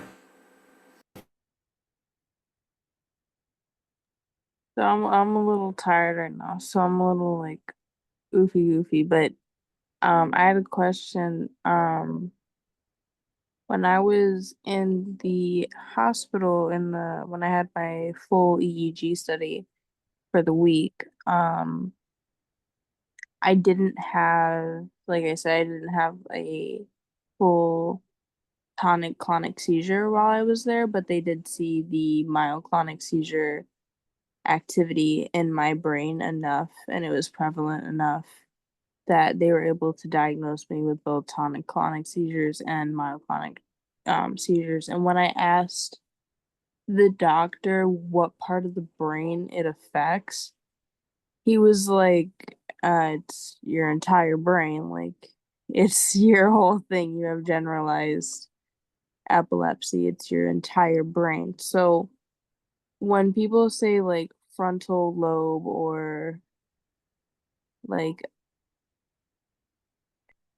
I guess I'm asking like, are there? Cause I just I'm sure I know this, but I like can't think right now.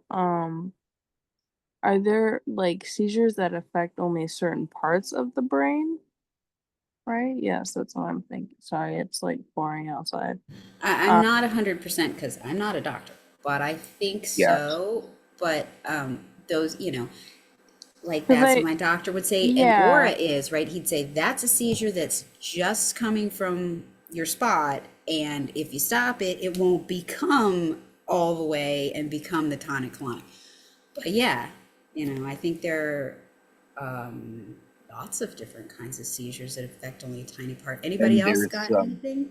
Yeah, Angel, how about you? there there's some where the focal point starts jumping to different parts of the brain. That's the focal to bilateral um, seizures, secondary, I guess. I think there's 30 different kinds of seizures or Yeah. 30 different kinds of epilepsy. I'm not entirely certain, but we were going to do a episode on it because we were all interested in finding out all the different kinds, I Yeah, think. well, Right? my doctor even said that when I was asking about the myoclonic seizures, because that was something that I had never heard of and that I was convinced was the um tardive dyskinesia, which makes no sense now when you think about it. But they were gaslighting me so much that I thought it was tardive dyskinesia. That just stayed with me. Um and when I asked him about it, I was like, so is this gonna get worse as I age? Or is this going to, like, is this something that we're gonna be able to manage? Does it go away? Does it, like, because I told him I was like, as I've gotten older, it's gotten worse. And as I age, it just continues to get stronger, and he's like, well, we don't know that much about it. He was straight up with me, and I love him for it. He's straight up, he is, but he's very kind. And he's very like, I appreciate someone that'll be straight up with me and not sugarcoat it because I want to know the whole truth. I want to know what I'm dealing with. And he was like, we don't know a whole lot on it. There's not a ton of studies that have come to a full on conclusion that shows why these happen or how to stop it. He was like, we don't know the perfect drugs yet. He was like,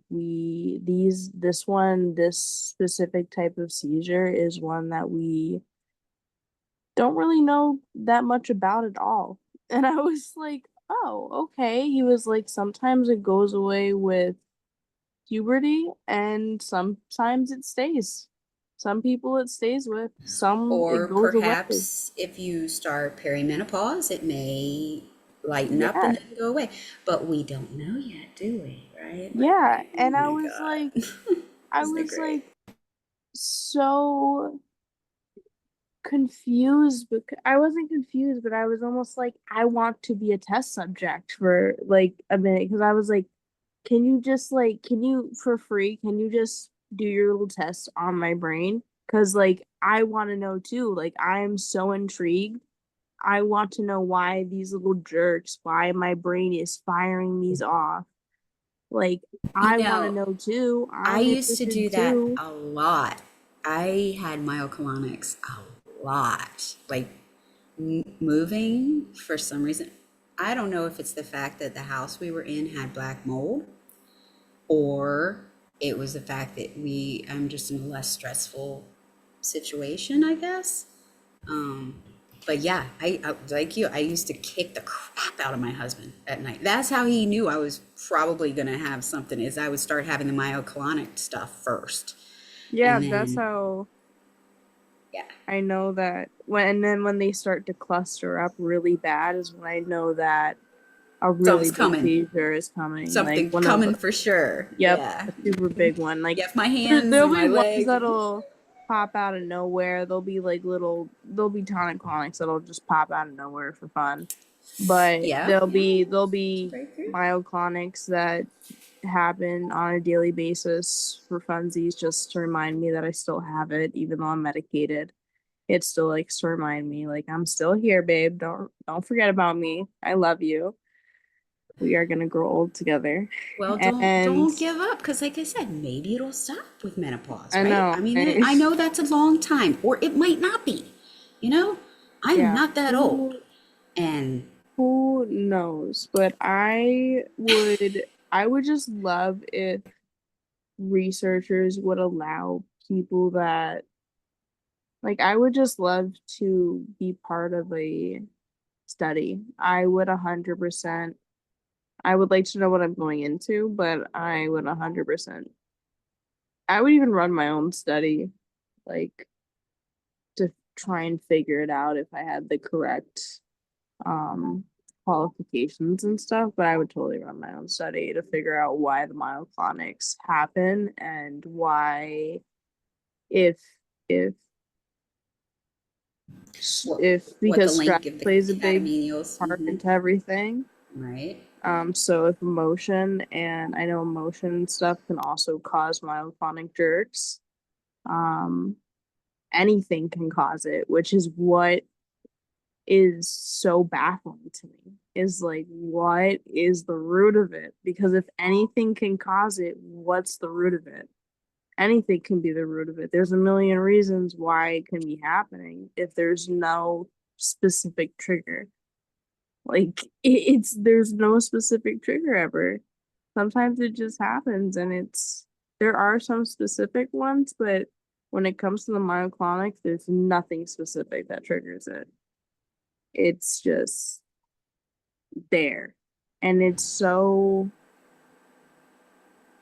interesting, because why is my whole brain like that? What are you doing? What's wrong with you up there? Why are you overwhelmed? We're fine. Why did your arm just make you throw that? Yeah, literally, Why I did it was just kick drinking that? I was just drinking that. Now I'm pissed off. I have to And clean it up. what did you get out of that? Nothing. Not a Yeah, damn thing. now But I have to get my mom to clean it up, which sucks because I can't touch the glass, because what if I throw glass in my eye? I'll go upstairs, I have to lay in bed, I have to get something that won't spill, that is like a have a tightly lid. closed thing. Yep. Is it a lot of lids? I got a lot of lids. A lot of lids, a lot of plasticware, nothing that will leave stains, something easy to eat.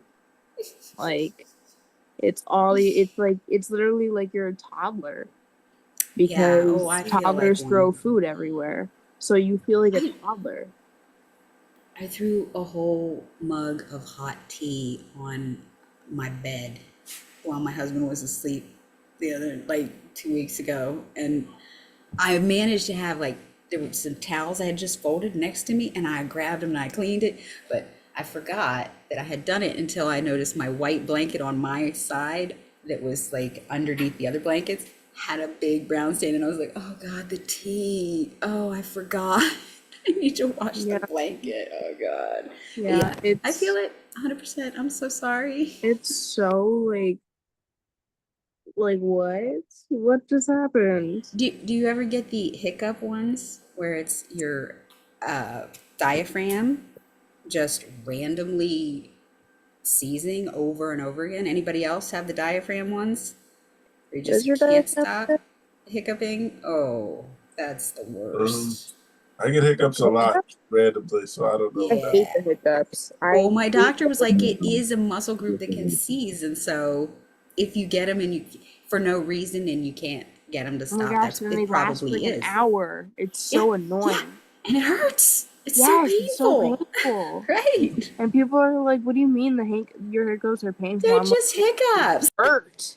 They That's hurt something so I'm just bad, and they finding never out now. stop. And there I am, like, holding my breath every 2 seconds, trying, afraid to get it to stop. Trying everything you know. I thought that the hiccups hurt for everyone. No, I just no, learned that. that's a myoclonic seizure of your I if never. it's like that, like Yeah, painful because and that violent, and and it's then they lasting much and they longer than a just normal keep hiccup happening. time, Yeah, I and you hold my have no breath for. particular reason why you got it, or maybe something you drank triggered it, but it won't go away like normal people can get it to go away. Yeah, it can be That's a myoclonic. probably how my myoclonic seizures still kind of remind me that they're still there, because I don't get the physical like upper body or the collapsing ones as much anymore with my medication, but I still get the hiccups, and I hate the hiccups. They are my enemy. They're on my top 10 list of things that I would do I have very ill intentions for the hiccups. They are not my friend. We are not friends. We don't love each other. I And just learned something new because I get the yeah, hiccups I didn't know too. that either, but now I do, and now I know why they hate me. According to my doctor, I mean, because I asked, I was like, is it possible that my hiccups are like my diaphragm doing that? And he was like, oh, yeah, absolutely. Muscle groups will do that. And I was like, great, wonderful. I got something else here though. It says nighttime partial seizures and anxiety. So I recently been having a new occurrence of partial seizures at night right before I fall asleep. It's happening 4 times now. After the first 3 times, I realized I was taking expired meds. Oops. And figured out that was why. Doc said to up my dosage just in case. So yesterday I took a double my regular dose at night, but I had so much anxiety about falling asleep that I was up all night having an anxiety attack and had yet another partial seizure. Does anyone else deal with nighttime seizures? And if so, how do you deal with the anxiety of knowing you may have a seizure as you fall asleep? It's really affected me mentally. Okay, how did we accidentally take expired meds? That's my first question. Was it the pharmacy? Yeah, what happened there? How are we getting expired meds? Because something that I just do instinctively is always check the date on everything, whether it's food or my medication. I check the date on everything. Um, Sometimes I eat it even if it's expired, if there's no more.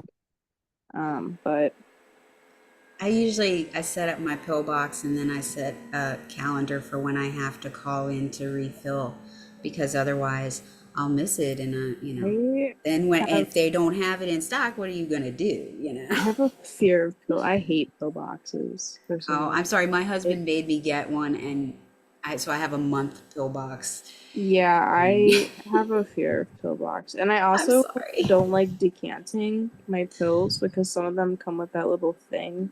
Yeah. Inside I keep one of those inside each of my things because it's got 4 sections. So I keep a silica pack in each one that's separate from, and I had a real fear of that too, because like I said, the house that we lived in before was covered in black mold. And so I was like, okay, if I'm taking the pill bottles out and I'm putting them in here, I'm exposing them to the black mold because they're not sealed entirely, So, yeah, I understand that. It's just that I had, at one point, it was 14 at night and 7 in the morning. There was no way that I was going to be able to open all of them and collect them, because I would count them and I would sometimes have to recount them 3 or 4 times to make sure I had everything there, right? Yeah, I used to be on like a shit ton of medications, and I don't even know what for. They would just throw me on anything and everything at You one say, point. I'm still seizing, and they go, here's another one. Anyway, yeah, and the original question, I'm sorry. No, you're fine. I just had a fear of like the pill boxes because like when I used to be on so many, it just reminds me of when I used to be on like a million medications at once. So I just hate pill boxes now because I'm like, look at my 4 or 5 little med Well, pills I certainly didn't want it, but my husband bought it online, and he's like, here you go. This is what you need, and you need to set them up because you know, we Well, don't know when what you're going to be he's taking. And a lot of times it was like I was titrating up or down. So it's like 1 week it's one pill and the next week it's 2 pills. And it's hard to keep track of that kind of that stuff when is you're all true. messed up from seizures. So that was Well, why he did it. But the whole I thing have about my mom having, as my pill box, so there she you has go. their little notebook, and I'm like, so what do I do this week? There you go. Yeah. Grateful And I for. used to use my chart a lot too for the titrating. Mhm. But as far as nocturnal seizures and anxiety going to sleep, big time, almost every night. And it's not even that I necessarily am like scared I'm going to have a seizure, because how can you be scared of something you don't remember? Even though it hurts afterwards and bad stuff happens, you don't really remember the bad part of it happening. Right. So for me, I think it's psychological, like it's already embedded in my brain that sleep is scary, or sleep at night is scary, or dangerous. And so I do have a hard time sometimes falling asleep. A lot of times I'm up past 4. I've watched the sunrise a That lot of is times. awful. Me too. I And watched the You sunrise need to plenty of sleep. times. I Um, know, right? It's the thing you're it's supposed to do. awful. You Yeah, gotta that's one do of the it. But biggest. Yeah, I was gonna say that's actually really interesting because sleeping is probably when I feel the safest. yeah, right? Like I love sleep. I want to Yeah, sleep. I so desperately want it. I yes, I am sleeping, the princess of sleep. I love to sleep. You are the mother of sleeping and the I princess. do, and I definitely don't get enough. Yeah, Watch when that I B12 kick in. I, You'll not well, be I have sleeping as been much. taking the B12 for quite a while actually, but not the gummies. I have caplets, but I've been upping them because I was only taking one in the morning and one in the evening, and I think I need a little more than that. I think I need to get um some iron too. I think I might be having trouble with like oh yeah, anemia or something. my And anemia has been really bad yeah, I think recently. because Someone when you asked wrote me if about that, I was I like, was oh yeah, you yeah, ran out of iron and you started feeling somebody tired again. somebody asked me if everything was okay at home, and I was like, what do you mean? Like, I'm fine. Because I asked some lady at the store, like, for, like, some eyelash stuff or whatever. I was like, hey, where can I find this? And she's like, you're right here. She's like, are you okay at home? And I'm like, yeah. And I'm wearing some, like, shorts and a shirt, and we had just moved and whatever. And I look down, and I have, like, this huge, like, baseball-sized bruise and like 5 other bruises all over my legs. And Mhm. I just look up at her and I'm like, we just moved. I was like, I'm sorry, I'm anemic. I was like, I just bruise really, really easily. I don't know what to do about it. I'm sorry. I'm everything is okay at home, ma'am. Everything is okay at home. Yeah. Everything's okay. I was gonna say it's really interesting though because with the with the sleep what the person said, I always think about sleeping on my side or my stomach so that if I do have a seizure at night, and I am foaming at the mouth or something, I don't choke on it. Right. So I always feel safer in my bed at night, even though if someone can't get to me or something, it just makes me feel safer because I have had tonic-clonic seizures in my sleep, and I'm okay because I sleep on my stomach or I sleep on my side because it's just how I've always slept, and I've just trained myself that, like, I'm going to bed drunk. I'm going to bed drunk. I'm going to bed drunk. So if I throw up, I don't want to choke on my vomit. That's how I just have wired my mind. That's So good. it's just like I feel safest in my bed now, and versus when I go out, where if I go down, like what if I hit my head, or what if I fall into traffic? What if there's all these what ifs of like everywhere else in the house, whereas like when I'm sleeping is when I feel the safest. But I guess it would also depend what kind of bed you have, because I have my bed on the ground, Yeah. Well, we and did that for a long time because we yeah, had twins first, and I'm sorry, I'm going to say the thing that nobody likes to hear. We did co-sleeping, but we did do like we had separators my and mom stuff, did okay? too. But I'm sorry, if you have twins, it is just don't even don't try to The give fact those that you people a hard time adjust for is anything they choose to do because it's a lot. I that is breastfed my twins crazy. for like 14 months and we co-slept with them and they're fine and they're adults and yeah, I don't feel bad about it at all, but we had our king size mattress and box springs on the floor for years. Actually, it'd probably be better if we did it again, except the dog would be really mad because he'd have nowhere to go. I love my bed on the floor. It's always comfier to me and it always feels safer to me because I roll off the bed a lot, just randomly, even if it's not a seizure, I just roll around so much. So I'm kind of just always a toddler in my sleep. So I love my bed on the floor and I love having soft things around so I don't hit my head. So it's just I think when you sleep, just like be very aware of like there's things that you can do to make your sleeping more comfortable and feel more safe for you. And so that when it comes to that part of the day that is really important for all of us as epileptics, like it can be something that you can kind of look forward to and be like, hey, I can sleep. And if I do have a seizure, at least I'm sleeping and I wasn't awake before it. At least I am sleeping. I'll know it when I get up later, but at least I'm sleeping and I'll be comfy in my bed and not in the hospital bed or something. And I'll be okay because I hate waking up in hospital beds for a little chronic seizure, which I know sounds silly, but I hate waking up in the hospital. I'm like, why am I here? There's no reason I need to be here right now. I'm fine. This just happens. So if you can kind of put it into a different perspective, that might try to help a little Well, bit. it's weird too. I think part of my problem is that I have always kind of been a bit of an insomniac, and then when some family members passed away, kind of tragically and violently, then I didn't sleep for a very long time. And then when I went to counseling again, and I finally got back in a normal sleep pattern and stuff, and then um, my dad died of cancer when I was 22, and I didn't sleep for more than 2 hours at a time for a year. And that will really mess you up psychologically. So I finally went and did the counseling again, my same counselor, and I went and I finally got meds because I didn't want to take meds. No, I was like, I don't want to take sleeping meds. I don't want to take whatever. I just want to be able to figure it out on my own, but I couldn't.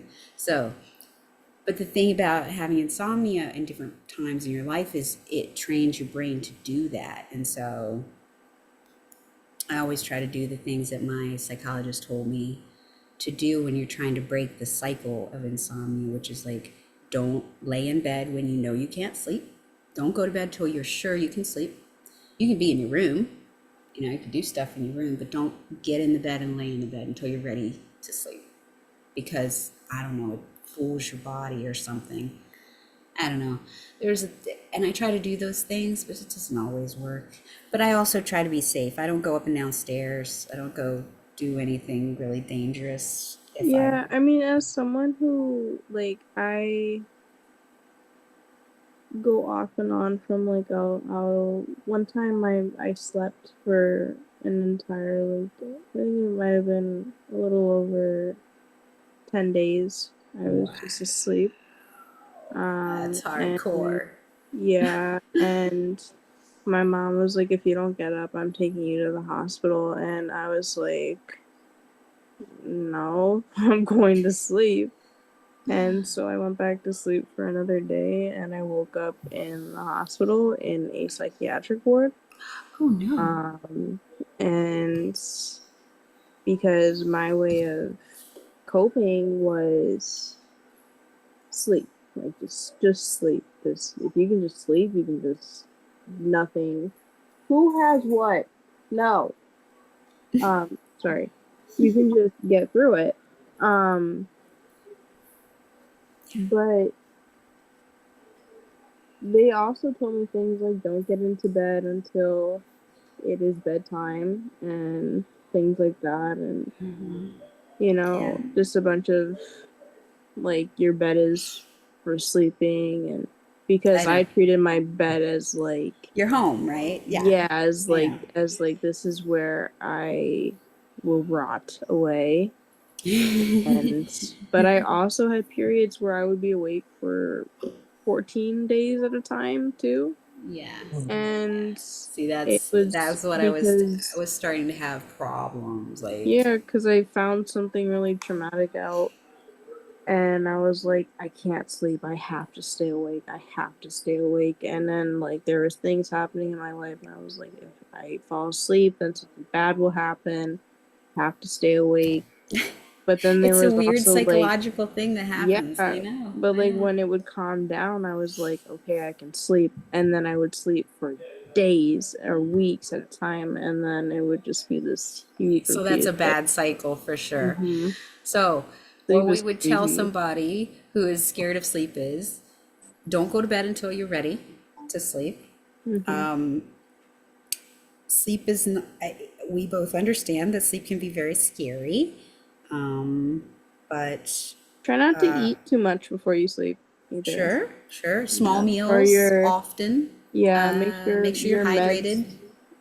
some meds tell you not to lay down for like 30 minutes to an hour before after taking them. So just try to follow those, like it might seem kind of silly, but follow those silly little rules because they might be the little It might thing. not always work, unfortunately, but Yeah. you just try to keep the good patterns, because the more you do the bad patterns, the more it reinforces it, unfortunately. And sometimes that anxiety feeling is an actual aura, so pay attention. There's a difference. I have noticed if I start shaking, then I definitely treat it differently than if I'm just can't sleep because I have anxiety about it. I don't know. Anybody else? Hi, Sarah, by the way.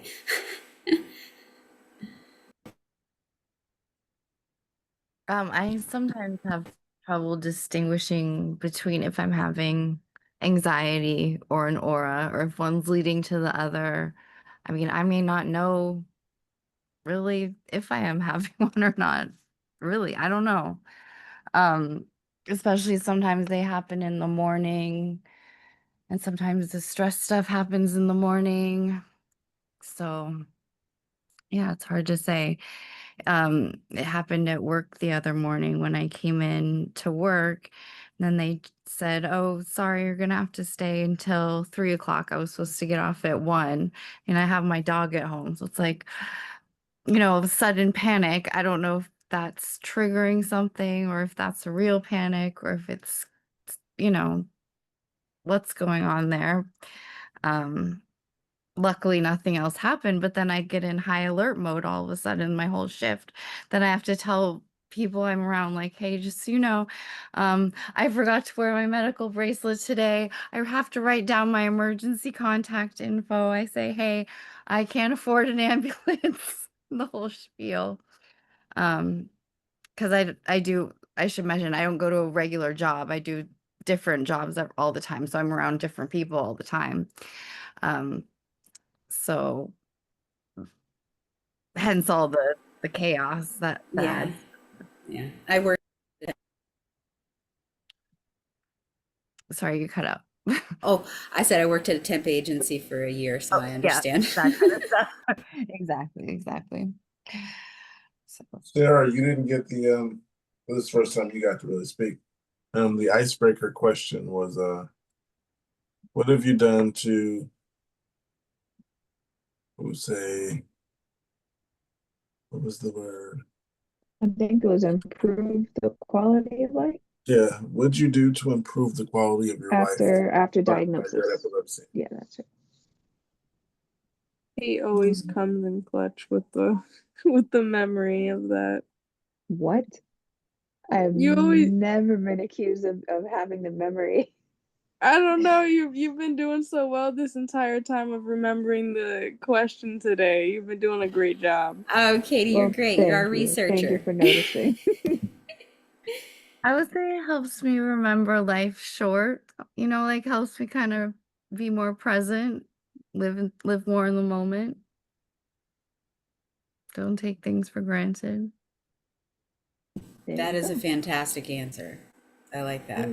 I have another one, and my neurologist thought this was kind of funny, but I thought it was a good way of looking at things. It's a good excuse to live a healthy lifestyle instead of just sort of like, oh, I should get more sleep. I should do this. It's like, no, I have to get more sleep. I have to do certain things. So it's a reason to do it. So I got something here, you guys. It says psychosis. Can epilepsy cause psychosis? My son was diagnosed at 27 with TLE. He took medication for a short while and then stopped due to what he believed was an allergic reaction. After the reaction, he was hesitant to try anything else. He was doing well with meds until 2 weeks ago when he decided to drink 4 liters of soda and smoke like a chimney. This caused him to go without sleep for about 33 hours, and now he is having focal seizures constantly and auditory hallucinations, which he believes are real. He is in the hospital, but the doctors are recommending antipsychotics. Is this normal? Missing that much sleep and having a break is normal. Sorry to say. I only say that because of my own brother and my own experience of not sleeping for like a year.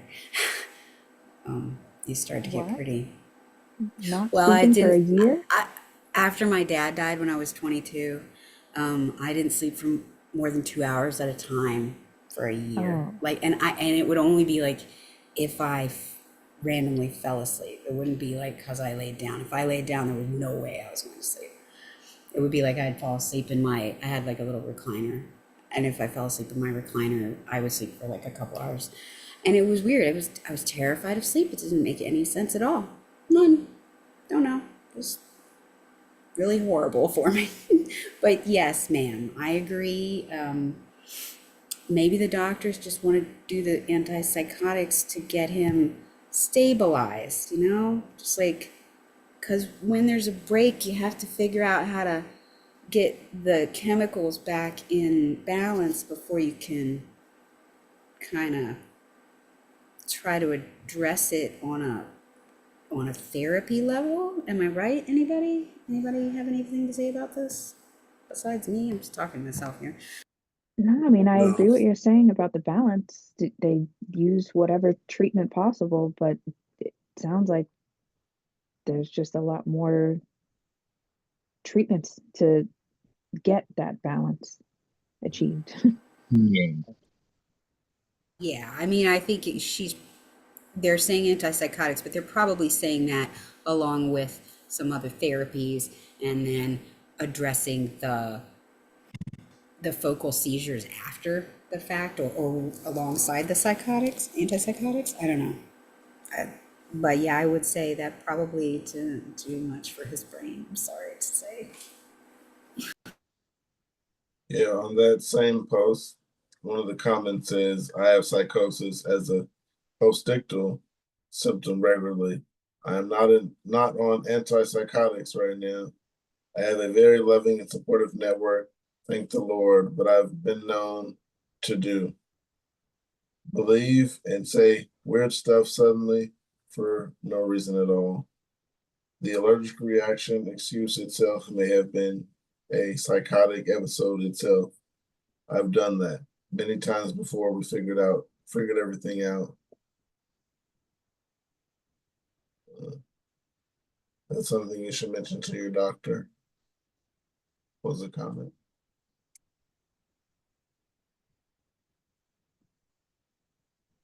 So what were they talking about? I missed the point of that post. Were they talking about what they bring up at the doctor's appointment? Her son had epilepsy and he stopped his medication because he felt it was having an allergic reaction, and he was doing okay until he decided to drink a bunch of energy drinks. And was it alcohol as well, Pookie? I think it was just soda, she said. Okay. And then he smoked a whole bunch of cigarettes, I assume. Yeah. And Smoking like a chimney, I assume. and he was awake for 33 hours. And Mhm. then he had some kind of psychotic break and they hospitalized him, which I think is probably the correct thing to do, for sure. I hate this. Yeah, I'm sure that would be an inpatient situation no matter what. Yeah. Yeah, I got that's one here. kind of like hitting all the no's of what to do with epilepsy, you know. Yeah, I mean, gosh, don't do any of those things. That's a terrible idea. But just to answer the question, was it possible? Yeah, I assume it is possible. Anybody else? We all know lack of sleep can make even a healthy person break, right? 3 hours, yeah. I've watched Sunrise, but not two. Um, I have, not recently, many, many years ago. And yeah, by the second night, yeah, lights that weren't there. And I was like, okay, gonna force myself to bed no matter what. Take that Cobra, it'll knock you out. Add it with a benzo. I got something. It says, who's returned to work after a medical leave? Was it short or long-term leave? I am a remote worker who wants to be able to afford living. I hope I can return to work smoothly, but I want my focal impaired awareness seizures under control. I am under the employer's insurance program through all of it, through all of this, but it's coming to an end and with less pay as I move from short term to long term. I was wondering with those anecdote anecdote experience on this, who has returned to work after this disability leave? If so, how long were you gone? How's work going for you at the moment? Um, every time I went on leave, I just left the job, so it's not going. I think the longest I did was 6 weeks. I was at a call center, not the doctor's office, but the debt collector. So that's after I was there for like 3 years, and then did like 6 weeks for all 3 or 4 surgeries, and went back to the call center for, I don't know, I think 4 weeks.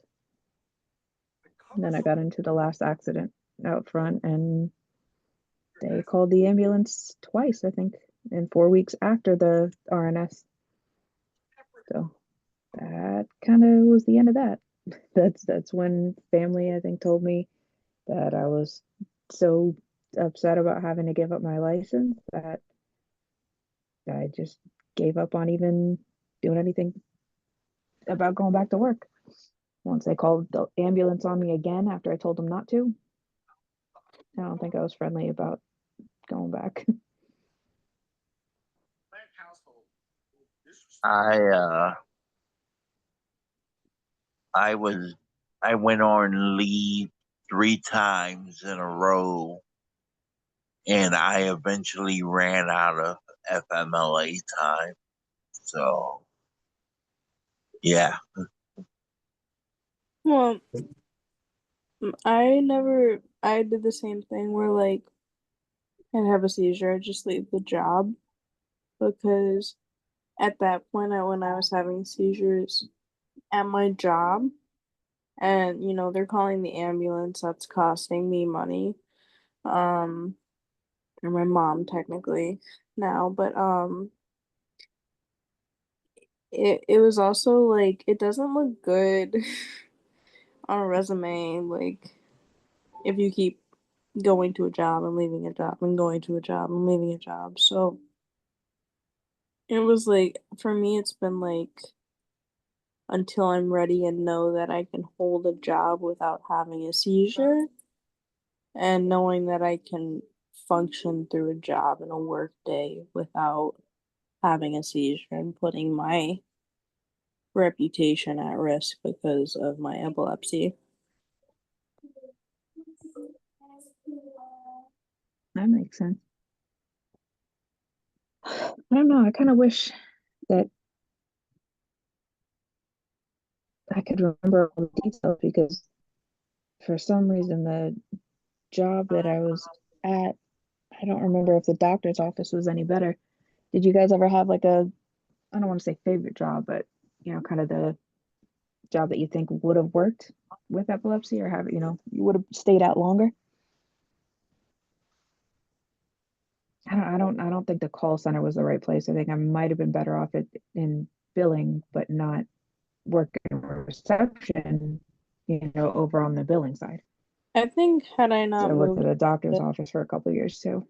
yeah, I think had I not moved, I would have been great at Dunkin' Donuts. It was like the perfect job.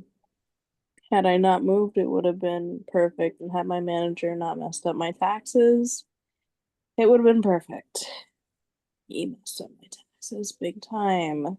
Like I owed $300 at the end of the year. Great job. Great manager. You owed the job That's annoying. $300? No, I owed the state during Oh. tax season because he didn't take out my federal taxes. And he had some shady stuff going on.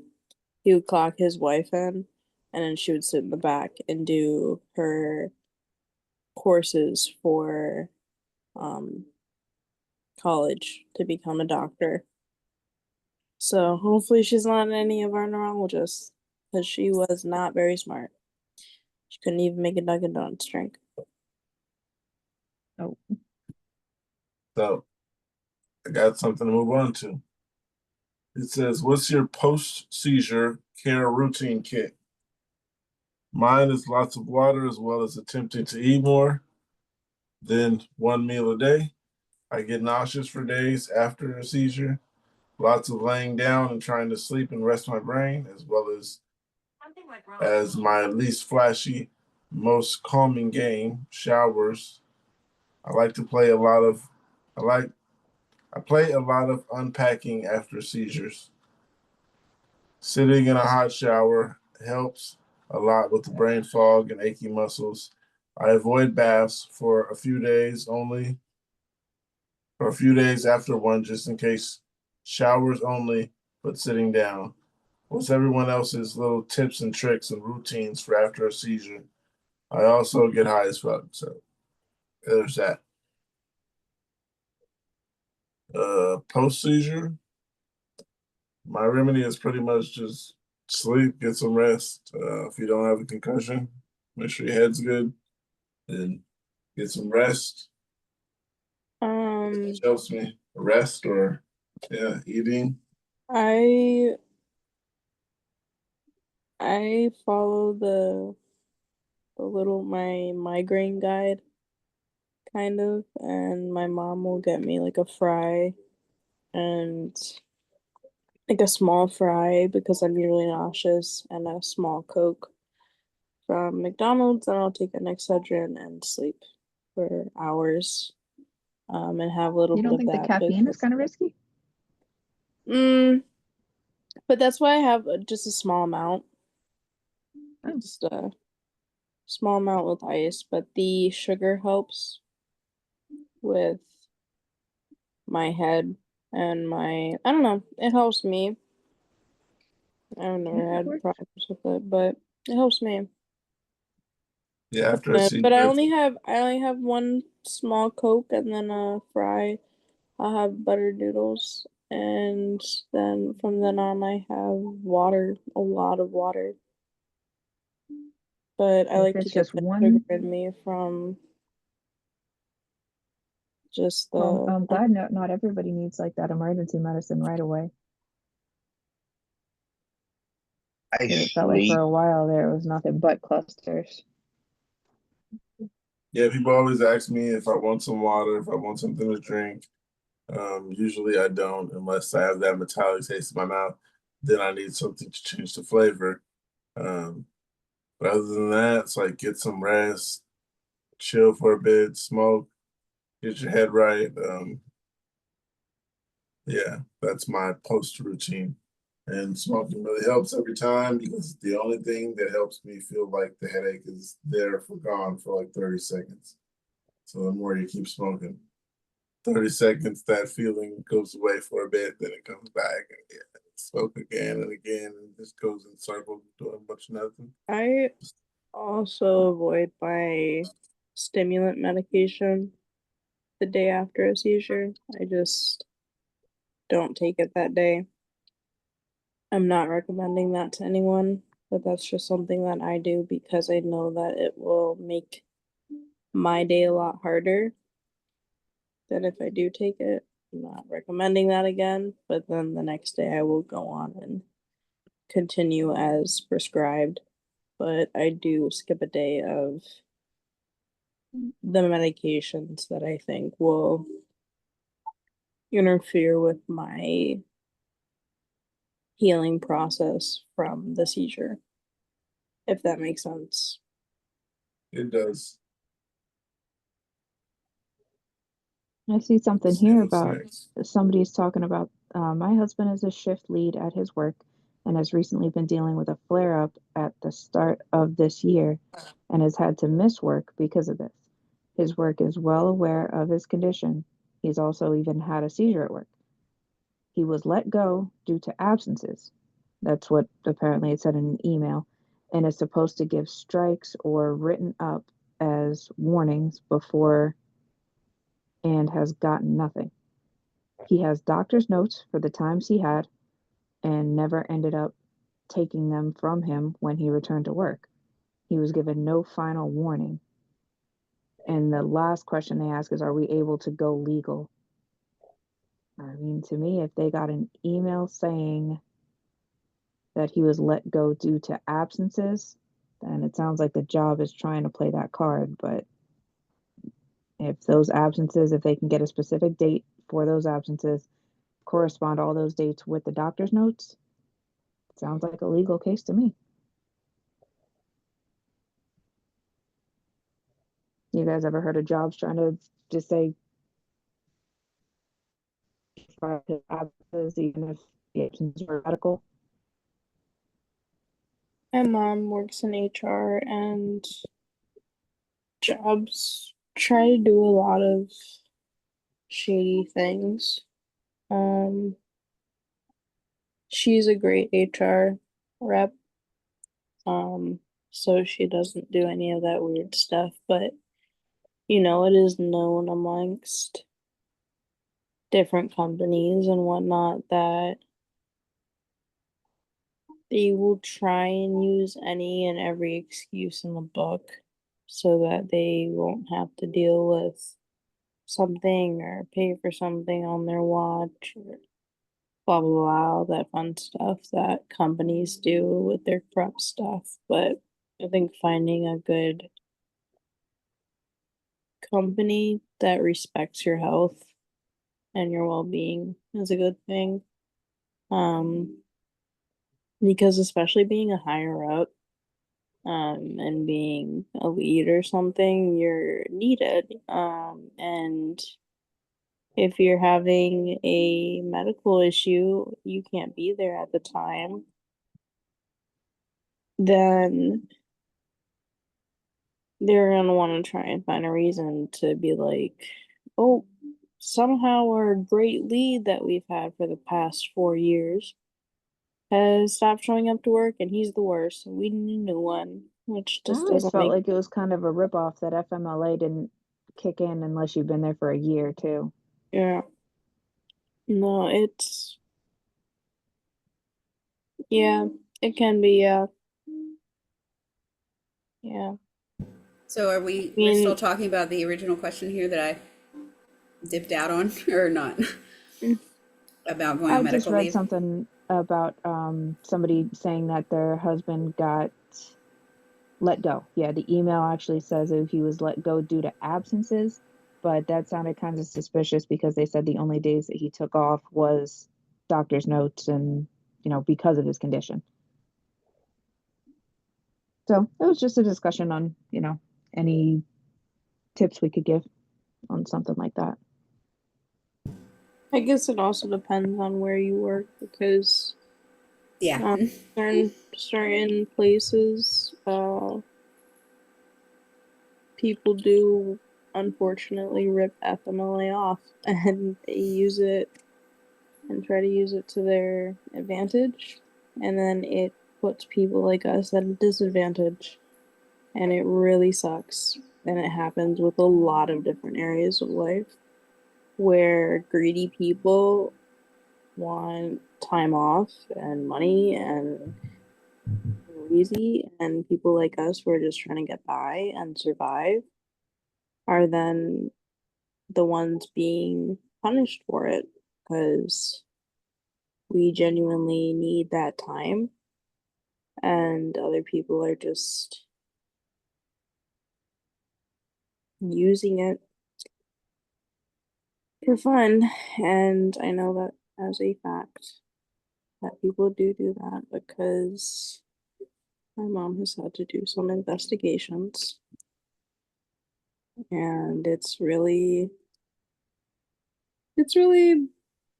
unfortunate, as several communities, not just ours, need that time. And my mom is aware of it too, and she feels bad that the people that actually need it have to suffer because of those who, it's like being in school and one person fucks it up for everyone else, or something like that. I got something if you're ready to move on. It Alright. says, I got something here. It says WTAF was the reaction after a seizure. Back in May, I had my first seizure after being a year seizure free. When I woke up from this seizure, I was absolutely losing my shit. My mom wasn't home at the time, just me and my little brother who found me. I was on the phone screaming, crying, and panicking for no reason. I was really anxious, having an anxiety attack, saying that I was going to die. I really did believe I was going to die. Then I started begging my mom to not send me back to the psych ward. I do have history there, but for a suicide attempt, and my mom didn't even say anything about a psych ward. Anyways, my mom gets home and I end up calling my dad, still panicking, saying the same stuff. I was sending text messages about it that I don't even remember sending, etc. I've never had a reaction this bad since my first seizure 2 years ago, where I was just slightly aggressive with the EMT workers. I was confusion. Also, what is that what is that feeling called before you have a little bit before the seizure and before myoclonic seizures start, where you just feel disorientated, lightheaded, like you're floating on a cloud, confused, tired, a headache, and a sense of worry and anxiety. So they're talking about an aura, and I would assume that this all might make a little bit more sense to them if they start taking notes, recording all the details before, during, and after as soon as possible. So, like I said, something might start making sense. They'll notice some patterns.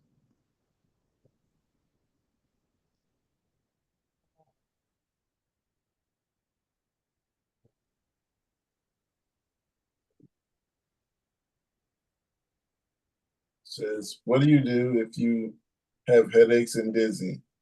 What do you usually do when you have a headache? I'm not sure whether it is after seizure, it is an after seizure issue, a drug effect, or something else.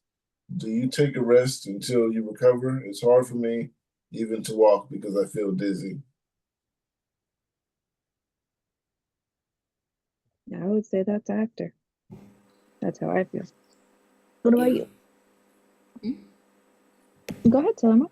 Oh, I was just saying, yeah, I would definitely take a rest after for sure. Oh, okay. Yeah, I do get the post seizure drowsy, can't walk stuff, and sometimes I usually still try to walk for some reason. I don't know why, but it just happens.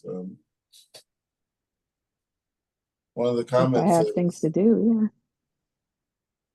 oh, If I don't have time for a seizure, I will keep trying to walk and do things until I can't. I I'm can't deny still it in it, anymore. still in the seizure most likely, and I'm still trying to go do things and just confused. Not sure why I still want to go do things, and I know I'm hurt and stuff like that.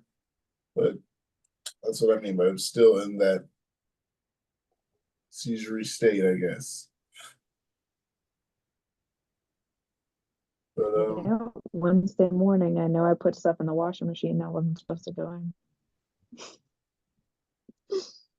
But that's getting ready for the trip.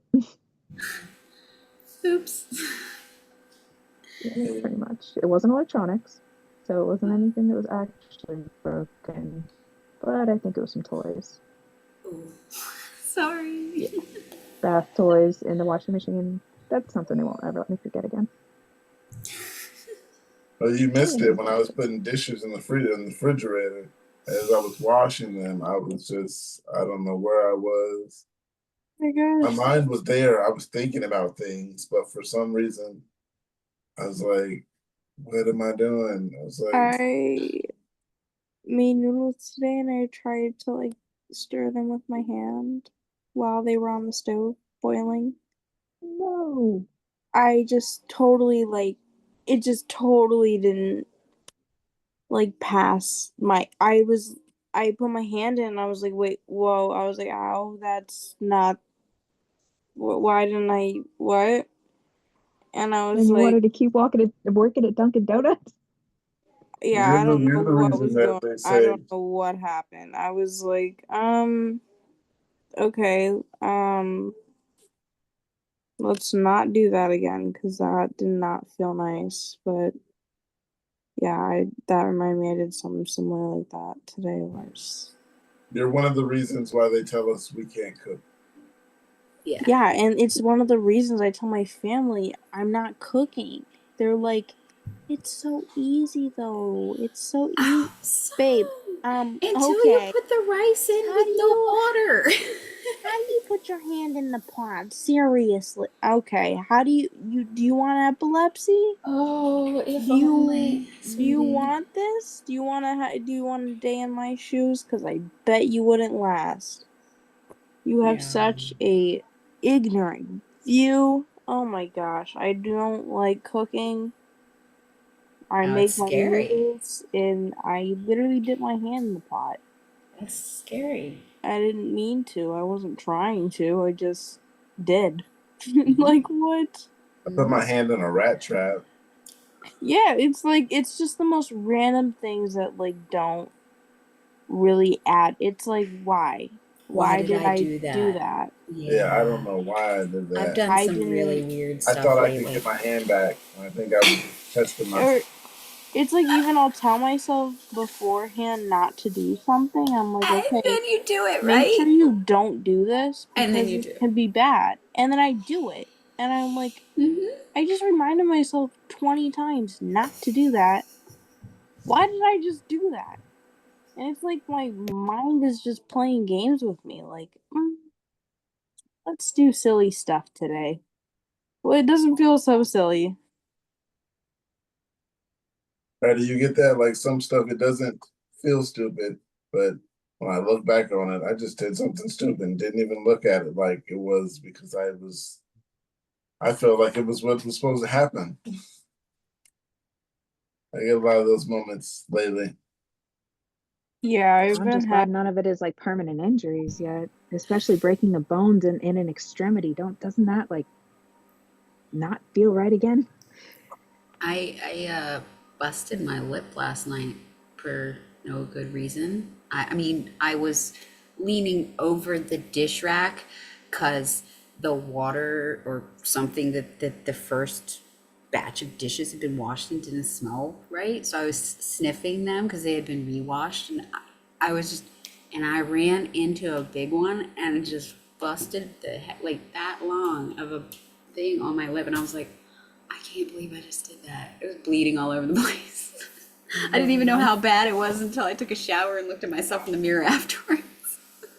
Because because I busted it on my teeth, right? It was the inside of my teeth, and I'm like, oh, that's nice. What the? Why did I do that? Exactly. Yeah, we all do it. Oh yeah. Yeah. I've hit myself in the mouth and so many times.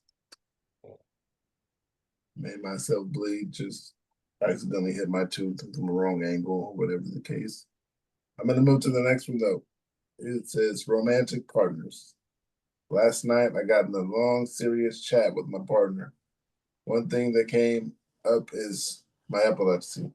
He said that when I talk about different struggles and how it relates to having epilepsy, he views me as pulling the epilepsy card, as in me making excuses for calling myself a victim.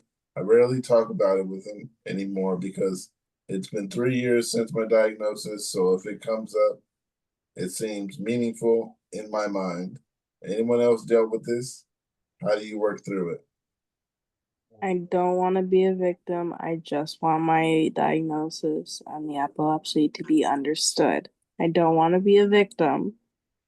I just want the people that don't have it to understand why it is this way. I'm not trying to be a victim. I hate when people try and pull that like card of like Yes. you're milking it. You're milking it. I'm not. You by you saying that means that you don't understand. You still don't understand what I'm going through. I have people who have seen me with all the cords hooked up to my head in the hospital, looking like ET and all different types of stuff, and they're like, "You still have seizures? I thought you got on medicine though."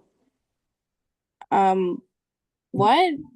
That's not how it I'm works. sorry. That's just not how it works. You got on medicine for your anxiety and you're still feeling anxious sometimes. You know, it doesn't just go away. Things don't just go away. This is a chronic illness. This will be life-changing for a lot of people.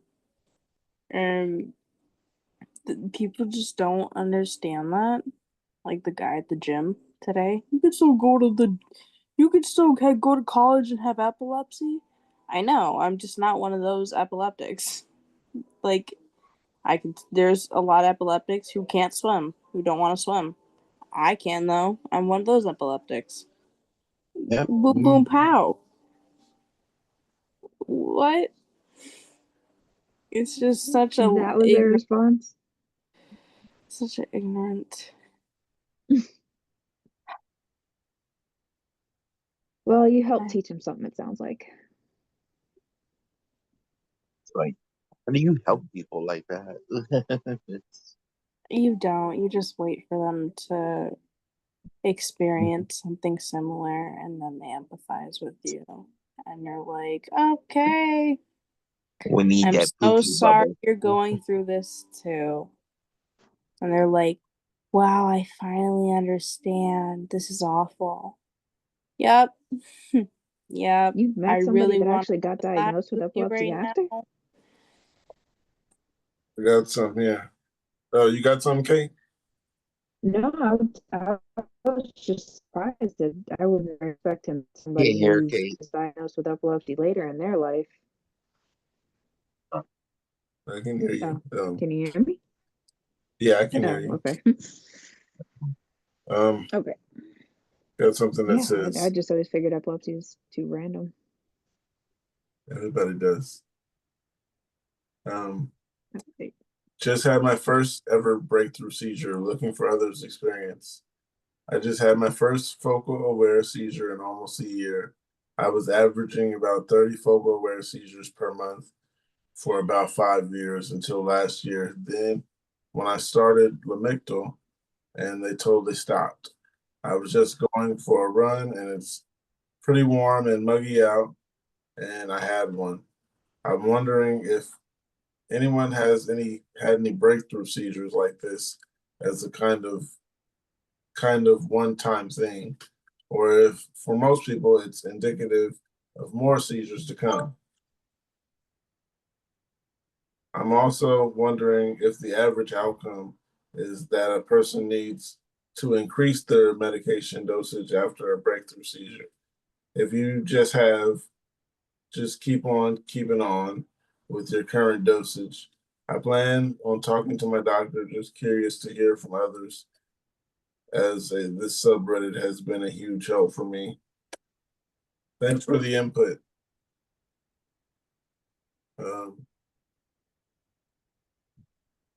Are breakthrough seizures something to come to expect? No, I kind of got used to them though. Breakthrough seizures are just like, it's like that seizure I know is gonna come. It's like I'm taking It my will. pills, doing everything right, but that one seizure that's coming is the breakthrough seizure. And It'll happen. Yeah, Here. it's coming. eventually. Just Right. a matter of time. Am I It's right? if you Yeah. keep having those seizures, then that's when you talk about the dosage. Yeah. Coming up That on was that kind of a 4 month drawback mark. on. Yeah, go ahead. I just made 3 months seizure free Congrats. Nice. today. That's a landmark. Yeah, I think my last one was in May. My The last end one of was May. April 11th. Congrats, man. Congrats. That's a Nice. good win. Yeah. Thanks. I just put that together.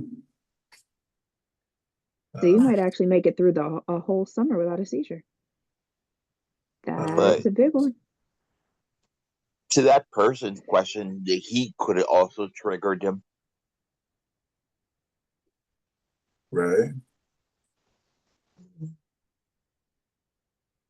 The thing that kind of, I don't want to say turned on my epilepsy, but kind of triggered my adult onset epilepsy from the stuff that apparently happened as a child that wasn't treated or diagnosed was heat stroke, like every day for 2 weeks. And I just kept on going and doing it, And that was the eventual trigger that took me down. So, heat, yeah, it sure can. Dehydration, heat. I get sunsick. The sun makes me sick. See, some people can Yeah. get sick from the sun. Yeah, but I have to say that heat is the worst thing for me almost. Heat and stress, I think. Lack of sleep is bad, but heat and stress, it's almost a guarantee. My husband even says if I get in a stressful situation, he's like, oh, well, we just have to wait now. Oh my gosh, I feel really bad. Do you live in a warm or cold state? What's that? Do you live in a warm or cold state? I live in the northernest part of California, in which I tell you that I can drive into the next state easily. Well, I can't drive, someone else can. Close enough. Yeah. So you would think that being somewhere in the Cascades, I would be in a nice cold area, but that's not how it works at all.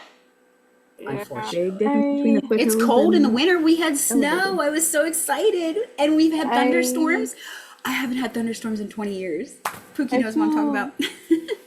So, I just don't understand how people can live in places like Florida and Texas and I did. We lived in Florida for 2 years. Yeah. Yeah, I've been there, and I'm just You live on air welting conditioning. away. I am welting away. It is not my place. It is not my environment. I belong in the cold. Florida they it's live snowed on up air already. conditioning pretty much, right, Katie? You I Florida would say too? South Florida, Yeah, Broward, Brevard, that area. yeah, you learned it because we lived in 2 different cities in I mean, the Florida. lake in the middle of Florida, Lake Okeechobee, is kind of the middle point where if Right. it's south of there, it's one climate. If it's north, you have a chance at a breeze for more than 2 weeks out of the year. I'm also just extremely sensitive to the sun and the UV rays. I get burns and Yeah, that's a trigger. Yeah. anything like that. So I think that I have had sun poisoning, before, Yeah, so I know what that's like. Yeah, it's it's not fun. not It's fun. like I'm just kind of like allergic to the summer and the sun. You So need to I get out of just Florida, girl. well, I'm in Illinois, so Oh, okay, okay, good. it's good. I stay indoors during the summer. I get like summer depression Oh, I'm usually sorry. because I just don't like the summer so much. And it triggers so much for me. But Such I a could probably notice winter stuff in like that. Chicago can be brutal sometimes, but I yeah. love the cold so much. I take it for granted every winter, but it never triggers my seizures the way that the heat does and the sun does. Yeah. And so I'm Well, grateful that we have a 4 year or a four, yeah, yeah. A whole season. Mm-hmm. There you go. we do here for the first time in 20 years and have like actual season, but like yeah, it doesn't matter if you can see glaciers from your house. If it's 100 degrees, it's 100 degrees. Wow. Yeah. That So, would be wild. but luckily, my husband got this wonderful, huge swamp cooler that came with the house working, and it is better than any AC I've ever had. I'm like, this sucker Nice. blows like pictures off the wall. It's so strong. Central air. That's all you need. It's a lifesaver. We were both like shocked because the darn thing's ancient, but one new motor and here we go. We're good to go. Whatever does a We're trick gonna for you. survive. Yep. It's gonna live. We're gonna live. I got something here. Okay, sorry. Anyone What use we got? clobazam and smoke cannabis? My neurologist said it's fine and I'm okay too. I just want others' experience. Is it safe? Are we Is it talking safe? about clobazam or clonazepam? This says clobazam. I've It never says been on that one. safe. I can potentially cause faster metabolism or increase the dosage in my blood. Anyone use clobazam and smoke a puff of Clobazam, huh? joint? I don't know. Well, my doctor said that it didn't matter how much cannabis I had or imbibed, that wasn't going to affect my medications, or that wasn't the cause of my seizures, and it wasn't going to affect my seizures, and that I should probably not change that as that could affect it. But it's all about your body. I feel like probably imbibing cannabis when it was not legal in the places I lived kept me from having adult seizures until I pushed it too far with the heat stroke, thinking I was freaking invincible. Super Sailor Mom. There you Hey go. Raven, how you doing? Hi. Not great. I really messed up my meds, you guys, and I need somebody to tell me I'm gonna be okay. What happened? Okay, what started? It's like I haven't been on Vimpat for very long. I was just diagnosed like less than 2 months ago, so I'm only on 100 milligrams of Vimpat twice a day. Okay. I was already taking Depakote for migraines. Okay. But the Depakote, like I developed epilepsy while on Depakote, so I don't. Oh, yeah. So I don't think that the Depakote has any effect one way or the other. But yeah, so I was supposed to ask someone to pick up my prescription today, and I forgot, and now I don't have my Vimpat for tonight. I've never missed a dose before. I have no idea what to expect if I'm gonna have seizures. How long have you been on the Vimpat, you say? Like maybe 6 or 7 weeks, I think, at the most. Okay, so you're probably up to full amount in your bloodstream. Are you able to get your morning dose early? No, they don't even open until 10 a.m.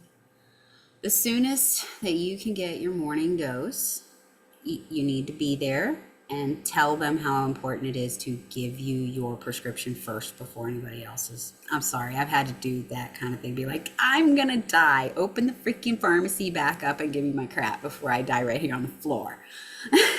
Nicely, but honestly. And I've been on Vimpat before, and I've missed doses, and I didn't have necessarily terrible side effects, because it's one of those meds that I think Katie would agree with me, builds up in your system. It's over time. That's why they titrate it like they do. And yeah, it's bad to miss a dose. It's always bad to miss a dose, but you know what? It freaking happens. It happens to all of us, for pharmacy reasons, for prescription reasons, for freaking insurance reasons, because we can't get to the dang pharmacy, whatever. Okay. We miss it. Reasons. I just It messed happens. up and I'm so frustrated. Oh, but no, it's okay. Don't be like that on yourself, okay? Because the more frustrated and upset you are with yourself, the more likely it is you're going to have a seizure. That's true. You got to keep your triggers down. You need to drink lots of water. You need to get a good amount of sleep tonight. And I was gonna say, don't try not to stress too much about this in the dose. Okay. Just like just There's a big I've difference, remember, missed between one dose doses and a whole day. before. Yeah, I've missed 2 doses in a row, and I've been okay. And we survive. We miss doses. Things happen. I think I dropped the So- Vimpat without any titrating down even before once. It's it happens. Turkey, no Vimpat? These things Who, me? totally happen. Yeah. I was. He Ooh, that's recommended on risky. my last telehealth. He told me to up it by another one, and I was just a total zombie, like as if I wasn't already, right? Like I take a ridiculous amount of medication. Yeah, So I had to tell them to put it back down to 200 milligrams. yeah. I mean, well, 200 was what he wanted me to go up to. Well, 100. You can also, I think if he you had can me at have, like 400 or something. Yeah, I'm not sure. I think it would have brought me up to 200 probably. I forget what happened with the medication, but there are some assistances where like they can deliver your medication, or maybe you can have a larger supply of your medication, perhaps.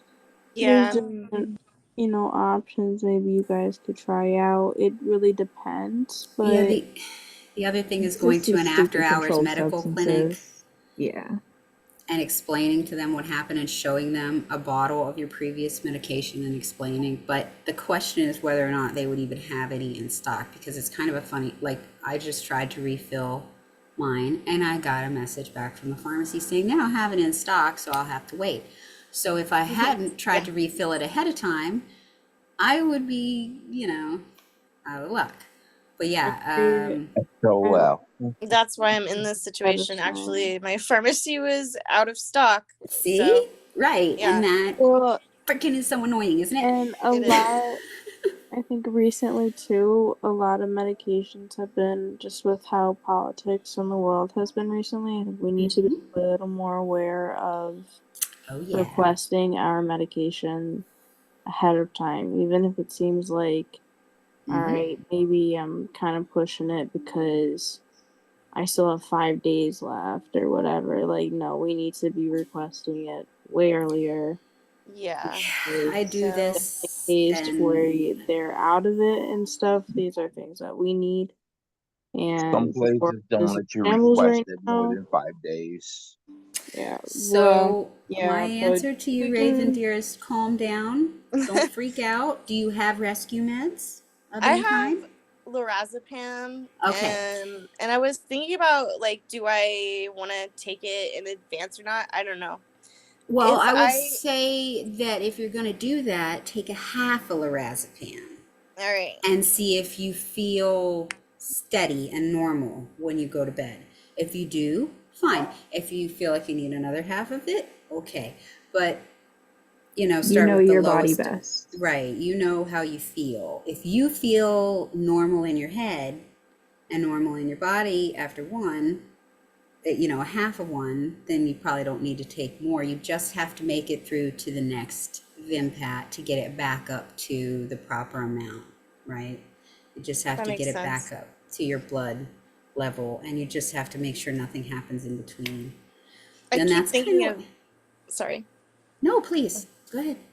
Oh, Go ahead. I keep thinking of it like you either have it or you don't have it in No. your body, but it's No. it's Thankfully, more of a a lot slope. of our medications are not Right. like that. A lot of them, they titrate up because they're trying to get it up to a certain level in your bloodstream, and that level will stay there for at least 12 hours, 24 hours, you know, and it will take a long time before it completely drops out of your system.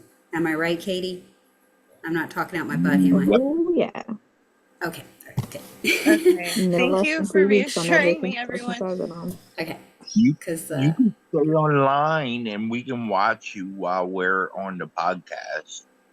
true, you know, you can hook up to somebody, and if you're really worried about it, do you have somebody at home that can tell if you're going to have a problem, or if you No, do I have a mean, I problem? have somebody here if I did have a problem and needed like if I'm conscious and can ask for help, then I have help, but I don't have somebody who would be monitoring me. Can you leave your door open so they could hear you? Do you make any noise if you have a problem? I mean, I don't make a lot of noise, so Okay. and they're kind of a heavy sleeper, but I'm gonna try. Okay. Yeah. Well, then And- I would definitely say, sure, if you want to do a half a dose first and see how that makes you feel. I don't think that's a problem at all, because you want to make sure you don't have a slide back breakthrough before you get your Vimpat. Does everybody agree with me, or am I being a drug pusher here? Yeah, totally you're letting you not. take the reins We because agree it's with genius. you. Okay. Do Thank what you. say. Thank That's you what the all. rescue meds are for.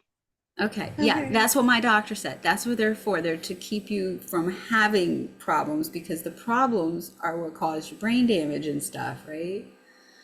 Like that one Yes. person talking about how scared they were after a 5-minute seizure and losing their vocabulary. Holy cow, after a 45-minute seizure, and I couldn't think of a word anywhere. And I used to go through a Stephen King book a week. It's ridiculous, right? I feel like a total dimwit when I have to come up with words in emails or texts. I'm like, where did my vocabulary go? It's gone. It was good enough to pass their silly little test that they did at the hospital to see if I was good enough. Good enough for guys, what? right? Good enough to do what? Yeah, I have a good enough vocabulary to be your little, you know, assistant. She doesn't know a lot of words. It's like good enough to not die on your own, I guess. Like, thanks. My doctor said there was no way I was good enough to go back and work the ice cream shop again, and I kept trying to do that. So I don't know what the hell they were trying to prove I was good enough to do.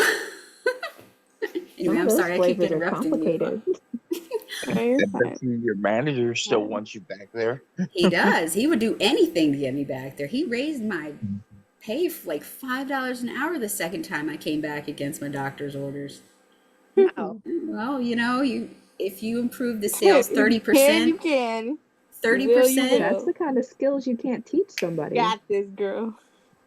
Yeah. They want that mango flavor one. I was Stuff's just the gonna say bomb. my mom slept through my mom sleeps through my seizures if I have a seizure at night. So Yep, my husband has slept through some. It's not really like I can say anything. I Today- can take my meds. It's just Today was a good day, but Ookie is we've done. seen a seizure today. yeah, I am. AJ had a seizure. AJ did? Yeah. On here? Yeah. Oh dear, I'm Aw. sorry. Oh no. Somebody jumped in. I'm sorry. What? I What do you wasn't think? 10 on. seconds into it? It was like 30 seconds maybe, and then someone eventually came in and moved the camera off of him. Did he make noise? No. Silent. Jason was talking, and he was watching us, and he had his gaming chair, and then I had seen him just sit back like in his gaming chair. He sat up straight, and then he started like to wander off, and it was the first time I've seen that. Yeah. First time I've seen a seizure. Oh, except for the one you had on our meeting with Twix. That's the first time I've seen a TC. Oh, okay, right. But yours Yeah. were kind of focals, right? When we were Yeah. having that meeting, yeah. That was, gosh. Oh, sorry, I AJ. keep it on missed. the screen so I can see everybody in case they have a seizure or something. Yeah, that's a Right. better way to do it. Did So Annie come far, on 3 today? people. Unless there's 30 people, right? So I'm far, not- 3 people had seizures. Me, Kate, and AJ. I need to get in touch with them. Hey, I'm gonna. Pookie, did Annie come I on need to today? find out if AJ goes by a Yes, him she or did. her. Is Okay. Annie okay? Yes, she is. Okay. Oh yeah, yeah, I'm she's gonna back Gotta to send her a 1,000%. text lock tomorrow. you guys. The back of my cranium is protruding and hurting. So I'm gonna go to sleep. All right, get All yourself a soft right. pillow. Good Oh, I idea. have a million pillows Good here. night, Lufa. I got one more question, Good Lufa. night, Lufa. Oh, I got one more answer. Okay. It says, "Are rainbow swirls something? Are rainbow swirls on paper something I need to tell my neurologist about? I'm still trying to figure out what and when I need to communicate things to my neuro. 6 months and 1 day after a few TCs and going on lacosamide, I had a focal aware, and they increased the dosage. No trouble since 3 months ago. But the other day I was looking at some spiral bound textbook, and the binding set me off. Started to feel like other things were swirling. Then rainbows started dancing on the page too. I felt off. After a second, after a second time, I closed the text and decided I needed to lay down. Then I napped for several hours and was better. I have to nap.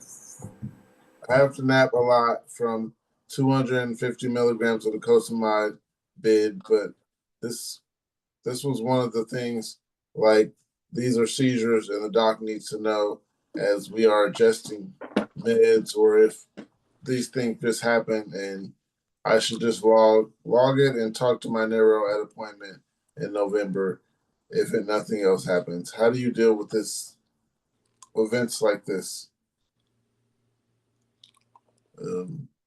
I would definitely say something to your neurologist.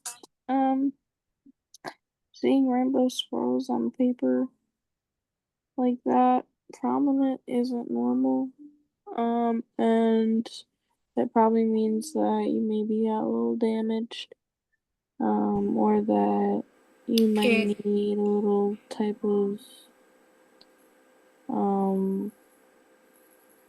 Could be a side effect from the session. meds. Yeah, it Could be battery. an aura, a visual aura, because I have had some swirly rainbow visual auras that are very I uncommon. get sometimes after seizures I get really I have like I do have a personality disorder, but I have this odd shift in my personality, and it's just not really me.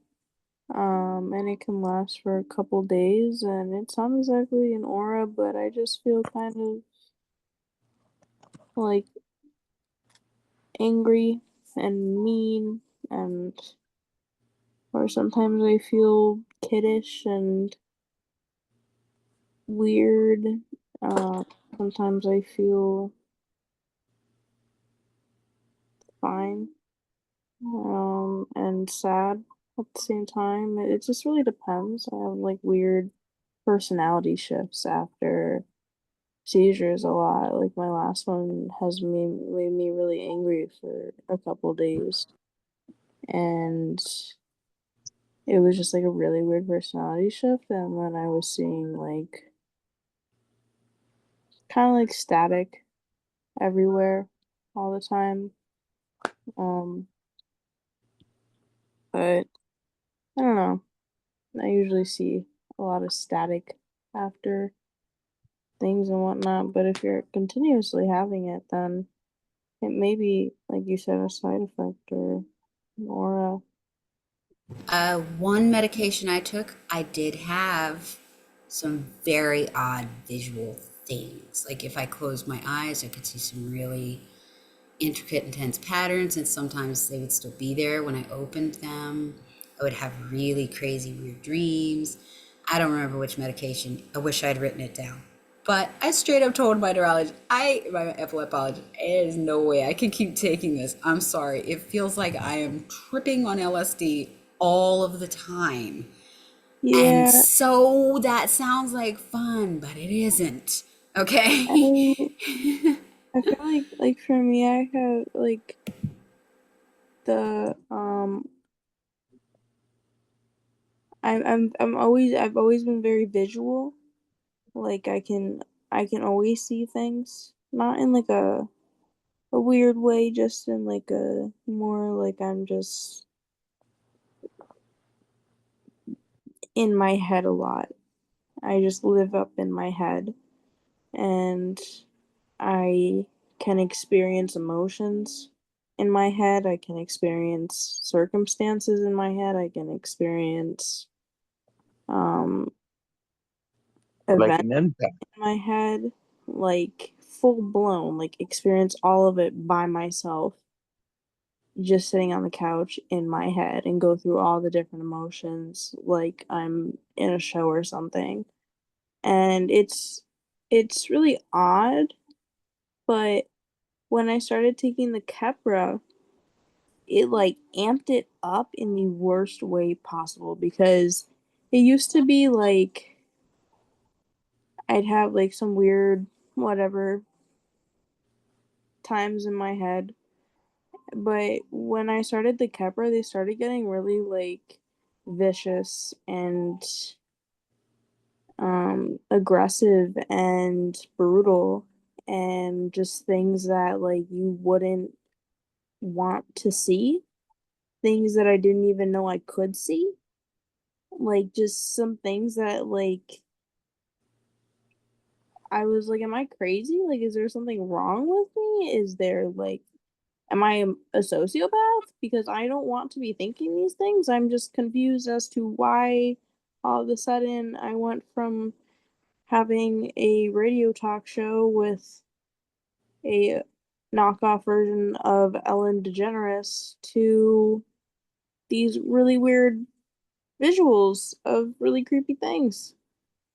Because I'm not really sure what's happening, because it's never been this aggressive before, but the Keppra definitely made it, the Keppra rage, like, infected my brain and made my entire ecosystem and, like, rageful. And it was really scary.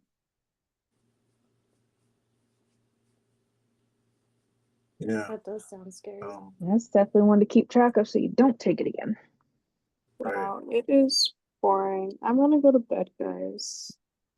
All right. Check out Thank tomorrow you. morning on my YouTube.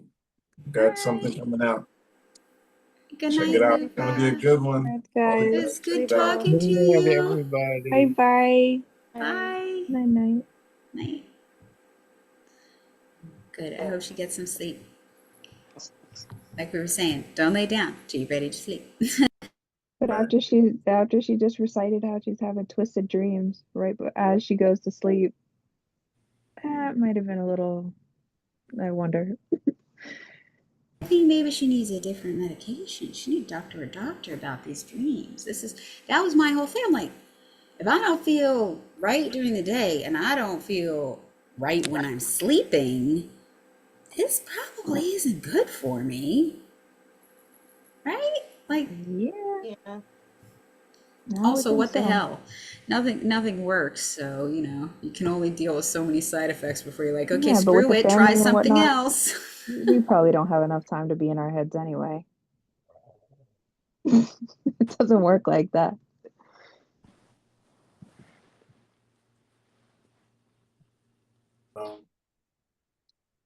Yeah, well, That's just how it is. does anyone feel out of phase with everyone and everything? Not a total issue, but it is getting more extreme.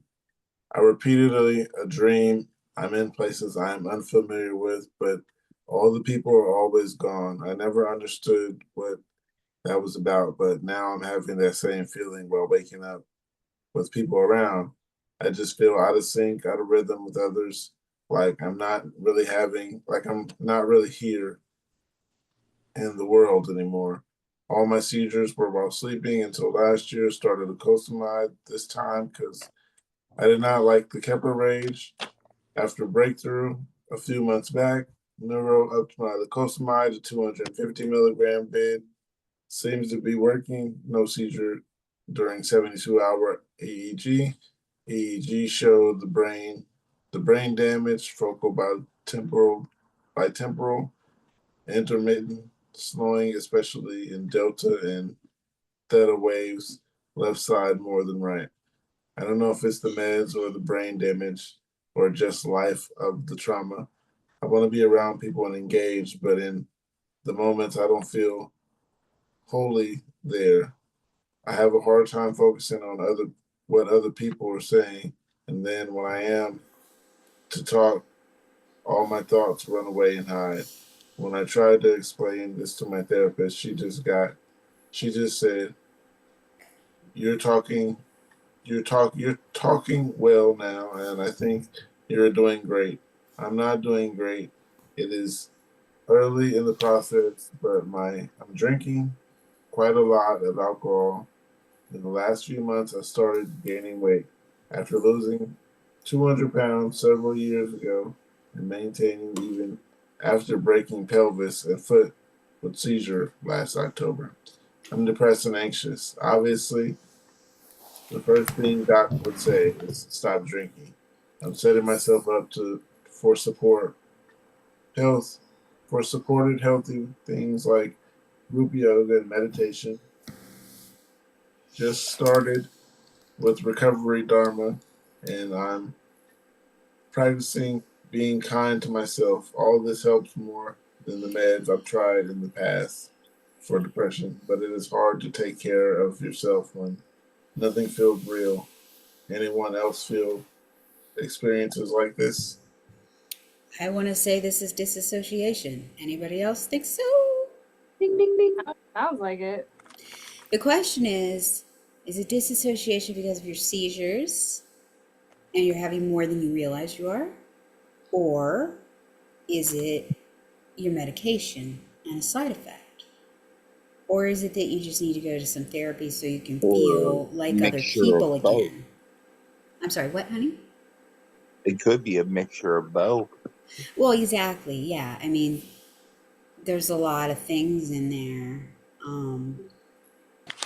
Medications, the side effects can be but disassociation is one of the first things they say about auras, right? It's like, if you Yeah. feel disassociated, pay attention, because that could be an aura. Gosh, it's awful, isn't it? And that Feeling patient of even being mentioned that they know they shouldn't be drinking. So well, they at need to least stop so they don't die. Because it's not just drinking for, you're not supposed to drink with the meds and this. What if you drink and then you have a really bad seizure and nobody knows and you stop breathing in your sleep, or you choke on your vomit or something else? Like this isn't just something that affects you. It affects all the people in your life that you love and that care about you. And Yep. they will be devastated if you die from such a stupid thing. And I hate to say it's stupid, but you know you're doing wrong. And I understand that alcoholism is one of the hardest things to break. I understand it's not as hard as cigarettes. I've stopped smoking and I have no desire to ever smoke a cigarette again. But that's just me. I don't, I'm not an alcoholic. I understand it's really hard to quit, but this is not just about, you have to have a reason, right? You got to have a reason to quit smoking. You got to have a reason to quit drinking. Your reason is you're not going to devastate everybody you know. And that's probably your first step. Am I right? Like everybody agree that Hit the alcohol nail is on the head. alcohol is the first thing you gotta cut, and then after that you can start talking about what else you can do, right? God, do I feel like I'm talking over everybody, but You're saying all the right things. And you have a good answer. Okay, good. Thank you. See you guys next week.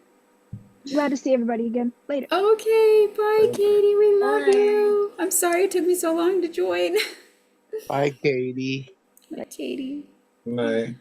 She got little kids to take care I got something else here. It says gluten, newly diagnosed, and I'd love to hear people's experiences discovering its celiac or gluten sensitivity contributed to seizures.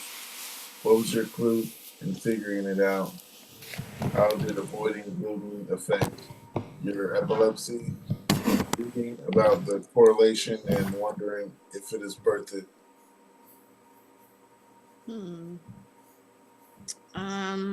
I personally went gluten-free a few handful of years before I ever had any seizures. But once I started having seizures, I accidentally had gluten, and it caused like a week long of seizures. So everybody's different, but it doesn't hurt to try giving it up for a bit. I mean, it's not like that that bad to go a few weeks and then try again and see how you feel.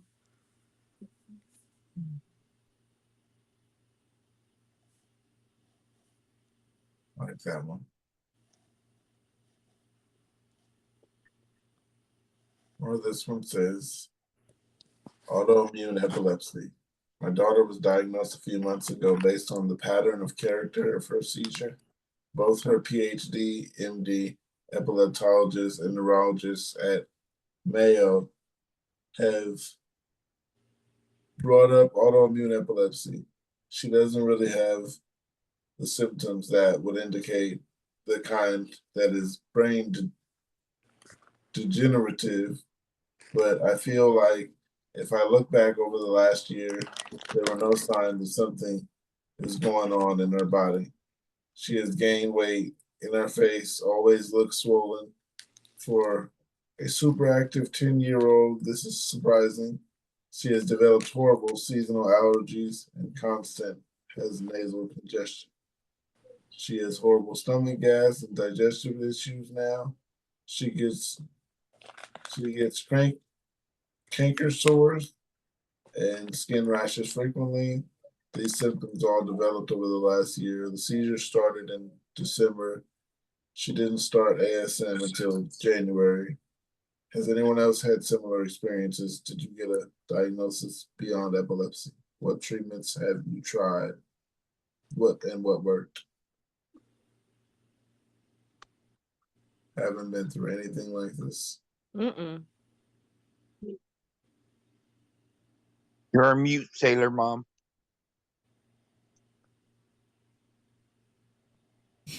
No, not me. I haven't. Thank God. That sounds awful.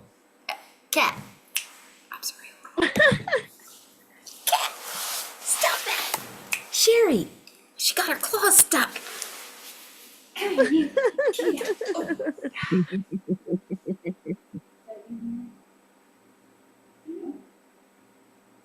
That's fantastic. Okay. Oh, for fridge's sake. I miss having a cat. They're so silly. Cats are amazing. Oh, you're on mute. One of them got her claws stuck in the screen, and the other one is behind the curtains waiting to scare me because she's a solid black cat and I couldn't see her for a second. I was, oh, hi, there you are. Please take your medication as prescribed or whatever works for you. We're not doctors.